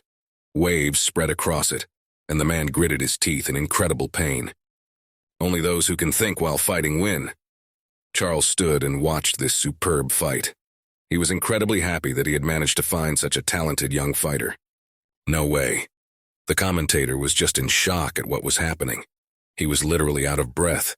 This was the first time in his long career that he had seen such an incident in the ring. The crowd went silent for a second. Something incredible was happening in the ring. Scar couldn't take that many blows, and got down on one knee after all. The man was almost exhausted. His huge body couldn't withstand such an onslaught after all. There is a proverb that any rock can crack under such an onslaught. This is crazy, what the fuck? The people were just thrilled, not shouting. The hall was filled with such a noise that it seemed the whole town could hear it. That question couldn't be. The unshakable Scar was on his knees. The man wiped his face and thought for a moment. He seemed to have underestimated his opponent. For a second, respect for his opponent flashed in his eyes. His eyes became bloodshot. He thought that this kid was only good at talking, but he's doing pretty well. He's as weak to me as the Scar thought. A man would need to put in a lot more effort to defeat this man. However, the guy was also mistaken about him. The man jumped up and suddenly his movements gained an extraordinary speed. To everyone up to that point, it appeared that it was just a block of stone that didn't know how to move well. However, it was quite the opposite. The man still had trumps up his sleeve. The scarred one goes on the attack again. The guy was shocked. He thought that he would win easily. But it wasn't that easy. A look of worry flashed across his face for a second. He didn't expect such a violent onslaught. How many times? The man's weighty fist flew into his face again. He had to react as quickly as possible. Otherwise, he wouldn't be able to get back on his feet after such a blow. He didn't have time to get back up, but all he could do was block with his hands. The blow was so strong that the guy flew up high, but he couldn't stay on his feet. Now, for the first time in his life, he felt the full force of this man. His bones cracked as if from such an onslaught. The pain was unbelievable, as if his arm would break after such a blow. After flying a few meters, the guy hit the net with all his might. That's the kind of hit you're used to seeing from Scar. The guy just flew off like a soft toy. He's got his opponent cornered. The man was getting closer and closer, and the kid looked like a cornered victim. He didn't know what to do. It was almost impossible to hold back such an onslaught. He didn't have a body strong enough to withstand all those blows. The man sprawled and lunged at his opponent with a weighty fist. He seemed intent on ending the fight with a series of A's. The man came at his opponent like a kite at a small mouse. At the last second, the guy saw a fist coming at his face at a tremendous speed. Seconds more, and there would be nothing left of his head. For a second, in his eyes flashed fear for his life. For the first time in his life, he realized that now he could die from a single blow. At the last second, he had time to react, and with a terrible effort bounced off the net. There was a loud crack. It appeared that the ring was about to break into several parts. So strong were the attacks of this man. He got away in time and saved his life. Scar looked at him over his shoulder. How did he get out? He knew him in a corner, didn't he? The man was surprised, but realized that victory wouldn't give him too easy. The fight was dragging on, both opponents realizing that this battle was going to be very grueling. Neither of them wanted to give up their victory. Jung dodged and jumped on his opponent from behind. The man turned his head and saw everything perfectly. We should have ended it sooner. The fight couldn't be dragged out, or else this would turn into some kind of clowning. They headed towards each other with great speed, putting their fists forward. Something unimaginable was about to happen. They were approaching each other faster and faster. The guy realized he couldn't lose. The Scar was coming at him with his weighty fist, ready to crush the guy like a bug. Jung also was determined. Fury glittered in his eyes. He had to win. There was no chance of losing. He wouldn't forgive himself. The boy realized that his fate depended on the outcome of the battle. He simply must become the strongest in this arena. After all, for this he trains without sparing himself. But to everyone's surprise, their fists did not make contact but passed each other. If these punches reach their target, it will be a real double knockout. He must win. The only thing left to find out is which one of them will be faster. The stands froze in anticipation. Charles continued to crunch his popcorn and watch the events unfold. The man smiled and looked forward to the outcome of the battle. He realized that not one of the opponents was not going to back down. The announcer was simply shocked. He had goosebumps running down his back. However, Jung was faster. His fist reached his opponent's face faster, and he unleashed his full power on him. The Scar felt a tremendous impact. It was as if a huge stone had been thrown into his face at a tremendous speed. His cheek began to deform and waves were spreading out from it in different directions. It was as if everything in his head had been turned upside down. A simply unbelievable event had happened. Scar, despite all his resilience and power, fell to his feet. His opponent's blow literally knocked him off his feet, and he flew a few more meters with a huge force, crashed directly into the bars of the ring, and even flew out with it. The crowd just went crazy from such a spectacle. People have not seen such a good fight for a long time. There was so much noise around that you had to cover your ears not to go deaf. Everyone was incredibly happy with this outcome of events. The newcomer proved his superiority and knocked out his opponent. Charles smiled wider and wider with each passing second, and continued to eat his popcorn. He was starting to like this a lot already. Both of them had great prospects in the future.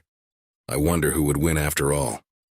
The opponents weren't going to outdo each other. The man looked in the direction where the champion was standing. What does he think? Who will win in this fight? The fight begins to heat up with renewed vigor. No one spared each other. Su-ho was also present at the match.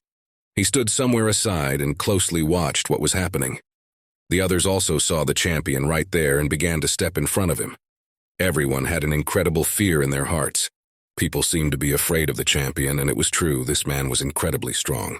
The guy stood in the crowd of people and directed his focused gaze straight at the arena. He was starting to get very curious himself. Two newcomers fighting each other, and neither of them was going to relinquish their leadership.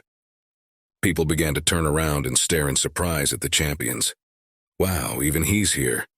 Did he just decide to come and watch the fight? A man turned to him. They say he doesn't like this kind of thing, but he's here to watch. Charlie turned to him and smiled. He's right, isn't he? Wait a minute, it's not that simple. The man started laughing, and I think he realized something. Then he shifted his gaze to Jong. He had the same inscription on his back as the champion.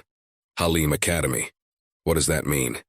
It seems like the two of these guys are connected somehow. What's the only thing that connects them? Do they train at the same place? Wouldn't he want to share that secret with his friend? The guy just remained silent and continued to watch the outcome of the fight. He didn't really feel like explaining anything to this man right now. And why was he picking on him? The boy himself was wondering what this guy was doing his academy. At this time, the battle continued to heat up with renewed vigor. Bright spotlights were burning brightly everywhere. The fighters continued their stubborn rivalry. It looks like Jong is now in the lead by a large margin. He's not giving his opponent a chance. Scar was lying on the ground trying to recover from such a heavy blow. Even his strong body couldn't withstand such an onslaught. Would a single defeat severely upset him? If he couldn't get up now, then victory would be awarded to his opponent. The commentator was about to announce the results of the fight, when suddenly he saw that it's not over yet. The opponents are not going to give up. The man stopped talking and looked in surprise at the fighters. It's not over yet. Scar put his weighty fist on the ground and began to rise slowly. The man was furious. He didn't plan to give up. He wasn't going to lose to some newcomer. The man started breathing heavily and began to rise to his feet. This blow caused him to stagger, however, he wasn't broken yet. The Scar is rising. People began to marvel at the fighter's resilience. Even at this rate, he doesn't lose his grip. Unbreakable Scar is back in the ring. The man stepped closer and stepped into the cage. Now they stood opposite each other again. The fight will continue. Yes, it has dragged on, but this is a contest to win. Young took a fighting stance again. His opponent had already fallen once. This gave the guy confidence in his abilities. He realized that even such an impenetrable rock has a weak spot. You just have to use it wisely. He will have every chance to win if he concentrates. So this man will fall next time. The guy rushed forward, swinging his fists. He wants to strike next. He doesn't care how strong his opponent is. Scar already swung his fist at him, but the boy dodged again. There was the sound of a punch, the boy once again hitting the exact target. The man's jaw is about to split into several pieces. He's throwing a lot of punches again. The fight continued, and the boy burst into it with renewed vigor. It was a little respite for him so he could catch his breath and build up his strength a little. Scar was taking all the hits and wasn't even going to dodge. His head was incredibly strong. It could withstand any strain. The man could feel his opponent pouncing on him with renewed vigor. He couldn't dodge the guy's blows quickly. The Scar was pressed against the cage again. The guy realized that the most important thing now was speed and accuracy. If he continued to strike methodically, he would soon win. Scar looked up at him with crazy eyes. Right now they were shrouded in a white film like some kind of rabid animal. The man was furious. He wasn't going to give his victory to some brat. The boy swung around and again delivered a powerful straight punch right into his opponent's face. The man grimaced and his face contorted in a grimace, but he didn't stumble or fall this time. At that moment, the fighter felt as if he had slammed his fist into a granite wall. His hand rattled and he felt the force with every bone in his body. The guy wondered in no uncertain terms, what the hell was that? Turns out his attack wasn't that powerful. His fist landed on Scar's face, but it didn't do any damage. It appeared that this man still had a chance. It was as if he had summoned all his strength to hold back the onslaught. Now the Scar was already on the attack. He rushed at his opponent like a locomotive, his huge fists flying with unimaginable speed. 1 second more and they will reach their goal. The guy was really scared. He had to act fast. However, he had no time to dodge. Now the Scar gave him a devastating blow right in the gut. There was a powerful explosion. The guy literally felt with all his body how the power with which the Scar struck him was spreading through his body. He didn't even have time to realize it. His breath hit him in an instant. The boy opened his mouth and tried to scream, but only a croak escaped his throat. How did this happen? How did this happen? The boy flew off to the side and flew to the end of the ring. How did that happen? The Scar seems to be marching towards victory with a steady stride. The boy wouldn't be able to hold back such an onslaught after all. His body wasn't that strong after all. His opponent wasn't going to stop there. He clenched his fist and aimed all of its power straight at the boy. If he didn't dodge now, it would definitely end badly. Scar struck him with a swift motion, but the kid managed to put up a block with his hand, his bones dragging from such exertion. Never in his life, he'd never faced such strong punches before. To hold back such an onslaught, he would have to try very hard. The blow was the strongest. The boy did not stay on his feet, and this is the kind of inertia fell out the great ring, and now lay on the floor almost unconscious. He struggled to regain consciousness, feeling as if he had been hit by an automobile at full speed. The crowd exploded once again with scream. Charles stood and watched. It was incredibly interesting. How would this fight end after all? It was unclear until the end who would dominate the ring after all. The champion stood beside him and silently watched. Now there was no doubt in anyone's mind that Scar would take his victory tonight. The man stood there looking like a raging bull with steam coming out of his mouth. Jung received a lot of injuries today. Would he even be able to continue fighting? The guy clenched his teeth and tried to recover. His whole body ached. This is just impossible. How does this psycho do it? He pieced together his strength and rose to his feet. He hasn't given up yet. The announcer has already begun to declare Scar's victory. All those who were rooting for him can take congratulations. Their favorite has won after all. It's weird. No one thought the result of the game would be like this. Yong-ha might not be able to get up from such blows, but this guy wasn't going to give up.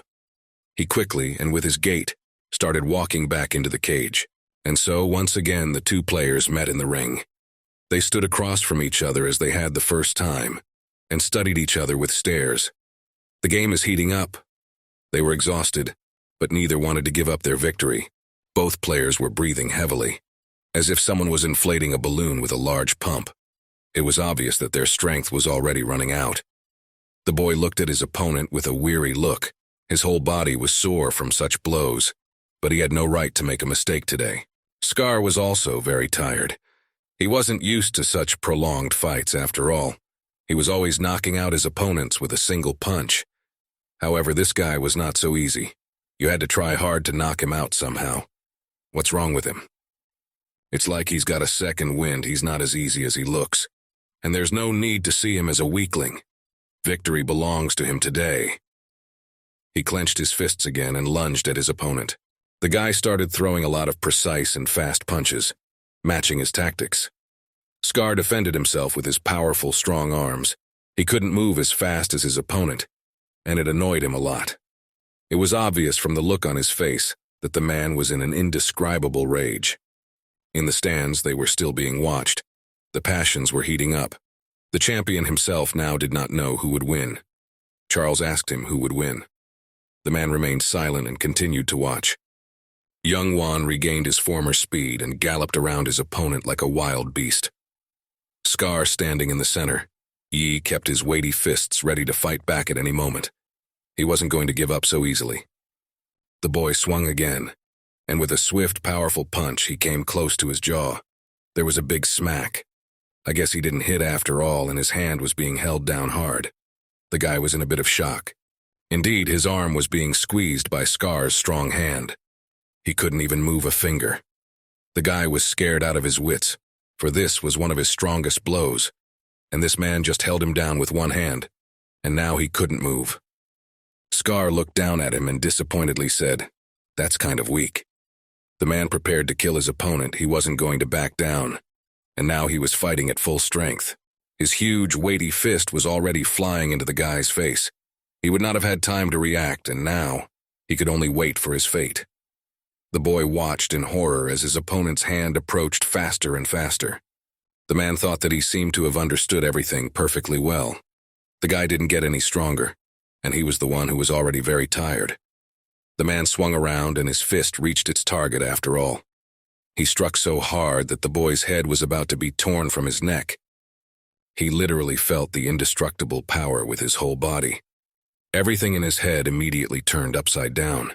His eyes went black, and almost all of his teeth were flying out of his mouth. The impact was like a cannon shot. Everyone froze in anticipation.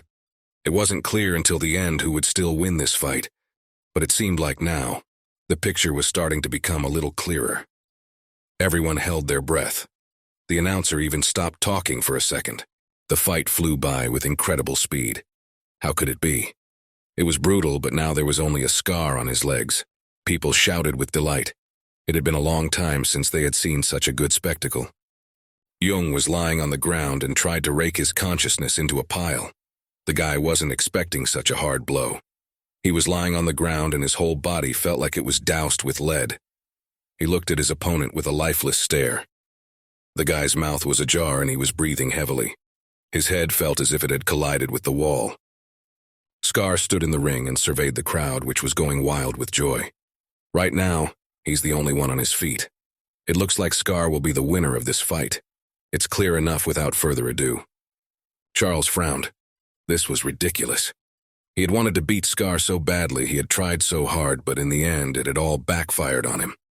The man crunched his popcorn, the champion standing next to him, watching silently without a word. The sheer number of attacks that the guy was making during the fight had worn him down a lot.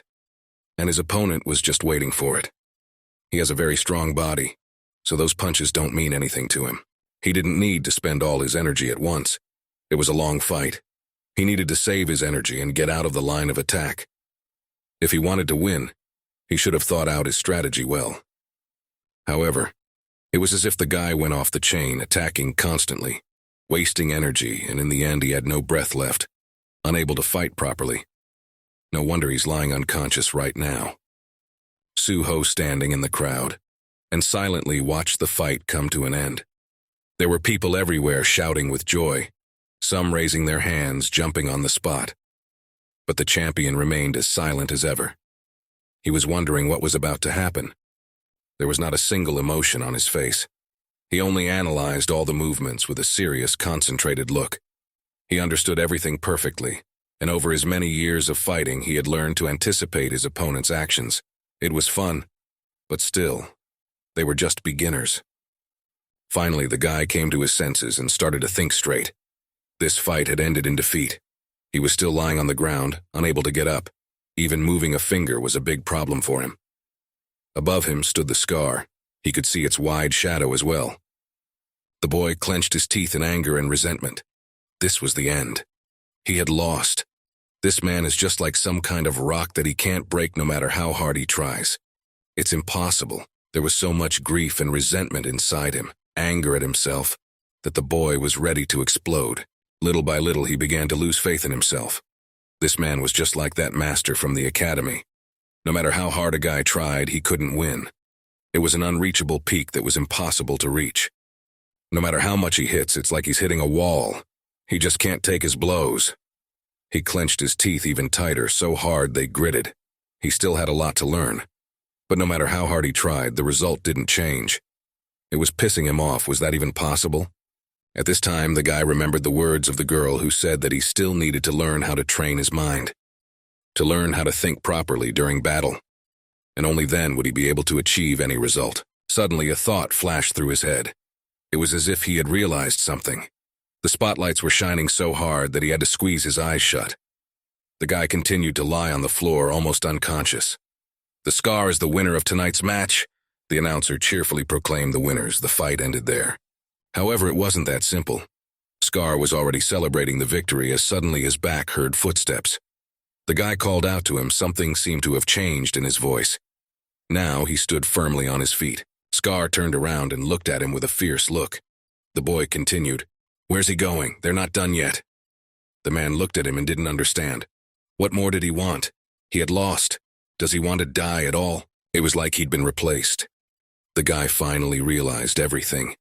It was as if a brilliant idea had entered his head, the solution to all the problems he had created for himself. He stood firmly on his feet, grouping his whole body together, but a sly smile appeared on his face. The guy was up to something. He now understood why he couldn't defeat the master for so long. He's got it all figured out now. The very word I told him the girl said about mind training, and now he finally gets it. The announcer was incredibly shocked. The fighter wasn't going to give up. Who was going to win? The guy wasn't going to give up his victory. That's the fighting spirit. Scar was literally one step away from victory, but things turned out differently. Jong approached him with slow, confident steps. The man looked at him with a surprised look. Wasn't it enough for him? What more did he want to get? He didn't understand. Why can't this guy admit defeat? He lost. So let him give up. What a bastard. The stakes are getting higher. The guy frowned. Yes, he's not done yet. His eyes were full of confidence. He had switched something in his head and was now thinking differently. The guy put his hand up and said, "Here, you don't have to be so sure of your victory. Things could turn out differently." Kang Suho.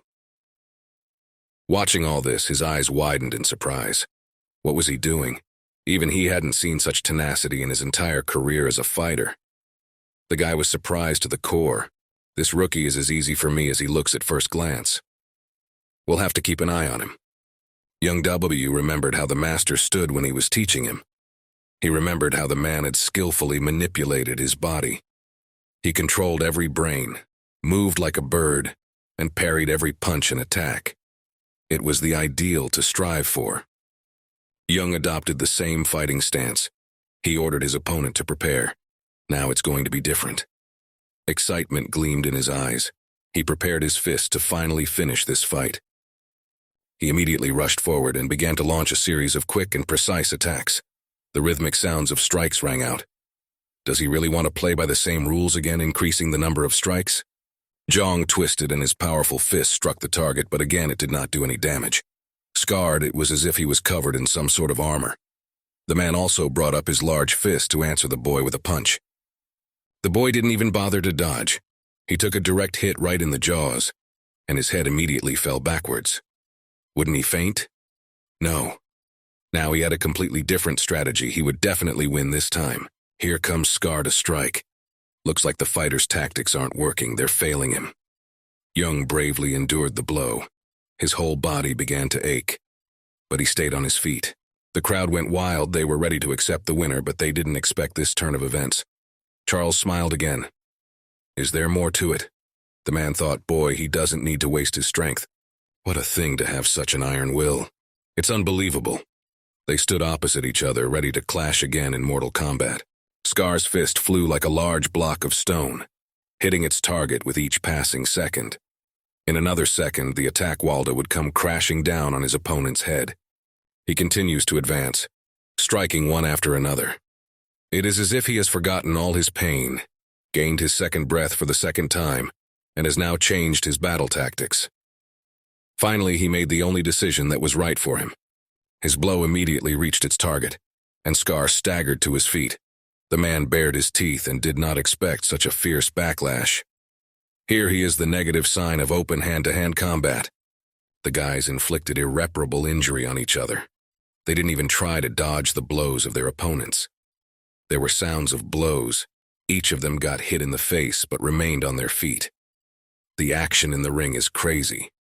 Each of the opponents briefly taking the opportunity to win away from their opponent. Now it was finally unclear who would emerge victorious after all. The crowd was furious, shouting that the guy was going to lose this fight. The people were sick and tired of watching this. They were screaming for him to accept his loss. Charles corrected his glasses and said that this is his fight, much more interesting than the others. Scar not only has a strong body, he has a sharp mind. He thinks things through. Young took another hard punch to the face. Blood splattered and several of his teeth came out. Judging from his past matches, if the melee continues, Zhang will definitely lose. He wouldn't be able to withstand against such power. The arena champion continued to watch in silence. He didn't say a word to me. He was very interested in watching the fight unfold. Was he?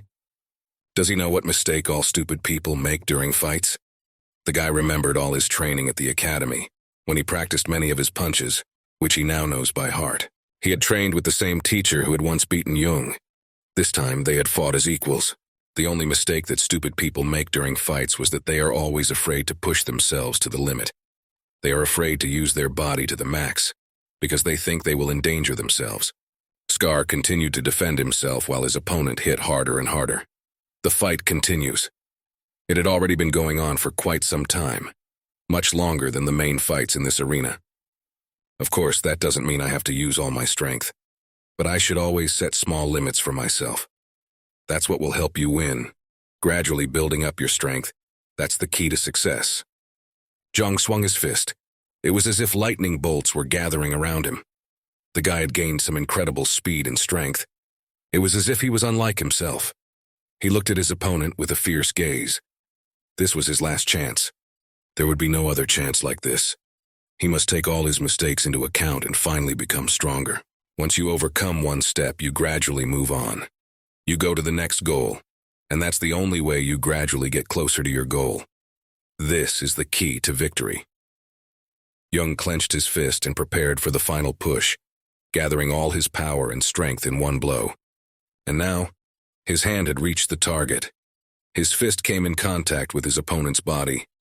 Every man must overcome an obstacle sooner or later. His arm was so tense that it was about to burst. The blow came after all. Scar gritted his teeth. He had not expected such an onslaught. It was unbelievable. The announcer was in complete shock. The fighter opened his eyes in surprise.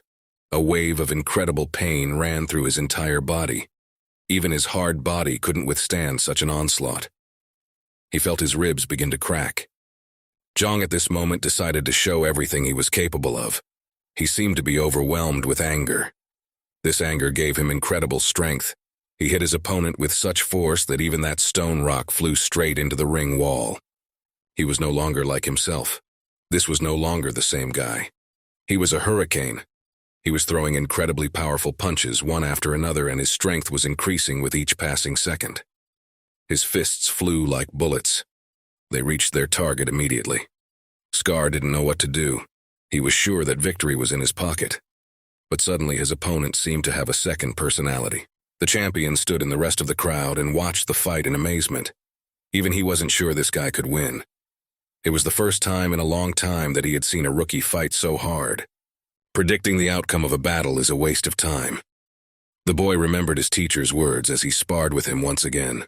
The teacher moved with incredible speed. His legs were like spears that flew at top speed. The man wasn't thinking about anything but what today would be. He was concentrating on the blows. While the fight is going on, you must put victory or defeat out of your mind. It helps free your mind, and finally concentrate on what's important. While the fight is going on, your head should be calm and cool. The champion remembered those very words. He who will think during the fight how beautifully he will stand on the pedestal will never win. He will remain an outsider.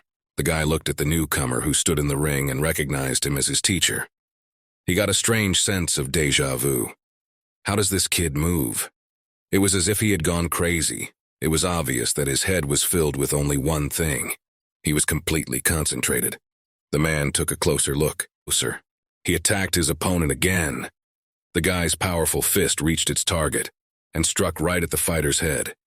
There was a scathing impact, and Scar felt his brain begin to melt. It was a real earthquake. Not everyone could withstand such a thing. However, the man was not going to give up. He also swung his weighty fist and aimed at the boy's face, but he reacted in time and pushed his opponent's hand aside. His fist missed the air. The boy moved with incredible fluidity. Seeming to lose his balance, Jung took advantage of the weakness and swung his fist to deliver a killing blow. His opponent was already falling to the floor. The boy needed to be in time. Believe in himself. Believe in your victory. It's not for nothing that the teacher said that it doesn't matter how much stronger or bigger your opponent is. Even then you have to believe. Even then one must not doubt oneself, and only on condition that one is confident in one's own strength can one win sooner or later.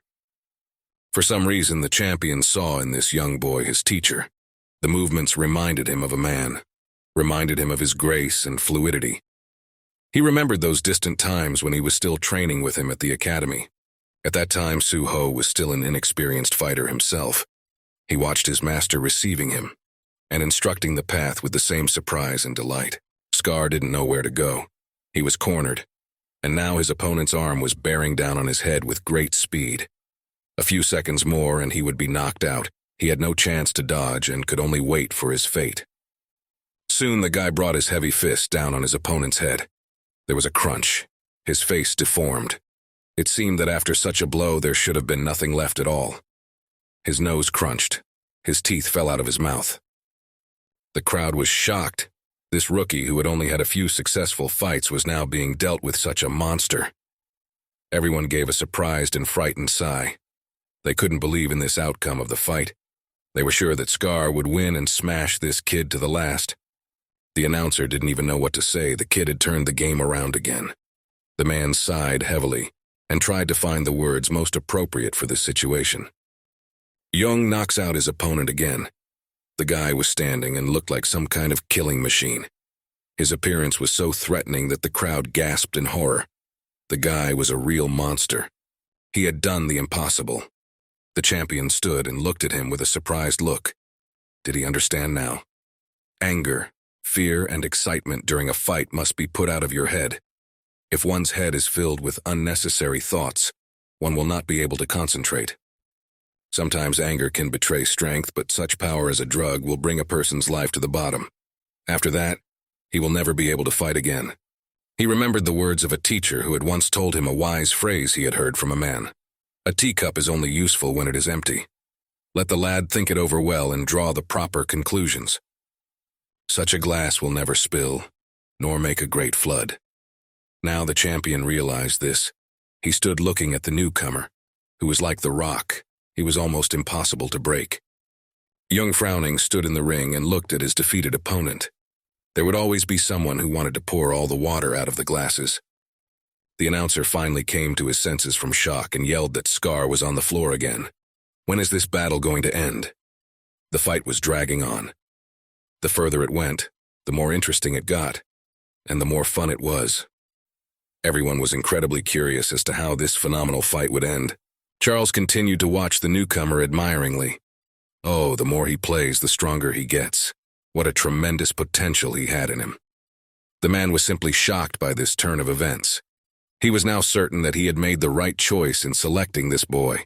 However, it wasn't over yet. The scarred man was also very strong. He got to his feet and began to rise. That's the strength. Even after this, he doesn't give up. Charles smiled. Yes, this was a very interesting game. However, it was starting to drag on and was beginning to get tiresome.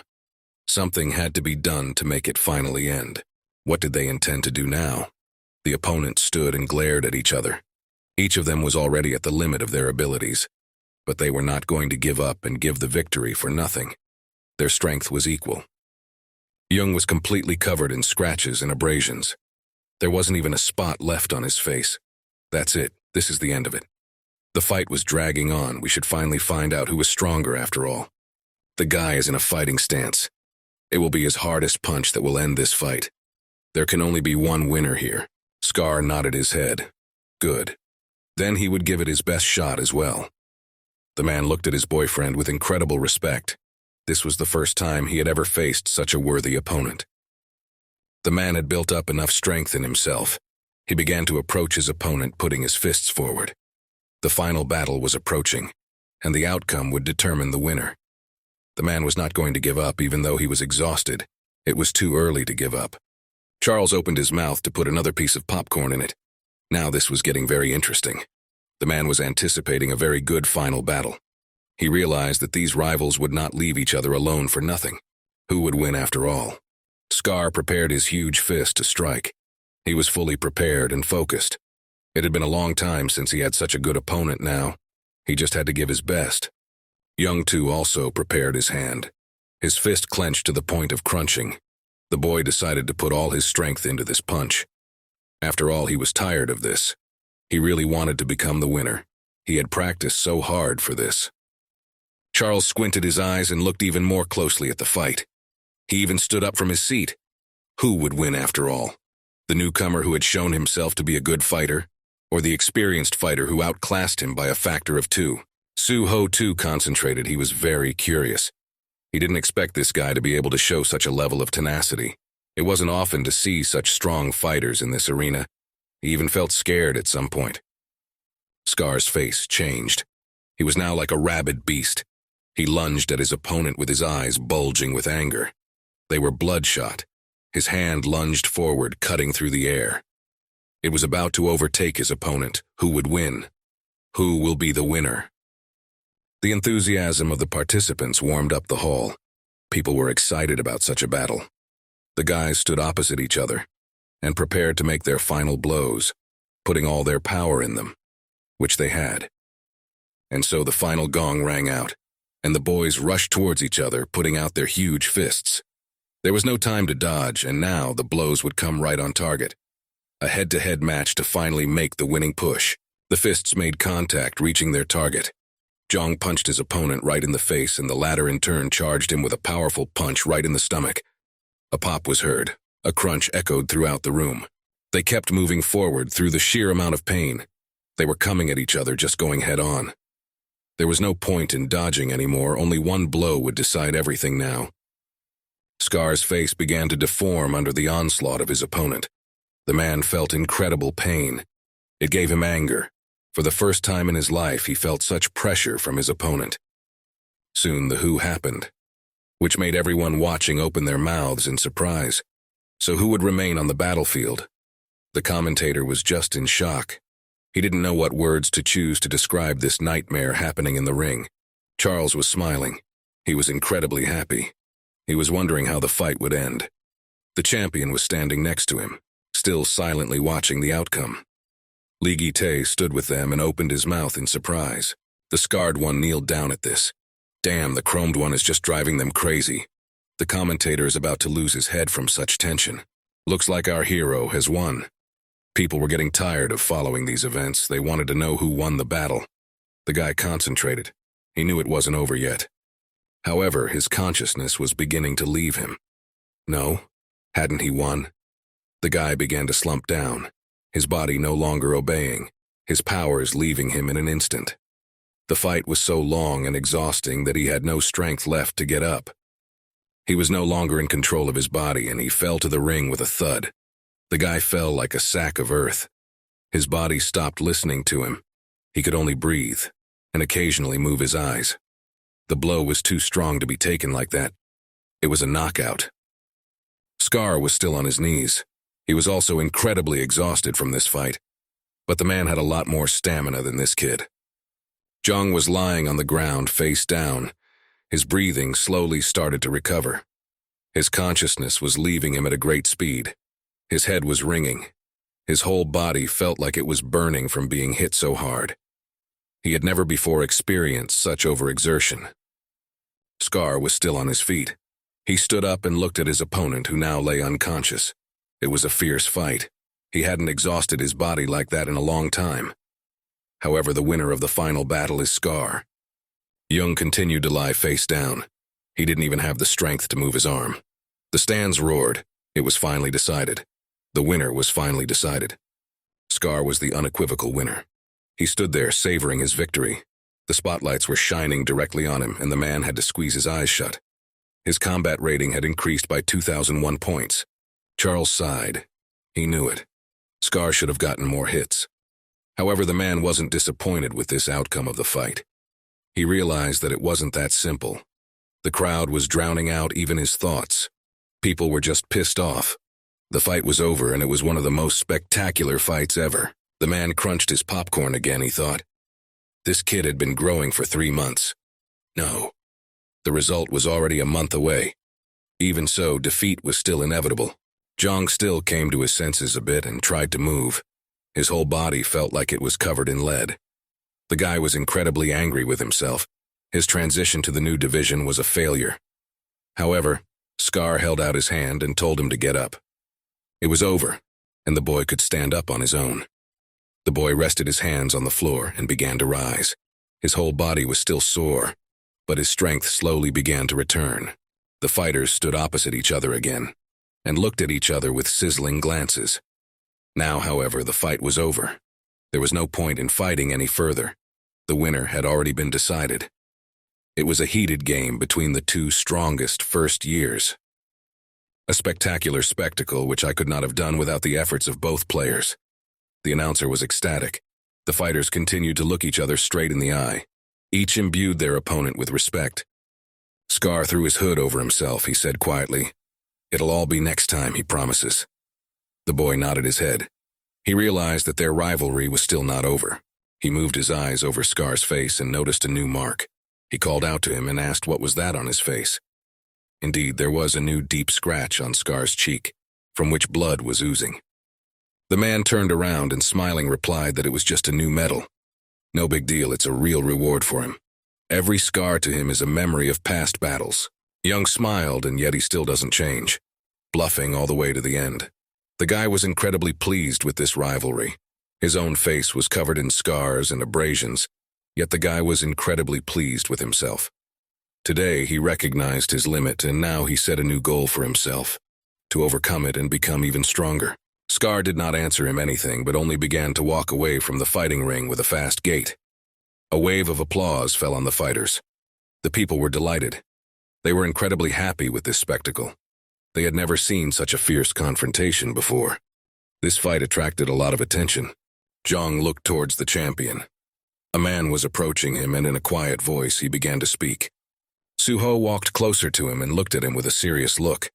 He was satisfied with this fight. The boy looked at the newcomer and studied his every move. They walked up to each other and began to talk among themselves. The champion spoke in a calm, quiet voice. He saw how the lad took this fight without a single doubt. Young looked at him with a surprised look. What did he want? The boy kept talking. The gym must be as rotten as this man. Jong didn't understand anything. What was he even talking about? The boy frowned. This was the first time he had come face to face with the champion so closely, after that incident when his gang was beaten up. Suho continued to speak. He sternly said to make the guy remember it forever. The guy looked at him with a stern look and bided his time. The champion turned his back to him and told him that he should remember it, since he wears that name on his shirt. The man turned around and walked briskly in the opposite direction. At the last moment, he stopped and literally growled at the kid not to lose. Otherwise, he would disgrace the honor of this academy. The boy looked at him from the back and silently took in the information. Suho walked away with a fast gait, leaving the newcomer pondering. The boy stood there stiffly, still struggling to recover from the fight. He was both hurt from the defeat, but at the same time, he had gained an unforgettable experience that he could transform into his martial arts. Here stood two people who were talking to each other. On their fingers were the same rings with skulls on them. Wang whistled with joy. The scarred man won. The first year's match in the city was quite fun. He stood and held his now familiar lollipop in his hands. As expected, this town is full of talented people. The man said he wanted them all for himself. He wants them all. Number 1 stood next to him. He said nothing, and darkness hid his face. The boys stood with their backs turned, and another man sat behind them, his voice rough and low. He said it should be enough. He put one foot over the other and said thoughtfully that the controversy was settled, thanks to the match of these two in the city. The profits would be split between the gangs. He was very pleased with the outcome of events. So far, things were going exactly according to his plan. So these two shouldn't have any complaints right now. The vampire asked, was there a reason for that? His colleague replied, yes, there was. The ring on number 1's finger glittered. He told the man not to stab his brother. Their federation is stronger, much stronger than all the others. They can't lose. The most important thing now is to get their act together. Besides, if it happens again, the man must have been referring to the chase they had recently organized in the city. He'll handle it personally. And simple warnings don't make a vampire now. From now on, they'd have to be more careful. Number 2 nodded his head. He understood. The man stood, his face hidden by the shadow falling from the wall. He was always used to being in the shadows, acting stealthily so that no one would even suspect his involvement. Even though our hero had lost, he was in high spirits. It was another chance to prove to himself that he is actually much stronger than it seems at first glance. The guy was incredibly pleased with himself. Do-hyun was training at the academy. He was doing push-ups on just one finger of one hand. This man's strength was simply amazing. The girl was standing somewhere behind him, practicing her kicks as well. The man asked her if she had a boyfriend. Nuna quickly replied that she wasn't interested in that right now. She didn't need it. Suddenly, the girl stopped waving her hands and shifted her stern gaze to the side. She heard someone's quick, heavy footsteps. Young and Hyun came to the academy. Their look was guilty. Almost at the head of the guys stood in front of her and looked guiltily at the floor. They're on the spot. What will they be told to do now? The guys felt guilty for skipping the academy. The girl came closer to them and started yelling again. What a bunch of dumbasses. Was it so hard to move faster? They were late again. How are they going to improve their fighting skills if they skip class? And yes, for their information, she wants to inform them that it's the academy that doesn't refund money for missed classes. So it's in their best interest. The guy wanted to say something, but she interrupted him and said he'd better shut up now if he didn't want to get punched in the nose. Young apologized and guiltily said that he didn't want this to go on anymore. He looked at the girl with completely different eyes. Something had changed in his gaze, like it was a completely different person. Nuna looked at him surprised. What was it with him asking sign the girl had never seen the guy like this before? Usually she was used to seeing him completely brainless, a person who doesn't think before doing anything. Now it was like he'd been switched. Since they've been apart, the atmosphere around him has changed. This guy's changed beyond recognition. What happened in the meantime? The fighter approached the ring with a calm, confident stride. Jong jumped over the ropes with a quick step and entered the ring. The trainer was already waiting for him there. Well, it had been a while since the guy had appeared here. What was he even doing? The man smiled. Apparently he was happy to see his student. He felt that something had to change now. Well, the coach will figure it out. It sounded with a kind of irony. He used to be afraid too, and didn't think his mystery would be revealed after all. The man leaned in front of him and asked, "He's having a hard time right now, right?" The boy stood at attention, not daring to say a word. The man continued. Let him imagine how hard it was for him to hit his student when he was his opponent. Let him think about it carefully. The man looked at him in surprise and squinted his eyes, asking why he doesn't share his experiences with anyone. Is he afraid to open up? Shouldn't he just punch him in the face again? The man pointed his finger at his face. Tempting, right? The boy squinted his eyes. The man said if the man wanted to, just let him tell him he'd understand. A fight would tell better than any conversation. Young Sun got into his fighting stance again and prepared for another attack. Now he changed his tactics. He realized that before he had been fighting wrong, relying only on his emotions and anger. Now it was time to make a change. Du Hyun looked at him with a surprised look. What's gotten into him? Does he want to spar with him? I don't know, and isn't he afraid that he'll fail again? Well, better late than never. So far he was crushed by the strength of his trainer. He couldn't even manage to touch this man, however, something needed to change now.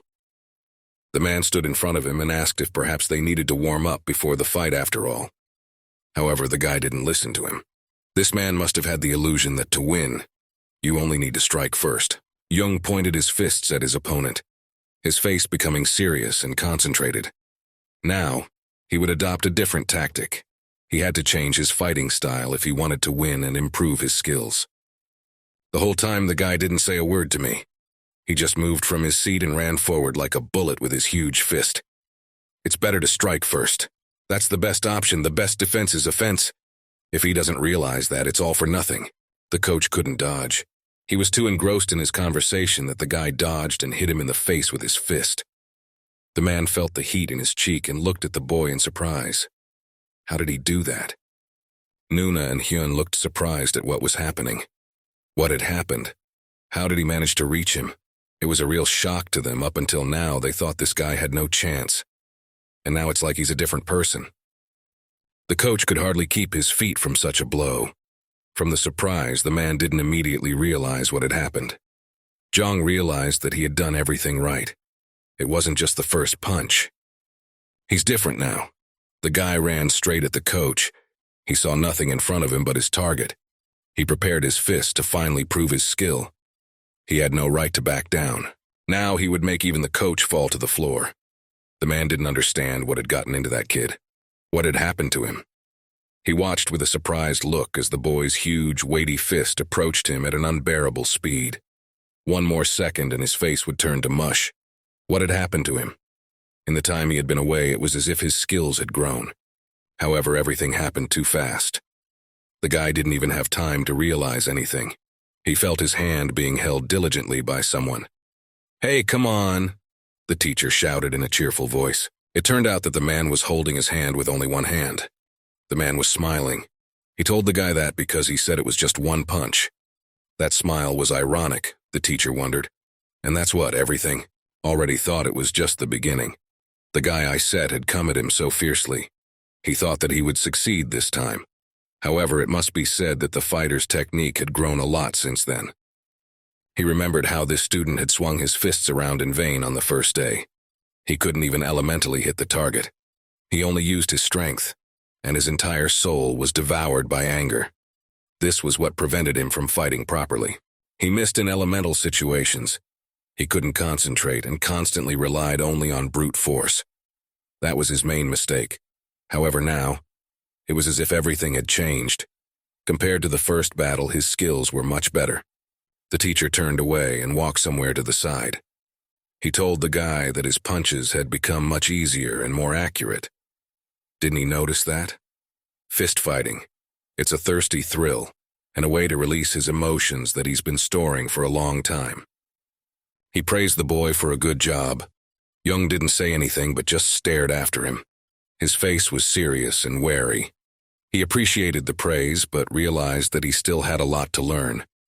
His technique wasn't fully honed and his punches were still imprecise points. The man was going somewhere. He said that he never thought he would do it now. Since he had managed to get the Misun, should he give it to him as a reward? It was as if he doubted his decision. The boy still didn't understand anything. What does the teacher mean? Is he talking about some kind of experience? The teacher kept rummaging through the book table and called the boy over to him.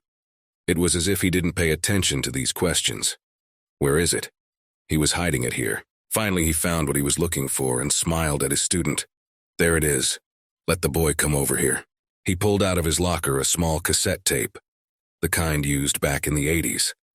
It was a cassette for old record players. He handed it to the boy and told him to take it for himself.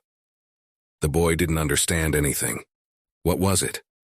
How would it help him? He took the cassette in his hands. It was rusty and made of plastic. He began to twist it around in his hands and examine it closely. The teacher said that this thing contained the experience and the soul that he had at the age of 20. The man smiled and continued to look at the uncomprehending boy. He could barely get it all together. The man smiled and spoke of this thing with some unimaginable pride. He said that those videos on that tape would make any man try and strain. The boy looked at the gift with surprise. The man smilingly told him to enjoy it and draw experience from it. Man, a hot video? Then you'd have to watch it alone. There you go. The asshole didn't get it again. Is that hentai in there? The guy immediately blushed at the thought. What an asshole. What the hell are you thinking? The guy continued to blush and was already imagining how he would watch these hot videos alone and enjoy. With a voice trembling with excitement, he thanked the master. The man looked at him with a surprised look. What is this guy even thinking about? The man didn't even seem to realize the lewd thoughts in this kid's head right now. The kid clenched his fists and said that he would definitely become a real man. His friends were watching all this from the sidelines. Nuna watched the kid's reaction with amazement. She seemed to be starting to realize that the idiot was thinking some bullshit again. The master said that technique is needed everywhere. The boy replied with confidence that he would learn everything properly. The girl frowned. What the fuck is going on? What are they up to over there? She realized it wasn't about training at all. A satisfied smile spread across the boy's face. He looked like some kind of pervert. He clutched the tape even tighter, yeah. So much for the bad influence. His cheeks were flushed again, and it was impossible not to notice some shit going on in there. As soon as the guy finished talking to the teacher, he grabbed the tape and ran headlong into some hiding place. His rapid stomping sounded everywhere. That's it. Now he's gonna make it. The boy ran over to an old record player and would start looking around to make sure no one was watching him. This was sacred knowledge. He was holding the most valuable thing he'd ever held. Yeah, well, he'd be surprised if he saw what was going on in there. He carefully slipped the cassette into the player. It clicked and the cassette sank into the old machine. Now he'll know everything. His hands even shook in anticipation. Jong eyes wide open. He was beyond excited to finally see something that would help him become stronger. His eyes widened and his pupils narrowed to the extreme. The boy's breath caught. Just a few more seconds and he would see everything. However, the exact opposite happened. There was only static on the TV. He hissed, but there was no hentai on there. The guy stared at the interference-covered screen for a few seconds in bewilderment. What the hell? He started frantically pressing all the buttons, trying to fix the situation somehow. And where's his hentai? Nothing was responding, no matter how much he tried, no matter how much he pressed all the buttons. There was no way the TV was distracted. Young picked up the turntable in utter bewilderment and began to examine it. What was wrong with it? Why wouldn't it turn on? It was probably broken. The guy couldn't keep himself from getting impatient. What the hell was going on with this old thing? He needs to man up, the guy screamed with impatience. Out of anger, he was ready to smash this old wreck into little pieces. Where's his hentai? Why the hell is there nothing there? Is he never going to watch this sacred knowledge? Finally, he fell to the floor exhausted. A rumbling sound was heard. The guy exhaled heavily. Is it broken? It's okay. He just needs to watch the damn tape. The guy tried to convince himself that everything was fine, but he realized something was wrong. He looked up disappointedly in front of him. There it was, another bummer. He sighed heavily. He would still be a man anyway. even if he didn't watch these things. However, deep down he was still incredibly hurt. What a bastard. And he was so eager to watch it. But no way. He wasn't going to give up that easily.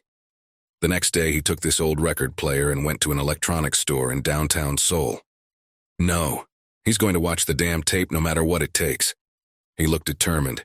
He wouldn't give in to some damn cassette tape. In his hands he held the same old play, or me neither. If you're a man, you have no right to give up. Say, I don't know if anything's broken, he'll fix it for sure. He had a treasure in his hands that was to open the way to sacred knowledge. The whole time he walked around the store, a blush was on his face. He just had to look at the master's collection. The guy couldn't forgive himself if he didn't. At this time, somewhere on the other side of town, strangers were beating up poor guy who couldn't even stand up to them. A man in a brown coat was kicking him, and the boy was covering himself with his hands trying to get away somehow. Next to him stood a girl dressed as a goth. She had 2 blue braids. The man in the coat swung around again and kicked the poor guy in the face with all his might. The man turned away, his head all jumbled up. The blow was incredibly hard and painful. His face was already covered with scars. All he could do was moan softly. The guy leaning on the fence, all he could do was whimper. And the man in the coat just kept on mocking him. He knew it. He looked at his victim with disdain. If he's going down this road, he should know the consequences. And who did he think he was? The man had 2 large earrings in his ears. Jong Jiwayu Chan, and he was the eliminated leader of Yongsan. He bent down in front of his victim and demanded his phone. The boy sat there and didn't say anything. He had no strength left after such a brutal beating. His hands were hardly obedient, but he obediently took his cell phone out of his pocket. The man demanded to unlock it, and the guy put his finger on the screen. The lock went away, and the phone was directly in the power of the man. The man handed the girl's phone to the guy and demanded confirmation. She took it in her hands and accordingly nodded. Her name was Seo Yeon. She began to examine the phone's software. NeverPay was not installed, and the bank wasn't connected either. Unfortunately, they won't be able to take all his money this time. However, it wasn't that simple. The girl knew her business well. She rummaged through his phone some more and blew a big gumball. Bingo! She had done it. They were common thieves who did robbery. Well, $1,000,000 for a toss is good. The girl showed the screen of her phone, which showed a tidy sum. She looked at her accomplice. Chang smiled broadly and whistled with joy. $1,000,000, that's a jackpot. It wasn't every day that they were able to break the bank like that. The man was incredibly pleased with the loot. The man ordered his girlfriend to wire the money to his account. The boy they had just robbed grabbed his pant leg and begged them to stop. It was the last of his money. If he lost it, he'd be ruined for sure. How could anyone even do such a thing? He begged the man to give them the phone. He wouldn't have any more money left. How would he be able to listen to lectures then? The man groaned and said he'd report it to the police. They wouldn't leave here that easily. The boy was out of position. However, the robbers looked at him and smiled. Is he going to report to the police? Well, let him try if he could get out of here alive. Suddenly, another figure started moving towards them from the side. She had long hair. The stranger turned to his accomplices. Seo Yeon shrieked happily and asked, "How did yesterday's payment go?" The stranger replied that Seong-ri made it yesterday. But what's taking them so long? The boy continued to approach them with measured steps. His friends replied that the dodak was still holding out on them. The boy pleadingly said that it looked very cute. His voice sounded so cloying that it made you want to throw up. He swung around and hit the poor guy they had just robbed with a brick as hard as he could. He told me. The man was unconscious, a blow that could have easily killed him. He had no other choice. He had been robbed, and he realized that there was no way he could get out alive. The stranger said he didn't ask to do it. His friends looked at him with a smile. How can that be? What should they do with this garbage? This stranger's name was Kang Chi-bom, and he was also from their gang. He sat down next to him and picked up a brick. The man they robbed was already just lying there motionless. He was begging for mercy, but still, he knew inside himself that no one would help him. It was his end. All his money had been taken, and now he was going to be killed. Chi-bom smiled. She had a barcode on her face. She had a smile like a real maniac. She stuck out her long red tongue and said that they could beat this man until he begged for mercy. A team of these people are collectively referred to as the Crazies. Their combat rating is now 1.788. She raised her hand with a brick and said they had to hurry up and go eat hot soup. They're already pretty tired. Then she would take care of everything so that there would be no unnecessary traces. She looked at her victim with eyes full of madness. Her mouth was full of sharpened teeth. Now the girl looked like some kind of rabid monkey that had just broken out of its cage. A few seconds later, the brick came down on the poor guy's head, and there was a crunch. His skull broke into several pieces, and blood and shards of brain splattered in different directions. Soon the whole group moved about their business. They finished their business and left the dead body of the man they had just robbed lying on the road, a trail of blood beginning to spread from it. They were common thieves who engaged in petty robbery and robbery. They left the boy's phone lying on the ground. The screen popped up with the very amount they now had in their wallets. They had stolen a whole million from him. And now, they would have something to live on for the next few months. At this time, our hero was coming back from the store. He was very frustrated. He never got that damn video playback fix or... He kept this junk under his arm, and with a quick step, he headed home. He never got any luck with it. The store, they told him this stuff was just useless. The boy lowered his eyes down and stared frustratedly at his feet. Oh shit. He hadn't succeeded here either. Now the master's knowledge would remain a secret from him. The store clerk couldn't even figure out how old this thing was. Couldn't even read the QR code. The guy kept holding this old video player under his arm. He was getting desperate, and he didn't think he'd get any help. This shit was definitely out of order. The guy looked at the salesman who was busy minding his own business. The salesman refused to help him in any way. He didn't know what to do with this old thing. Well, this trip could be considered futile. Then the boy went to another electronics store, and the salesman there told him that this thing was very old, so he'd better look at newer models. The boy asked how much it would all cost. He still hadn't given up hope of finding a similar video player. The salesman pulled another one like it out of the box and said it was a newer model, given its performance. Worth a lot less if the boy would pay cash now. After hesitating a bit, the man replied that this thing would cost $1 million. As soon as the boy heard that, his hair stirred on his head. What? $1 million for old video players? What's the big deal?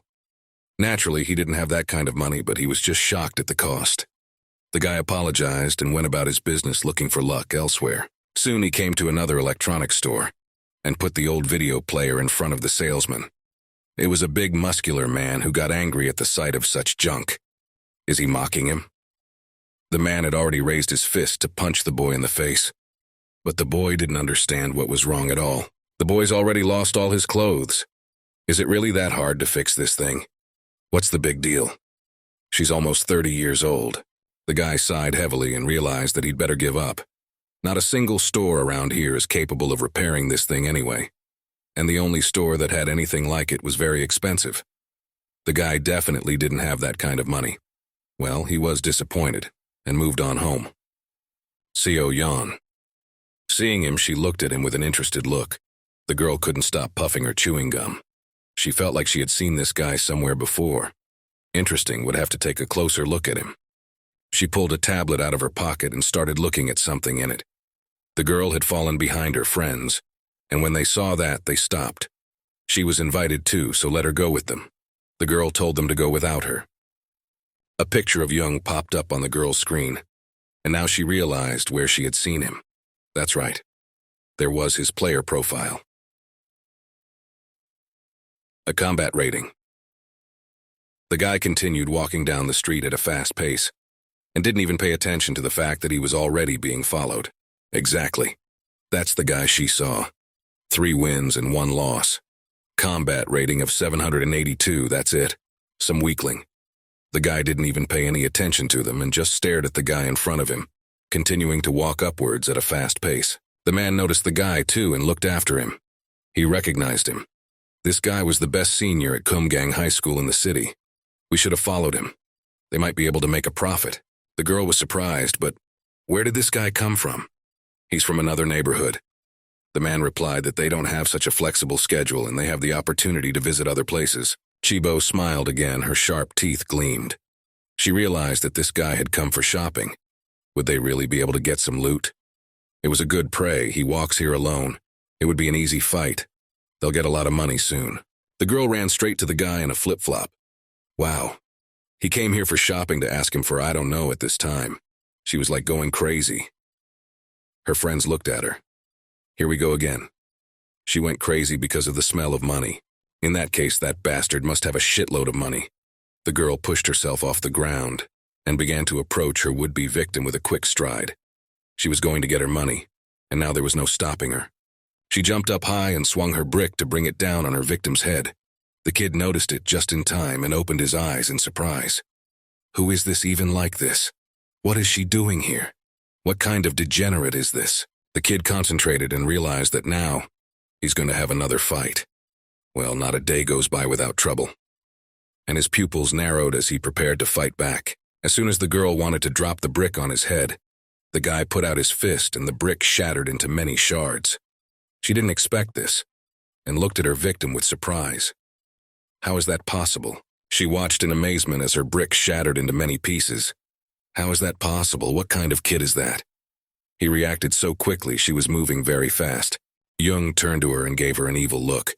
What the fuck? Who are these people? What the hell is she doing? Or what? Are you sick of living? The guy was really annoyed. He didn't get anything done today, and he was also attacked by some strange freaks. The girl looked at her painted brick and almost cried. This brick she was very dear to speak out one sign she began to whimper. It seems she didn't have all the houses. A girl talking to a brick? Wow. He rushed straight to his brick and started whimpering. What is wrong with him anyway? Was he really that fucked up in the head? The guy watched in amazement as the strange degenerate squirmed in front of him.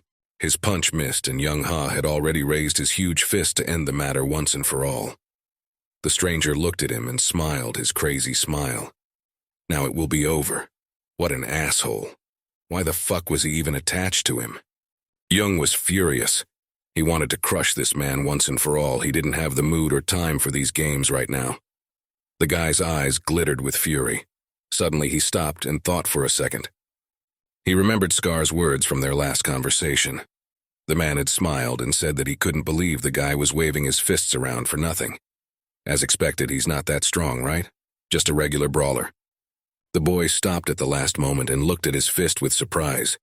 Should he start a fight now? I don't want him to get in trouble. The police will come here anyway. There will be trouble. Why should he? Well, we gotta get this over with. The guy's got a knack for tripping a stranger. Oh yeah. Now you gotta learn to control your emotions and not just throw your fists around. The assailant lost his footing and fell to the ground. Holy shit.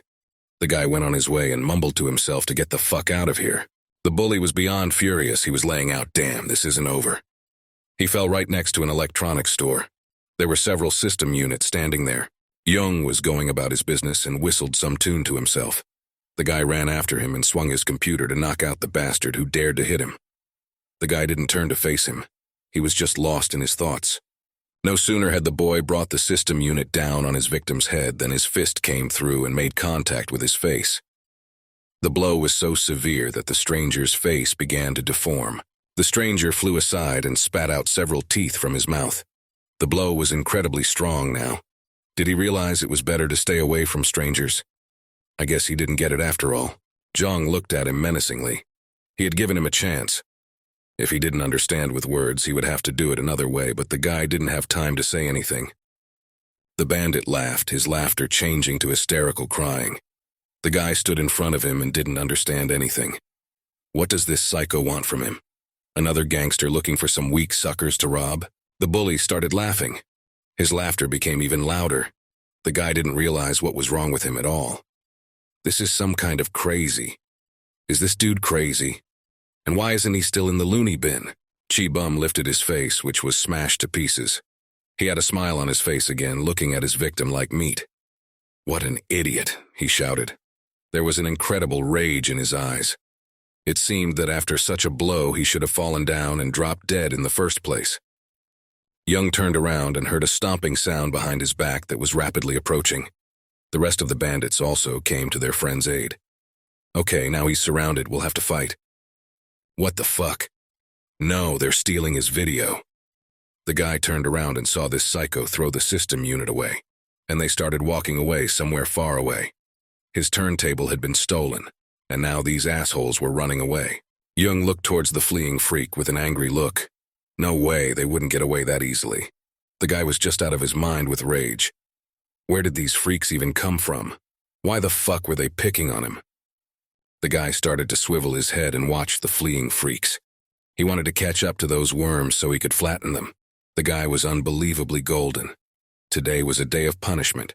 He immediately rushed after those bastards to punch them in the face. How dare they come near him? Is that any way to meet people? Why the fuck were they bothering him? The guy was furious. Now he's gonna flatten them. However, he was prevented from moving. Someone grabbed him hard by the scruff of the neck. The guy turned around and looked over his shoulder at whoever was standing behind him. He was starting to get more and more annoyed. Standing behind him was the same electronics salesman who was holding a broken computer. The guy realized that he was about to get in even more trouble now. After all, those freaks had escaped. And now, naturally, this Ambo would think he was the one who broke the computer. The man laughed and said his business was going very badly. Not even knowing what to say, he even had to sell his computer to Li Jigong. The computer was irretrievably broken. His system unit was punctured through commas naturally.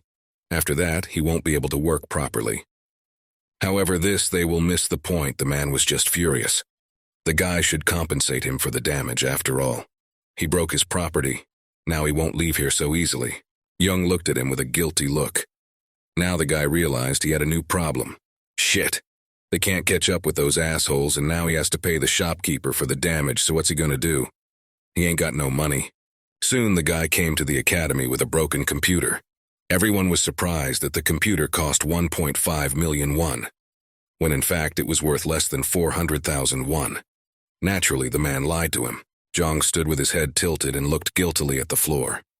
He realized that he had too many problems that needed to be solved right now. Yes, he was supposed to give it to them during this month, but he thought it was worth it to make a little extra money. Hyun-Yoon said this old junk can't be worth that much. The guy leaned over and began to take a closer look at the broken computer. The processor there is not reliably outdated. The RAM is not enough video card at all. It will be fine if it can be repaired. Young was surprised to say that the guy turns out to be knowledgeable on the subject. He didn't even know what to do as the problems came at him one after another. The guy had lost faith. His friend told him to come to him tomorrow and he would help him with his computer. The guy hesitated and stammered his thanks. That too, again, something to do. That girl stole his Kentai tape. Now he won't be able to be alone and find out the master's secret collection. Shit. The mood was getting worse. The guy was ready to fall to the ground with anger. That bastard. He could have been a man by now. The boy blushed with anger. He realized how many wonderful videos he wouldn't be able to watch now, but still, he needed to practice. Guy looked straight into the depths of the gym with a disappointed look. He saw the punching bag he used to practice his punches. Now his mood was at an all-time low. He didn't feel like doing anything at all. Nuna looked at him with a surprised look. What was wrong with him in the first place? The guy wasn't even half-heartedly practicing. How the hell did he get into this mess? The girl looked at him with annoyance. The whole time Guy was practicing, he was mumbling to himself. I can't believe he can't be a real man. Guy was ready to cry right now. The girl looked at him and didn't say anything. Zhang started jumping on the jump rope, still muttering to himself afterward about how his feelings were hurt. He couldn't concentrate on anything. Everything wouldn't come out of his head, so the tape and the sacred knowledge he had irretrievably lost. The guy started doing push-ups. He couldn't be a real man anymore. He looked like an abandoned puppy. The girl finally got sick of it and she walked over to him. Damn you to the tree. How much whining can you do? The girl looked at him with an annoyed look. She was getting specifically sick of the guy constantly rambling on about something. She can't concentrate. The guy looked up guiltily and said that he had lost the video. But the foreman said he took so long to put it together. Besides, if he said he lost something there, that's even worse. The girl finally realized what was wrong and told him to finally stop whining. She looked at him with a good-natured look and said that he could find similar videos, right? The guy looked at her in surprise. Find? On the internet or something? The girl nodded. Yes, she will help him find it. The guys looked at her in surprise. What, she wants to help him? Hyun walked up to him and asked, why not? It's a good idea. Nuna looked away. Okay, so be it. She'll help him, but in return she wants something. The girl was silent for a few seconds, pausing rhetorically. After being silent for a while, she said she had one condition. The guy looked at her with a surprised look. A condition? What kind of condition? He didn't understand what she was getting at. Considering what he was thinking, it was possible to draw some very unseemly conclusions. The guy's backpack fell to the ground. What? There was nothing there. Indeed, the backpack was empty. The guy only had a cassette tape and a video player. The robbers tried to find anything of value in there. But there was only a cassette tape in the backpack, nothing else. This made them very angry. They were just chasing after him. He had nothing. What a pauper.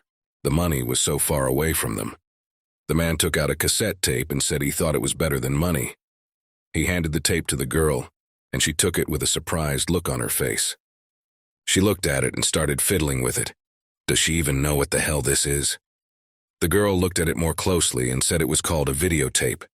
It was the first time she'd ever seen one of these things in person.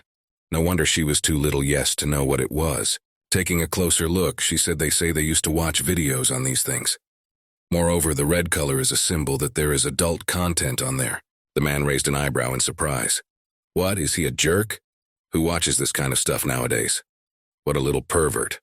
He grimaced. The man thought that this guy would have at least some money. But here it's the usual hentai. But suddenly the man cheered up. This is actually a better compilation. He immediately started looking for a cassette player to finally watch the vid. The girl looked at him in surprise. Looking more closely, she saw that on the side of the cassette was a barely visible inscription written in black marker. Halim Academy. Wait, what the hell is that? She strained her memory and remembered that such an inscription was on the backs of those fighters who performed in the ultimate fighting arena. If that's true, it's nothing interesting. She thought for a while and said that she thought the video was for Kang Soo-ho. Don't they think so? The guys wondered, is this the championship? Maybe this video will be useful for him. Yeah, that's right, it's his academy's inscription. The psycho stuck his tongue out of his mouth and started wiggling it like a snake. This guy was incredibly disgusting. In fact, he was kind of crazy. It would be unlucky for someone to meet him in a dark alley. Suddenly, a hunch popped into his stupid head. What if it was a tape of the Mulgon Championship? The guy cheered up. A frantic smile appeared on his face. His eyes lit up with anticipation. Nuna walking through the electronics store and holding her laptop in her hands. At last, he came to life. Or she had no hope on Sunday, this old thing. She walked through the store where there were many different appliances. Dressed like a normal person, she twirled her head around. Where should she go? What, was she going to work as bait? That's a funny strategy. Recently, they discussed a plan of further action. The girl nodded her head. Yes, it is necessary to get into the trusted circle of the enemy, to then crush him. The girl was a true strategist. One would not want to have such an enemy. The guys looked out from around the corner and watched as the girl walked leisurely into the store. What were they even up to? The guys peeked around the corner and watched the girl's every move. Oh, they're following her again? Their faces could be seen from several kilometers away. The guys were watching her, and at the same time trying to hide as best they could. Nuna twirled her head and walked carefree around the store. She tried to act like a normal shopper to attract the attention of the upstarts that the guy was facing. She walked butt to butt as if she couldn't pick out the right merchandise. She was a real good decoy. From afar, one might not have realized that this girl was a professional fighter. Their gazes crossed. The girls walked literally a few centimeters away from each other. Nuna was still staring in front of her and pretended not to pay attention to anyone. Suddenly, there was a soft hand on her shoulder. The same girl they had just missed had approached her and was now coming dangerously close to her. Is she following her? They approached the girl, and the stranger pulled her close, inviting her to come along with her. The man who had been standing behind them had already appeared, watching them from afar. Nuna glanced at her. What was she doing here? She pretended that everything was going according to plan. The guys at this time clenched his teeth. Yes, these were the very creeps who robbed him. They were peeking out from around the corner, watching every move. Jong remembered them from yesterday. There could be no mistake. They went to some kind of stall, more like a restroom. The man opened the door and they fled in an unknown direction. The guy thought they were trying to fool them. Here we go, the doors are open, gotta run. Jung and Hyung ran after them. The guys ran as fast as they could to make it. but the doors slammed in their faces with a loud bang. The guys didn't make it in time, so they'll have to wait for the outcome. Young pulled the knob, but it was locked, and these morons are good at hiding. There's no way to get in, the door was locked. All the guys had to do was wait on the spot. The boy pulled on the handle, trying to open the door, but it was no use. The door was locked from the inside. They stood there trying to break it down because their friend was in danger. What? What is this? What the hell is this? Is it locked? Nuna, it turned out there were a few other people inside. The psycho, a man in a coat, and a girl with glasses. Asked them all, who the hell was that? He was sprawled out on the windowsill, looking at the girl who came in. He stuck out his tongue again and asked irritably, how did this broad manage to get in here? His eyes were burning with madness now. He was anticipating the fact that he would finally have something to eat. She knows what to do, doesn't she? Tell her to give the laptop back. The man turned around as he heard someone trying hard to knock on the door. Not what, breaking down doors? Youngzak shouted for them to open the door immediately. The girl recognized that voice. It was the same guy they robbed the other day. What the hell is this? Were they being followed? Young drummed on the door as hard as he could. He was ready to break it down now. These freaks would pay dearly for everything. God forbid their friend and something would happen. The man was just furious. Open up now. The guy was just furious. He shouted that he didn't give a fuck about the video. Let them come out immediately. The man smiled. That's right. They came for that video. The girl puffed up her rubber band again and said, since that's the case, she didn't think she'd honor their request. The guys were about to break down the door. Nuna interjected. So this is a video? Apparently this video is very important. The girl took a closer look at them. She finally understood everything. She asked, so they think they are the best? Do they think they can get away with anything now? The girl was starting to slowly become enraged. She stood, already mentally preparing herself for a fight. She threw off her cap and asked again, so are they the ones who stole the tape? She looked at them with a predatory look. The way a beast usually looks at its prey, it is driven into a corner. She had already prepared herself to have to fight them. The man asked. So Elle turned out to be on their team. The psycho asked, is she a local prankster, or what? Young kept trying to break down the door. He yelled that it was very dangerous. Have the girl come outside immediately. He got up from his seat and began to approach the girl with a slow gait. Then he's going to take this tape, right? What's on it? Let them tell him, he wondered. He was burning with curiosity. This man is used to getting what he wants. He came close to the girl and gave her a predatory smile. He thought it would be an easy prey. The boy laughed his hysterical laugh. Nuna looked at him with an enraged look. She had already realized that this wasn't going to be without a fight. She was starting to get annoyed with this disgusting psycho. Besides, he was getting too close. Jong was banging on the door as hard as he could. We have to find a way to open it. Hyun, with annoyance in his voice, said that he didn't think that this door would open after all. However, the guy didn't give up trying and helped the girl out. He was on the verge of kicking the hell out of it himself. It's dangerous. Gotta find another way out to finally get in there. He'd realized these types were pretty dangerous.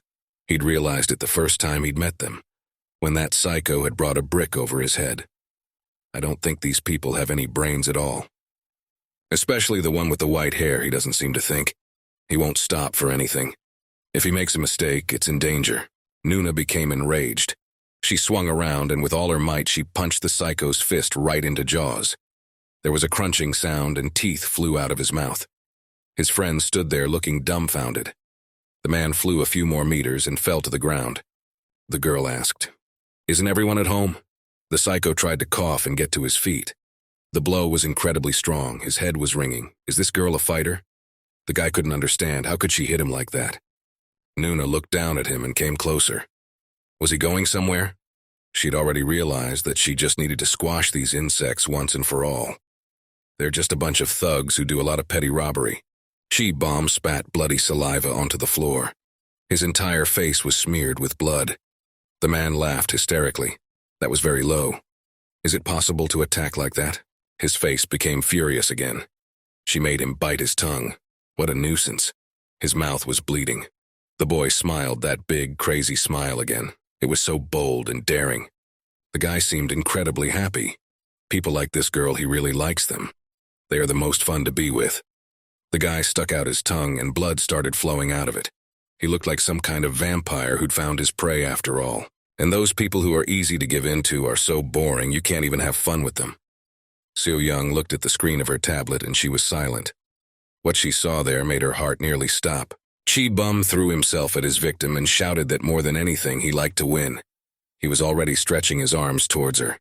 But the girl stood motionless, ready to strike. She was getting a little annoyed, so she swung as hard as she could and kicked the bastard right in the face. Blood spurted out again and his face deformed. The guy just shrieked like some kind of dog. She said she didn't want someone like him walking around town. He's trash who meddles in other people's business. He's just a third-class man. Now she's going to make him seem like he belongs. The girl's in a fighting stance, ready to attack. Now I'm going to make these three feel better. All this time, the guys tried unsuccessfully to get inside the room. Your mother. How can he get in? Hyun stood next to him and tried to say that this door can't be opened so easily. You should have stopped IU useless attempts. They're just wasting time. Young looked at him with a crazy look. The kid said he should look for another way out. Okay, that's taken care of. We still need to find a way to get there. Hyung immediately went in the opposite direction to look for some kind of door. Jung lifted his head up and looked over there with surprise. He saw something that could probably help them. There was a ventilation hatch. If you climbed through there, in theory, you could get into the next room. At that moment, another brilliant idea popped into the guy's head. Here was his chance to get into the room and help. However, I have my doubts that the girl needed help now. She swung her leg and with all her might kicked one of the bandits right in the jaw. The blow was so hard that the guy didn't stay on his feet, his mouth spurting blood again. The others just watched in horror as their comrade was simply beaten. The man said he didn't fully understand what the hell was happening to his brother. Chi-bom tried to hit her, but the girl was much faster. She was moving forward, and all the attacks of this psycho passed by. She turned around and kicked him in the face again. He's just a fucking dog. The guy threw his head back again. There was already too much blood. He was barely alive. The others continued to stand their ground and were afraid to even approach her. The girl continued beating their comrade as if it was some kind of game to her. No, there was no data on her. The man wondered, was she unable to find information on a monster like this girl? Seo-yeon squinted her eyes and took a closer look. What kind of girl is this girl? This class is different from the ones she had seen so far. She's much stronger, faster, and tougher. Her opponent is a man who logically should be stronger, but she just doesn't give him a chance. Shouldn't the physical difference with men decide the outcome of a fight? Can kicking be that effective? What's more, the attacks themselves are just some kind of art. They're lightning fast and focused. Yes, it's a high-speed attack that goes through without any strong time gaps. That's why it's so effective. The girl swung her leg again and delivered another lightning-fast strike. Finally, she realized what style it was. It was Jeet Kune Do, the style of the legendary Bruce Lee used when teaching martial arts. Literally, this type of martial art stands for the way of the leading fist. It gives the fighter complete freedom of action to orient himself in space and superiority over his opponent. The criminals just watched in horror as this girl simply bullied their accomplice. Damn it, they should have anticipated this. This level of martial arts skill was simply impossible. Just how strong is this girl?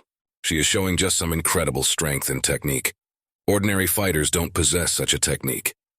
Chi-bom lunged at her again as if he had no hope of winning after all. What? There's freedom to fight using only your hands? Seo-yeon finally realized that it was possible to find out information about a player using the PvP arena's game data.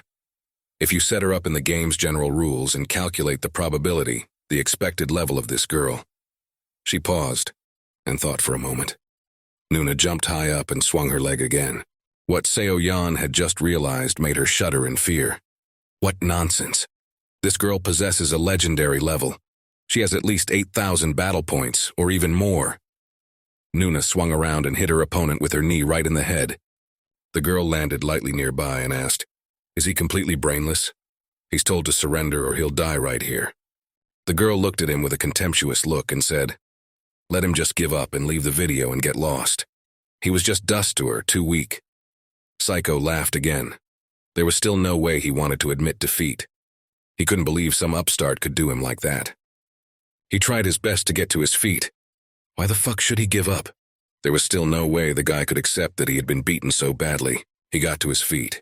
His whole body was crunching like he had broken bones. But by some miracle, the guy was still conscious. What is he? An immortal? He stuck out his long tongue. His whole body was covered in blood, but somehow he was still standing. His face became even crazier. He shouted that he was really enjoying this crazy show. It's just great entertainment. He broke out into mad laughter again. The guy's white teeth glistened in his mouth, and his eyes were covered with blood. Nuna squinted her eyes and looked at this jerk. She was starting to get sick of this already. When would this asshole finally die? The guy saw that look and went cold. She's a total freak. She's got that look in her eye. The guys realized that staying here would be very dangerous. They have to get the tape and get out of here before it's too late, or they start risking their lives. This girl will just smash them on the walls and in a coffin and somehow do not really want to. The man turned around and saw Hyun, who had somehow snuck into the room and now grabbed the tape along with the player to finally get out of there. The guy moved very quietly, but still his conspiracy didn't work, and he was exposed.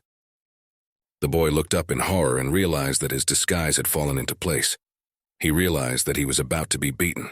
He had to get out of here somehow and take the tape with him. For a second, there was an awkward silence between them. The man was looking at the boy, not looking at each other. The girl pouted her belly again, her glasses glinting in the sun. The man finally came to his senses and screamed with rage. What the hell is this? What the hell is this? He's going to steal their prey. The man rushed straight at him to smash this kid against the wall. Hyun was horrified to see the man's fist rapidly approaching right towards him. The kid gritted his teeth, but still continued to hold the tape in his hands. It was impossible to let go and give them a chance to take that tape away from them. Hyun twisted. The E-man's fist missed, cleaving the air just a few centimeters away from him. If it had hit, that boy surely would have passed out. As soon as the boy bounced to the side, he immediately ran for the exit. He yelled to the girl that he had the tape. The boy still had the tape recorder in his hands and quickly ran toward the exit. The man didn't have time to realize anything. Nuna turned to him and looked at the boy who was coming towards her. The boy was running Iso all his legs and shouted that she couldn't handle this guy. Let him run away from here quickly. The girl was already standing near the exit and prepared to leave finally from here. Hyun ran and didn't even notice the man pouncing behind him. He put his arms out to finally grab the pesky kid who had stolen their loot. The kid was smiling and didn't see the approaching danger. The man was approaching at a rapid speed.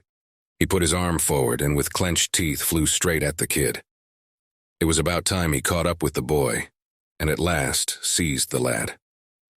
However, the girl reacted in time and put her foot straight forward. She flew only a few centimeters away from the boy, and he was already startled. The man's arm was approaching him from behind, while the girl's leg flew in front. The guy appeared to be in a desperate position. However, the girl was not going to hit him. She put her foot out and the man crashed right into her at full speed.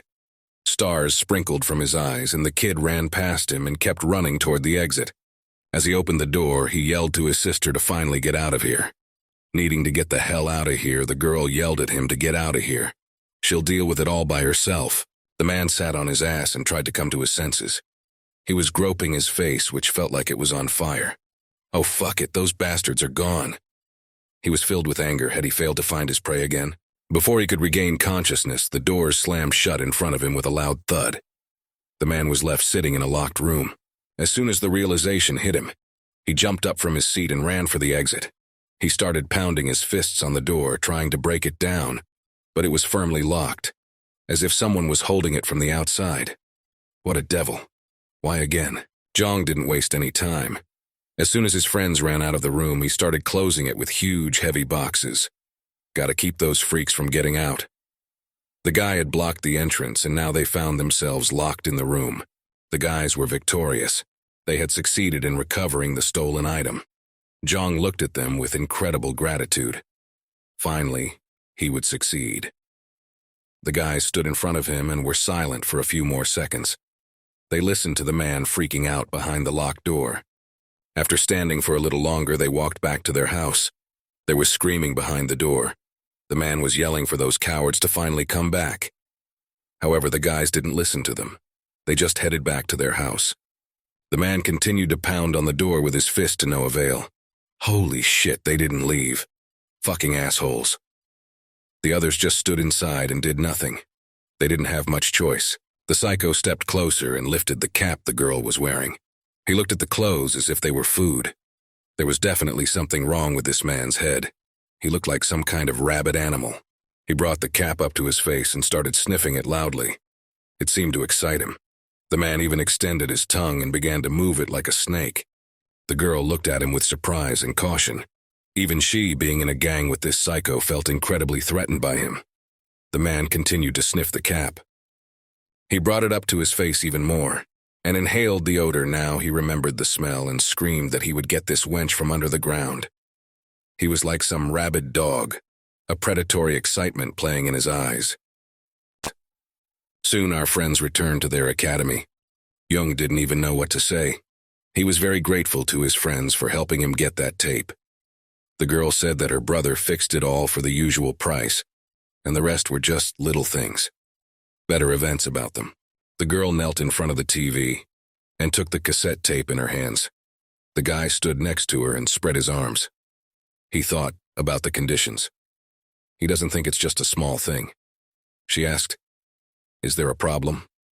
Why did it start talking about it?" The girl glanced at him and said, "It was all in the terms and conditions. She will see what is in this video." The girl clutched the tape tightly in her hands and was curious herself. Young Pong was immersed in his thoughts. And yet, this is wrong. Seeing this would be embarrassing. She's a girl after all. The guy blushed like cancer. He seemed to realize he was firmly in the flu. Trouble didn't end. The girl stretched out. Then it would be a violation of the terms. She was starting to get sick of the guy acting like a nerd. Maybe she should just smash that tape. Young was scared to death and waved his hands. No, no, no, let them watch. He was scared that he would lose such a precious cargo. The boy lowered his eyes and realized that something bad was about to happen. The girl turned away from him and cast a scornful glance at him. "What the fuck is going on? What the fuck?" She shoved the tape into the turntable. It clicked, and the tape disappeared inside. The guy screamed, "There's a woman over there. Wait, whatever's on that tape, don't let her think too much." A second later, an age restriction warning appeared on the screen. It was pink in color, and the guy already realized he hadn't misjudged it.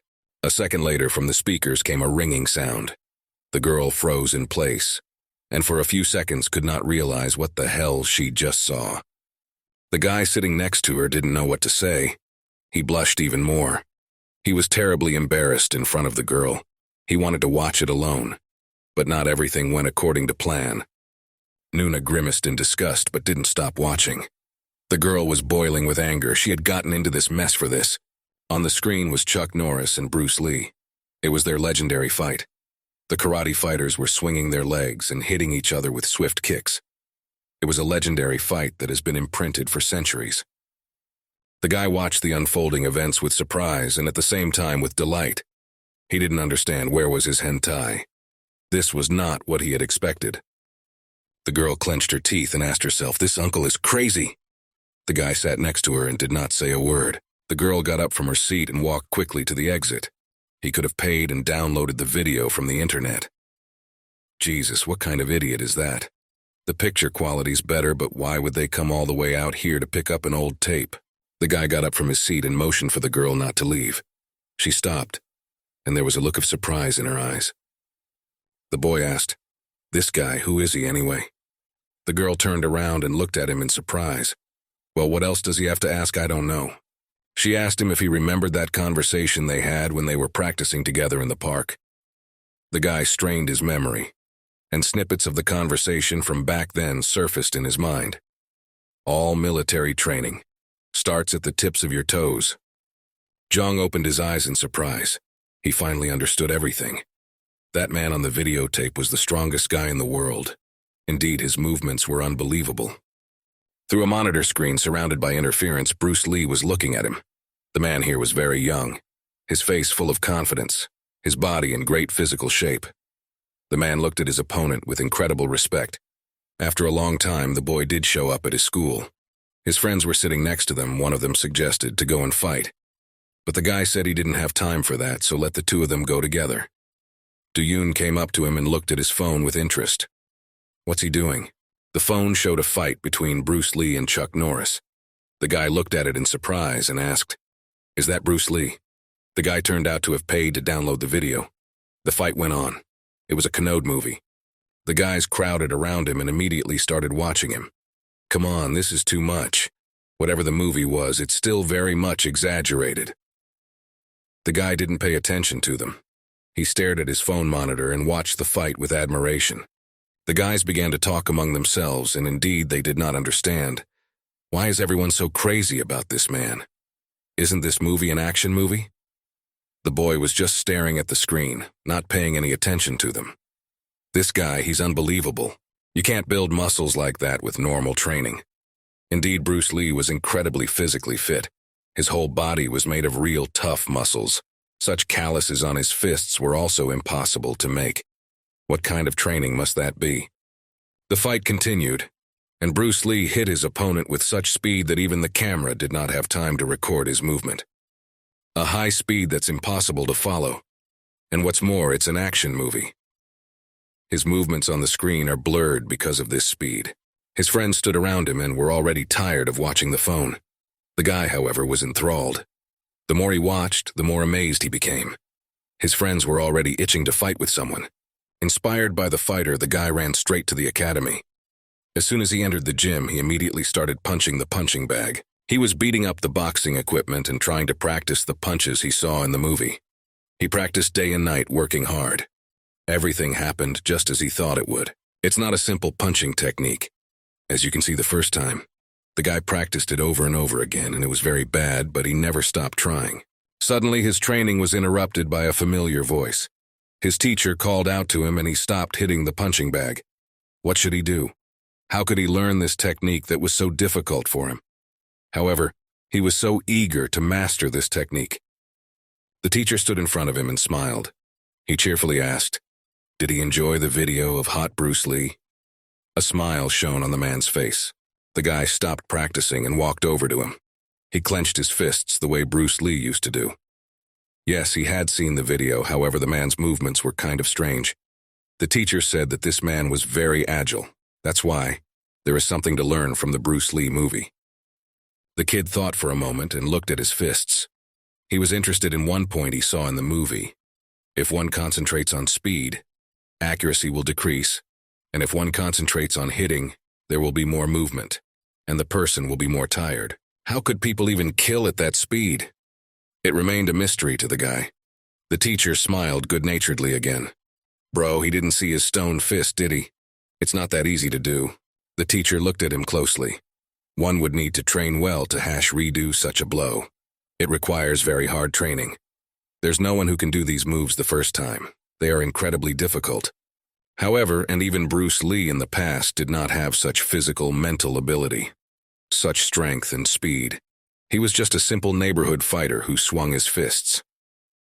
At that time, there was a lot of prejudice and discrimination towards Asians, so Bruce Lee often got into trouble. As soon as the guy heard this, his breath caught. He recognized this man as himself. His eyes widened with surprise, for he had encountered exactly the same moments. The teacher continued to look at him with a smile. Well, his sophisticated speed was not heredity, but the result of hard training. From now on, let the kid watch his videos and practice. Let this man be a role model for him. Bruce Lee. This is the best martial arts teacher. He will answer the boy's question. The boy looked at his fist and wondered. A mentor who will show him the way. Finally, he is starting to find the right path. Will this be the one that will be his path onward? He looked at his fist and imagined how on earth he would train to get the same speed as Bruce Lee had his. Yes, he had finally figured it out. From that day on, he began to scrutinize his new teacher's every move. He matched him in everything, training his speed, stamina, and mental ability. His training became tougher by leaps and bounds. Bruce Lee made every morning jogging several kilometers long.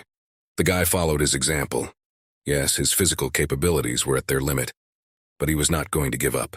There were no obstacles for him now. Through hard training and most importantly running exercises, he improved his cardiovascular system.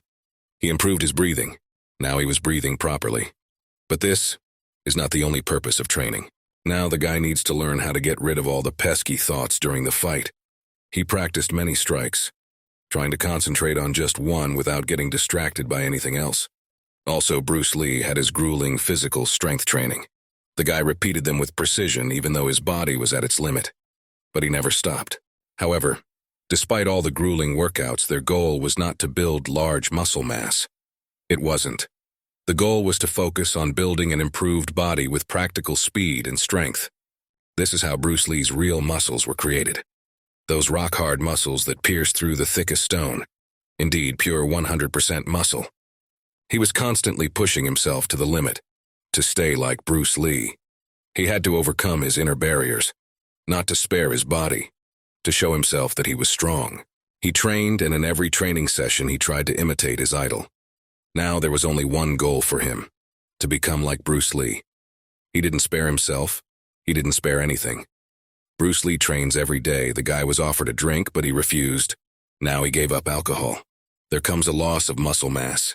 Training became part of everyday life. Also, the guy began to train formless mode, as Bruce Lee was not tied to any particular style of fighting. He trained both day and night. As soon as he came back from school, he would immediately run to the academies, or just train outside, in the light of the moon. And also, the steps of boxing and fencing were used to build up speed and quick attacks. It was like he was dancing. The boy learned to control his movements and navigate perfectly in space. Bruce Lee always emphasized the importance of footwork. The attack comes from the lower part of the body, and if it is trained, the next blow will be more accurate and strong. It makes a man mobile. He never stays in one place. Also, the legendary fighter had his secret quick 1-inch punch, which still no fighter has been able to redo with accuracy. The guy practiced this as well. He stood near the punching bag all the time and practiced this particular punch. He read books with Bruce Lee, studied documentation, and watched a lot of movies and videos. The boy noticed a master approaching him from behind. He looked at him upset and said he wasn't very good at it. No matter how many times I tried, he still gets it wrong. The master walked up to the gymnasium equipment and began to demonstrate.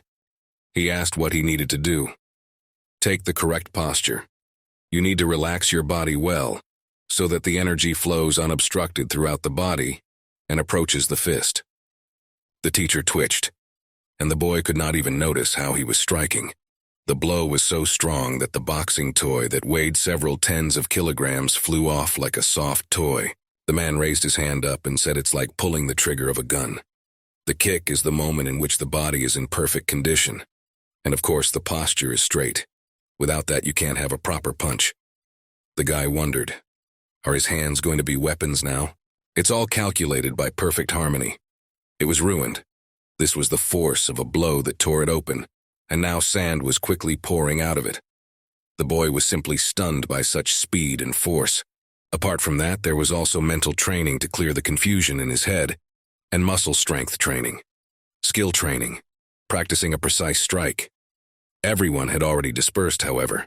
The guy stayed in the academy and continued practicing. For him, this was the peak of his training right now. He read the magazine with Bruce Lee and absorbed every word. All this is certainly good, but there is one thing that the fighter appreciates the most. That thing is perseverance. The guy practiced hard every day. Even though progress was very slow, he still had a lot to learn. The guy never gave up hope.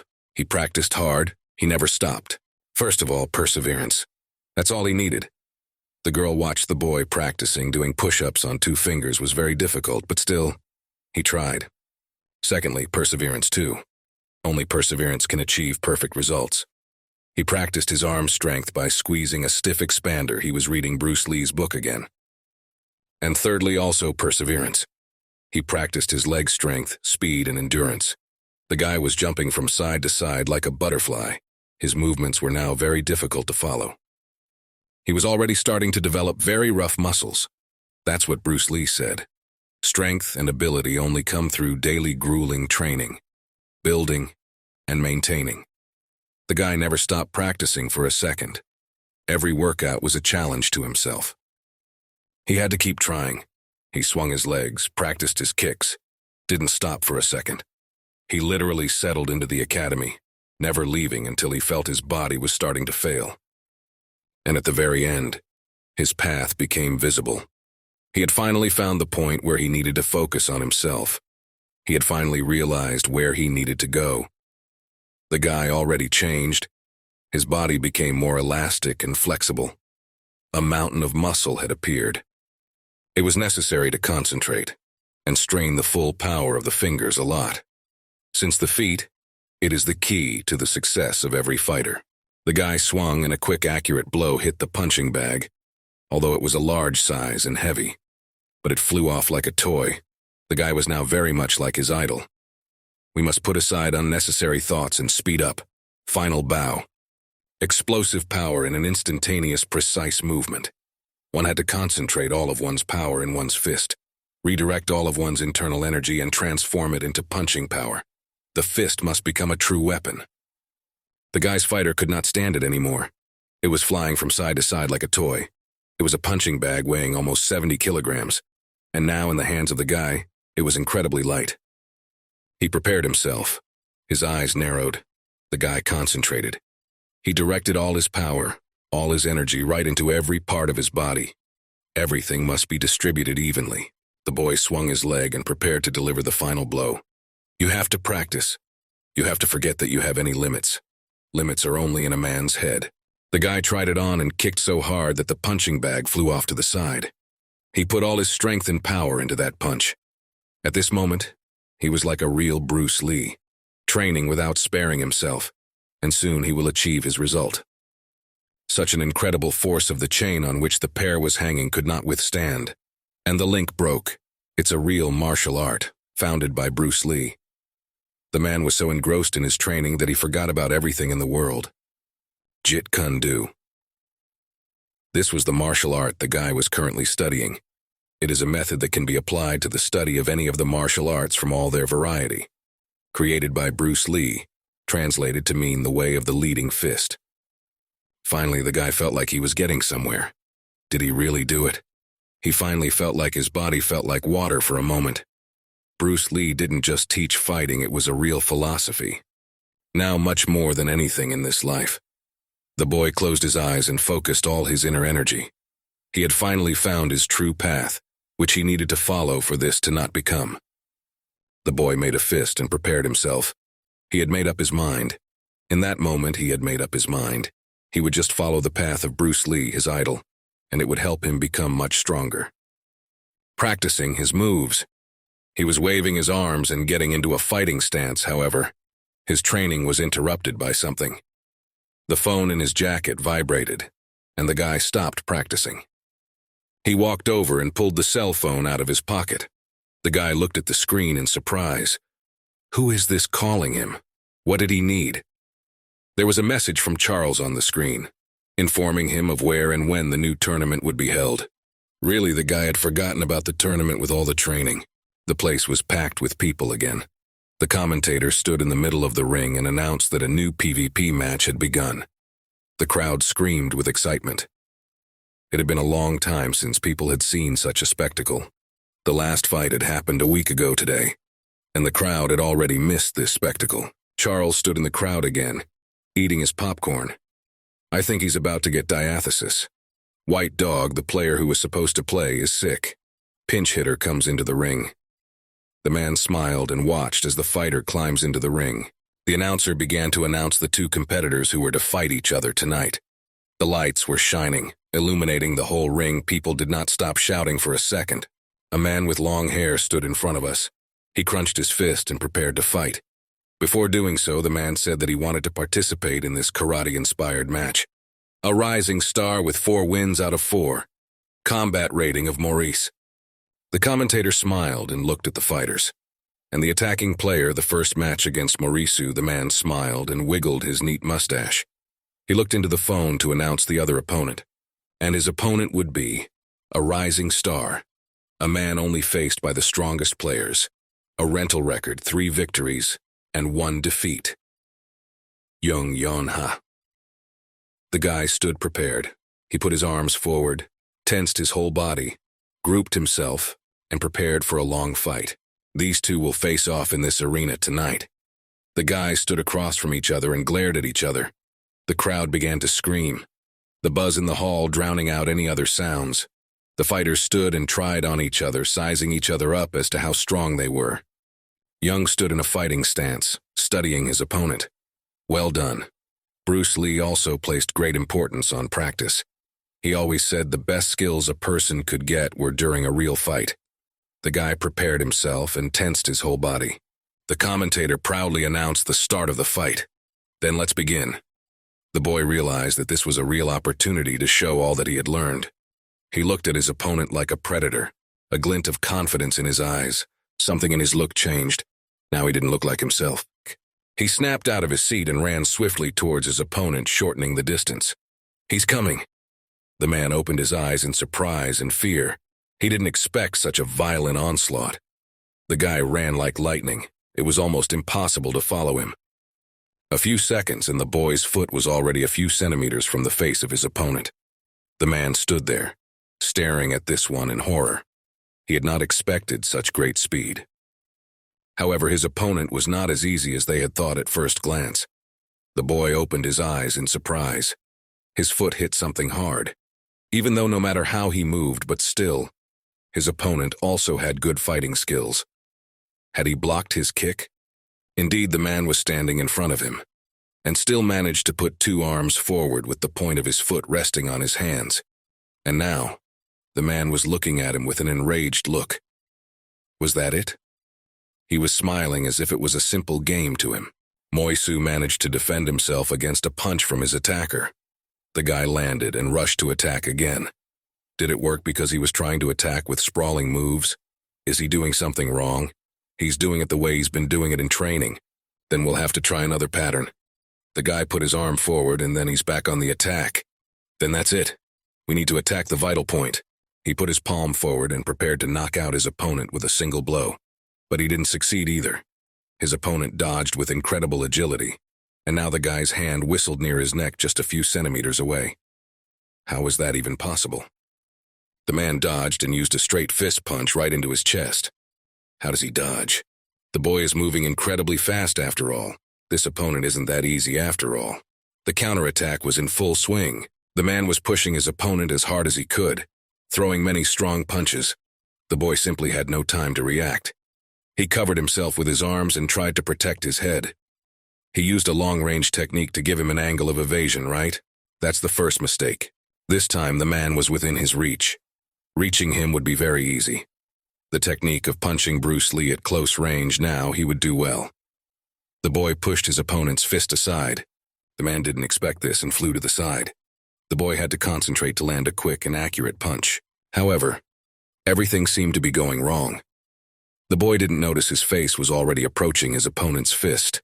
What's the matter with him? He's not doing any good at all. The boy didn't have time to dodge, and all he saw was his opponent's fist coming towards his face. There was a slamming sound. The guy went to the ground. His whole face was a mess. Looks like he swallowed some teeth. What's the matter? The opponent is moving as if he's moving ahead of him. The guy sighed, counterattacking before the strike even starts. That's the technique. The guy was furious. He wasn't getting anywhere yet. Come on. Pull yourself together. He was trying his best to bring himself to his senses to even the score somehow. His opponent prepared to attack again. The man got into a fighting stance and began to approach the boy. The boy gritted his teeth and fell to the floor. He was failing, but why? He had been practicing all this time after all. But why wasn't this technique working? Then he made a decision to fight until he succeeded. There was no chance of retreating, or else he'd just lose. He swung his fist to make fake moves. It's worth a try. Otherwise, why was he practicing all this time? Guy, however, his opponent left him no chance. He dodged every attack. Charles continued to watch the fight. He smiled and froze in place in anticipation. The guy kept attacking. The man thought, what's wrong with today's performance? The guy is kind of weird. He's not moving like he always does. What is he even up to? The boy swung his legs around, but the karate player dodged him, moving out of the line of attack without much difficulty. The boy's movements were too sprawling and slow. He was trying to imitate Bruce Lee, but he didn't have enough speed to do it right. Again, the man turned around and hit the boy right in the face. It was a straight punch. The boy's jaw snapped. It was like the stars came out of his head. What's the matter? He's missing the punch again. Morisu was furious. He felt his superiority and continued advancing like a tank. This man's skill was unbelievable. Would he be able to defeat this boy to enter the rare line? The man laughed. Was he scared? That was funny. The man didn't stop attacking for a second. The boy didn't know where to go. His tactics weren't working, but why? He'd been practicing. Why didn't Bruce Lee's teachings work? The guy bounced from side to side and tried to strike. The smile is gone from Charles's face. If this guy's careless, he'll get hit hard. Then he won't get up. This man has a karate base. What's he gonna do? So far, it looks like some kind of circus. Is the boy sure he wants to fight? So far, he's just missing punches. And then it happened exactly as the man predicted. The boy didn't react in time, and his opponent landed a powerful straight punch right to the face. The boy got a headache and almost flew off his seat. His fist began to press his skin inward. The boy gritted his teeth to at least manage the pain. He was incredibly angry at his opponent, and at himself for not being able to put this technique into action. The guy didn't even know where to go. It would take a very good effort to get out of this predicament. The opponent first threw a lot of powerful punches straight at his face. The guy didn't have time to react to them, and received more and more blows. Morisu offensive, he attacked again and again. The guy didn't know where to go anymore. But why wasn't he getting anywhere? Why? He was practicing, after all, the tutor me sign, another strong blow. Sparks flew from the boy's eyes. This is insane! The man swung his weighty fist and flew straight at his opponent. Another second and he'd knock him out. We'll have to pull ourselves together if we're to stand any chance against this killing machine. The boy finally reacted in time and put up his blog. He realized something was wrong. Something isn't working. Something needs to change. However, now something strange happened. The boy felt his fist hit something hard. He opened his eyes and saw that his opponent had caught a powerful uppercut. The man's mouth watered and his eyes rolled back. Is that really how it works? The crowd went quiet. What? What happened? They didn't expect this. The commentator didn't even know what to say. He was shocked at this turn of events. What the hell just happened? The guy again stood in a fighting stance, still prepared to strike, but it was useless. His opponent fell to the floor with a loud sound. For a few seconds, the guy didn't realize what had just happened. Did he knock him out? How did he do that? A counterpunch? He was already thinking that Bruce Lee's technique wasn't working, that he was doing something wrong. From his opponent's mouth, he sighed, trying to regain consciousness, but he couldn't get up anymore. His whole body was shaking from pain and tension. Suddenly, the guy managed to knock out his opponent with one punch. He was knocked out. The man didn't seem to be able to get up. The guy was still standing in shock, not fully realizing what had happened. How did he even manage to do that? The crowd was simply in shock. Surprised gasps were heard everywhere. No one believed in this boy's victory. However, the boy had won.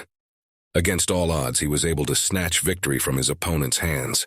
Charles stood, and holding a large packet of popcorn in his hands, his charges came up to him and called his chief. The man looked at the boy with a stern look. He seemed to be displeased about something. However, what was he displeased about? He said it was a bad game. The boy looked at his fists and couldn't believe his happiness. The fighter had been promoted. He was now a rare division. The boy was incredibly happy and looked at his hands like some kind of treasure. Had he really succeeded in applying after all? What a bitter popcorn after all.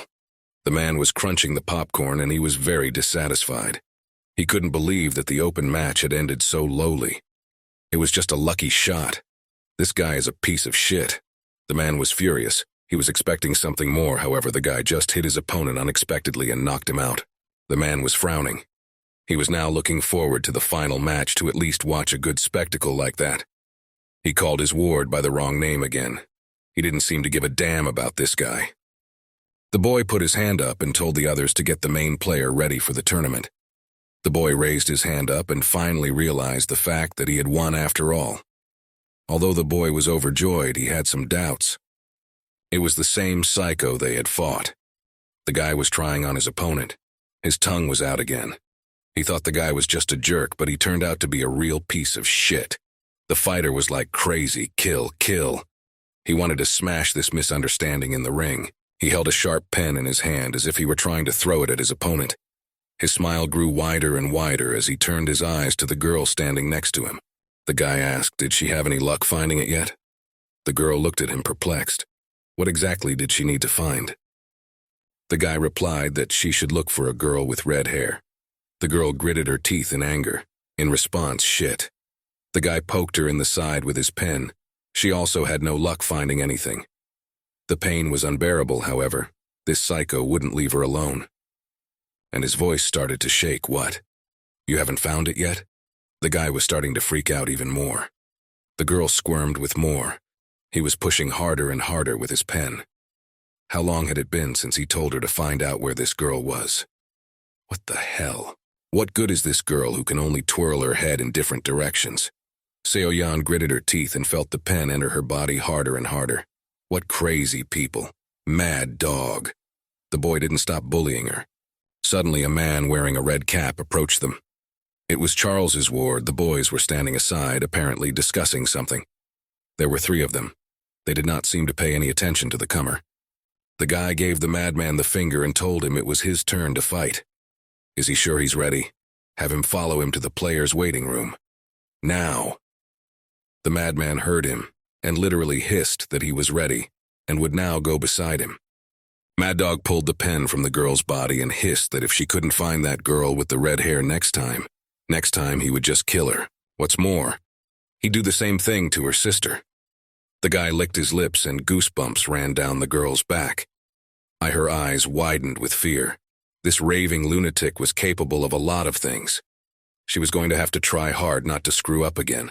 Crazy turned around and followed the man, continuing to mutter just one phrase to himself. Kill. His friends remained standing in the same place and looked away with surprised eyes. The man walked closer and started talking to the girl. He asked why she didn't tell. She knows that this girl is not an ordinary girl. The man looked at her with a look like he was guessing something. Seo-yeon lowered her eyes.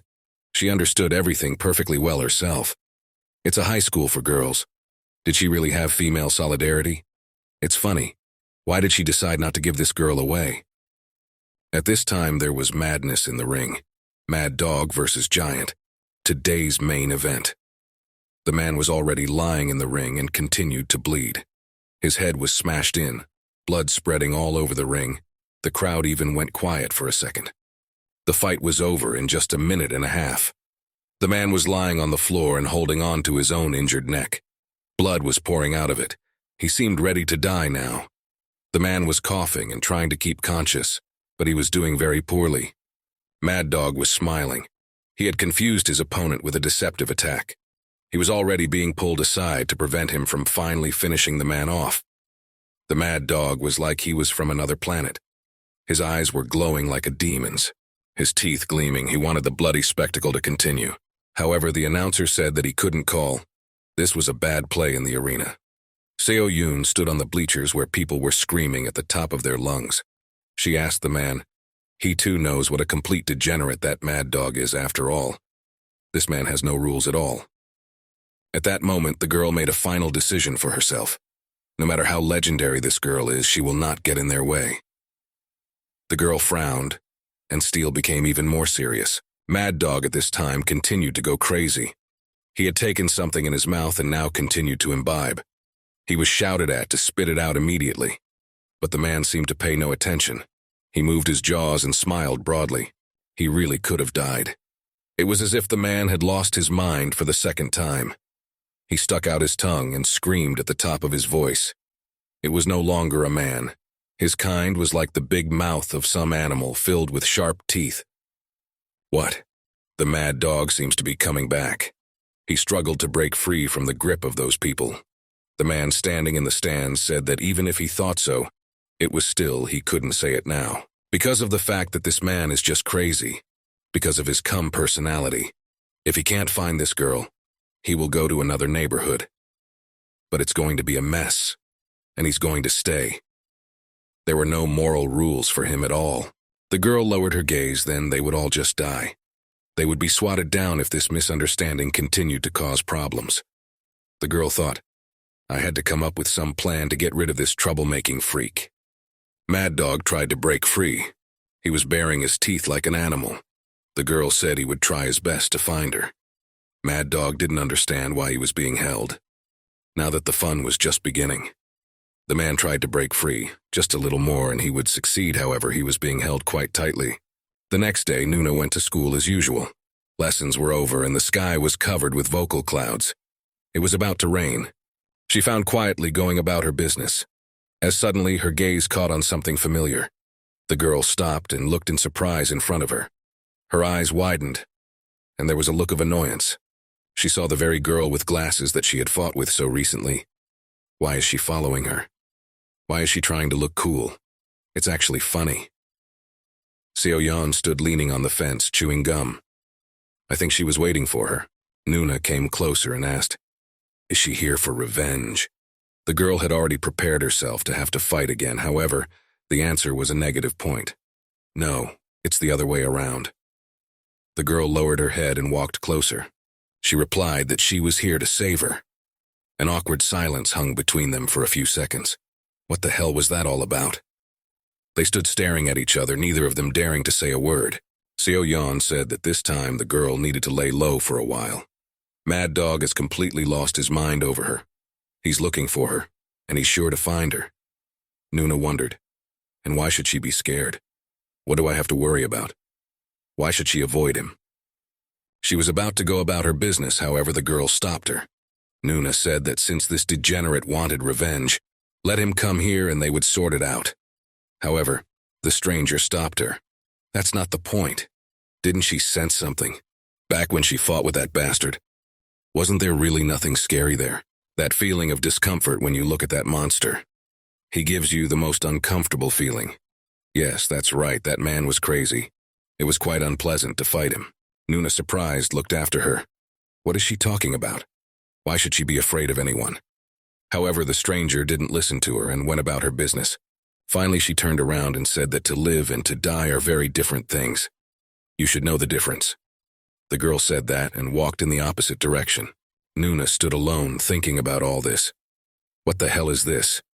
What the hell is this? What does she want with her? She watched the girl walk away and continued to ponder. Seo Yan was just around the corner when suddenly, a firm hand appeared above her head. She didn't even realize it, but of course it was a Mad Dog. That degenerate was always watching everyone. He quickly grabbed her and dragged her into his back alley. The girl only had time for a squeezed scream. The man held tight. He had been watching her, and now would definitely not leave her alone. After a few seconds, he punched the girl right in the face with his fist. The glasses on her nose cracked and fell to the floor. The girl was in incredible pain, however. She endured. She realized that it seemed that she could not get away alive now. She squeezed her eyes shut and tried to regain consciousness. The blow was so strong that her glasses flew off and onto the floor. The girl herself flew after them. She hit her head on the pavement. Mad Dog was incredibly golden. This girl looked like a rat. Her head started to spin, it started to hurt. And then the girl realized that it seemed like she was about to be finished. The Mad Dog continued to taunt. He was screaming that he knew that this was how I would get it all back. The girl was lying on the ground. Her nose was bleeding. Mad Dog picked up a large boulder from the ground and prepared to kill. He laughed and asked, "It was easy with him, right? Anyway, he's going to kill her now." 399. The psycho lifted the rock up and prepared to hit the girl on the head to finally finish her off. The poor girl watched the rock coming right at her face. She couldn't believe her life was going to end there. The girl screamed and opened her eyes in horror. She squeezed her eyes shut and prepared herself for the fact that she was about to be finished. Her whole short life began to pass before her eyes. She should have known this psycho would follow her. However, it was too late to think about anything now. The dog shouted for her to get a grip. The girl clamped her eyes shut and prepared to die. The man was ready to strike his crushing blow and finally kill this girl. But he was stopped by someone's foot. He turned around and looked in that direction with surprised eyes. Who dared to disrupt his plan? The guy was simply furious. Someone had come between them and his prey. He would definitely pay for this. His bike flew off in the opposite direction and smashed into the wall, shattering into small pieces. The protagonist stood with his head bent, a trickle of blood dripping from his forehead. He clenched his teeth and tried his best not to faint from such a blow. The girl looked at him in surprise. The guy replied, "That was the reason why he wanted to learn how to fight." He raised his head. His whole face was smeared in blood, but he still kept on his feet. That's the reason he has to win. Chan couldn't bear to be treated like this. He grabbed the girl by the shoulder and wanted to pull her to him. What does she think she's doing? Has she lost her mind? The guy quickly swung his fist, aiming at her face, but the girl reacted in time, and the fist whistled just a few centimeters away from her face. What the fuck is that? Meanwhile, the guy was watching with a dumbfounded look. Had she dodged his punch? The girl was standing in front of Chan, and he didn't realize. Turning to face him, she repeated her phrase in an irritated voice. She says she only holds back once, doesn't she? Chan laughed. That's hilarious. What happens if she doesn't hold back? He laughed at the girl's confidence. What does this girl think of herself anyway? She doesn't even know who he is? The guy didn't notice anything around him and wondered what she would do if she didn't hold back. He didn't notice that the sole of her shoe was fast approaching his chin. The boy wanted to say something else but didn't have time. The girl swung around and kicked him in the jaw with all her might. The guy naturally didn't react and felt the full force of her high kick. "That's it," said the girl, still looking at him. What a bitch. Chan only managed to hum, his chin smoking from the force of the blow. How dare she? The protagonist looked at all of this with genuine surprise and delight. Who the hell was she anyway? She hit him so easily and he didn't even notice. The guy realized that this girl was not as easy as she looked. Chan got angry and started bombarding her with punches. But the girl dodged each one as if it were an easy dance. How does she manage to dodge all his blows? The protagonist didn't understand anything. However, even that wasn't all. He gritted his teeth and watched as the girl easily dealt with the bastard. It was as if she was anticipating his every move. The girl was jumping from side to side like it was a walk for her. This wench continues to hold a stand and dodge. He watched her every move. Her movements were really just flawless. Deftly dodging another blow, she swung round and kicked the guy in the forehead again. This time, the blow was much harder. There was a crunch. His nose broke and the guy fell backwards, splattering bloody snot. Fucking bitch. He screamed. The guy couldn't take the humiliation. Some girl playing with him like a toy. The guy didn't know what to do. The girl didn't pay attention to all the shouting. She deftly ducked and naturally in a fist approached the guy at an extremely close distance. However, it was only a trick. Faking a punch with her hand, she waited until the guy put up a block, and with all her might she kicked him right in the knee. Chan didn't see it coming and started balancing, trying to stay on his feet. And on what tricked him? This is unbelievable. The guy could barely stay on his feet. Nunai didn't hesitate, and swung around and charged at him with another powerful punch. It went straight for the guy's jaw. It was a powerful high kick again. His eyes went black and his brains felt like they were going out through his ears. Chan. This time he couldn't stay on his feet and flew high up. The girl had worked all of her punches just perfectly. It was an unmistakable technique. The guy could not even realize what had happened to him. The protagonist didn't know what to say to her. He just stared dumbfounded, watching everything that was happening. His eyes were just huge with shock. Soon her rival fell a few meters away from her with a thud and never got up again. The girl hummed and said that she had said he was just as weak, right? She looked at the two guys with disdain. That's why they are stupid scum, what jerks. The girl sighed heavily and turned in the opposite direction. The protagonist didn't know what to say to him. He was completely shocked by what he had just seen. Without turning around, the girl over her shoulder threw him that he was an incredibly pathetic person. Her voice sounded very annoyed. She just wanted to go for a walk, to practice after all. But here she was, getting into a fight with those scum again. Young got up on shaky legs and ran after her, begging her to stop. But still, the girl didn't even think of turning around in his direction. She had wasted enough time on this scum, and now she needed to remove herself. However, his body still ached from such a beating, so he landed on his knee. That guy in red and that girl. Now the protagonist realized everything.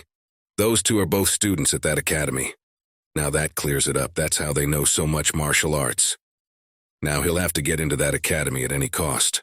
The girl was slowly moving away from him, and the protagonist everything was looking at the writing on her sweatshirt. Halim Academy. Nuna walked up to the doors of the academy. She was dressed in her normal school uniform. Knocking on the door, she grabbed the handle. The girl stood in front of the door and was ready to go inside as she was suddenly called out by a familiar voice. She really didn't feel like talking to anyone right now. Young standing behind her, the girl turned around at him. Over her shoulder, she asked rudely, "What did he want?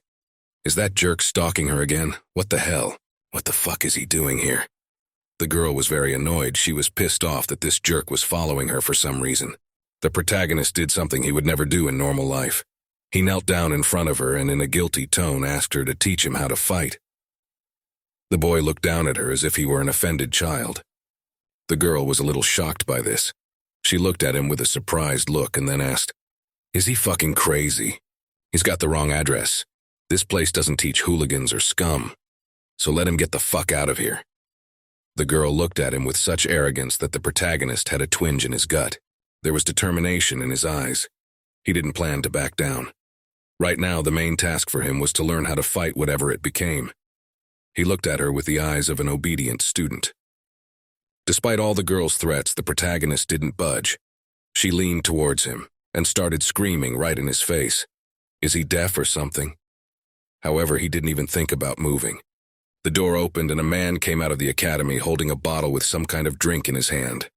A girl was shouting from everywhere, screaming that this place doesn't train people like the protagonist. "Stop flickering in front of my eyes." She would have continued shouting at him if she hadn't been interrupted by someone's heavy sigh. Now, she stopped talking and looked in that direction. A man in a tracksuit was approaching them.